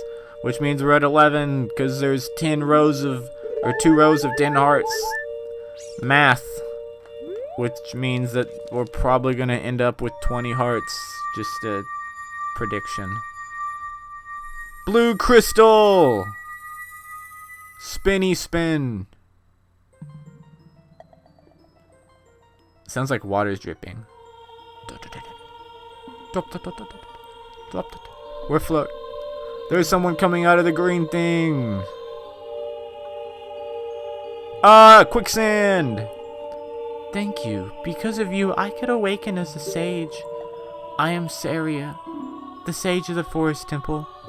Bruh, I know who you is. We used to be friends as we were kids. I always believed that you would come because I know you. No, you don't have to explain it to me. Because it is destiny that you and I can't live in the same world. That's really sad. She's talking about that like, we're like freaking, we got something special brewing between us and like, it'll never be. Bro, you're literally a 5-year-old. That's weird.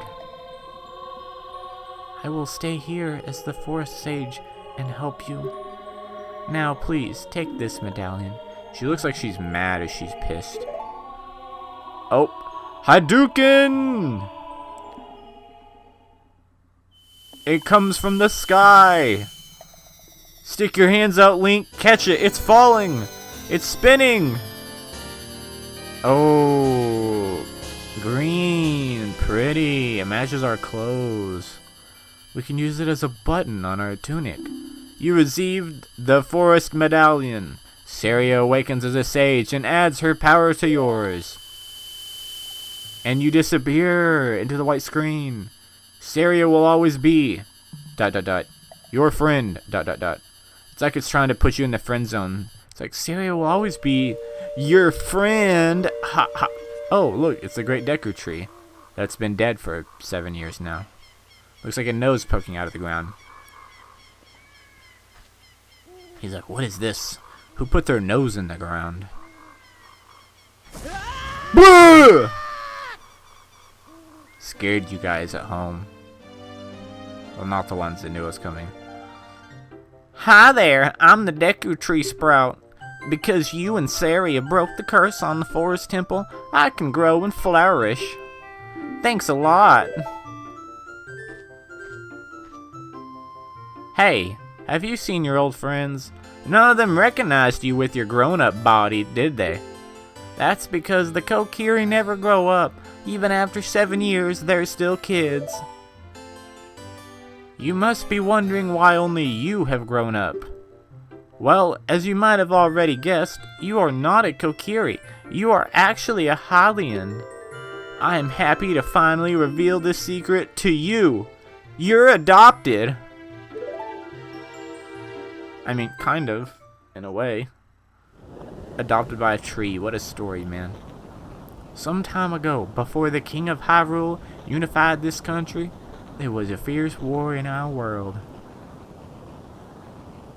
One day, to escape from the fires of the war, a Hylian mother and her baby boy entered this forbidden forest.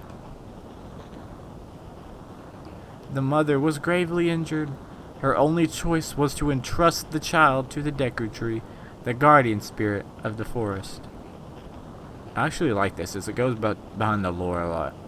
The Deku Tree could sense that this was a child of destiny, whose fate would affect the entire world, so he took into him the forest, or took him into the forest, gosh. After the mother passed away, the baby was raised as a Kokiri, and now finally, the day of destiny has come. Fire was for drama. You are a Hylian, and were always bound to leave this forest. And now, you have learned your own destiny, so you know what you must do? That's right, you must save the land of Hyrule. Now Lonk, break the curses on all of the temples and return peace to Hyrule. Double exclamation mark. I think this guy's kind of funny. He's like, it's weird. So this is the Deku Tree. Also, why is there a hole in the tree? I guess that's where we came out of and we landed here. Or is that the light coming out of the tree? That's where that sprout is getting its sun from. That's a little odd, but there's a hole in its tree. Or in the leaves. So this sprout is the Great Deku Tree sprout. The Deku Tree is dead, obviously been dead for 7 years. I don't know how long it takes the sprout to come, but the forest was also cursed, and we broke the curse and on the temple and everything, so everything's good now. It seems to already know who we are and have the knowledge, even though it just sprouted up. So what I've always thought of it is, I used to think it is the Great Deku Tree, but it just like gets reborn and it just kind of goes through lifetimes and sprouts back up every now and then when it dies. But it said when the Deku Tree died, like not myself, like in my past life or anything. This is the Great Deku Tree. So what I think instead is that it's a different Great Deku Tree, but like it has memories and all its knowledges and experiences like tied together. So like it remembers and knows everything that this Deku Tree knew. But it's like it's its own person. It's like, I don't know. If you understand it, you get it. But I also think it's funny because it has a little like leaf poking out of its mouth right there, where it looks like it's like got a little kind of like the farmers have with the little wheat in their mouth, little kind of grain of wheat, thing. Also, if you notice, there were no Deku Babas back there, so. Yeah, now it's completely peaceful. Everything looks normal. Music's normal. Everything's fine. People are happy and enjoying their way of life. So, what's a perfect way to celebrate? Well, I'll tell you a perfect way to celebrate. Perfect way to celebrate is to turn at night. Because, yeah, cool nighttime. Alright, let's go. So, actually, unfortunately, it teleported us back over here. But not a big deal, really. The reason I did that, you might be wondering, is because, according to my notes, and like I said, I've played this several times, but I don't remember what literally all 100 sculptures are, so I did kind of make my own guide. I'll be honest, I'm one of those people, I don't like looking straight off a guide, unless it's a game that I've rarely played, or maybe a game I've never played. I like figuring stuff out on my own, but you can't be an expert at everything and everything. There's supposed to be a sculpture back here. Now, I know there was one when we were back here as kids, but for whatever reason, it says that there's another one. I think that could be an error. I think that might have been one I incorrectly marked. Because that does not appear to be correct. But yeah, what we can do is, we're gonna stay in the forest a little bit. Sorry about that awkward moment of silence. Yeah, it says on top of the twins' house. I don't think that's necessarily correct, because that was the know-it-all twins over there, so that's not correct. But there are more sculptures. I'm just going to check over here, make sure it wasn't referring to this other house. It's also funny when you come back here as an adult, like, as a kid, you're like, oh, okay, everything's cool, everything's big, everything's normal size. But when you come back as an adult, you're really like, everything's so small. It's like you're living in a child town, or a little kid, like, like you're about half the size. It's pretty much, they're pretty much elves, like in the forest, like they're short. It's like if everyone stayed the same height and age as like the hobbits from Lord of the Rings. Lost Woods. Now, if you don't remember, when we were a wee little child, we came over here and we planted this thing. It does say that there's a sculpture if we ride this bean sprout. but I'm not 100% certain that that's true. Because it says you can ride this route to reach, but it's night, and I have no idea what it's talking about.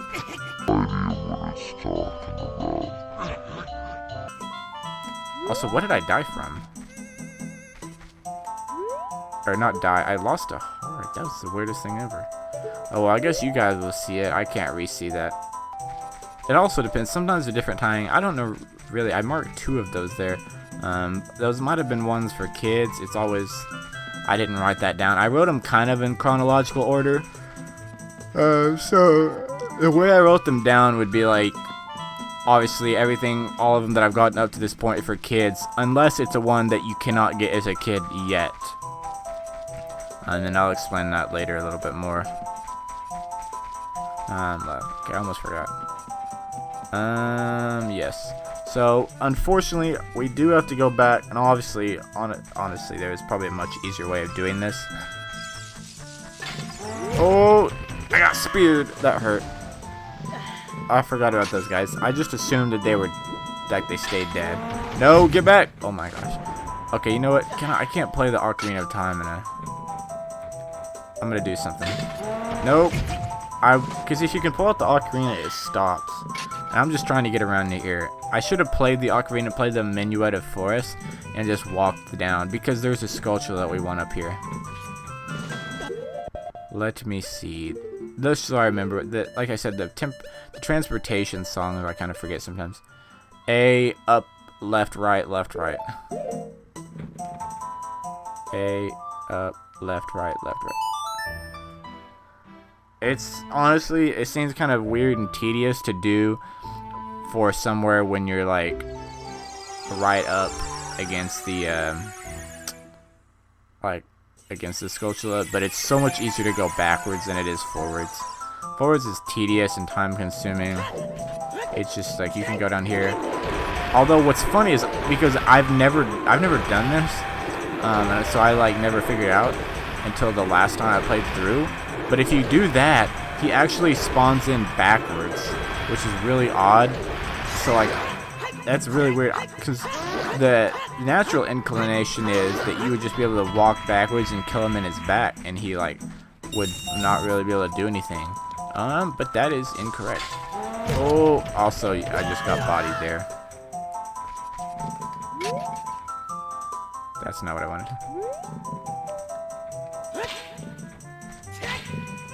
Does that not work? I'll just shoot you. See, he really only has... He's so big and tough, but... Where is it? Oh, I hear it. No, you're not the... I need the... Where's it at? I need the, this hook shot. There you are. I need to get closer. Ooh, there you go.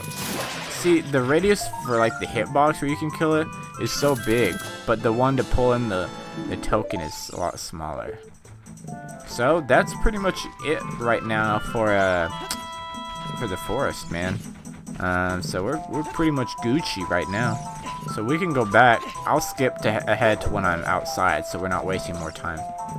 Welcome back, all. We're gonna do this really quickly. If you don't remember, if you didn't watch the episode, after we turned into an adult and we decided we were gonna come over here, before we went to the forest temple, I did not have enough rupees. But guess who has rupees now? Pay me 10 rupees and you can ride. Oh, I can ride. Oh, shoot. Okay, just skip that. Yeah. Now all I have to do is not freaking lose or get my rupees wasted. I was about to say get wasted, but that's, yeah,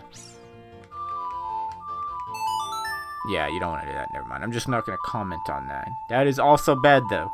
Kids, don't do that. That's illegal. And adults, do it if you're mature. Yes, drink responsibly. Miller Lite. Just kidding. I don't average. Oh, he says I'm good. I just hopped on. Sure, pal. I wish it were that easy. Frickin' all these other times I wouldn't have to pay rupees. Okay, we're racing, and he also gets a head start. So the goal with this is, do not spend all of your carrots super quick. You kind of want to conserve them. But also, it can be a little tricky because getting around them can be tough. Especially if you take the outside edge. What I recommend, take the inside circle. You can really jump them there and build yourself a lead. Then you're comfortable. Only warning, don't get too aggressive on catching the outside. Because when you take this corner, it can kind of slow your opponent down. And that's pretty easy. It's just one lap. Shoot! If the great Ganon... Wait, how did... This is supposed to be the French guy. I'll be honest. I don't know. Like, I don't have a French accent, so this is gonna be embarrassing. I'm gonna change his accent. If the great Ganondorf found out about this humiliation, hey you, how about another race? If you win... If you win, you can keep that whole... Okay, shoot, man. Now, as far as I can tell, this race is not really any harder. I could be wrong. I don't really think it is. He can be a little bit more aggressive. It looks like he's staying close. But as far as I can tell, it's not that much more difficult. Ooh, and I say that and he beat me. That's bad. Actually, I've never lost the second race, so... Wow, you're just a kid after all. Yeah, he takes your 50 rupees. So yeah, you do have to beat him. Okay, so that time he just bets you again. I don't know. I've never done this before, so I kind of spent my carrots too fast, and I got behind him. You kind of want to conserve when it's like that. Get ahead of him. I don't actually know if he is any tougher the second go around. And I also don't know if you lose if you just have to beat him one time, or you have to beat him twice in a row. Then I speed off into the light.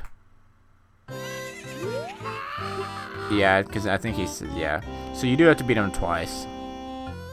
But it's really not that difficult.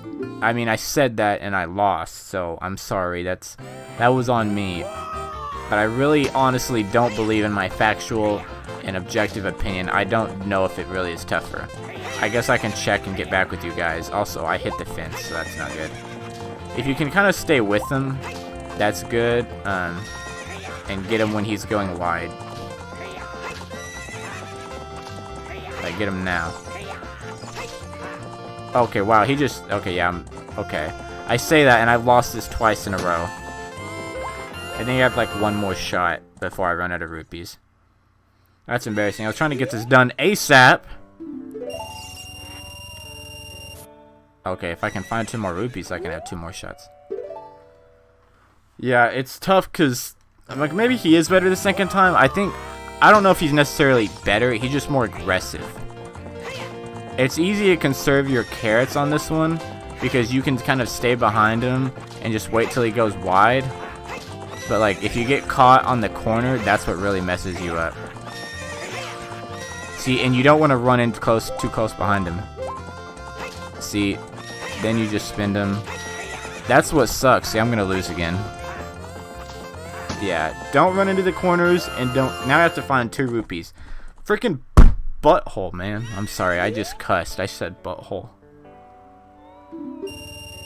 Okay, now I need to find 2 more rupees. Well, that sucks. I swear. Surely there's got to be somewhere I can find 2 rupees. I'll be back with 2 rupees. Okay, never mind. Here I am. If you go in here, there's a stable. And it's got Malin. Remember, and she's bigger now. And she said, "Oh, a visitor? It's been a long time since we've had a visitor here. Where did you come from?" "Since Ganondorf came, people in the castle town have gone. Places have been ruined, and monsters are wandering everywhere. Mr. Ingo is just using the ranch to gain Ganondorf's favor. Everyone seems to be turning evil. But Dad, he was kicked out of the ranch by Mr. Ingo. If I disobey Mr. Ingo, he will treat the horses so badly. So, there's nothing I can do." So Malin is pretty much like...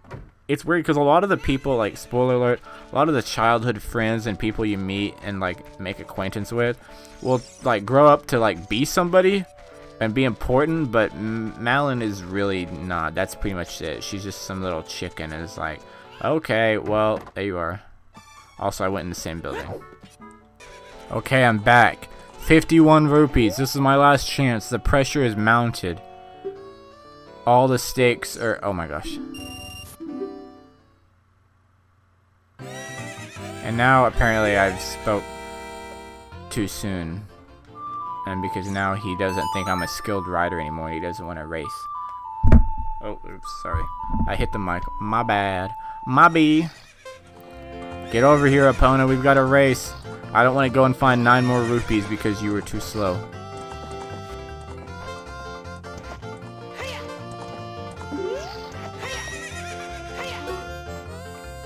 You're getting pretty skilled. Hey, what's the... Wait, oh my gosh, you have to pay... Oh my gosh. Why? Okay, don't panic, You can still get rupees from doing this. I think. Can you? Maybe I'm wrong. I thought 50, it was just going to be for the race. I wasn't taking into effect that, oh my gosh, I'm not going to get any rupees. Which means I just wasted 10 just to not be able to do anything. That pisses me off. I don't normally get very angry, but this is the second episode I've tried to horse race. And I cannot because I freaking lost. This is dumb. Okay, I'm just gonna keep it positive. I'm very furious if you can't tell. This episode went longer than I wanted to.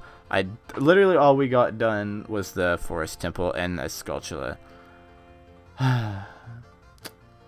Didn't get horse racing done. So, I guess I'll see you guys next time.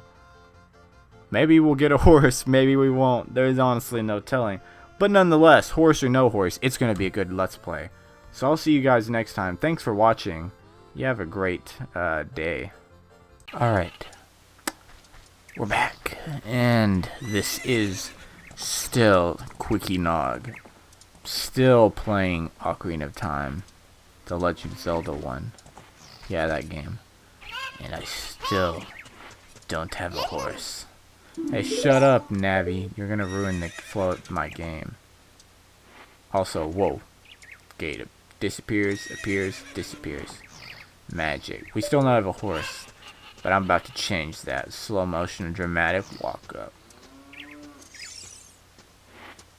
Oh yeah, that was cool. Aren't you guys glad you watched that? We're gonna look this man in the face. And we're gonna say, hey, I want a horse. Because we are not leaving until we get a horse. You heard me correctly. We're not leaving till I win this horse.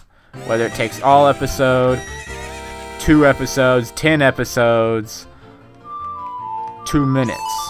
Whatever the cost. The strongest sacrifices require... Or no, I messed it up. The hardest sacrifices require the strongest wills. Quote Thanos.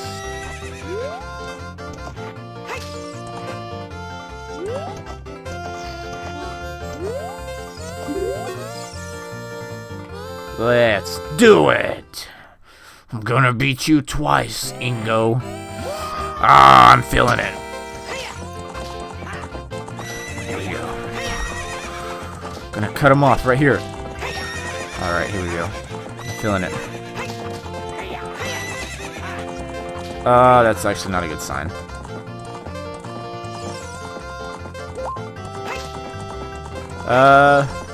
Ooh. Oh! Oh! Ah!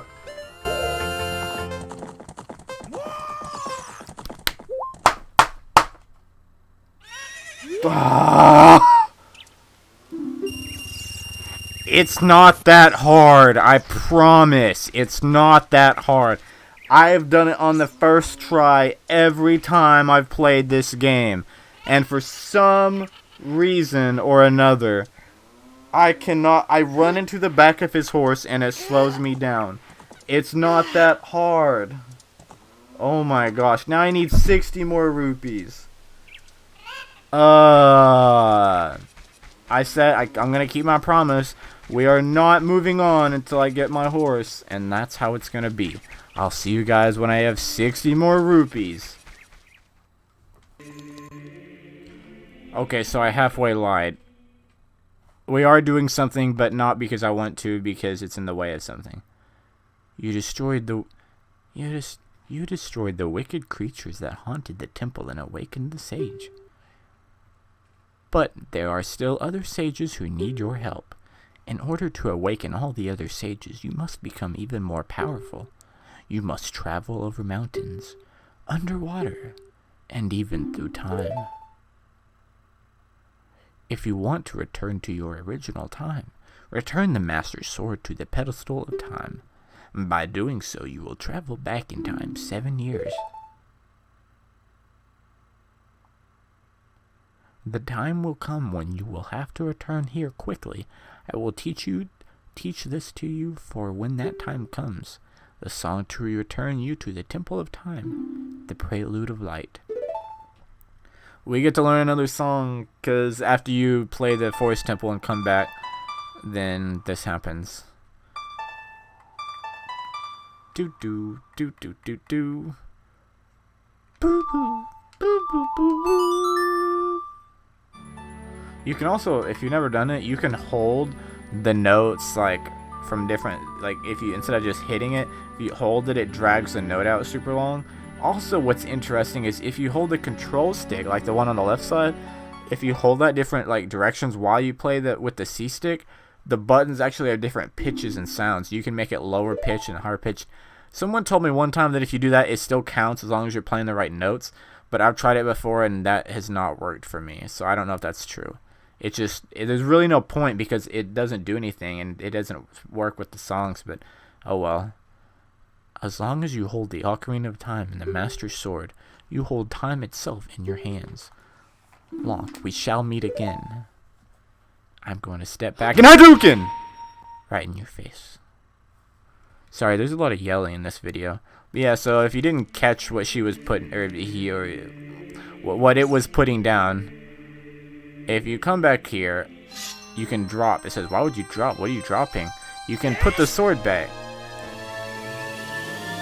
And then it's like, whoa.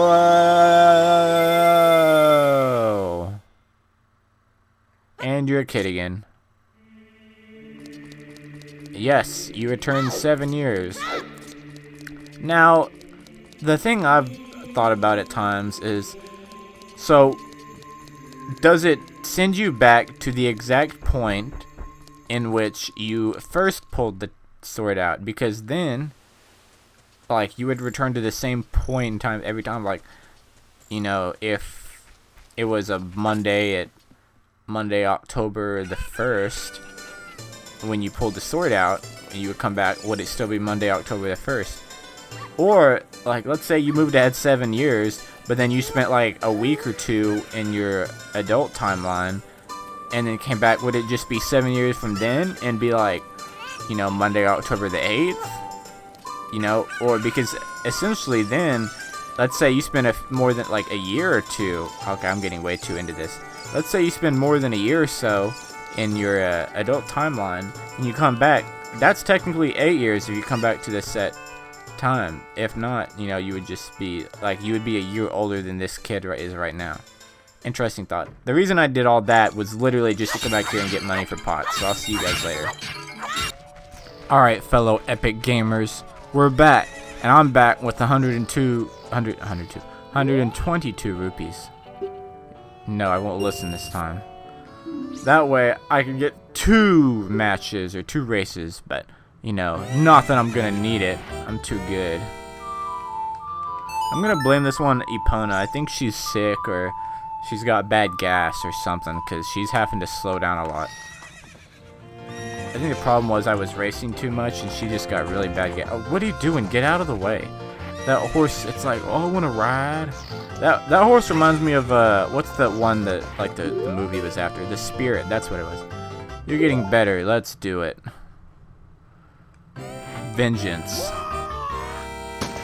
I'm out to honor my family.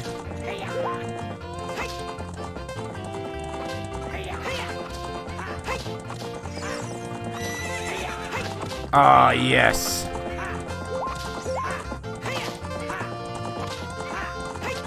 That's what I'm talking about, baby. That's what I'm talking about.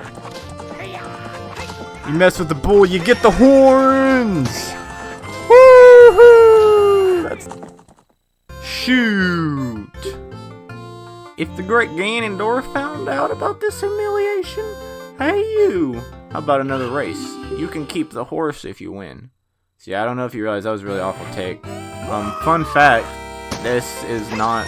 Okay, this is me playing, this is a video of me playing, but the audio is from like a week or two later. I'm just dubbing over because, so I got really excited after I won that first horse race, I don't know if you could tell, and my mom came in because I didn't even know she was home, and she came in and was like, what's going on? And I guess I got so excited I hit the keyboard or did something. Yeah, I finally won, yay. And I accidentally not only stopped the recording, but also, or I didn't stop the recording, I muted it. Anyways, what's up with that horse opponent? Did you tame that wild horse right under my nose? I was gonna present that horse to the great Ganondorf, but I bet it on the race and lost. Shoot. As I promised, I'll give the horse to you. However, I'll never let you leave this ranch. And I realized the voice was off. You would think that, oh no, you're stuck in this ranch, let me just jump over this fence, you know, like, if you're a smart brain person. Well, you're smart, but apparently not smart enough, because rather you have to jump this fence that's, like, more than how tall opponent is. So yeah, this was, you know, me dubbing over. It was really weird and tacky, but sorry about that. And now this is me playing. Alright everyone, hello, I am back. I know that it is getting dark now. It is no longer the daytime. I don't even know if I'm in the same spot as where the cutscene ended. But yes, sorry about that whole mishap. Like I was talking about, well, we have a Pona now, so you know you can race and have carrots. You can go anywhere. It's a lot faster, and you can play Epona's song anywhere in the Hyrule Field, and you can get Epona. But yep. So yeah, sorry for that mishap. I was recording, and then like I don't know if I unplugged. I don't remember if I unplugged my mic or I hit something. Like I didn't realize until I went to watch the recording, and there was sound like the game sound. But there was no like audio coming from my mic, and then I realized that it was not working, and I was like, well, that sucks. So yeah, you can't take Epona upstairs, and you can't take her obviously into Kakariko Village. So that's where we're going. We are headed here. If you remember, I had a blooper at the beginning I cut out, but I started the video because this is like, mind you, a week and a half later, in between. Recording for the same video, just the next part, but I didn't have time to finish the recording and fix it then, because I didn't know that it was messed up. But yeah, so this is Kakariko Village. We've already been here as an adult, so not a ton to show. There's one thing I want to do. I don't believe we've done. Let me check real quick. No, I don't think we have done it. So, if you go here in the Skulltula house, we have 49 Skulltulas right now, so we're not quite to 50, and I kind of wanted to do that on purpose, because in 50, it's, so we talked to this guy, he gave us the wallet, I think. Was it this guy or that? I don't know, I'll talk to all of them. Please say, okay, so, I think he gave us, I want to say this guy gave us the, what is it? The Stone of Agony. It's a thing I think we talked about if we didn't, where it tells you secrets. It really only works for the N64. It would rumble if you have the rumble pack attached and tell you where secrets were. For the GameCube, not really helpful. Please say, okay, so this guy, well, one of them gave us the bigger wallet. So, but yeah, that's the story. So there's two more guys over here. Please save my, what did you give me? Oh, I think one of them gave me, bomb shoes, I want to say. So this guy is the guy we need to talk to. Nope. Did we already talk to all four of these guys? I didn't realize that. Well, I know one of them gave us bomb shoes. My bad, guys. One of them gave us bomb shoes, and the other one gave us. What did they give the other one? they gave us something, I guess. So the moral of the story is we've already talked. So never mind. I totally forgot that we hadn't done this. So I guess we will be back soon once we get a 50th Skulltula. Because we have one more brother to save, and then the father. He's like, save my kids from being spider people. So yeah, sorry about that. I just wasted that last minute. That's weird. I feel like there was one more thing that we didn't. Never mind, we'll get that later. It's not a big deal. It just looked funny on the sub screen. But yeah, so we're going up here. We're going up Death Mountain. We have not been here since we've been an adult. Still got spiders. Except now we can kill them in one hit. There's boulders in the way, so that's interesting. Still this hole in the wall we made. Oop, let's sneak around here. Let's see if I'm gonna get bodied by more rolling things on Death Mountain. Also, fun fact, you can go in the Dodongo's cavern as an adult, and you can't really do it as a, oh gosh, I got bodied. You can't really do it in the normal game, just vanilla style, because, you know, obviously Dodongo Cavern's already been beaten. But as if you're playing a rando, the Ocarina of Time randomizers, you can, since you're doing everything out of order, you can actually beat Dodongo's Cavern as an adult. And I believe it's the only child dungeon you can beat as an adult, because Deku Tree is not open as an adult, and well, I'll explain why Jabu Jabu is not available later. I know this game's been out for a while, but still don't want spoilers just for my series. It just, you know, I mean, it's not I don't view it as a big deal. Also, I did get bodied. Because if you haven't seen it, I want it to be a surprise. If you've never played this game, I want it to be a surprise. Because I know there are people out there, even some of my good friends, that have never played this game or never beat it, even though it has been out, you know, for so long. But also, if you have seen it, then you know what I'm talking about anyway, so I don't need to explain. If you go up here, there's the hole where the cow was. That takes you up to... Oh, I didn't want to talk to you, Navi. Yeah, the cloud over Death Mountain, there's something strange about it. I agree, but then again, it's Hyrule. There's something strange about everything. So look, there's a big fiery ring. It looks like Saturn's rings. I just wanted to go up and show you that. We're not really going that way. Let me see. Oh, okay. Wanted to make sure nothing was gonna destroy me. But yeah, Dodongo's Cavern is the only dungeon you can do it as an adult when you're doing the randomizer style. Or if you were to somehow break the game and not need to beat it. I don't know. I don't know how to explain that one, but yeah. Now, talking about the 50th Skulltula, here, frick. I almost said a not nice word, but I did not say a not nice word because I do not say not nice words. The only words that come out of my mouth are nice words and words that, neutral words, I'll call them that. No negative words. Bad words or sad words. But anyways, yeah, if you didn't hear that, there's a Skulltula on the, over here. I'll show you when we get over here. You can pretty much already tell it's on the back of this little stone wall thing. Where is it? Can I reach it from here? Oh yeah, I can reach it from here, I think. Can I kill him from here? Oh, frick! Okay, another frick. I did not know. I've never had that happen. I was wondering if his hitbox was big enough that you could just kill him from there. I did not realize that you would just, like, get bodied by the gold Skulltula.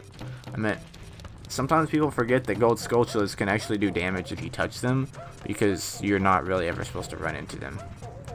So yeah, this episode's going great, guys. Obviously. What a pro. I played... Okay, at least I didn't fall all the way down. Where's the stairs? Can I go up? There you go. All I'm trying to do is get to a Skulltula, man. The Forest Temple is carrying its bad luck over to me. Doop, boop. At least we have good Goron City music. Ooh, that was close. Just slow it down. Alright, note to self. Don't hit the wood, hit the Skulltula. Yay. Now grab. There. It would have been a pain if I would have latched onto the back. I think it's only that part, because if you hit that... Oh, never mind, you touched that. I was going to say it's only the circle wood part, the half circle, but shows you how much I know. Doing a let's play of this game and learning something new, even still. I will say, Ocarina of Time is one of those games you can always learn something new. Like, you can know everything about the game and not know everything about the game. It's just interesting that way. But anyways, now that we're in Goron City, and we've got that Skulltula, the 50th one, you see there's this little boy right here. Well, he's rolling around. I was trying to avoid using my bombs. I'll get them out just in case. So yeah, there's basically what you can do is... Actually, I have an idea. I saw this trick one time. I want to see if this works for me, because I'm really bad. I've heard this trick works. You're supposed to bomb him. Boom! That did work. I'm a genius, even though I saw this on the internet. How could you do this to me? You're Ganondorf's servant. Hear my name and tremble. I am Lonk, hero of the Gorons. You can't be Lonk. I'm Lonk. Copycat. Hey, bro, talk to me. No. Okay, now we'll talk. What? Your name is also Lonk? Then you must be the legendary Dodongo Buster and hero Lonk. My dad is Darunia. Do you remember him? Oh yeah, I remember him. We're sworn brothers. Brother. Dad named me Lonk after you because you're so brave. It's a cool name. I really like it. I should have named myself Butthole so your name would have been Butthole. But yeah, pretty much whatever you name your character, that's his name. Lonk, you're a hero to us Gorons. I'm so glad to meet you. Please give me your autograph. Sign it to my friend Lonk of the Gorons. Oh, I guess it's not a good time to ask you for this. Please help everyone! My dad, Darunia, went to the fire temple. A dragon is inside. And I just realized I'm talking with my mouth closed. I'd make a good ventriloquist. If we don't hurry up, even my dad will be eaten by the dragon. His crying sounds weird. You'd better try to calm him down if you can. Maybe he will calm down if you talk to him. What do you want to ask him? About the dragon? About the Gorons? Well, let's learn about this dragon. We don't really know anything about it.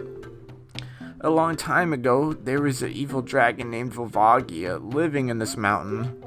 That dragon was very scary. He ate Gorons.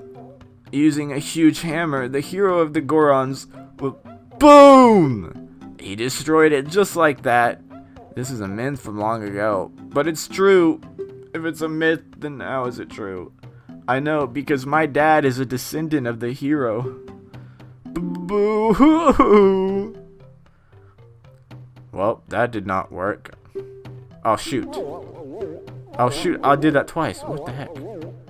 That's asking about the Gorons, even though we know about Gorons. Everybody was taken to the fire temple. While my dad was out, Ganondorf's followers came and took them all away. I will be eaten by Volvagia. Sorry, I yawned. Dad said that Ganondorf has revived Volvagia. As a warning to those who might oppose him, Ganondorf is going to feed them all to Volvagia. Dad went to the fire temple by himself to try and save everyone. Please help, Lonk. I'll give you this heat-resistant tunic. Boom! New clothes, baby! Sorry, there's no need to yell. You got a Goron tunic. That heat-resistant tunic is adult size, so it won't fit a kid. Going to a hot place? No worry. And he opened these doors for us. What a nice guy. Even though he cries too much. It's okay. He's got a good reason to cry. So yeah, sorry, yeah, there was just, he kept saying boom. I felt like saying boom, boom, boom, boom. Gotta get that boom, boom, you know what I'm saying? But yes, now the moment you've all been waiting for. We get new clothes! It's the same exact tunic, just a different color. Yeah, technology. But yeah, it's red. Ready for fire! Oh boy, a lot of yelling. But yeah, so it's heat resistant. So you're like, what the heck does that mean? I don't know what heat resistant means. Well, I'll show you sometime. Probably not in this video, because that's probably it's probably gonna do it for this video. I'm trying to think if there's anything else I can show you real quick. I don't want this video to go too long. The last couple ones have been kind of long. You know what? No. We'll do that next time. I guess we can. I'll cut ahead to when we're at. We have our 50th Skulltula, so I'll cut ahead to when we're at the Skulltula house, and then I'll tell more about next episode there at the end. Alright, we're back in here in the house of Skulltula. Skulltula, whatever you want to call it. So I guess this was the last guy. The curse has been broken. Thank you. Here's a reward for you. Yay, you got a heart piece. You completed another heart container and your maximum life energy is increased. Yay, jumping jacks. Snow angel, yay. What a great way to end this episode. We finally got Epona. We got a new clothes, red tunic, baby. We're the hot stuff, literally. And we rescued another guy who's wearing a skin-colored shirt.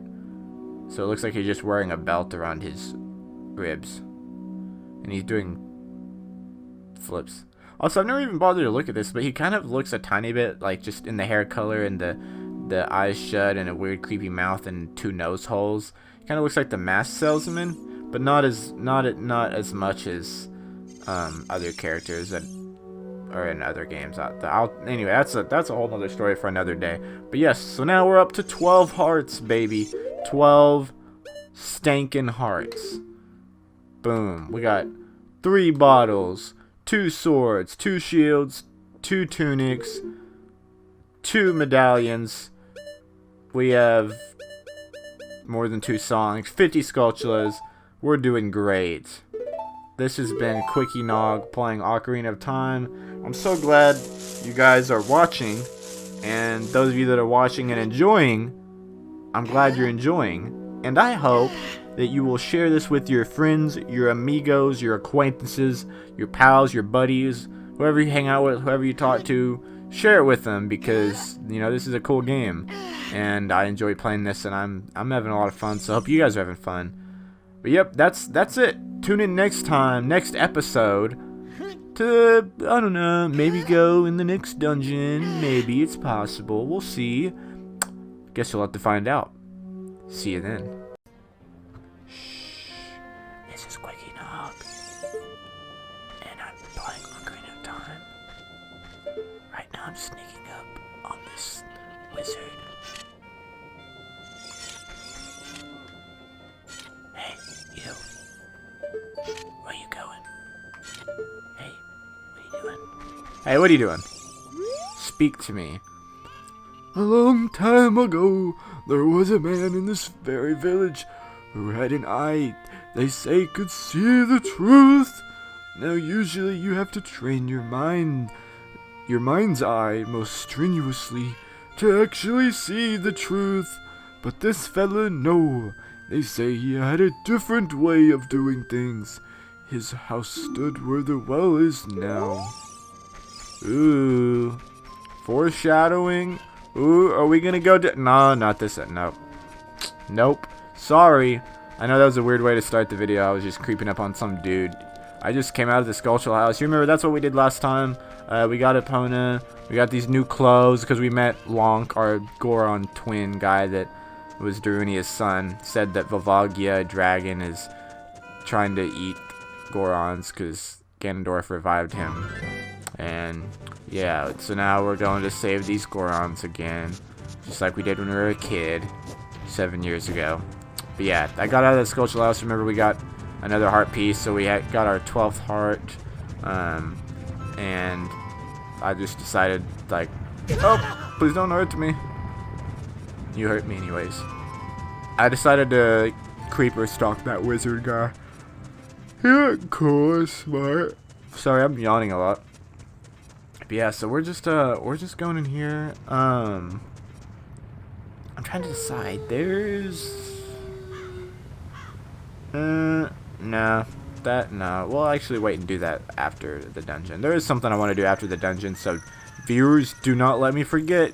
If you let me forget, I'll be very mad at you, and you'll be grounded. You'll be put in a timeout, no videos for a week, and then I will have nobody to share them with, and that will be big sad. So yeah, if you go in here, I think we went in here as a kid. I don't know if we did. It's just a shop. And if for some reason you want another tuning, or you don't have to talk to long, if you get 200 rupees, you can buy a tunic. So you'd never even have to bomb that guy if you just don't feel like talking to him. There's another scenario in which you might need to buy a tunic, but that's, we'll wait and talk about that when we get there. So he also opened up this door, which you're like, okay, cool. This is just where Darunia was as a kid.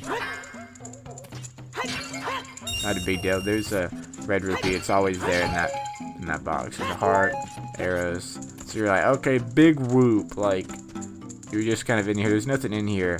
But you always, in Ocarina of Time, any Legend of Zelda game, you always have to be aware. Don't come in a room and be like, oh, there's nothing here. Always double check. Also, sometimes you can tell, depending on the angle, you can see, if you look at it right, just a hint, there's this little crack. It's like, oh man, that looks like it's not supposed to be there. Well, actually, nope, never mind. You have to pull it out from this way. Also, if you accidentally throw up against it and it says grab, you might think, well, that's interesting. So yeah, you pull this weird baby butt thing, animal statue out, and there's a hole behind it. You go in the hole.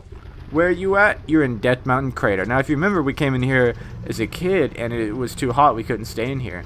And if you take your tunic off and put the green one on, then that's basically what happens. You're just kind of stuck, and you die. Now, the interesting thing here, there's a lot of boulders and rocks in here. Some of them you can blow up. Some of them you can't. I'll explain why later. So, yeah, there's a... Honestly... Death Mountain Crater has a couple different places you can go in at, so it is interesting. There's a spot right there, but it's got bombs, or it's got rocks. Just a heads up, the grave rocks you can't bomb. Those are like, I would call those boulders. I don't know, they've been like boulders. I'd say the brown ones are probably closer to rocks. Those you can blow up.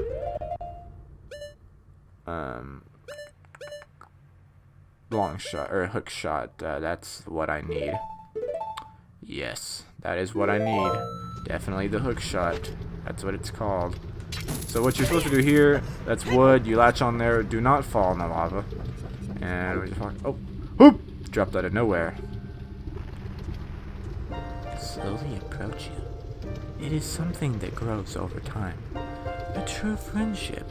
A feeling in the heart that becomes stronger over time. The passion of friendship will soon blossom into a righteous power, and through it, you will know which way to go. This song is dedicated to the power of the heart. Listen to the Bolero of Fire. Bolero. No, it's Bolero. Bolero of Fire. It's not Bolero. But as a kid, I called it Bolero. What's a bolero?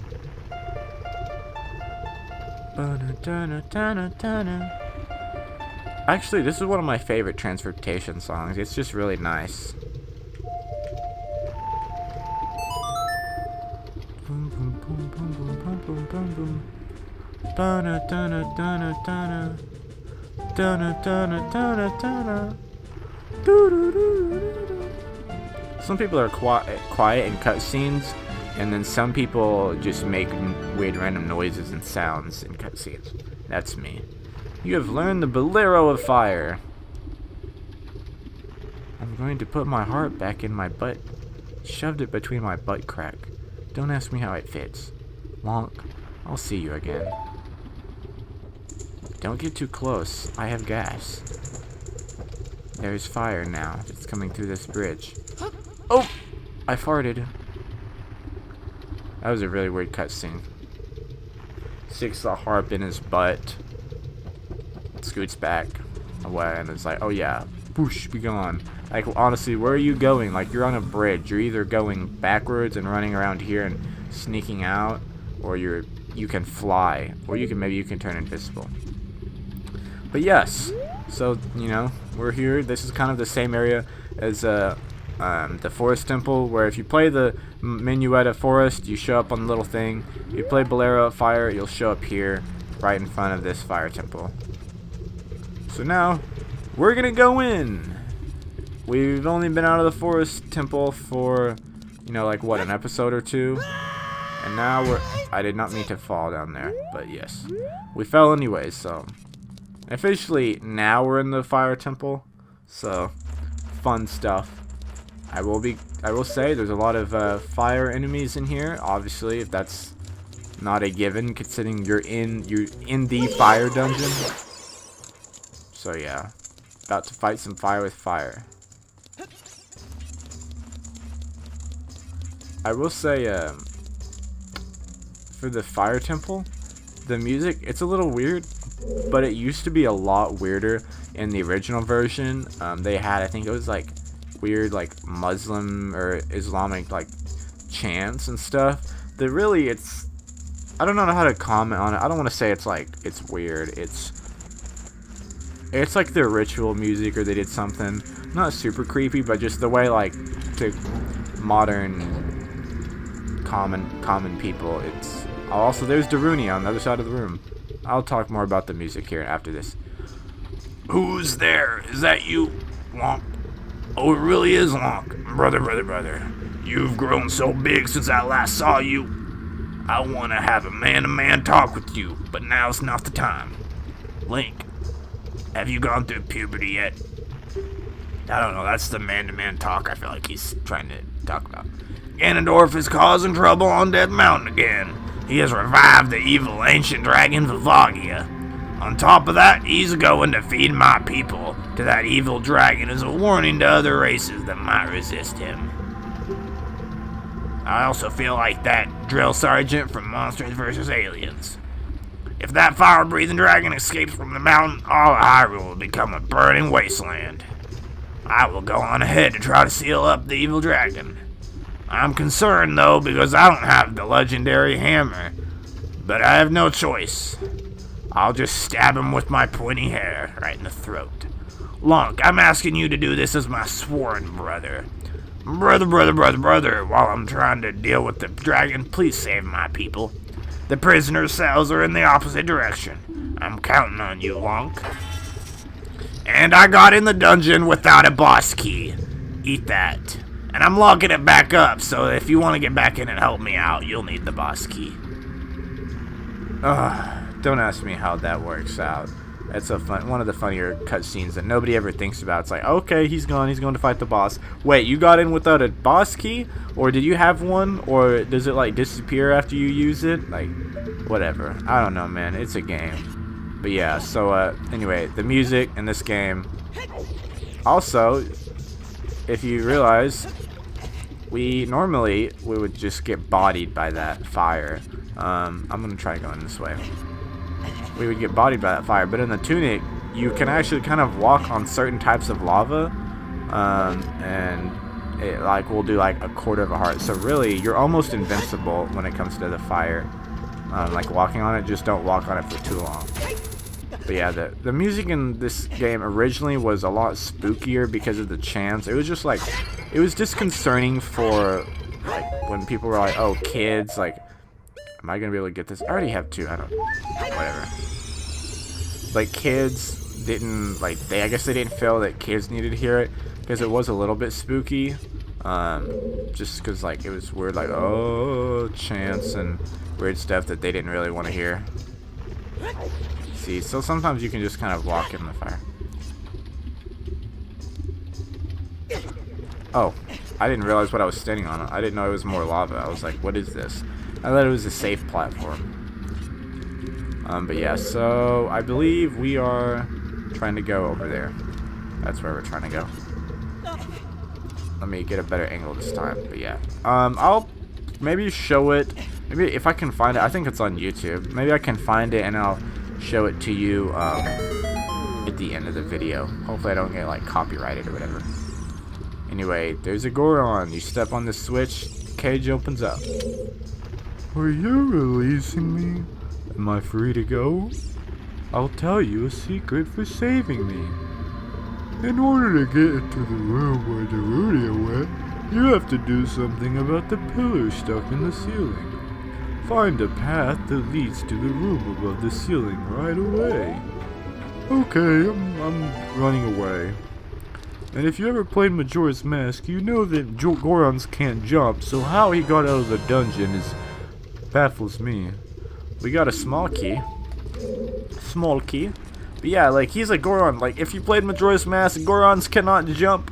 Gorons can only roll. How are you getting from there? Like, okay, I'll give you, maybe they're a little bit more fire resistant than humans are, even with the fire resistant tunic. So maybe he just kind of slid down there, walked across the lava, climbed his way up there, and got out, went down the stairs. But even still, the bridge was, I don't even know if that bridge would hold him up. The bridge was a little bit broken we got on, so he doesn't have a hook shot to get across.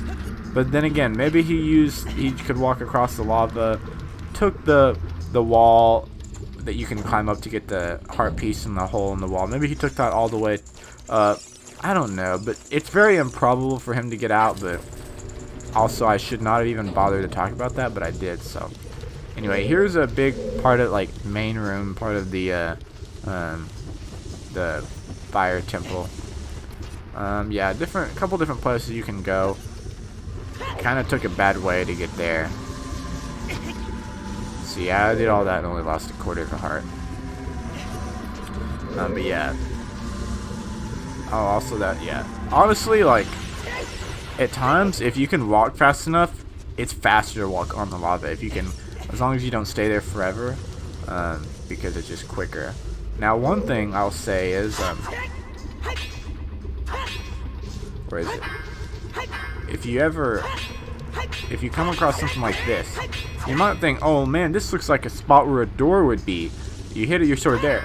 You get your metal, average sound. But you hit your sword here, and you get a different sound.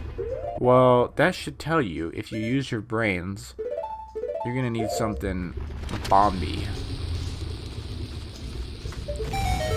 Boom, fake door, here's a real door. And we have yet another Goron. So there's gonna be a lot of Gorons. I don't remember the exact number, but you gotta save them. Are you releasing me? Am I free to go? I'll tell you a secret for saving me.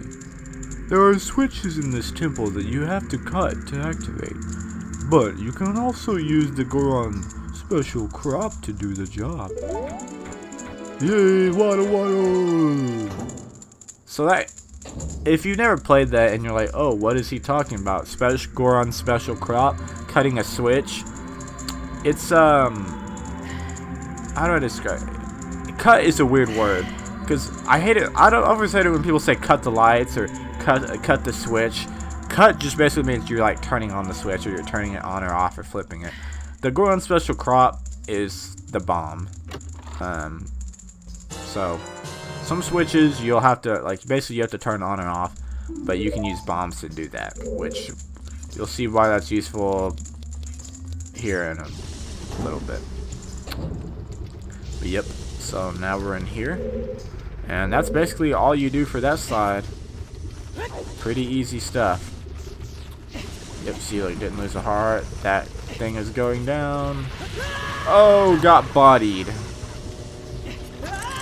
Oh, I got bodied again. Are you kidding me? I'm just gonna keep getting bodied. But with 12 hearts, it's not a big deal if you lose a few, or like a quarter of a heart or something. It's, oh gosh, that went up. I did not expect that. Get away from me. Death. That's what you get, homeboy. Yeah, so you have the key. We can get in there. I'm trying to go this way. Oh gosh. He just blew fire at me. Okay. Well, don't fall. Okay. So, interesting story. There's a Song of Time block up there. Block of time. We'll get to that later, here in a bit. You come in here. Oh look! Another switch and another Goron. Are you releasing me? Or am I free to go? We all say the same thing. We know you let us out of a cage, but why would I run free? Here's a secret for saving me. A wall that you can destroy with the Goron's special crop will sound different than a regular wall if you hit it with your sword. Waddle! I've got toilet paper between my butt crack. Yep. So that's basically, we already kind of did that on the other side of the room. He basically told us something we already know, or I told you. If you see something that looks fishy, looks funny, hit it with your sword. If it makes a weird sound like it's not supposed to be a wall. Some weird sounds don't mean anything. Some are just weird because of the way you hit it or the material. But yeah, there's a distinct sound. You're like, that sounds funny. But if you come here, you remember from when we were in the windmill, we had to play the Song of Time to get this block out of the way. You're pretty much doing the same thing. And sometimes I'll play, depending on the situation, I'll play the song normally, and sometimes I'll just play it as quick as I can. And in situations like this, with a dungeon or whatever, I'm just gonna play it as quick as I can. But if it's like a cinematic or like a, you know, a cinematic moment or a cutscene, I might play it a little more seriously. Also, when you come in here, I would suggest getting your shield out, because these tiles are, they're gonna fly at you. And they fly at you in order from farthest away to closest, so these two will always come last, the other ones will come first. Now, if you remember, I said earlier, there's a reason you might need a tunic other than if you just don't want to talk to the guy. That over there is a like. It's a big jelly thing that looks kind of creepy, like a worm or a centipede or something. Yeah, that thing is...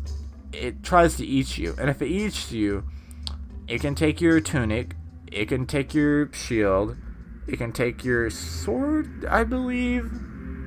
I don't think it can take your sword. It can take your money, I think, and maybe some of your items. It can take a couple different things, but the most painful is your shield or your tunic. Sometimes if you destroy it back quick enough, you can get your shield back, but the tunic is not always a sure bet. So the best way to do it, in my mind, is kill it from afar. Don't let it get close to you.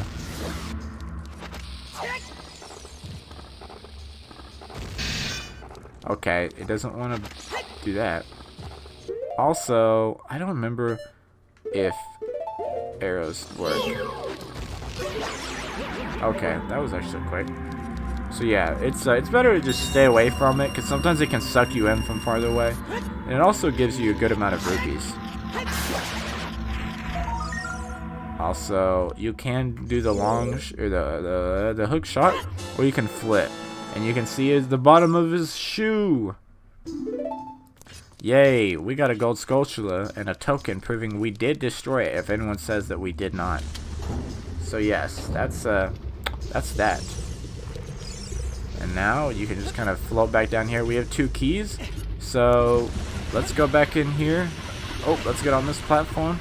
This one does not go away like some of the other ones. Let's go here. Oh, we almost got destroyed.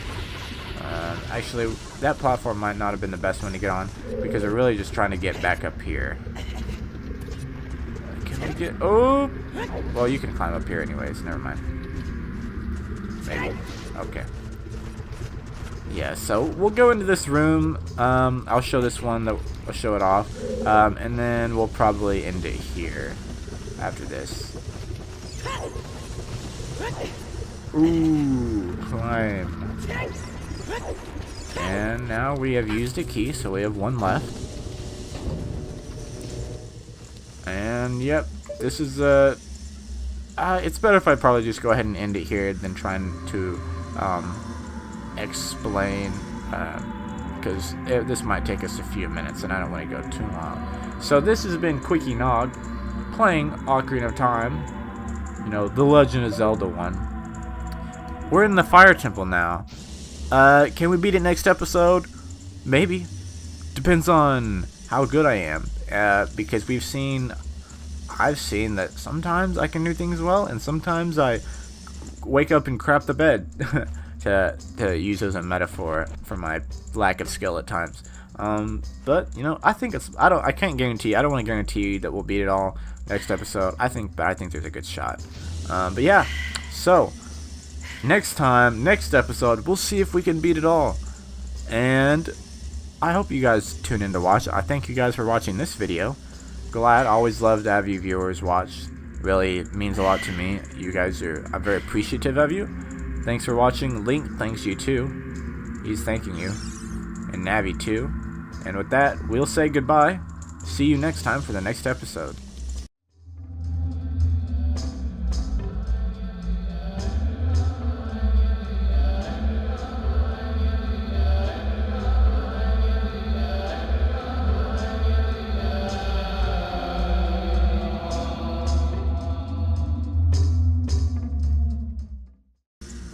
What up? This is Quickie Nog, back for Legend of Zelda, Ocarina of Time. We're in the Fire Temple. We started it last time, and we're sliding down, yeah! So now we're in this room. You remember, there was the big main room we were in, and then there was this big bridge with a room with fire, and a couple different rooms we went in. But we went straight into this room, and so now there's this pillar of fire. That is, it's a little interesting. Not really anywhere else you can go, but you can climb this wall, so we will do that. How are you guys doing? Just thought I'd ask in this wait while we climb this wall. Always love to see how you guys are doing. I will say, word of advice. When you climb up, do not move, because that is a very slim wall. Just... if you can, stay still. Just use your bow to turn around. And then, oh, see, sometimes that happens. You gotta be careful. So, yeah. Oh, hearts, yay. And arrows, nice. So, yeah, you're on this side. Really, kind of, honestly, I should have went on the other side, but, yeah, we're on the wrong side. I think there's one there and one there. Yes, dude, what a legend. I don't even know if this is possible. I don't know if I've ever done this. I always go on the other side. That was a poo-poo brain thing of me to do, to go on this side. You can walk across it, obviously. You can tell you can do it. It's really hard, and it takes a long time unless you're just a stud like this. Yeah, I could have done that from the beginning. I was lined up straight. Yeah, you want to be on this side. Don't jump off too far. There's a block. You grab the block. And you push it. You keep pushing. You keep pushing. You keep pushing. One more time. Oh. And then you want to land on the block, so don't fall off. And it's like a rocket ship. Yay! And it stops just right there at the perfect spot. Also, big suck, you definitely want to get 2 keys when you come up in here, because it can suck when you come all this way. You get up here and it's like, oh, need a key. So yeah, always do the side rooms, get all your keys first, and then come up here. Now if you come in here, there's a door in there, but there's not a switch here this time, so it's like, well, how the heck do I save this guy? Well, we'll have to find that out. These guys, I always just call them fire slugs. They're torch slugs.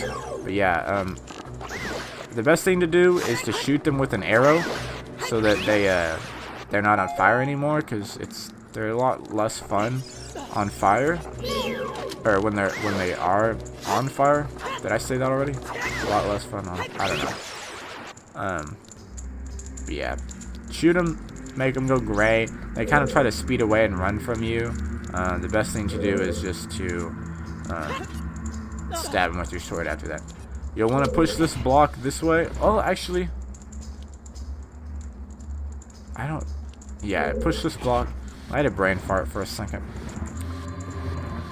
Oosh. Push that guy right there. Let's see. How do I do this? Yeah, you gotta drop down. And then you pull it this way. there. And now you should be able to climb on top. And then you can jump up here. You just do some more climbing. And now, if you look at this, you're supposed to climb up here, but this is on fire. And you will definitely get bodied if you try to go in there. And getting bodied is not fun. If there's one thing that's happened to me this series, it's that I've been getting bodied. That's like the theme of this. Oh, nope. Wrong. So, if you remember the Goron special crop, they talked about can ignite switches. That's the easiest way to do it. And then, you basically just want to climb. And this part can honestly be a little bit scary. The fire, luckily, it doesn't go all the way up. It's really just around that bottom part, so as long as you're up kind of mid-level. I used to think that it would, like, go all the way up and, like, see, it kind of goes to right there. I used to think that you'd have to, like, get around the edge before the thing ran out. You really, I guess you can do it if you just are close when you, to the edge when you throw the bomb, but, yeah. Also, this part is a little bit scary, too. So, basically, now you're in this big room. You're kind of in a top-down view. If you stand right there when you come out, you won't get hit by a boulder. I'm interested in keeping a counter. So if you remember this sounds different. Let's blow it up. Yeah, I'm definitely going to be keeping a count on how many times I get rolled on in this room. Now let's do a backflip. Doo doo doo doo doo. That is 2 Skulltulas in this dungeon so far. Let's see, there's a Rocky Boy. There's a room right here. It's got a little door.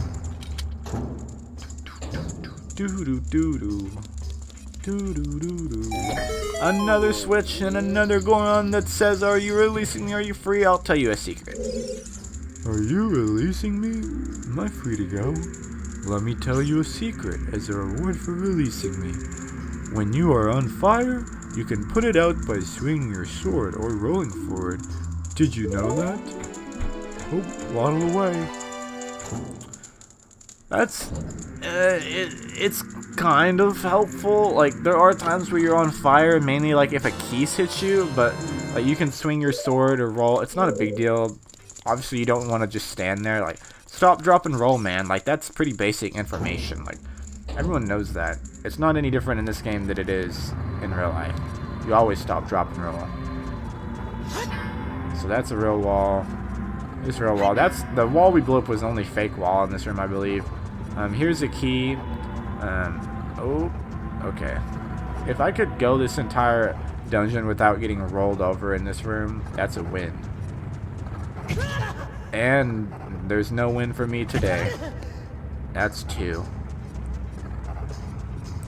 I'm trying to see. Okay, so here's one. Here's a Goron. I knew there was one more in this room. Are you releasing me? Am I free to go? In this temple, there are doors that fall down when you try to open them. When one of these doors starts to fall, move. If you use a sample of the Goron special crop, you can break it. And this is actually that's helpful because if let me just throw it back to Luigi's Mansion. There are some doors that well, they're not real. Psych. Not real. Not real. Didn't open.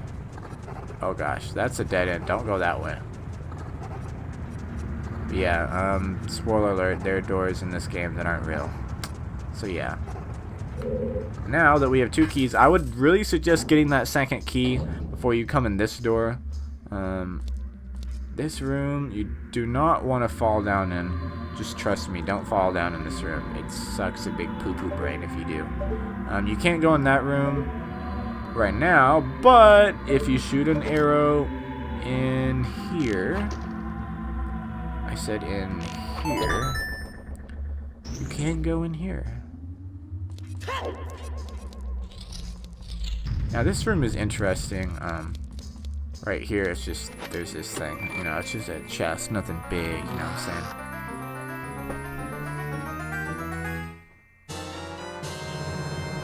Yeah, we got the dungeon map. Let's go, big boys.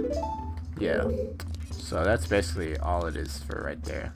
Kind of just a little side thing you don't have to get, but it is helpful. Because, you know, everyone needs a dungeon map. Oh, that was close. They did it to where you can't. Oh gosh, that scared me.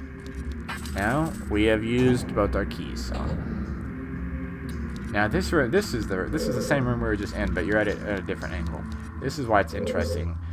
We're gonna be back in this room because there's two ways you can go about this room, but we're gonna do it the normal way first. So if you land here, firewall, and it's chasing you. Why? How? Does it make sense? No, not really, but it's happening, so, you know, just go with it. So it's actually honestly really easy. It's not even anything to be scared of. You just go. Alternatively, if you don't... Never mind, that was a dumb thing. You can go in here. Just forget what I was going to say. I was going to say you can go down by the chest if you don't want to waste one arrow or however many it takes or you run out. You can get in that room. But you can't because that gate is there. Yeah, so come up here. Oh. Yeah, whatever you do, don't, yeah. Now shoot. Yeah, if that guy, like, raises his eyes up and he's like, ooh. Yeah, just don't try to, fight him right there. Also, you can obviously tell that needs to be blown up. We're not going down there quite yet. We want to get over here. Switch. And there's another guy in this room that he got let out. Now the easiest thing I would say... Oh, no. I would say roll over here. Get up. Shoot him again if you have to. Just to make sure he doesn't come back on fire. And then do that. And then really you can kind of, there's a multitude ways you can get over there. I normally do that. Honestly, there's a ton of different ways you can go. But what you want to do is, I would, again, shoot that guy. Roll over. I don't even know if he can hurt you when he's not on fire. I'm not really sure. So don't ask me how this works. How he's on a ledge and he's gonna freaking run away. I guess he's just gonna roll away. Maybe he doesn't get hurt by boulders. For saving me. If you find a place that you can see on the map but can't reach, try playing your Ocarina. Yay! And frick. Yeah, we gotta keep. Dang, that actually reminds me of a really something that I think, I'm not 100% sure, but I think that we're gonna need to get something out of here. There's a small chance that I'm trying to decide how I want to do this. There's something that we need to get something that we need out of this dungeon, and I can either come back and do it after the dungeon's over, or I can do it. That's a tough thing. I don't know. I'll think about it. Also, yeah, I would. Okay, whatever. You lose a heart, but whatever. And if you can hear the noise, you hear that there's another light somewhere. But there's not for now. And if you remember this guy, we came from this side and we're like, oh no, how do you save this guy? We don't know. We did this, and he said, are you releasing me? Here's a tip. Rescue me. Somewhere in this temple, you're sure to meet up with some creatures that dance as they attack. Arrows won't hurt them. Looks like you might need some of the Goron's special crop. That's all I have to tell you. So yeah, special crop's important in this dungeon. The bombs, obviously. Kick that, baby. Yes, sir. Got another key. So now, honestly, no, well, let's go back. We're not quite done yet. There, if you remember correctly, there was that room I said there was two ways you can go about it. and that we were gonna go the one way, the normal way, the first way, where the fireball was, and firewall. Get it? Like on the computer, there's a firewall. That's a real firewall, a wall of fire. Anyways, we're gonna go back to that room, and there's another little door. You might have seen it. There's, oh gosh, please don't hurt me. There's a room with fire in it, and there was a key, a door with a key that needed a key. That door over there. I don't actually know.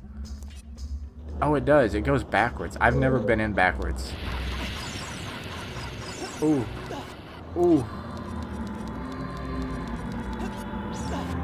Okay. I never went in it that way. I didn't even know if it would work. I thought it'd come from the other way. Yeah, you go through here. There's a hallway. You're like, alright. But no door on this save in this hallway. Instead, you're in this room. And it's like, aight. Big room. Lots of stuff to do. Okay. Well, that's interesting. You can... Oh gosh. I'ma shoot you. I'ma shoot you. I shot him. I told you. But yeah, so there's a number of things you can do here. Also, just a warning. If you look and see, oh, this door looks like it's out from the wall. I don't know, maybe do that. Also, yeah, you can. They said you can use a special cop bullet. You don't really have to. It just breaks it. Literally nothing happens, but I guess if you're just really paranoid, either always hit the door with your sword or bomb it. And now it's kind of like in this maze where you have these little... Oh, that's right. I saw you coming. That was close. That was even closer. So now we're trying to go... Let's see, where is it? We're gonna go here. It's a little maze. You kind of gotta walk slowly so you can figure it out. And there's another dude. There's a lot of them in this dungeon, so just be aware. And we're on the other side because... Oh, I hear somebody. Where you at, fool? Where you at? Come at me. Come at me. He doesn't want to come at me. He's scared. Oh, he got me, but I got him, so we're even. I believe this one you have to walk around the wall. And don't do that. This one's interesting, so I would advise you, this is what I'm gonna do. I would advise you figure out your path before you hit this switch. So you're gonna, I think the path is here. Yeah, so you can just go this way. So you pretty much just go around this guy. This switch is going to make that wall not on fire. Oh gosh, I didn't go wide enough. Yeah, I'm not making it. I'll just wait. And then I have to watch it all again. The freaking cutscene messed me up with the camera angle. You gotta go even wider. And you basically just climb up. You're good. Hearts. Bombs. There's supplies here.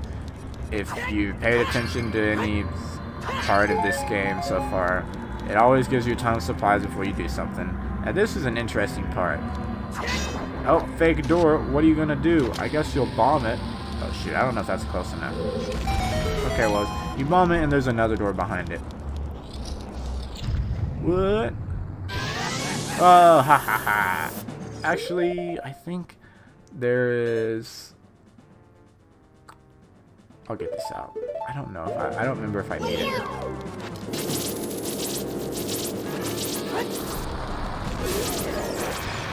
Oh yeah. So basically, this is a fire dancer.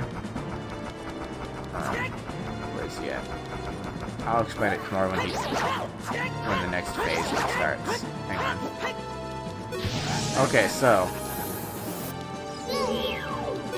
fire dancer, flare dance, not a fire. Extinguish its flaming clothes first. So first it's red, then it's blue. It's got kind of 3 stages. He'll be in the fire. He kind of likes to dance around and skate in circles and just destroy you. You have to bomb him and that makes it, for some reason, bombing him extinguishes fire, I guess, on his body, so that he's just a little short guy, and then you just pretty much body him with your sword. I've been saying body a lot. That's my new favorite thing. Yeah, I do that. He's honestly not that hard, as long as you don't, yeah, if you just, as long as you don't let him get away, and you don't miss with your bombs, then it's not anything to worry about. Yeah, you can just stab him. I think after a certain amount of hits, he gets back in his thing. Yeah, don't let him do that. Oh, okay, he walked right into it. Yay.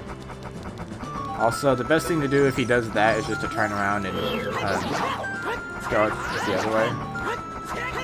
And if you can keep stabbing him, you'll slow him down. There you go, and he's dead. Also, he does explode at the end, but he does, like, I don't even know if it's a whole heart, so don't be scared. You would think, oh, I don't get anything? That's lame. Yeah, you killed a freaking mini-boss, or a mid-boss, or whatever. And, you get nothing for it. So now you're in here, it's like, oh, okay. Big whoop. I'll just climb up here, I guess. Whatever. Whatever, I don't even care. Didn't get anything. So you basically, the best thing to do is drop a bomb there. Kind of like what we did earlier. You just drop a bomb, and then you climb up real quick. And then that's probably already as far as you need to go, is right there. And then you just boom, you're there. Boom! And now you're here. Now this part can be a little intimidating. I would say, number one, before you do anything, definitely, most certainly, shoot the keys. Also, that was a boss snipe. Beast mode. Remember when people used to say boss? That wasn't boss. Like, oh, I'm a boss. That's so boss, man. I missed. Got him that time. I think there's one. There's one more over here. Well, maybe he's not coming out. He knows. He's scared.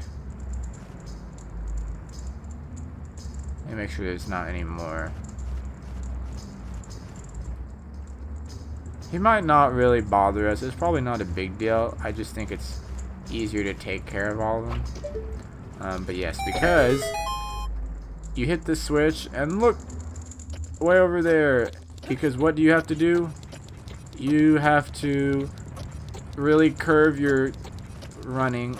As long as you stay on the path, it's tempting. It might be tempting to just take the long way, but you have to do a bunch of climbing because the things are different heights, and that could be tough. So it's easier if you go around the outside. Just be really careful, and if you do it right, you'll get there in time, and you'll find the Megaton Hammer. Press C to smash and break junk. It's so heavy, you need to use 2 hands to swing it. So yes, oh gosh, that guy's about to destroy me. Let me see if I can destroy him. Okay, I didn't destroy him, but, you know, whatever. So yes, now that is, the Megaton, I'd call it Megaton, I think that's how you call it. I used to think, I don't know if I was dyslexic or something. I thought it said Megatron, and I was like, oh, the Megatron hammer, that's so cool. There's not even an R in there. Now, you can hit things with a hammer. Hammer's cool, man. Guess what? Hammer time! I've been waiting all episode to make that reference.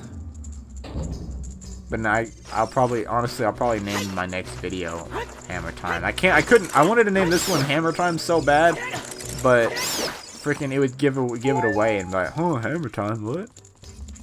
Next episode, already calling it. Also, I freaking screwed up. Well, okay, that's gonna be the end of this episode. I'm just gonna end it there because, you know, I messed up. I did it bad. We'll see why next episode. Sorry, I was trying to beat the dungeon in this episode. Don't think it's gonna happen, but it'll definitely happen next episode. We're gonna go hard. We're gonna beat Vivagia. We're gonna use his hammer, and it's gonna be MC Hammer time. Can't touch this. Okay, I'm gonna embarrass myself if I keep going. So I'm just gonna say thank you guys for watching. Tune in next time. It's gonna be legit. Hello, everybody. This is Quickie Nog, and this is another video of Ocarina of Time Legend of Zelda. Still in the Fire Temple, but looking to change that this episode. If you remember, at the end of the last episode, we got the hammer. This hammer, get to the chopper. Yeah, you can you can't shield. I don't know if I showed that. If you press shield, you just get down and duck. Sometimes can be helpful, but it is heavy. You need two hands, so you have to put it up first before you can use it. Let me just snipe these bad boys out of the air. Boom! Look at that. Who needs the Z target? Z targeting is for chumps. I ain't no chump. I'm a champ. You know the difference between a chump and a champ? You. Also, did I do that wrong? Oh, I know what I did wrong. I'm a dummy. I thought you had to hit that from the side. You had hit it on top, and it creates stairs. Now, you need, the reason I messed up last time is because you need one of these boxes. You need to, okay. Because the blue switch does not stay down. Now, don't ask me how that little tiny box is going to hold the switch down, but whatever. So now we're in here. Boom. And we're sliding down, but now we're here. And if you look at this switch, it looks really rusty, and you try and climb on it. It's like, oh, this switch looks rusted. Well, you basically have to just break the freaking switch with your hammer. You go in here, and now we're up here. And so, you know, it's time to play an ocarina.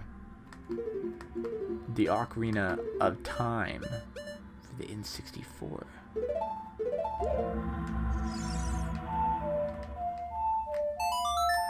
So yeah, you play, because this was the one where we were kind of in the side room, and there was the Goron on the side that we couldn't get to. What a stupid camera angle. Oh, okay, you're supposed to go this way. So yeah, that was the room with the dude. You go this way. Rusty switch. Break it. Then he walks out free. A free man. Hey. Are you releasing me? Why am I reading this again? I'll tell you the same thing. A door is hidden inside the statue at the entrance to this temple. But the Goron special crop won't work on it. Don't you have anything stronger? For once, the Goron special crop comes up short. It's a pretty special crop, but it can't do everything. By something stronger, he means a hammer. And we have a key! So now...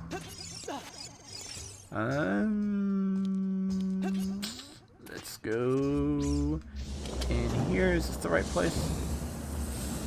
This is the same room. Let's just go back where we were at. Let's climb up here. Go up here. And in here. And here. So yeah, we're basically up here. Now, what you'll want to do, I will advise, is just to go ahead and hit this guy. And if you want to look really cool, hang on a second. Okay, never mind. If you want to look really cool, all you gotta do is fall way down here. So far, he stops yelling, and you don't even get hurt. So do not even bother asking me how that works. But yeah, this is how you get over there. He said, one of the Gorons was like, oh yeah, you need to knock the pillar down.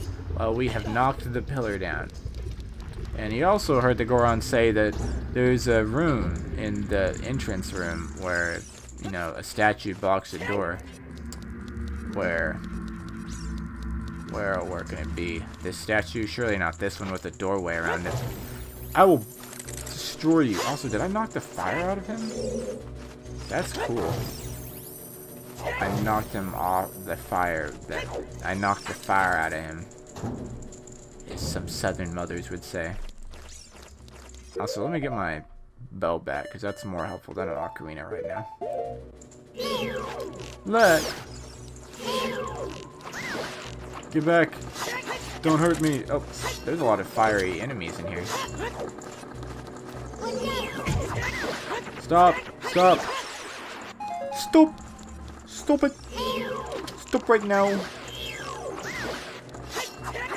Fire!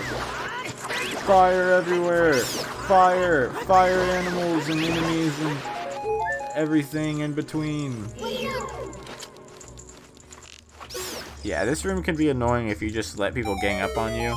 So try and pick them off one by one if you can, or you can just go in and freaking put the hammer down. Not literally, not the hammer you got, but yeah. And another like and more tiles. Yeah, that's right. Come at me. Come at me. Come at me. Come at me. Come at me. Come on. Come on. Come on. Come on. I feel like Fox McCloud. Come on. Oh.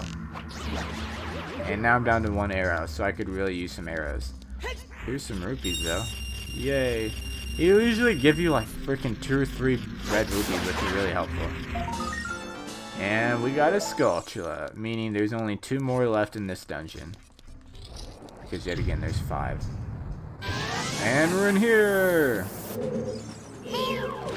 Our flare dancer!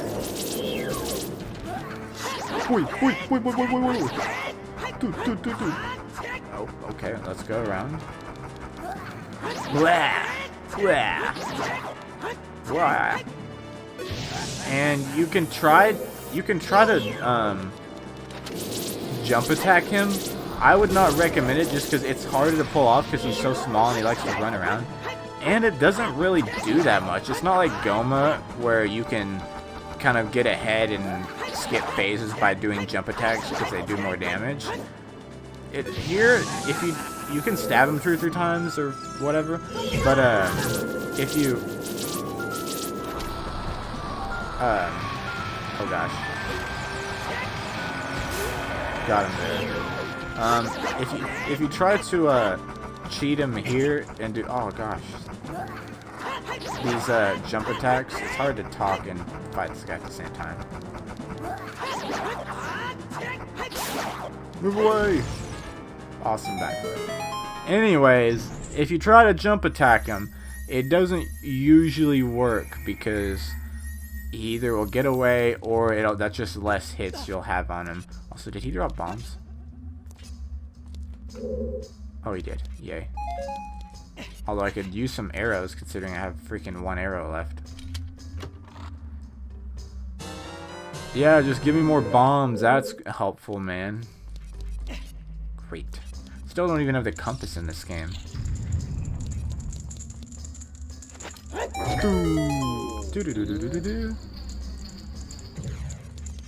Let's talk to this guy. Are you releasing me? Am I free to go? Oh, I see. Big Brother Darunia asked you to rescue me? Well, I owe you big time. Please help, Big Brother. At least he didn't freaking say that everything is the exact same way. Oh, the bigger wallet. That's one of the things I was going to say. I was like, I have more than 200 rupees. The bigger wallet is what one of the brothers gave me when you get, I think, 40 rupees. Boss key. The biggest boss. Rick Ross. I'm the boss. I don't listen to Rick Ross. He's kind of weird, but some people do, so whatever. But yeah, now you come out on the other side of the entrance. Fun stuff. Oh, please don't follow me. Please don't follow me. So we can go fight the boss. We can go fight the boss right now if we want to. There are a few rooms that we have not went in, which are kind of interesting. Really, in this dungeon, you don't have to go through and go to all the rooms that they're in. But that being said, that one of the sculptures that we need, I talked about it last episode. There's a certain thing that we need that we don't have to get one of the sculptures. So what I'm thinking to do, we'll come back for that one. Let me double check because it was in the room with the boulder. Some of you might know what I'm talking about. There's a thing you have to get, and you could get it really as soon as you turn into a adult. But the area that you go to, I just figured it would be better to wait till after this dungeon so you don't like.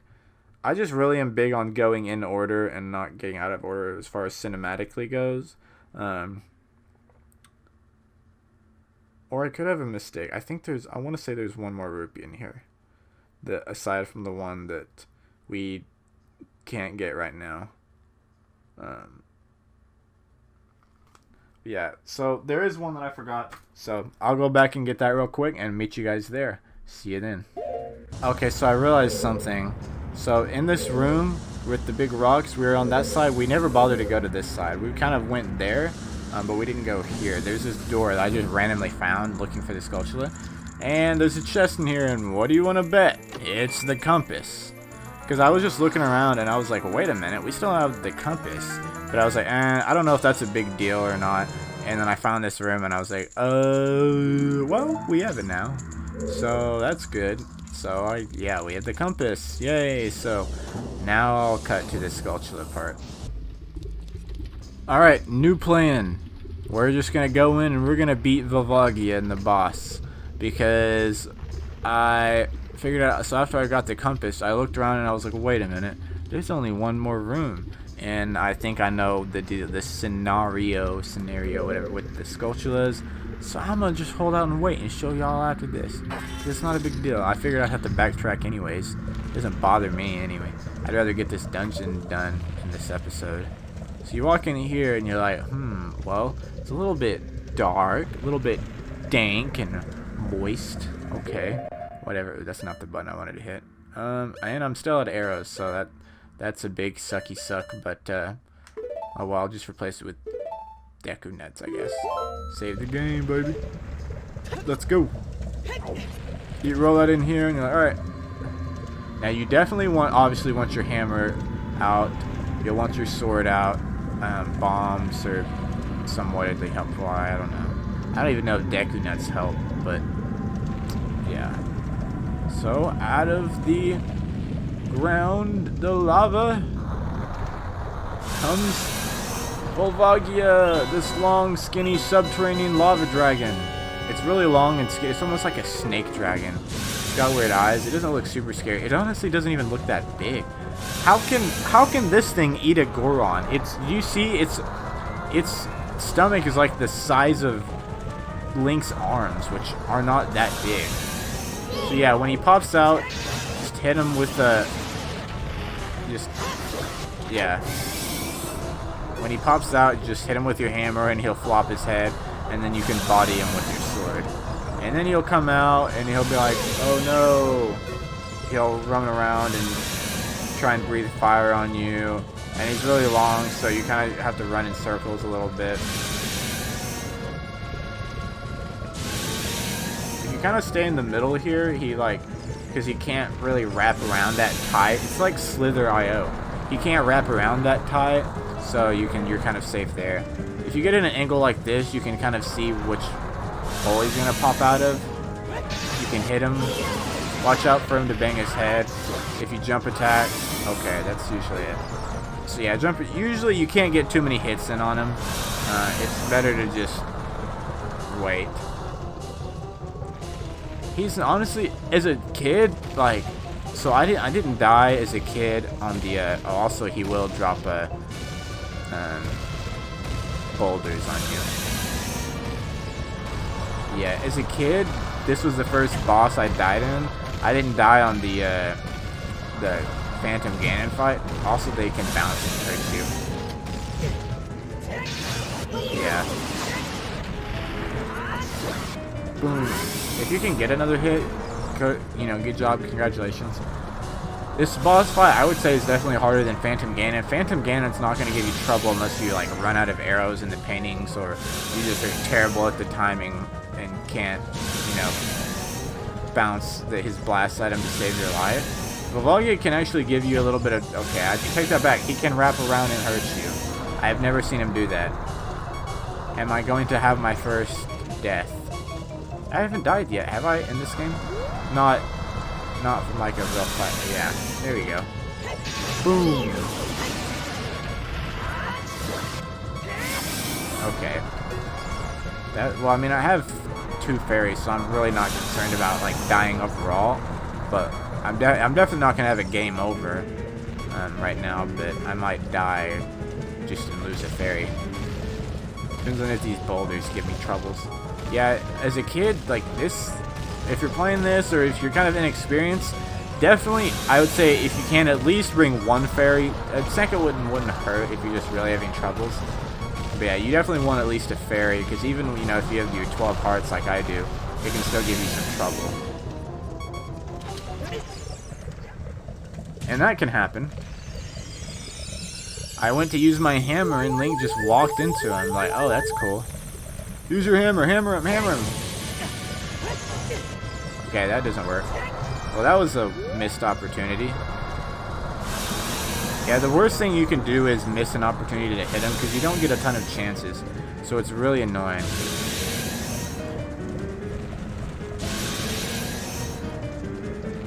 It's kind of annoying too when his freaking flamey hair gets in your way. It reminds me of one of those dragons you see. What's the one from from Mulan? I forgot his name. The little skinny red guy. That's what he reminds me of. Something you'd see on like a Chinese buffet statue. Oh, come on. There we go. Okay, there we go. Yay! I didn't even have to do a jump attack. It took a little bit longer than it needed to.